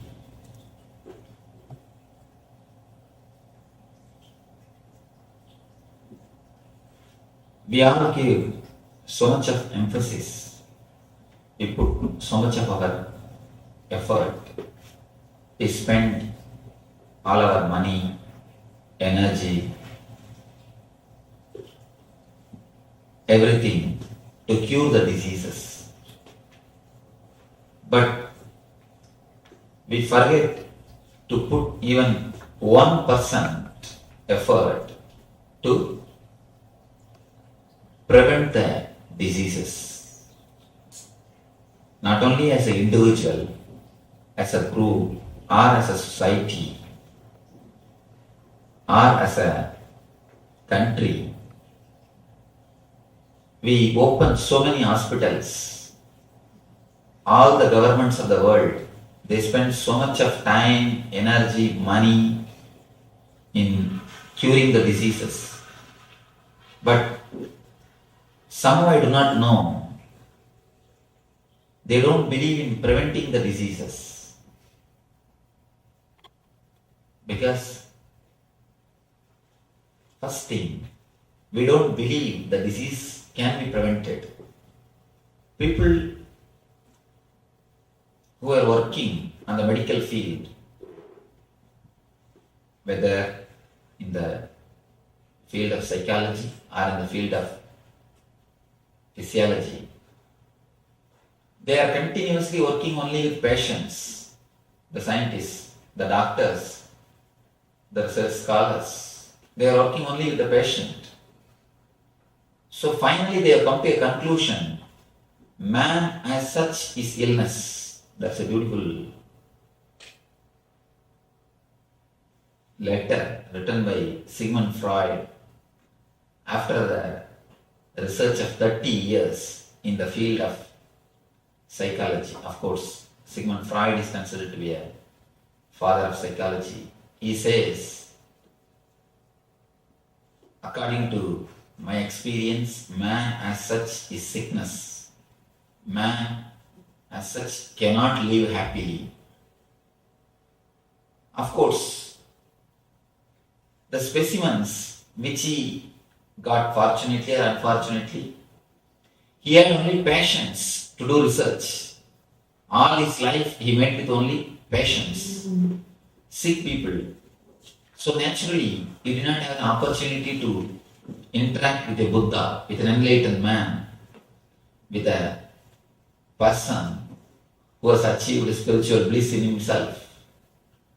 Because he did not have the opportunity to have contact or connection with an enlightened man, with a spiritual person, he came to a conclusion, life as such is misery.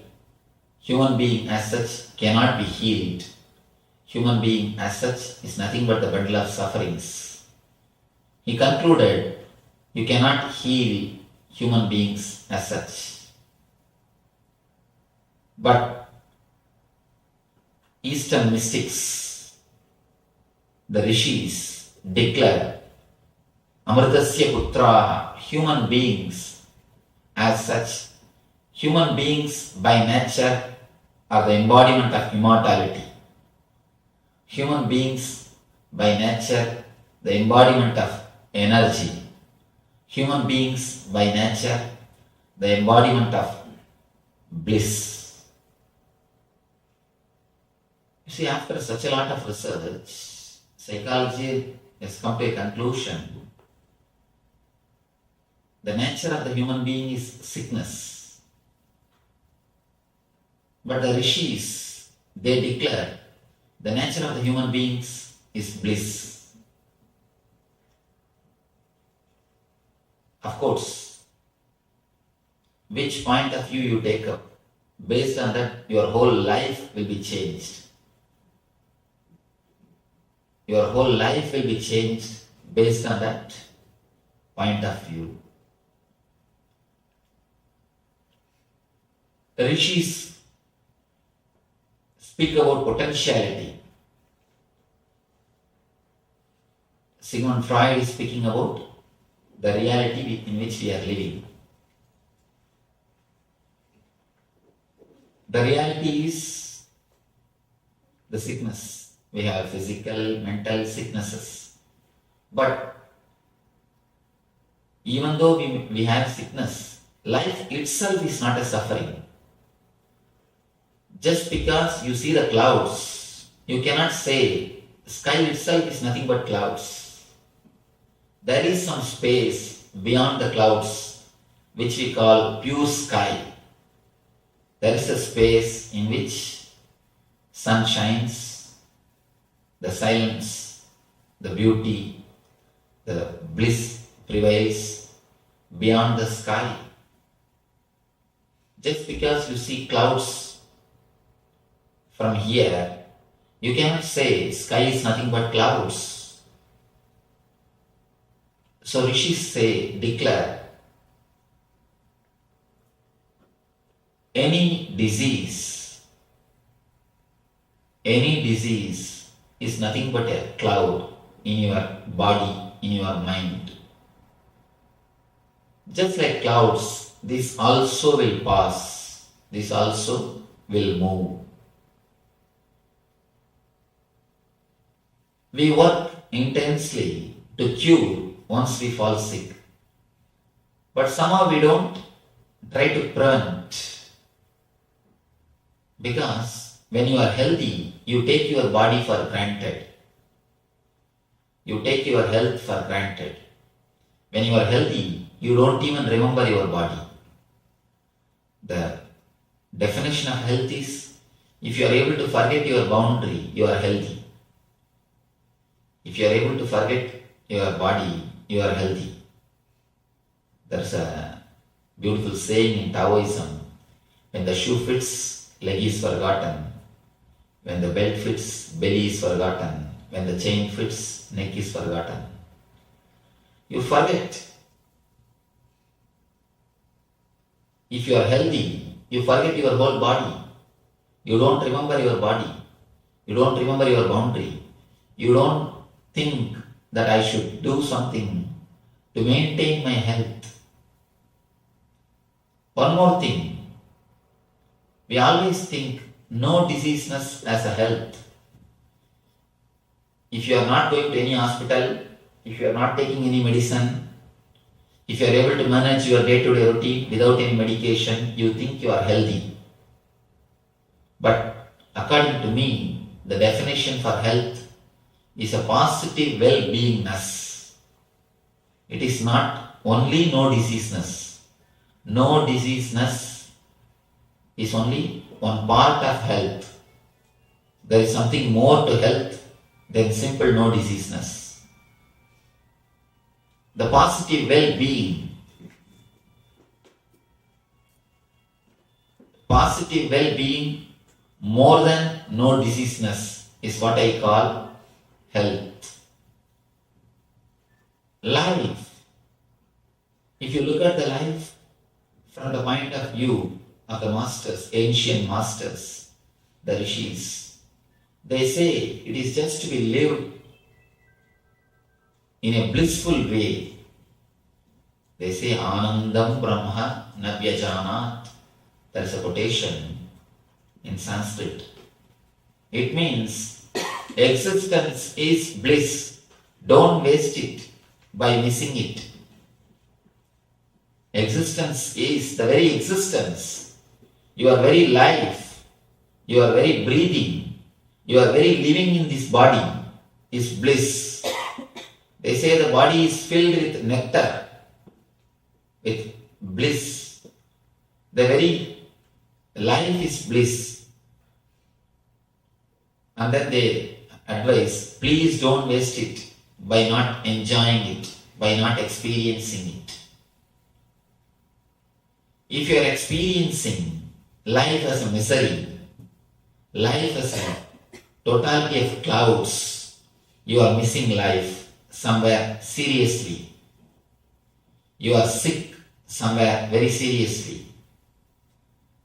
If you are feeling life is a suffering, then be very clear, you are missing the life somewhere very seriously.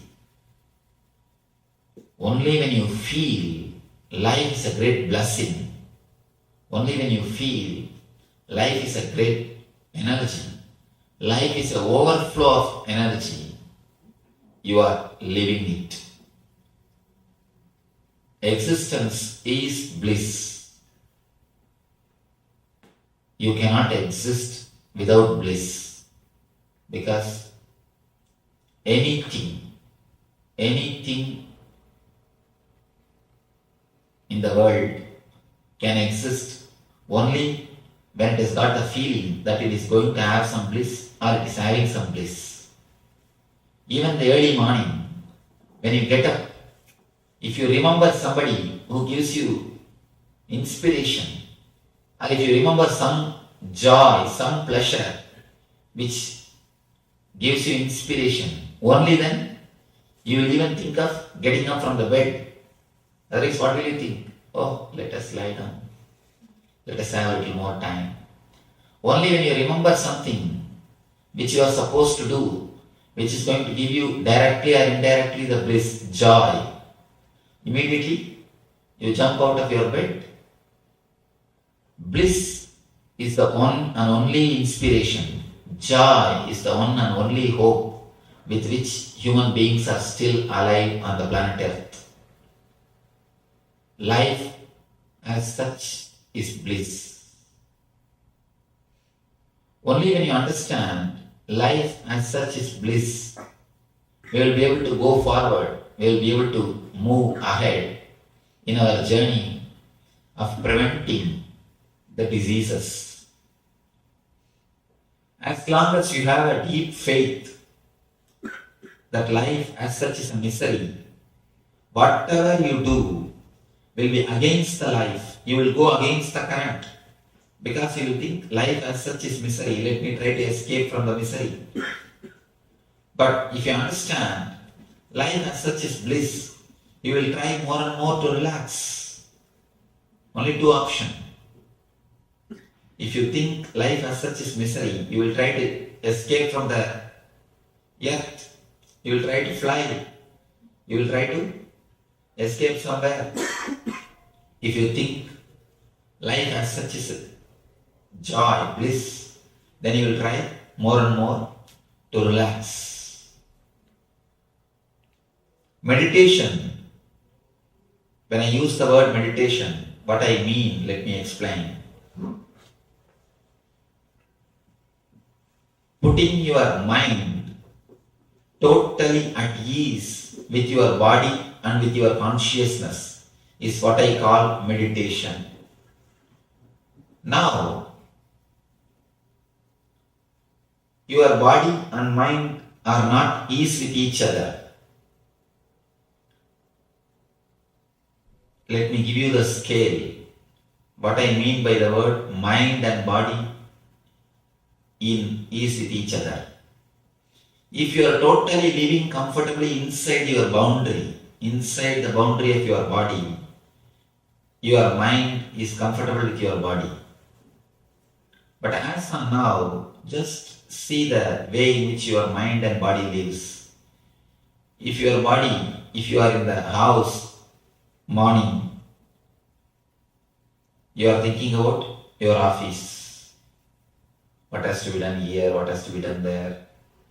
If you are in the office, You are thinking of evening going to some party or some outing or to some beach. If you are in the beach, you are thinking when to go back to the house. When you are in the house, again you start planning for the next day morning. If you are in the house, you can be sure your mind is not in the house. That much is sure. You are not staying inside your boundary. If you are here, we can be sure of one thing, your mind is not here. That much is sure. Wherever your body is, you are not. Your being, your mind is not comfortable with your body. That is why it moves anywhere, here and there. You are not happy with the present moment. That is why either you indulge in the past or you try to brood over about the future. The pull towards the future or being caught up in the past happens because you are not happy with the present. If you are happy, if you are enjoying the present moment, this moment of your body and mind, naturally you will see your mind is eased with your body. Your mind will not be moving around. It will not be too much worrying about the past, or it will not be too much bothering about the future. If you are too much bothering about the future and the past, be very clear, your mind is not staying inside your body. Your mind is not eased with your body. There is the two kind of thinking. One is planning, another one is worrying. Planning happens based on your body. Planning means the chronological planning. You plan for your day-to-day routine. Tomorrow what I am supposed to do, day after tomorrow what I am supposed to do. You make a goal in your life. The planning is perfectly alright. That happens keeping your body as a center. Your consciousness, your mind stays inside the body and it works. You plan it. Planning never sucks your energy. If you know planning, it never sucks your energy. It never makes you tired. You never feel sucked by planning. Planning never depresses you.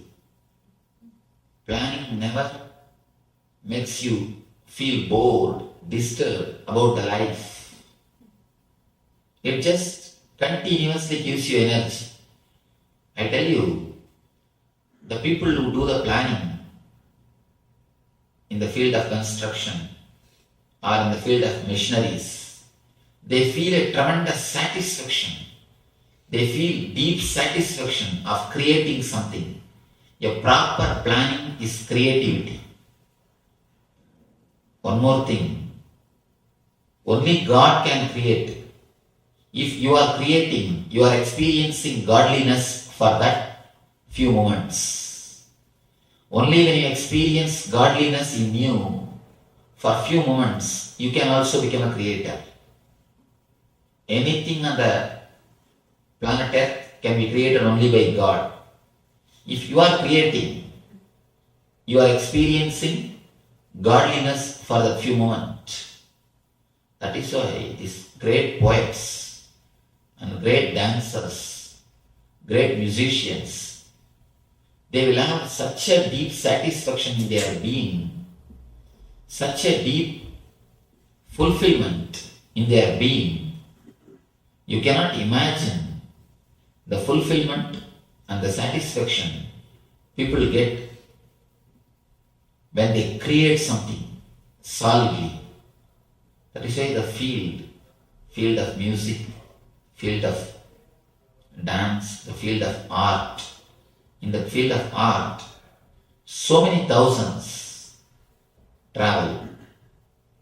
It is not that everyone is getting paid. There are thousands of people who do it as a hobby. Why that becomes hobby for somebody? Because it gives a deep fulfillment. Fulfillment can come only when you experience godliness, which is inside you. People who experience godliness, only they can create. When you create, you experience godliness. When you experience godliness, you create. Because God is the one and only creator. Except Him, nobody can create. When a woman becomes mother, she feels totally satisfied. She reaches her fulfillment because she has created. She has realized her potentiality. When the seed becomes tree, it gets such a deep satisfaction because it has realized its potentiality. So when you start creating, you realize your potentiality. You realize the God within you. Creating makes you realize your potential energy, and creativity fulfills you, rejuvenates you continuously. Second type of thinking, worrying, means you will not be center of your mind. Your body will not be center of your mind. Your mind will be centered on something else, somewhere else. Your body will be here, but your mind is traveling somewhere, thinking something and brooding over about the future. Either you create imaginations based on greed, or you create fears, phobias based on fear. Greed and fear. When you travel in these two space, in these two zones, Rishis have beautifully described the greed, fear, anger, jealousy, all these emotions as a hell. You should understand, hell is not geographical, it is psychological. Hell is not geographical, it is psychological. It is the state in which your mind stays. It is the space with which your mind is staying. When you are filled with greed and fear, you are worrying. You are in the space of hell. You are not comfortable with yourself. You are not comfortable with your body. You are not happy with your body. So naturally, you feel a deep discontentment. You feel a deep discontentment. You create more and more troubles for your body and for your mind.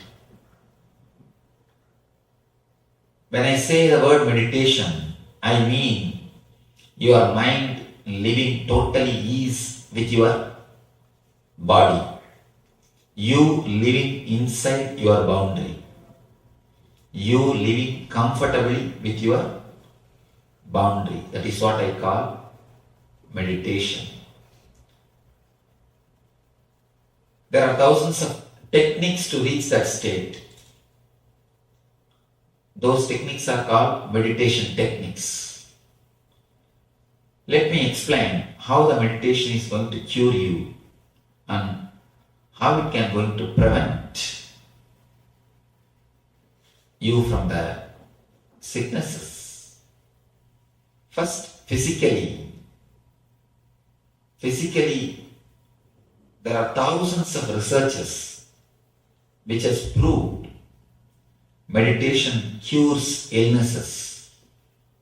In our own experience, in my own life, not only in my body, I have seen in thousands of people's body, meditation doing miraculous cure and healing. Just a month ago, before I started my trip, maybe 1.5 months ago, one lady, she came to meet me. She was having 20 years of psoriasis, skin disease. She said, I have tried all possible medications, Swamiji. Please help me, do something and help me. I was sitting and speaking to her. When I was speaking, I was able to find out she has got a deep self-condemnation. She has got a deep self-condemnation and low self-esteem about herself. After speaking to her, I just gave her a small suggestion. Please stand in front of mirror and shout at yourself, scream at yourself for 15 minutes a day. This is what I gave. Stand in front of mirror for 15 minutes and shout, scream as much as possible on you. Bring out the anger, the violence, self-condemnation which you have on yourself. I told her, shout, bring it out, express it, vomit it out, finish it off. Of course, naturally she said, no, how can I do all these things? I am already in depression and disturbed mood. You are telling me to do something impractical. Swamiji, don't tell all these things. I told her, please try just for 21 days. I am not asking more, just 15 minutes, 21 days. You are suffering 20 years. Why not give me 20 days? She said, all right, I'll try. I just told her, stand in front of mirror, feel as if you are going to jump out of your skin, shout, scream as much as possible, condemn yourself as much as possible, shout at yourself as much as possible, bring all the negativity out and throw away. You will be surprised, you will be shocked. We have recorded medically, 15th day she was totally healed. In 15 days, she is totally healed. And it never came back. Of course, she says, in these 20 years, not even one day her skin has become alright. Even if she takes strong medication, she will only feel a little bit of development, never a total cure. Now, without any medication, without any medicine, just by meditation, totally she has been healed. This is a technique from Sufism. The technique which I gave her is from Sufism. Totally she has been healed. Difficult to believe. But like the same way, thousands and thousands of cases were recorded. Actually, skin disease is nothing but the byproduct of self-condemnation and low self-esteem. Same way, we have thousands of written testimonials, written letters, and medical reports for the power of meditation to cure the sicknesses physically. Of course, mentally, there is no need even for any testimonial. If you just practice, you will understand. To know the apple is tasty, you don't need any testimonial or certificate. Have a bite, you will understand. To know the meditation cures mental sicknesses. Meditation makes you feel the well-being inside your mind. You don't need to believe, just have a bite. Then you will realize what miracles meditation does. It gives you a deep fulfillment. Not only health, deep fulfillment almost all our psychological disorders are based on fear and greed. Too much of greed, too much of hope leads to hopelessness. According to me, all hope leads to hopelessness. Hope means path to hopelessness. Hopelessness is the goal to which you are traveling through the path of hope.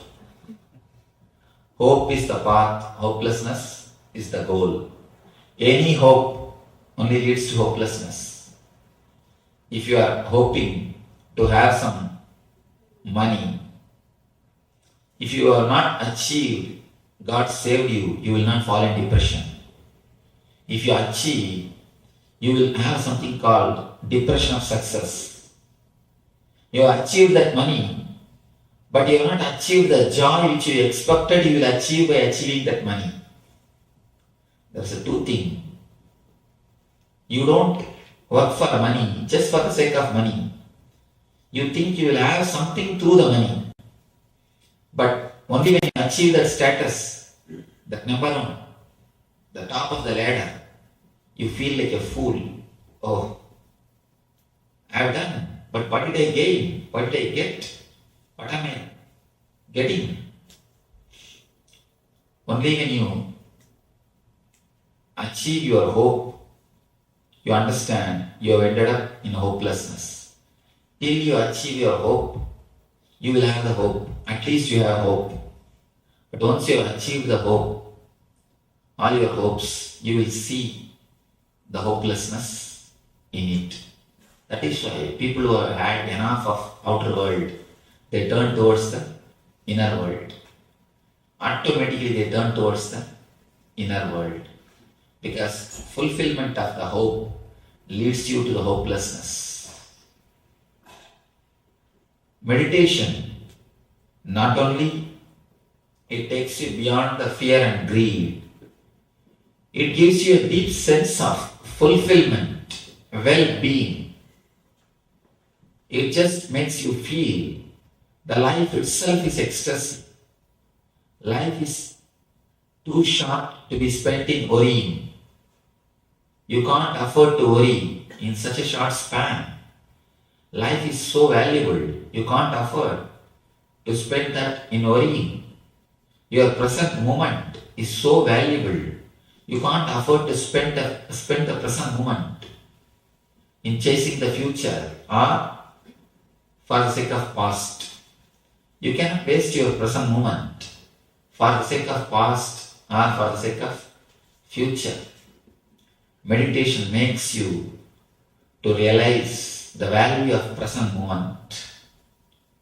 Meditation makes you to feel, to experience the ecstasy of the present moment. Of course, because we have never experienced this moment, present moment, what Buddha calls as tathata. Tathata means the suchness. We have never experienced the suchness. We are nothing but a link between past and the future. We are never an entity. We are never an individual in present. We have never experienced the suchness.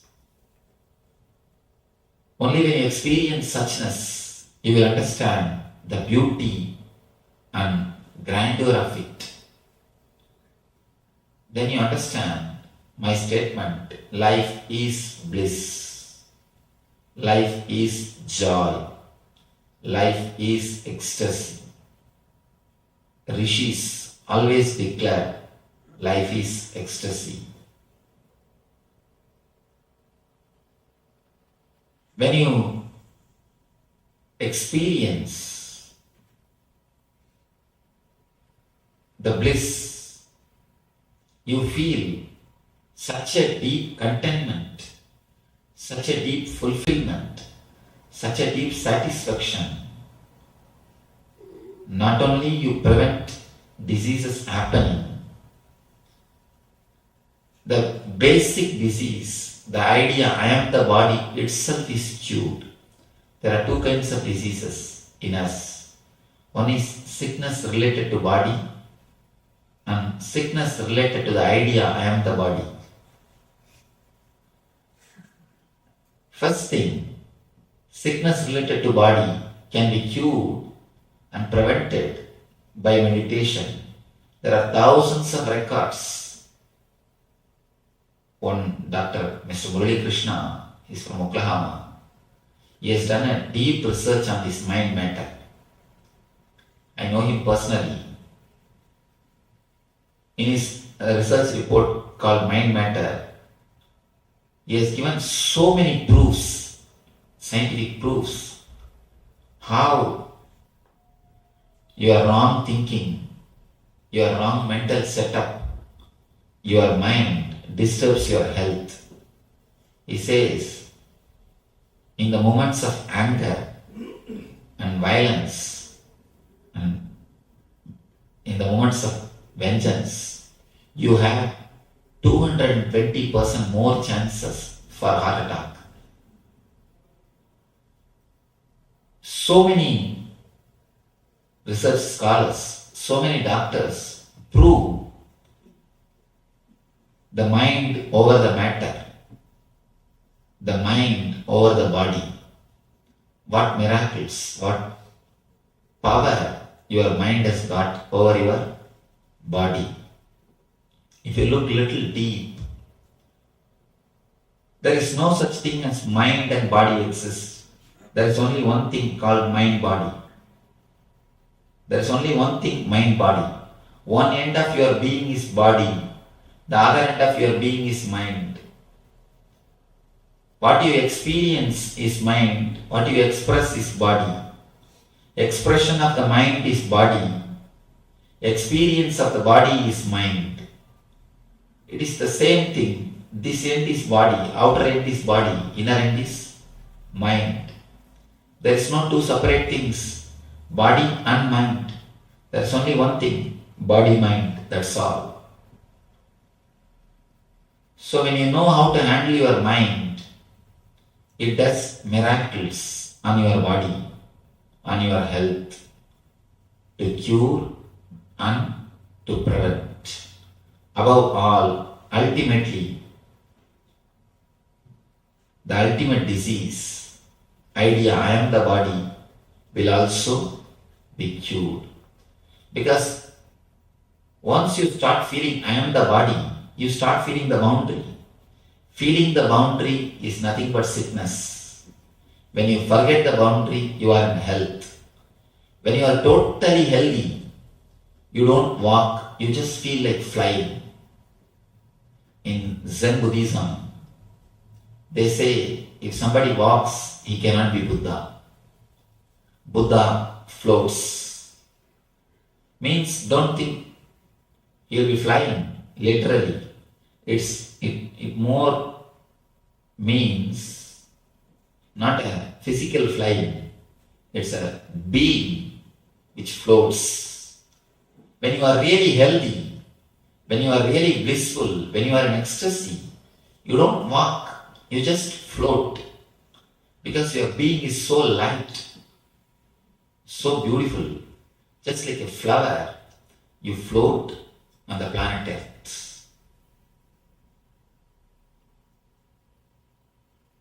Normally, all the societies, all the communities, all the governments, they work to cure the people, but they never work to prevent the diseases. Meditation will prevent, will destroy very root of the disease. Actually, people want sick people so that they can serve. I have seen many missionaries. I used to ask the people, the voluntary organizations, the missionaries, you are spending so much of your money in curing, why don't you spend a little bit on preventing? They said, no, Swamiji, then our business will be gone. What can we do if the diseases are prevented? We need people to save. We need people to cure. So first they should fall sick. Only then we can cure them, we can help them. So it is the interest of the society.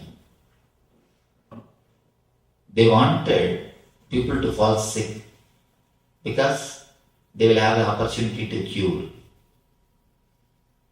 That is the reason so many voluntary institutions, so many social service groups, they work to cure, but they never work towards the prevention. Meditation is a wonderful technique to prevent, because it never allows any suppression, any repression in your system. It continuously rejuvenates you and cleanses you out of, it cleanses your whole being. Continuous cleaning process of suppression and repression rejuvenates you and keeps you away from the disease and keeps you in a total well-being. Let you take up a little bit of meditation. If time permits, we will have a small technique. Let you take up some meditation technique as a part of your life, not only to cure, but to prevent the illnesses and reach the bliss. Nithyananda. Thank you. If you have any questions, because whatever I said is more or less like a hypothesis. If you have anything, you are welcome to question. Yes. You say bliss, and I have a little translation. I reach for that definition. If I have to ask, maybe I don't know. But describe bliss to me in your words. Bliss. Bliss? I can describe in two ways. One is not feeling caged, bound. Swatantra means the freedom. Second, feeling blessed to have this body.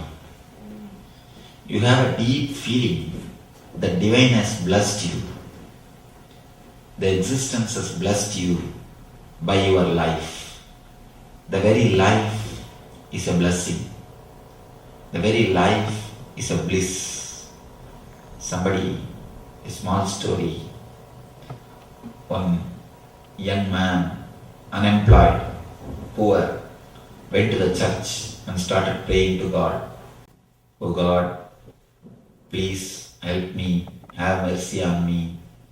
Somehow give me $100. I'll be able to manage my 1 week. Within a week, I'll find out my job, then I'll give you the donation. First $100, please help me. Of course, priest heard the prayer. He really felt sympathetic towards that boy. And priest thought, after all, poor boy, let me try to help him. He put $50 in a cover, went near him and handed over the cover and told, "Oh, my son, God has told me to hand over this cover to you. Please have it." The boy rushed to his place, opened the cover and saw $50. Immediately he started praying to God, "Oh God, next time when you send money, please send directly." The priest has taken off of his commission. Please don't send through the priest. You see, the boy is looking what is missing, not what is given. He feels life is a suffering. even when he gains, even when he gets something, he is not able to enjoy the life. So when the attitude is set in that way, if your mind is set for that, whatever you gain, finally you make the same comment like that boy. Oh God, next time send directly, don't send through priest. One person came and told me, Swamiji, you say life is bliss, but I have lost my diamond ring. What do you say about it? I am suffering. I told him, fool, feel that you have a finger. You have not lost your finger. Enjoy. Feel the joy and bliss that you are alive. Every moment is just a pure gift from existence. Can you earn your life? You can earn everything to live. But can you earn the life itself? No, not even a single breath. It is a pure gift from existence. Feeling blessed for having this body and life. First thing, not feeling bound, not feeling caged, feeling a tremendous freedom, inner freedom. Next thing, feeling blessed to have this life itself. These are the two feelings, I call it as bliss. These two put together and something more than these two, what I call bliss. In Sanskrit there is a word ananda. I broke that word ananda and gave you the meaning. Means feeling of blessedness, ashirvada. Nanda means a feeling of freedom, unboundedness.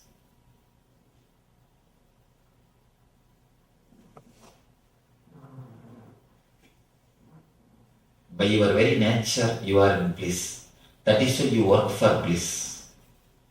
See, if you get a headache, you try all your best to come out of headache. Why? You know your nature is not headache. Your nature is headachelessness. So you work towards it.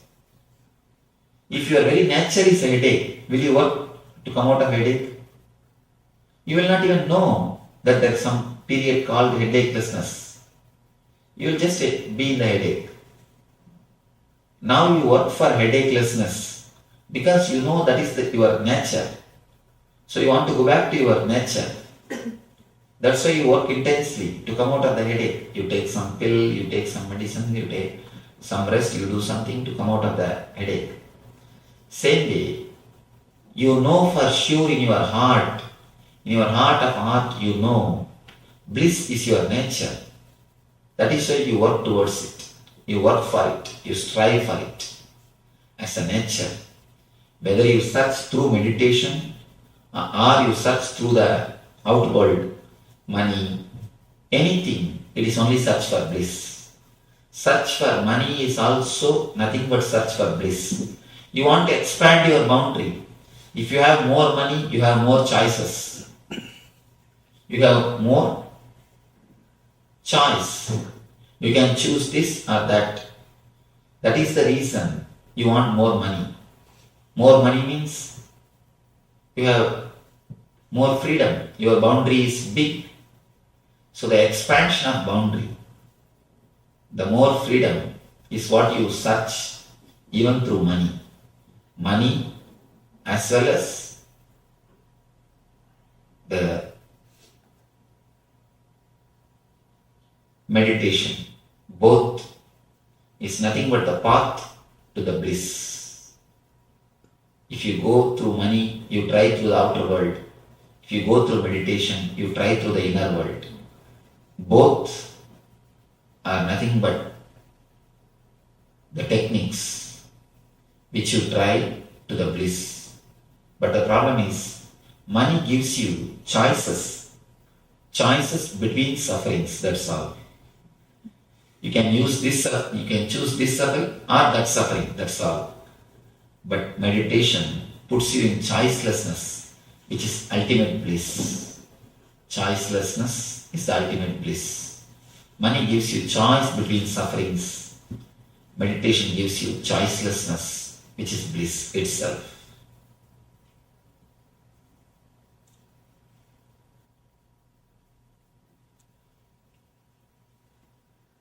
Yes.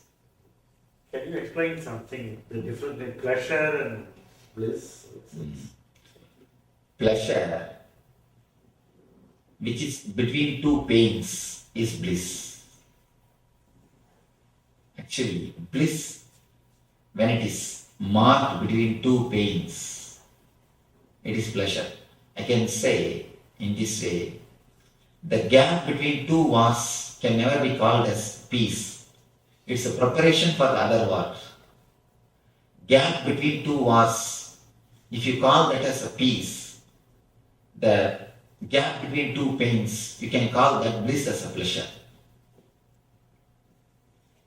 If I were to put it in a much more clear way, bliss is eternal. The small portion of the bliss is pleasure. Bliss experienced for a very short time is pleasure. When you try to hold the bliss, it just escapes from your hand. It slips away from you. Then it becomes pleasure. Anything which is experienced for a short time, the short time bliss, part time bliss is pleasure, full time pleasure is bliss. That's all.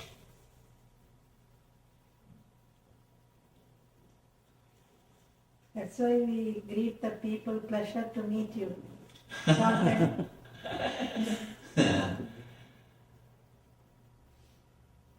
See, the bliss itself is choicelessness. People always, actually people are greedy of my state. When they see me again and again, when they live around me, they are greedy of the state in which I am living. I have seen many people feeling jealous. Swamiji, you are continuously happy, continuously joyful. And they know it is not that I don't have problems. I have enough problems. And just yesterday somebody asked me, seeing the way in which we work, are you spiritual master or CEO? And we work almost like a CEO of a company. So much of work is done. So much of problems are faced. So much of problems are solved. It's not that I don't have problems. I don't have something to do. But people ask me, how are you able to maintain continuous joy, continuous bliss? How it happens? I tell them, it happens because they don't have choice. Choicelessness is bliss. But people choose bliss, then they fall in suffering. Choicelessness is bliss. But when you choose choicelessness, again you are trapped. You are in the trap. You try to work for choicelessness. I tell you, drop the idea to choose or to be in choicelessness. Drop even choice towards choicelessness. Then you will see bliss happening to you. Bliss is like a breeze.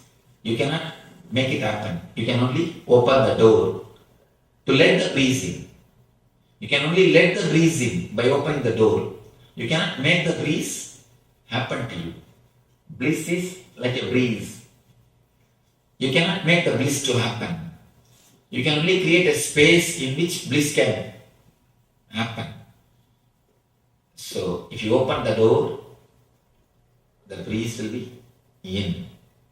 So, drop the choice between choice and choicelessness. Then you will see bliss happening to you.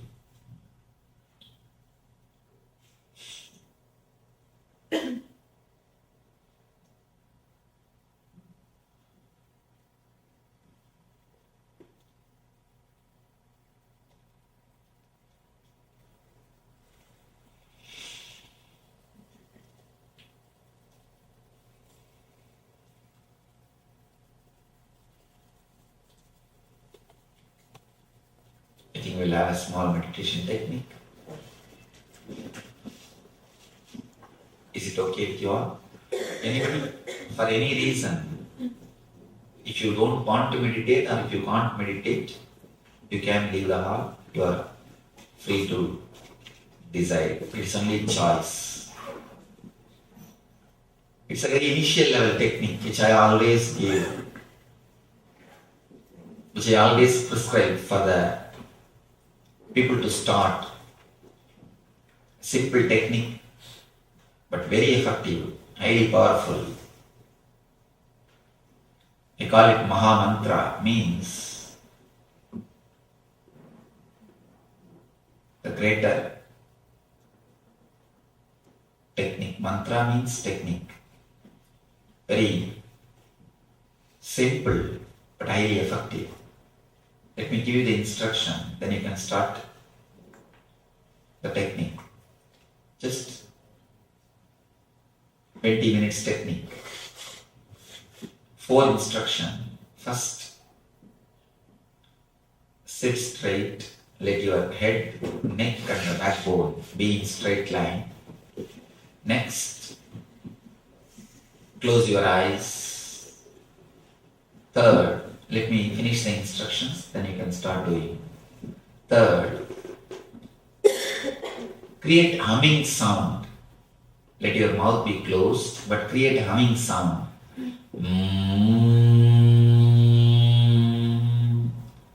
Just like humming sound for 20 minutes as intensely as possible.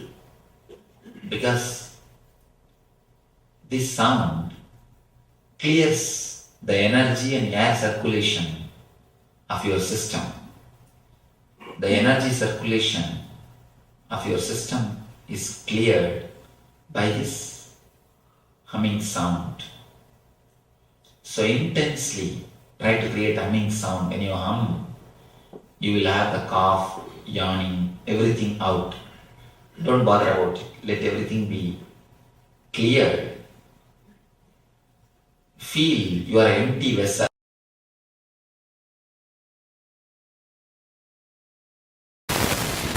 As long as it is flowing, it is a river, expression. When it stops moving, depression. In our life also, as long as your mental thinking, your energy is just flowing, it's just moving without being stopped either by the greed or by the fear. Attachment makes you stop and fear makes you stop. Attachment and the fear. These are the two things makes your life dull. You may think, how can you say Swami, attachment only makes our life more joyful? It is never the attachment. If you have the attachment, you can never enjoy anything. You can never enjoy if you are attached to something. Because if you are attached, you will only try to preserve or protect, never enjoy it. To enjoy, to live it, you need to let go.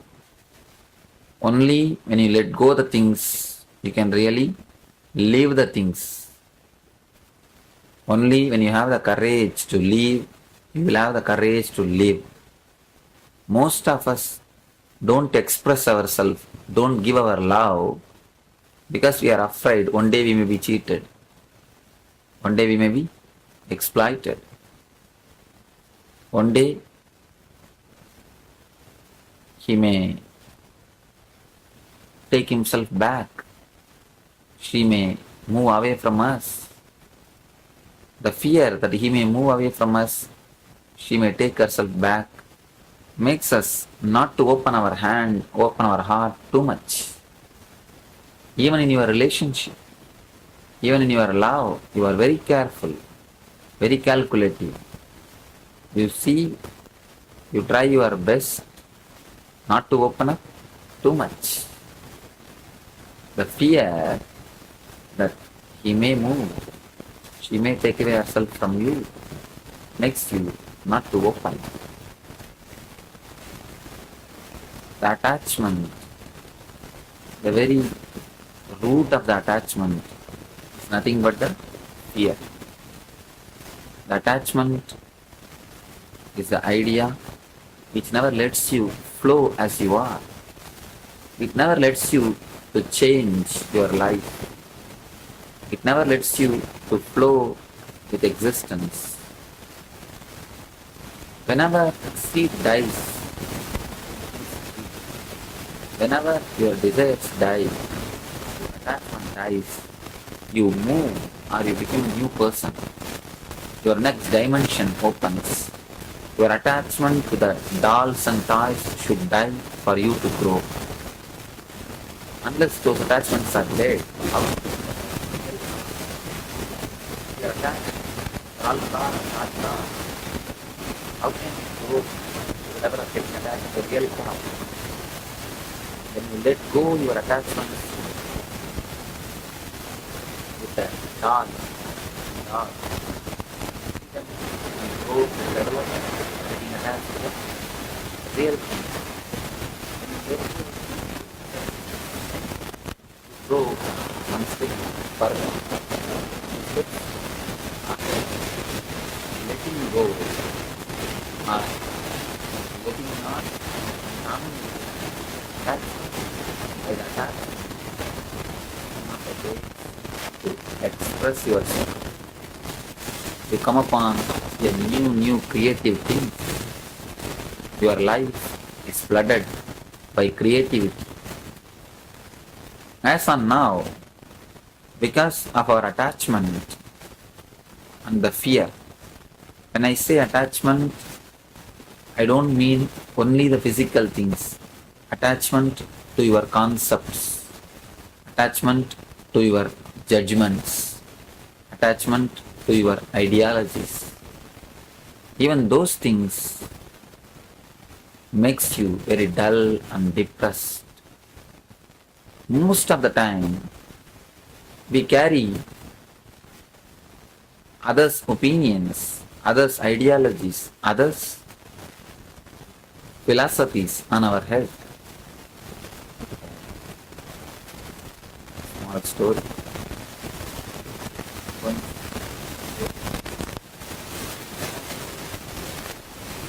are the people who suffer the most on the planet Earth. Philosophers never put hell, because they are already in hell. The philosopher, he wants to repair his shoes. He ran to a cobbler who repairs his shoes. He asked him, "Can you repair my shoes? I have to go out and repair my shoes." Cobbler, the saint, the Zen master. He said, "I can barely repair it and give you, but it takes at least half an hour." Philosopher said, No, I have to go urgently, do something immediately. And master said, "All right, then wear another pair of shoes." He gave another pair of shoes. Told, "Wear this pair, go to your lecture and come back. By the time you come back, I'll keep your shoes ready. Your shoes will be ready. You can have them back." The man got terribly angry. And you can see one more symptom of philosopher's ego. That man got totally angry. What? How can you say, how can you tell me to wear somebody else's shoes?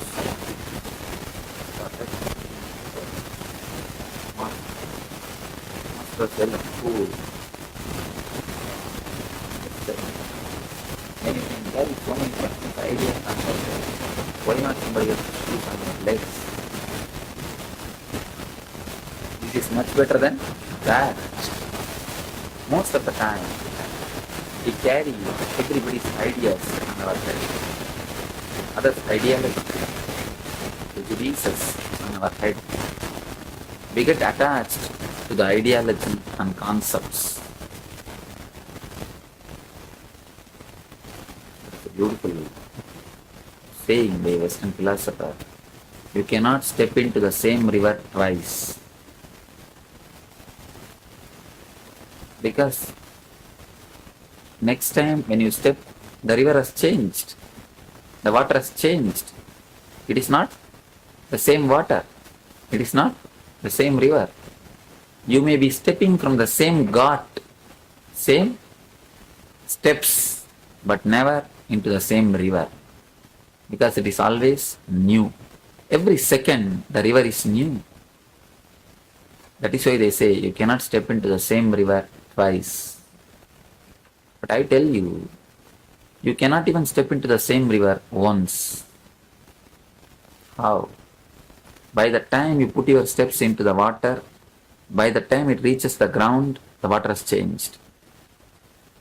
By the time your leg reaches the ground or the sand in the river, the water has changed. So not only twice, you cannot step into the river even once. Just like a river, life is changing moment to moment. But you hold on to your ideologies, your concepts, your prejudices about the situation, about the person. About the situation and about the persons. You have your own idea about the persons. You have your own idea about the situation. You have your own idea about everything. You think this person means he will act like this only. That person means he will react like this only. There is every chance he must have changed. He might have been transformed. But we never respect others' transformation. And not only the others change, even you change many times. Yesterday you may be the person with full of anger and vengeance. Today something would have happened to you. There is every possibility. Your inner personality must have changed. But because you don't believe the transformation can happen to you, because you don't trust the transformation is possible to you, because you never feel or trust the transformation or the growth can happen to you, you bring the same mental setup, you bring the same type of reaction, you take the same type of decisions. Today you need a perfect anger.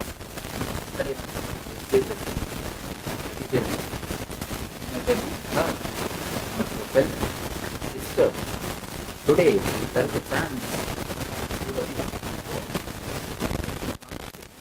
have learned. But you don't trust your inner consciousness. You don't let go your decisions. You don't change your choices because you don't trust that growth can happen to you. Transformation can happen to you. Today when somebody criticizes, again unconsciously you choose the same decision which you did yesterday. Will come and ask me, Swamiji, what you say sounds so nice to us. We feel every word from your mouth is a truth. It's ultimate truth. But we are stuck, we are not able to practice.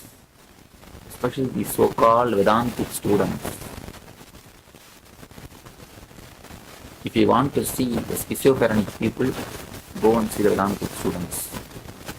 Vedantic students are nothing but schizophrenic. Their head pulls one side, heart pulls the other side. They are always in dilemma. Problem. I have seen many Vedantic students. They come and tell me, Swamiji, I understand all the truth, but in practical life, I am not able to put it. I am not able to have experiential. What can I do, Swami? What should I do? When you say, I understand, I am not able to put into practical life, somewhere you miss. Understand one thing. Do you say, I understand the fire will burn, but Swamiji, I am not able to resist putting my hands into the fire? You will never say that. When you understand the fire will burn, automatically you keep yourself out. Even if you are touched by the fire, you run. When you follow that, why not this? First thing, there is some serious problem in your understanding. You may not have understood, but you may be posing yourself that you have understood. Next thing, after understanding some new concept, let go your old ideologies. Don't have attachment to your past decisions. Don't have attachment in the way you which lived. You have an old mental setup.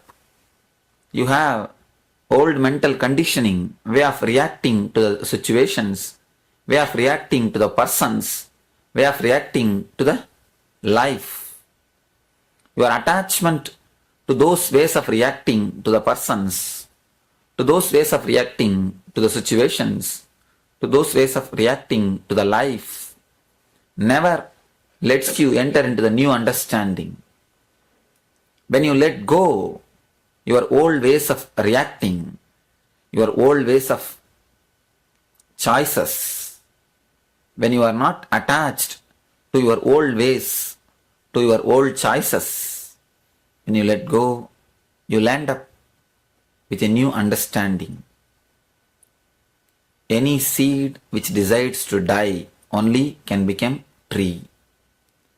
Deciding to sprout means deciding to die. All pathfinders are path breakers. When you decide to sprout, you decide to die. Only when you decide to die as an old person, you will decide to be born as a new person, new being. Most of the time, our attachment to the concepts, to the ideologies, to the philosophies makes us not to move ahead. That is the major obstruction which makes your personality from river to the pool, from expression to depression. Depression is nothing but the mood or the mind which does not flow with the life. It is nothing but the energy of your being not able to cope up with the reality.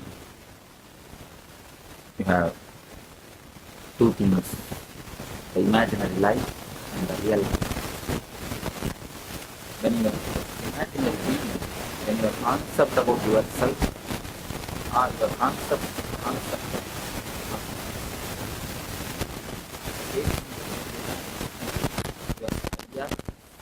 with which you live, your decision with which you face your life, all these things, when they are not able to cope up with reality, you fall in depression. Whenever your being does not meet the real life, you fall in depression. The conflict between the real life and your being, the reality and your imagination is what I call depression. Whenever you are in conflict, you are in depression. Depression can be used as a beautiful meditation. In Tantra, they say that the beautiful teaching set a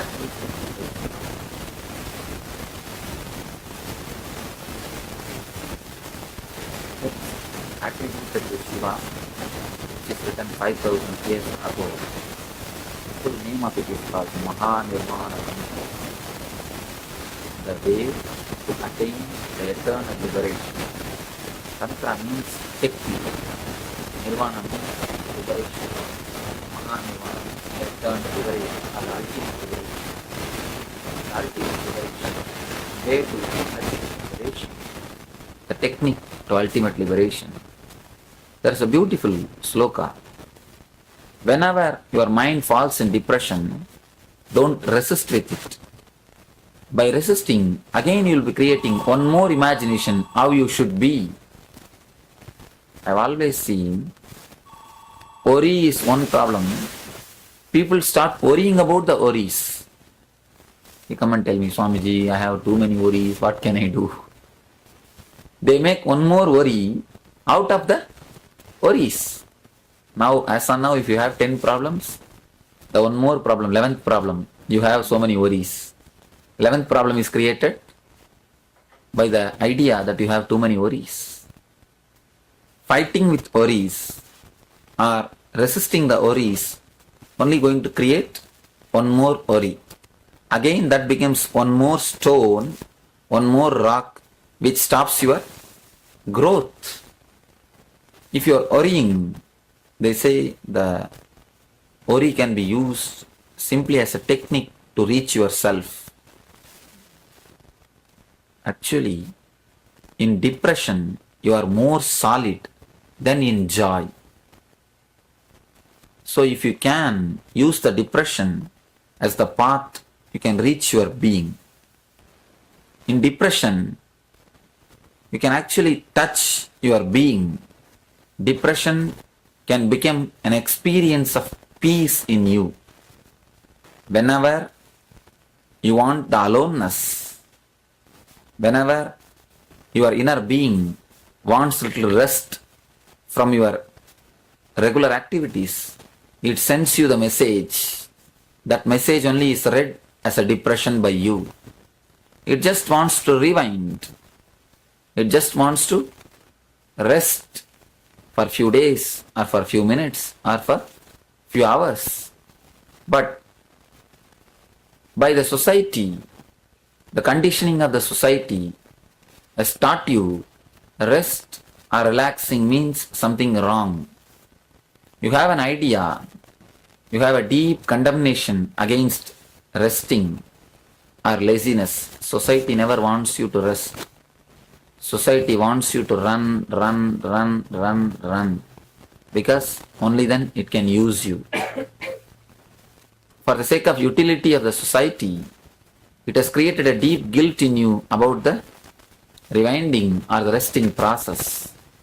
Even when you rest just to run, not for the sake of enjoying the rest.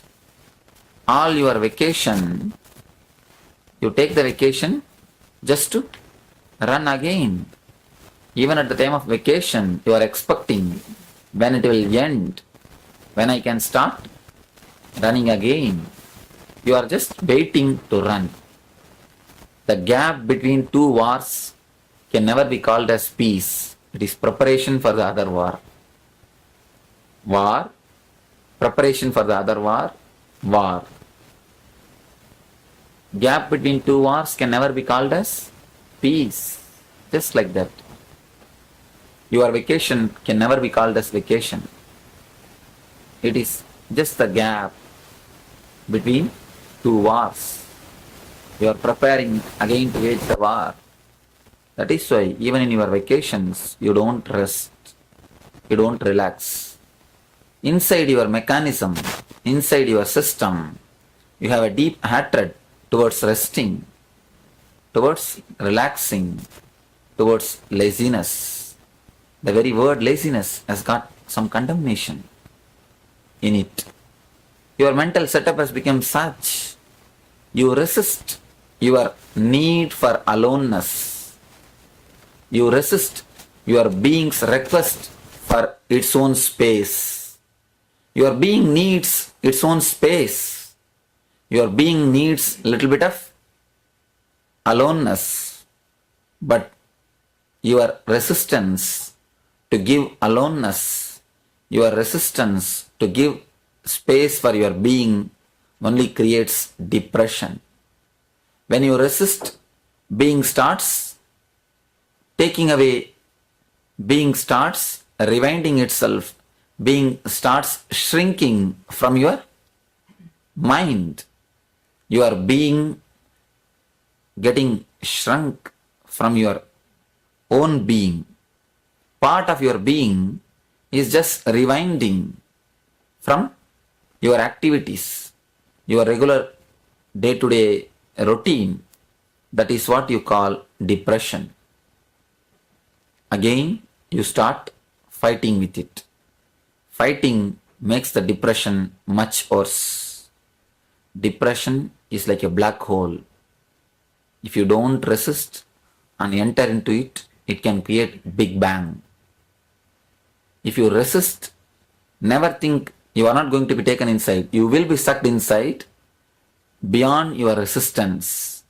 Whenever you resist, depression is like a death. As long as you resist, depression is a death. When you just allow it to happen, it just regenerates you totally.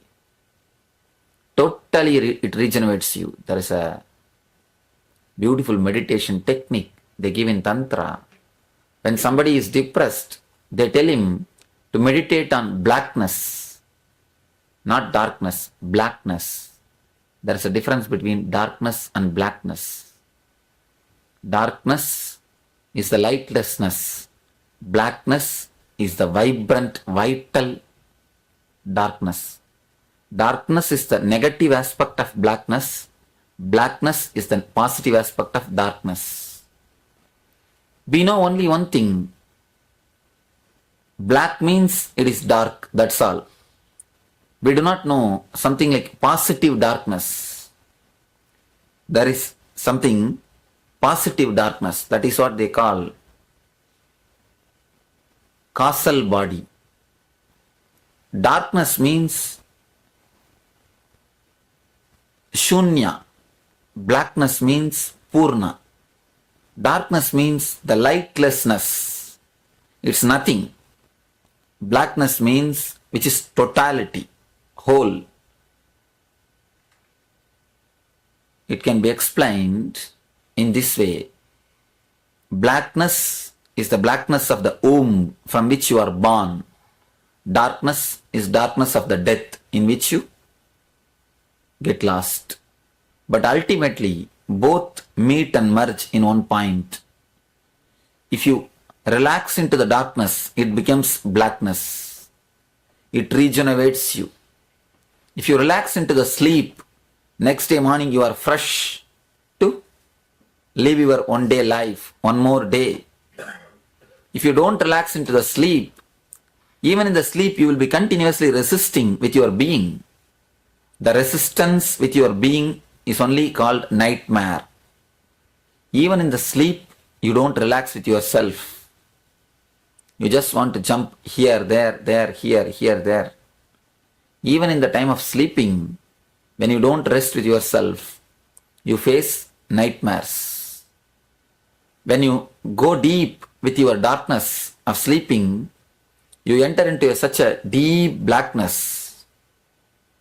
The space in which your being is regenerated.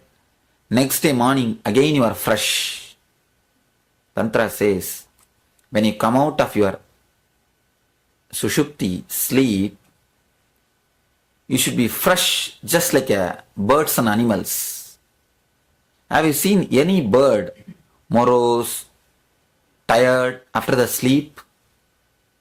As soon as morning it wakes up, you can see the birds chirping and the calf just running around, the mother, cow, dog, it will just go and check its boundary.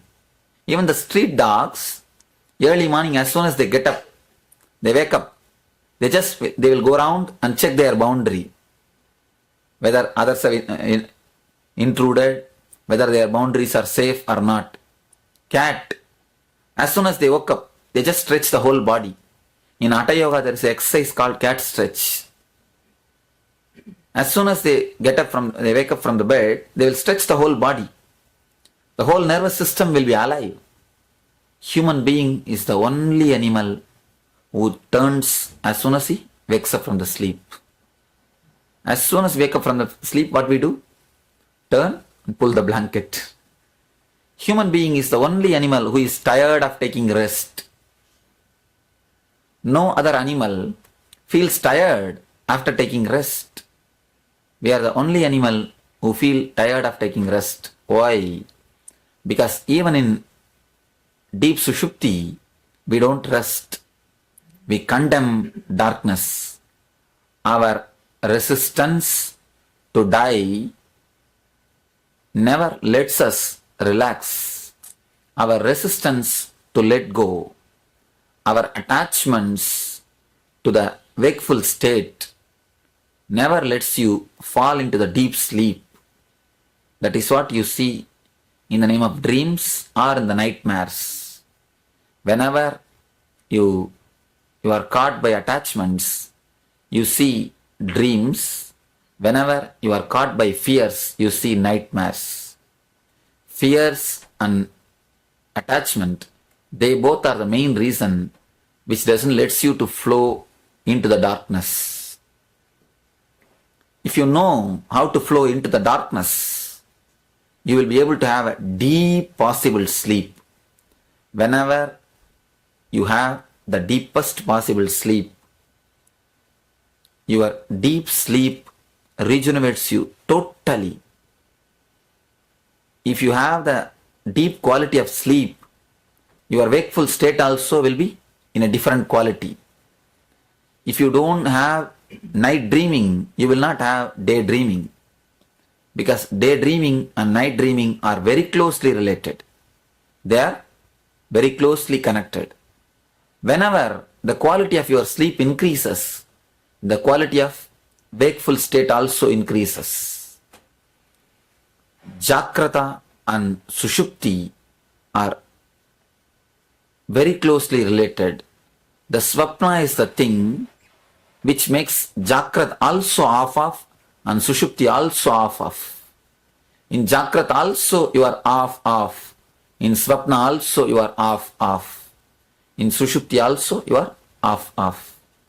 Swapna means dreaming.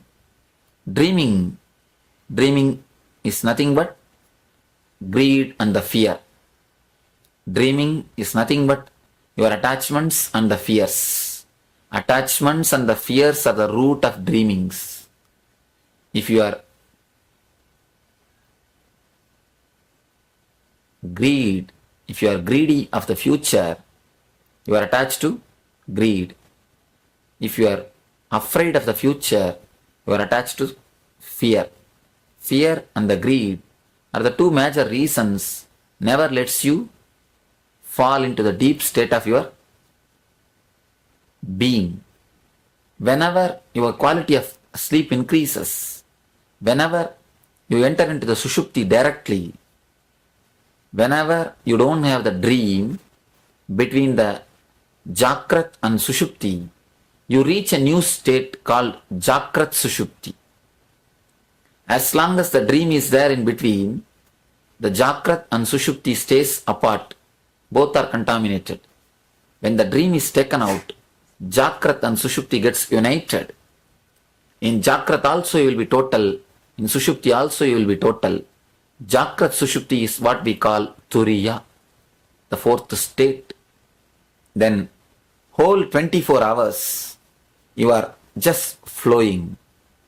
Turiya means don't think. That is a different kind of state. We have a great fear towards these words, and especially these Vedantic teachers and preachers. They have spoiled the whole spirituality by giving two big meanings to these words, making them as impractical as possible. The very words makes us frightened. That is why I never use these words. Very rarely I use these Sanskrit words. Turiya, Atman, Paramatman, Nirvana. All these words I try my best to avoid because they are totally contaminated, loaded with unnecessary meanings. Instead of giving a direct explanation, they have been loaded by too much of unnecessary meanings.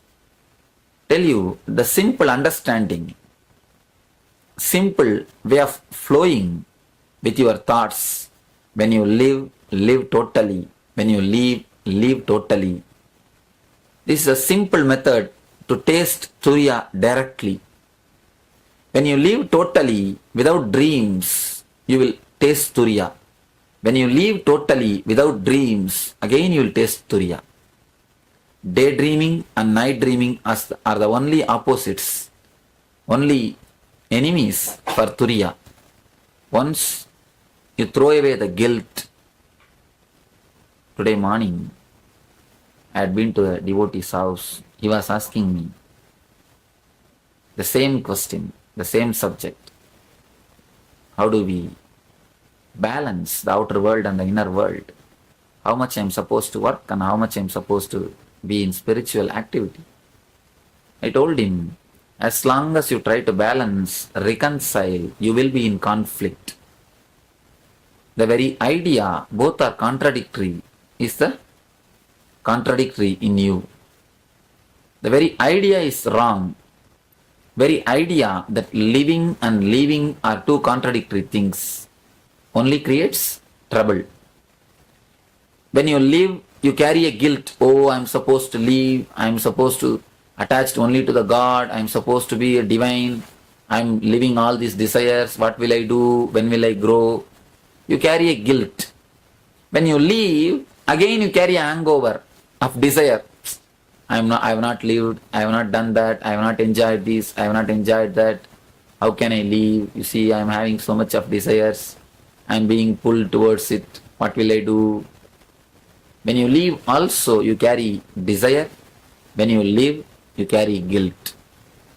Carrying guilt and carrying desire never lets you live or leave totally.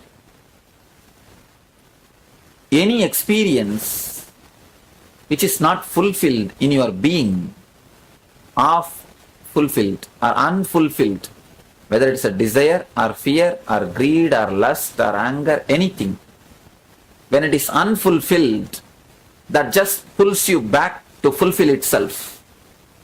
Unfulfilled experiences have got a tremendous power, force, capacity to call you back, to pull you back to fulfill itself. Because you are fulfillment. Your basic nature is Purna. Your basic quality is fulfillment. You cannot have anything which is unfulfilled. So any desire, any emotion, any sanskar, any karma which is unfulfilled, any experience which is unfulfilled in your being, pulls you back, calls you back to fulfill itself. Anything which calls you back to fulfill itself is called as karma. The pull of karma is nothing but the pull of your own thoughts, your own experiences, which is unfulfilled. So anything left unfulfilled pulls you back, calls you back to fulfill itself. When you live totally, you will know how to live totally. If you know how to get depressed totally, you will know how to express yourself totally. But the very word depression has got a condemnation in it. You do not want to get depressed. You resist continuously with the depression. You resist the black hole. That is why you will never let the Big Bang happening. Big Bang is a Srishti. Black hole is a Pralaya. Only when you allow the Pralaya to happen, the Big Bang can happen. The Srishti can happen. Srishti and Pralaya are one and the same. Every moment the Pralaya is happening. Every moment the Srishti is happening. If you know how to let the breath go out, only then you will know how to breathe. Breathe in. The depth of breathing out and the depth of breathing in will be one and the same. If you know how to cooperate with the destruction or pralaya, you will know how to express yourself. Depression is pralaya, expression is srishti. So let depression take you over whenever it is necessary. meditate on the darkness, meditate on the blackness. Whenever you feel your being needs aloneness, your being is giving you a notice, warning that it wants to get depressed, let you cooperate with your being. Let you allow the depression to happen to you. Let you allow the darkness to take you over.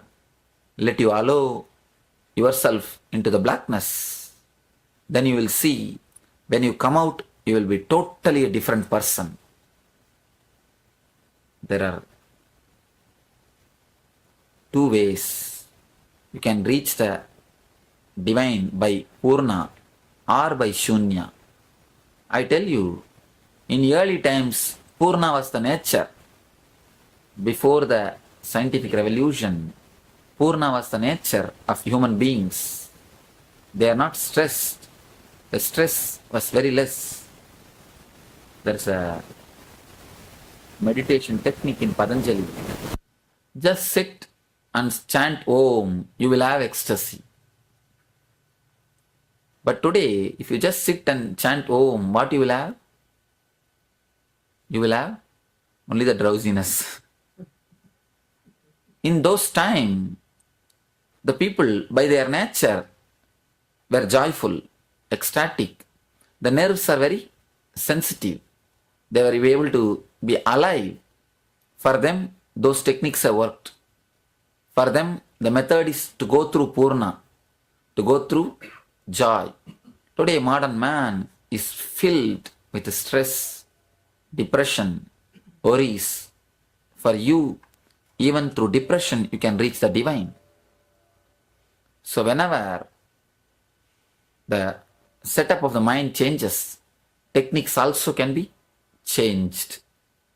Now, if you try to enter into the path of Purna, you will be again resisting your nature. Our nature has become depression now. As on now, whether you accept or not, our nature has become depression. So using the depression as a method is the only way to reach the divine, reach the deep state of expression. As long as you resist the depression, accept some more problems, nothing else can be achieved. No medication. I tell you, no medication is going to help depression. Only in last 1 year, 2003, 103 million depression medication prescriptions are issued only in US. In the States, 103 million depression medication prescriptions are issued. This shows we are fighting with the depression. We are fighting with our own being. It's like you try to pull your shoelace and try to fly. Can you fly by pulling your shoelace? Never. It will create only fight between yourself and yourself. So, as long as you fight your depression, there is no way of you coming out of it. It's like a fighting with your own shadow. As long as you are alive, you will have your shadow. As long as you enjoy the togetherness, you will need aloneness. If you are enjoying the togetherness, attachments to the world, naturally you need a little bit of space for your aloneness. You enjoy togetherness, but you resist aloneness. You enjoy the life, you resist the death. But you don't understand, both are two sides of the same coin. When you know how to enter deeply into the depression, you will know how to enter deeply into the expression. Depression is the seed for expression. Expression is the way to depression. They are just cycles of life and death. They are nothing but the peak and valley of your being. Peak of your valley, peak of your being is expression. Valley of your being is a depression. If you resist the valley, naturally you will resist the peak. the height of the peak and depth of the valley is naturally proportionate. If the height is more, the depth is going to be more. If the depth is more, height is going to be more. A man who knows how to handle the depression, if you know how to go deep with the depression, how to travel with the depression, then even depression cannot depress you. Worry cannot make you worry.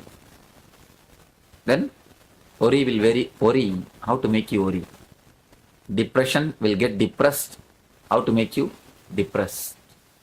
If you know how to travel with the depression, depression can never depress you. The very idea of depression will be lost. As long as you resist, only then it's a depression. When you know how to travel with it, how to cooperate with it, how to relax with it, depression can never depress you. That is what Gita means. Sida Ushna Samadukkeshu. In the heat and cold, in the suffering and joy, maintaining the calmness. It does not mean you will try to be same in the time of expression or in the time of depression. You will just travel totally into the expression and totally into the depression. When you travel totally into the depression and totally into the expression, you don't have something called depression. The very depression disappears from your life. Cold is nothing but your resistance towards the outside temperature. Once you start living, you get habituated. It is the initial resistance towards the atmosphere or weather only is called as cold. Same way, Sida and Ushna, both are nothing but your resistance towards the atmosphere. Dukkha or the Sukha is nothing but your labels about your experiences. You can label any experience as a depression or as an expression. It is just your label which makes something as depression or something as expression. Thank you.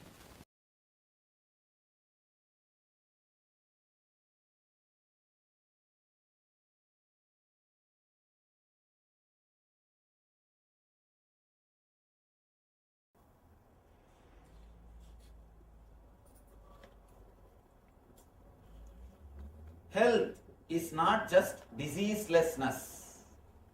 It is a positive well-being, completely centered on yourself.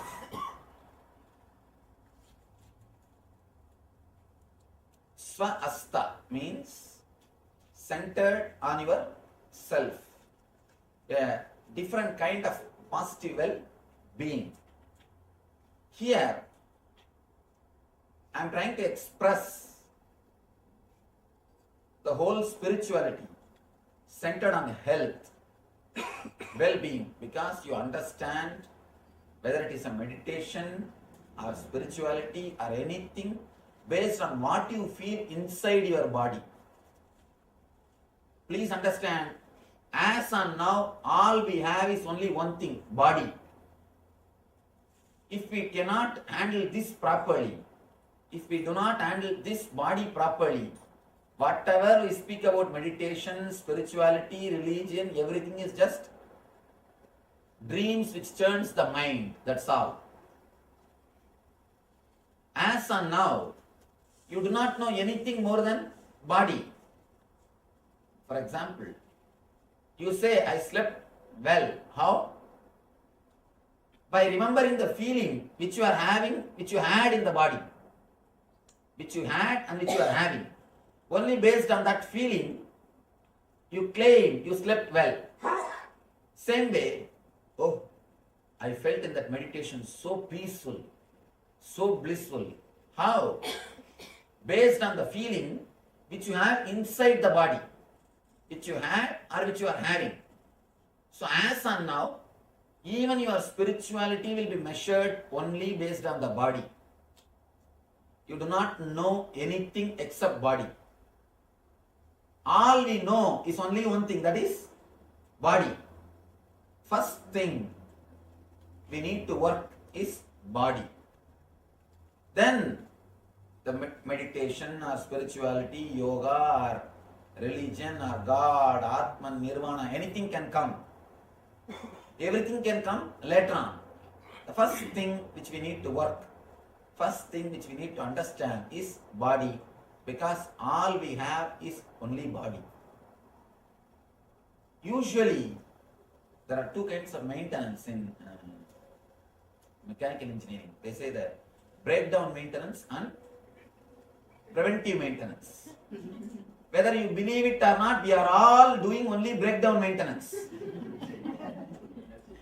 We are all doing with as far as it is our body concerned.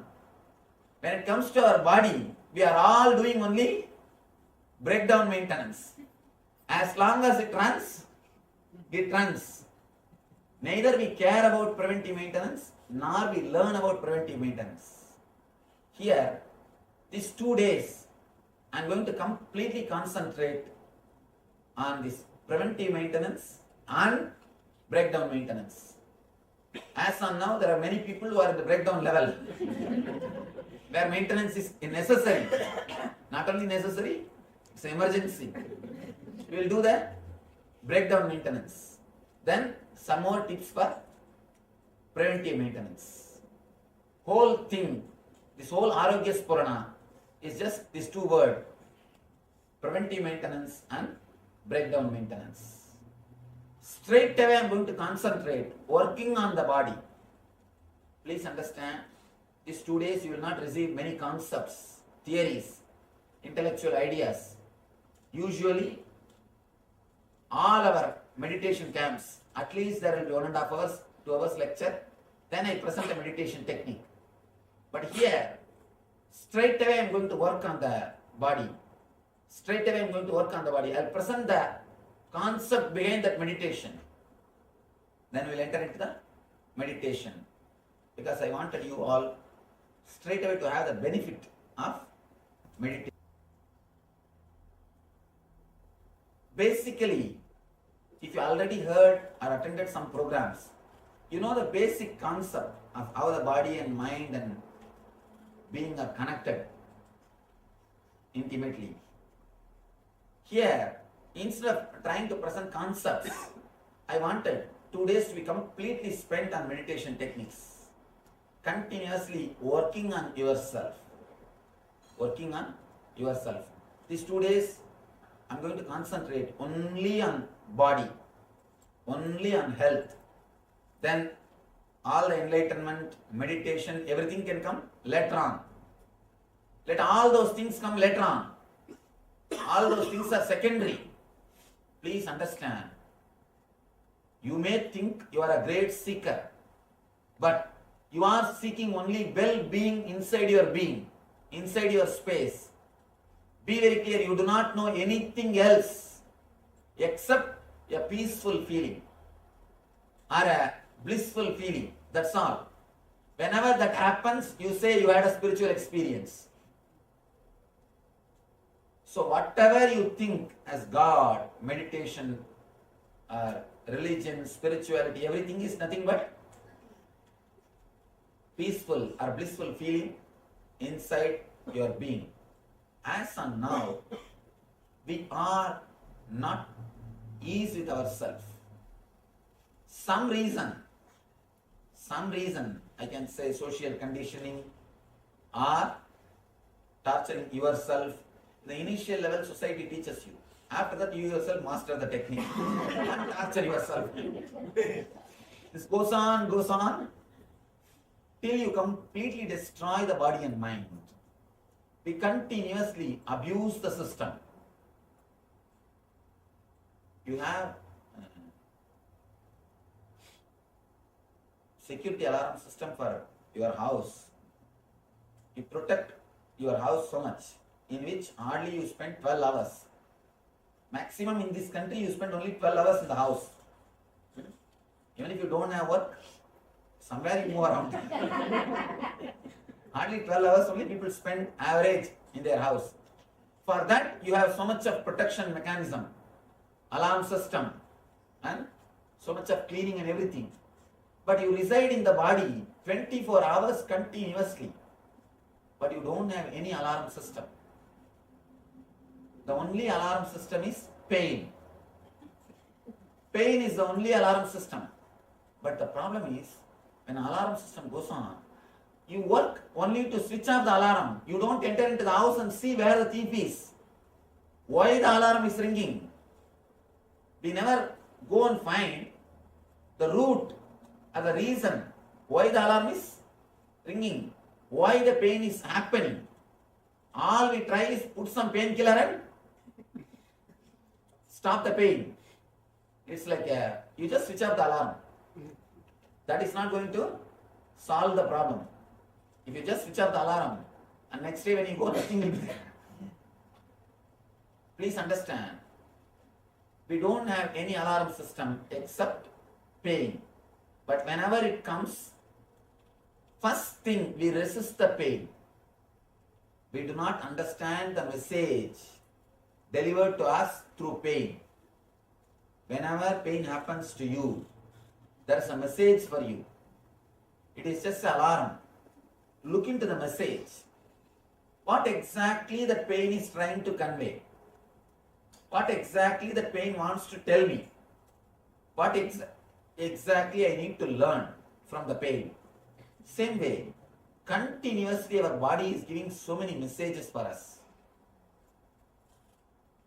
According to Ayurveda, not only according to Ayurveda, according to the truth, human body is the most sophisticated, intelligent system in the whole planet Earth. If you see 2-3 things, first thing, converting blood into blood, which every day your body does. People come and ask me, Swamiji, why don't you do some miracles? Why don't you show us some miracles?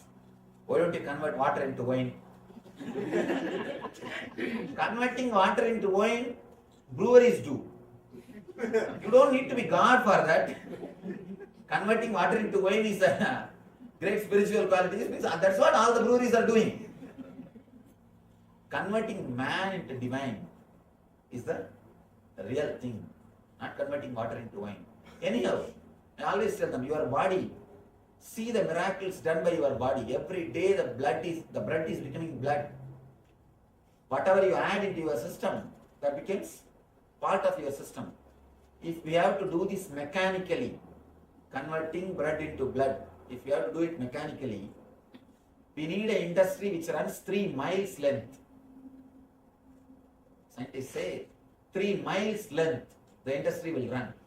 If we have to do that mechanically, the outside, and if we have to do one information processing, means receiving one data from the world, processing it and giving the answer. For that, you need a computer which will be 3-story height. If we have to do that, for example, now you are seeing me. This scene goes inside and you process it. First you do that neti process. This is not a tree, this is not a animal, this is not this. You do the excluding process. Then you start identifying. This is it. Then all your past memory comes. Your past memory with me. Then you decide. Sit here, listen attentively. For this simple process to happen, you store so much of data, so much of information. If we have to do this mechanically, we need a computer which will be 3-story height. People come and ask me, Swamiji, my mind is too noisy. I wanted to silence my mind. I wanted to experience silence.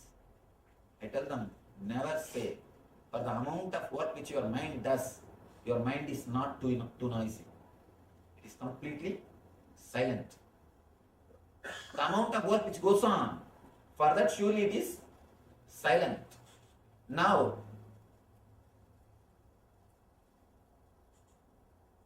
Please understand the miracles happening inside your system continuously. So much is happening inside you, we never look into that because we never look into it. First thing, we take our body for granted. Next thing, start abusing it. Whenever you take something for granted, you start abusing it. The moment you take your relationship for granted, you will start abusing. The moment you take your house or some product for granted, you start taking things for abusing granted. We will start understand the moment.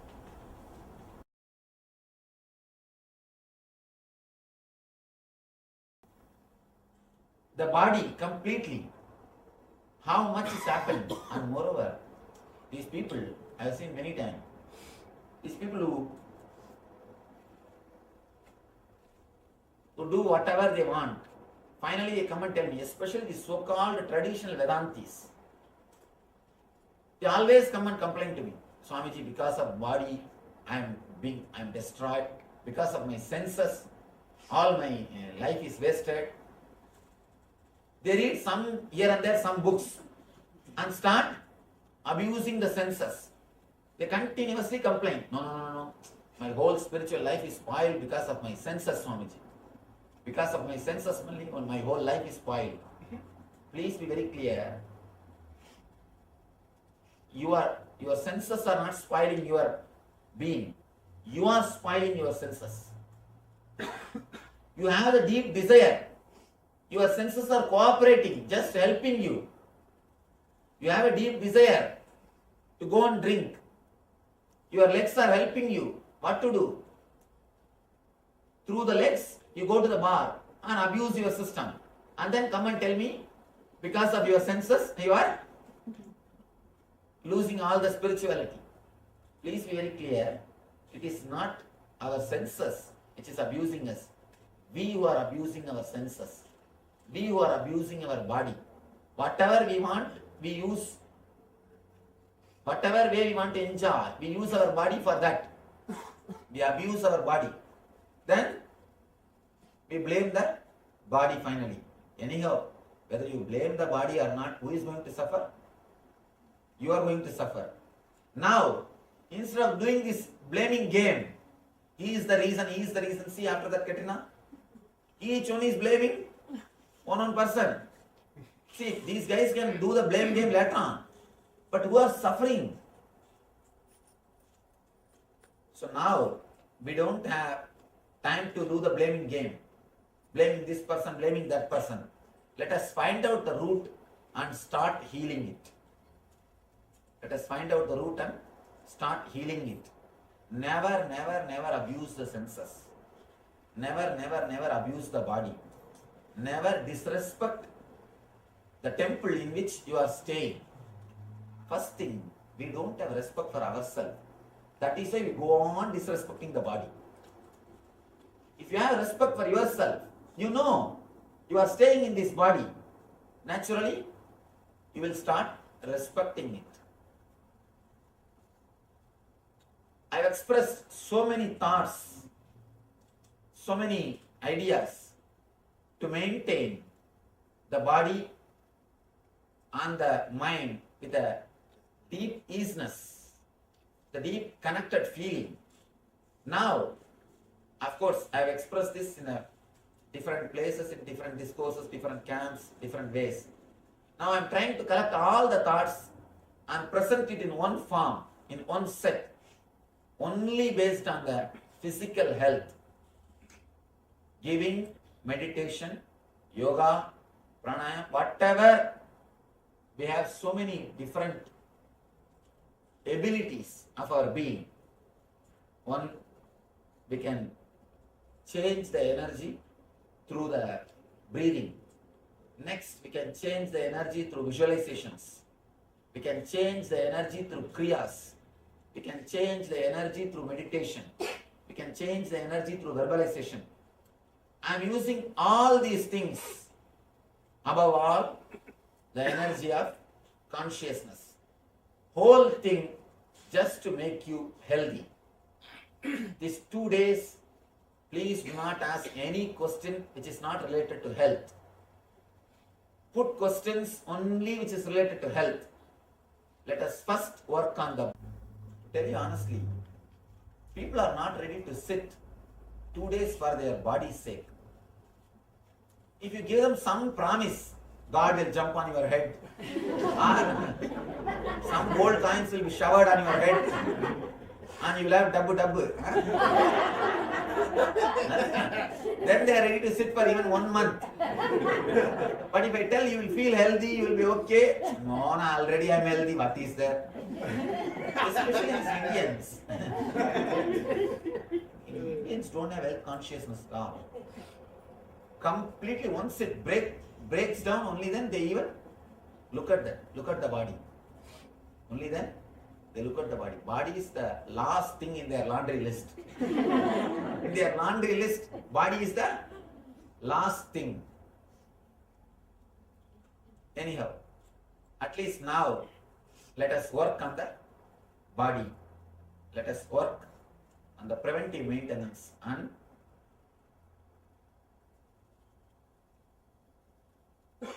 breakdown maintenance. Please understand, I am not teaching any morality. I am not teaching any spirituality. I am not giving you any experience of spiritual things. I am not asking anything. I am not going to talk anything about spirituality. We are going to straight away work on your body. I am not going to give you any theories. And to tell you honestly, I don't believe in theories. I don't believe in talking. I don't believe in words. But straight away, if I ask you to meditate, you people will have so many thousands of doubts. Just to convince you logically, I speak few words before the meditation. Let's do some work. Let us work on the body. Let us do something. Vivekananda says beautifully, if you can imbibe just 5 concepts in your life, that is 10 times better than reading the whole library. Reading the whole library. There is no need to read the whole library. Just bring it to just let us work. Work on the body, work on the mind. Even for spirituality, working on the meditation only will work. That only will help. I always tell people, your work will speak for you. Your speaking will never work for you. Your speaking will never work for you. Your working will speak for you automatically. Here, first thing, we are going to work on our body to remove the unnecessary toxins. I have to use the word toxins because I don't know any other word. In Sanskrit, we call them dosha. In English, I don't know any other equivalent word. Basically, the dosha is because of the imbalance of vada, pitta and kapha. These 3, then you will be able to understand, because there is no exact translation. It's all the words I am using are from Ayurveda system. The exact translation words are not there. Even the Ayurvedic books, English books, they use the same word only. They just give the meaning and they use the same word.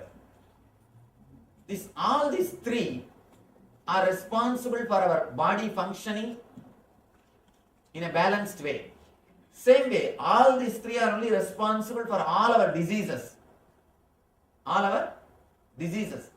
When we work on these 3, whatever we have inside the body, it can be completely healed.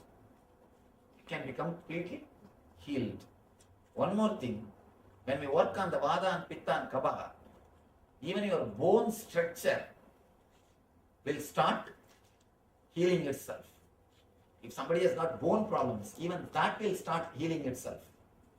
Because bone also is continuously created our body.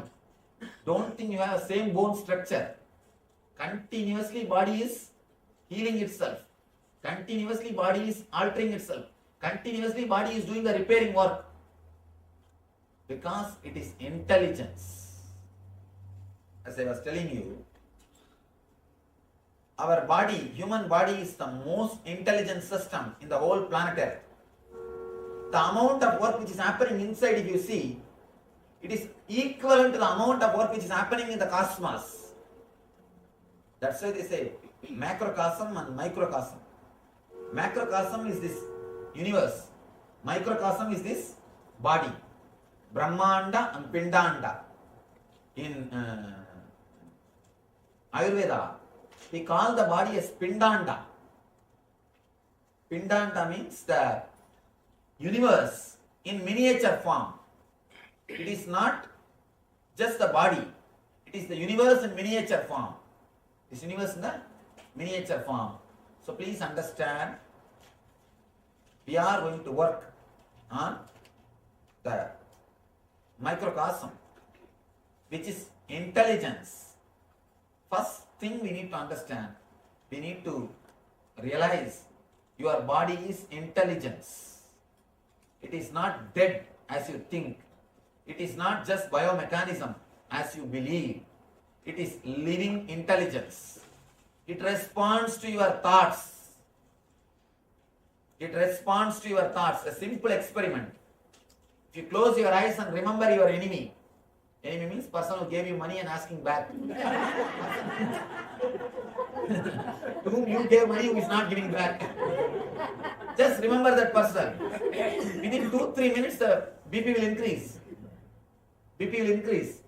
And the pulse rate will change. Your whole temperature will be different. Means what? Your body responds to your thoughts. Your body responds to your thoughts. Same way, any scene or coding which awakens fantasy, immediately the body temperature is different. Immediately your body is different. Please be very clear. Your body responds to your thoughts. Established since 2002 in the United States of America, the United Ancient Nations is an intergovernmental organization currently made up of 160+ members and indigenous nations. The UAN and its work are guided by the purposes and principles contained in its founding charter. The UAN is a manifestation of the profound connection amongst indigenous peoples across the world, including African, Andean, American, European, Caribbean, Oceanic, and Asian regions, rooted in shared wisdom, sustainable practices, and deep reverence for the earth. The United Ancient Nations serves as an international cultural and diplomatic organization focused on uniting indigenous cultures globally. Our governance structure is council-based without territorial claims, led by a collective leadership through our General Secretariat. As a non-state entity with UN-style advocacy, we focus on several key areas: cultural and digital heritage preservation, indigenous diplomacy, revival of indigenous knowledge systems to solve humanity's problems, global peace, environmental preservation, health and wellness, sustained economic development, indigenous and cultural tourism. While the UAN represents numerous indigenous cultures, the United States of KAILASA serves as the first indigenous nation specifically for Hindus. KAILASA's mission is focused on the revival of the ancient enlightened Sanatana Hindu civilization with a formal governance structure including a head of state, ministers, and ambassadors. Under the leadership of SPH, Supreme Pontiff of Hinduism, Bhagavan Nithyananda Paramashivoham, KAILASA has achieved recognition as a sovereign subject of international law, possessing distinctive attributes of juridical statehood. The United States of KAILASA is the main sponsor of the proposed UAN headquarters. This initiative would bring forth an estimated $100 million in revenue for the host country through summits, conferences, tourism, and development projects. The proposed UAN headquarters would represent the world's indigenous nations and peoples through its architectural design. It would blend the best of all worlds, featuring top modern architecture, the highest green building standards, and ancient Vastu architectural principles. This headquarters would serve as a central hub for indigenous diplomacy, cultural preservation, and collaborative efforts towards sustainable development and global peace. Through this initiative, we aim to create a dignified platform for indigenous leadership rooted in ancestral wisdom, cultural legitimacy, and collaborative innovation, enhancing global dialogue and regional stability. The establishment of the UAN headquarters would position a host country at the forefront of a global movement promoting indigenous wisdom while creating significant economic opportunities for the nation and its people.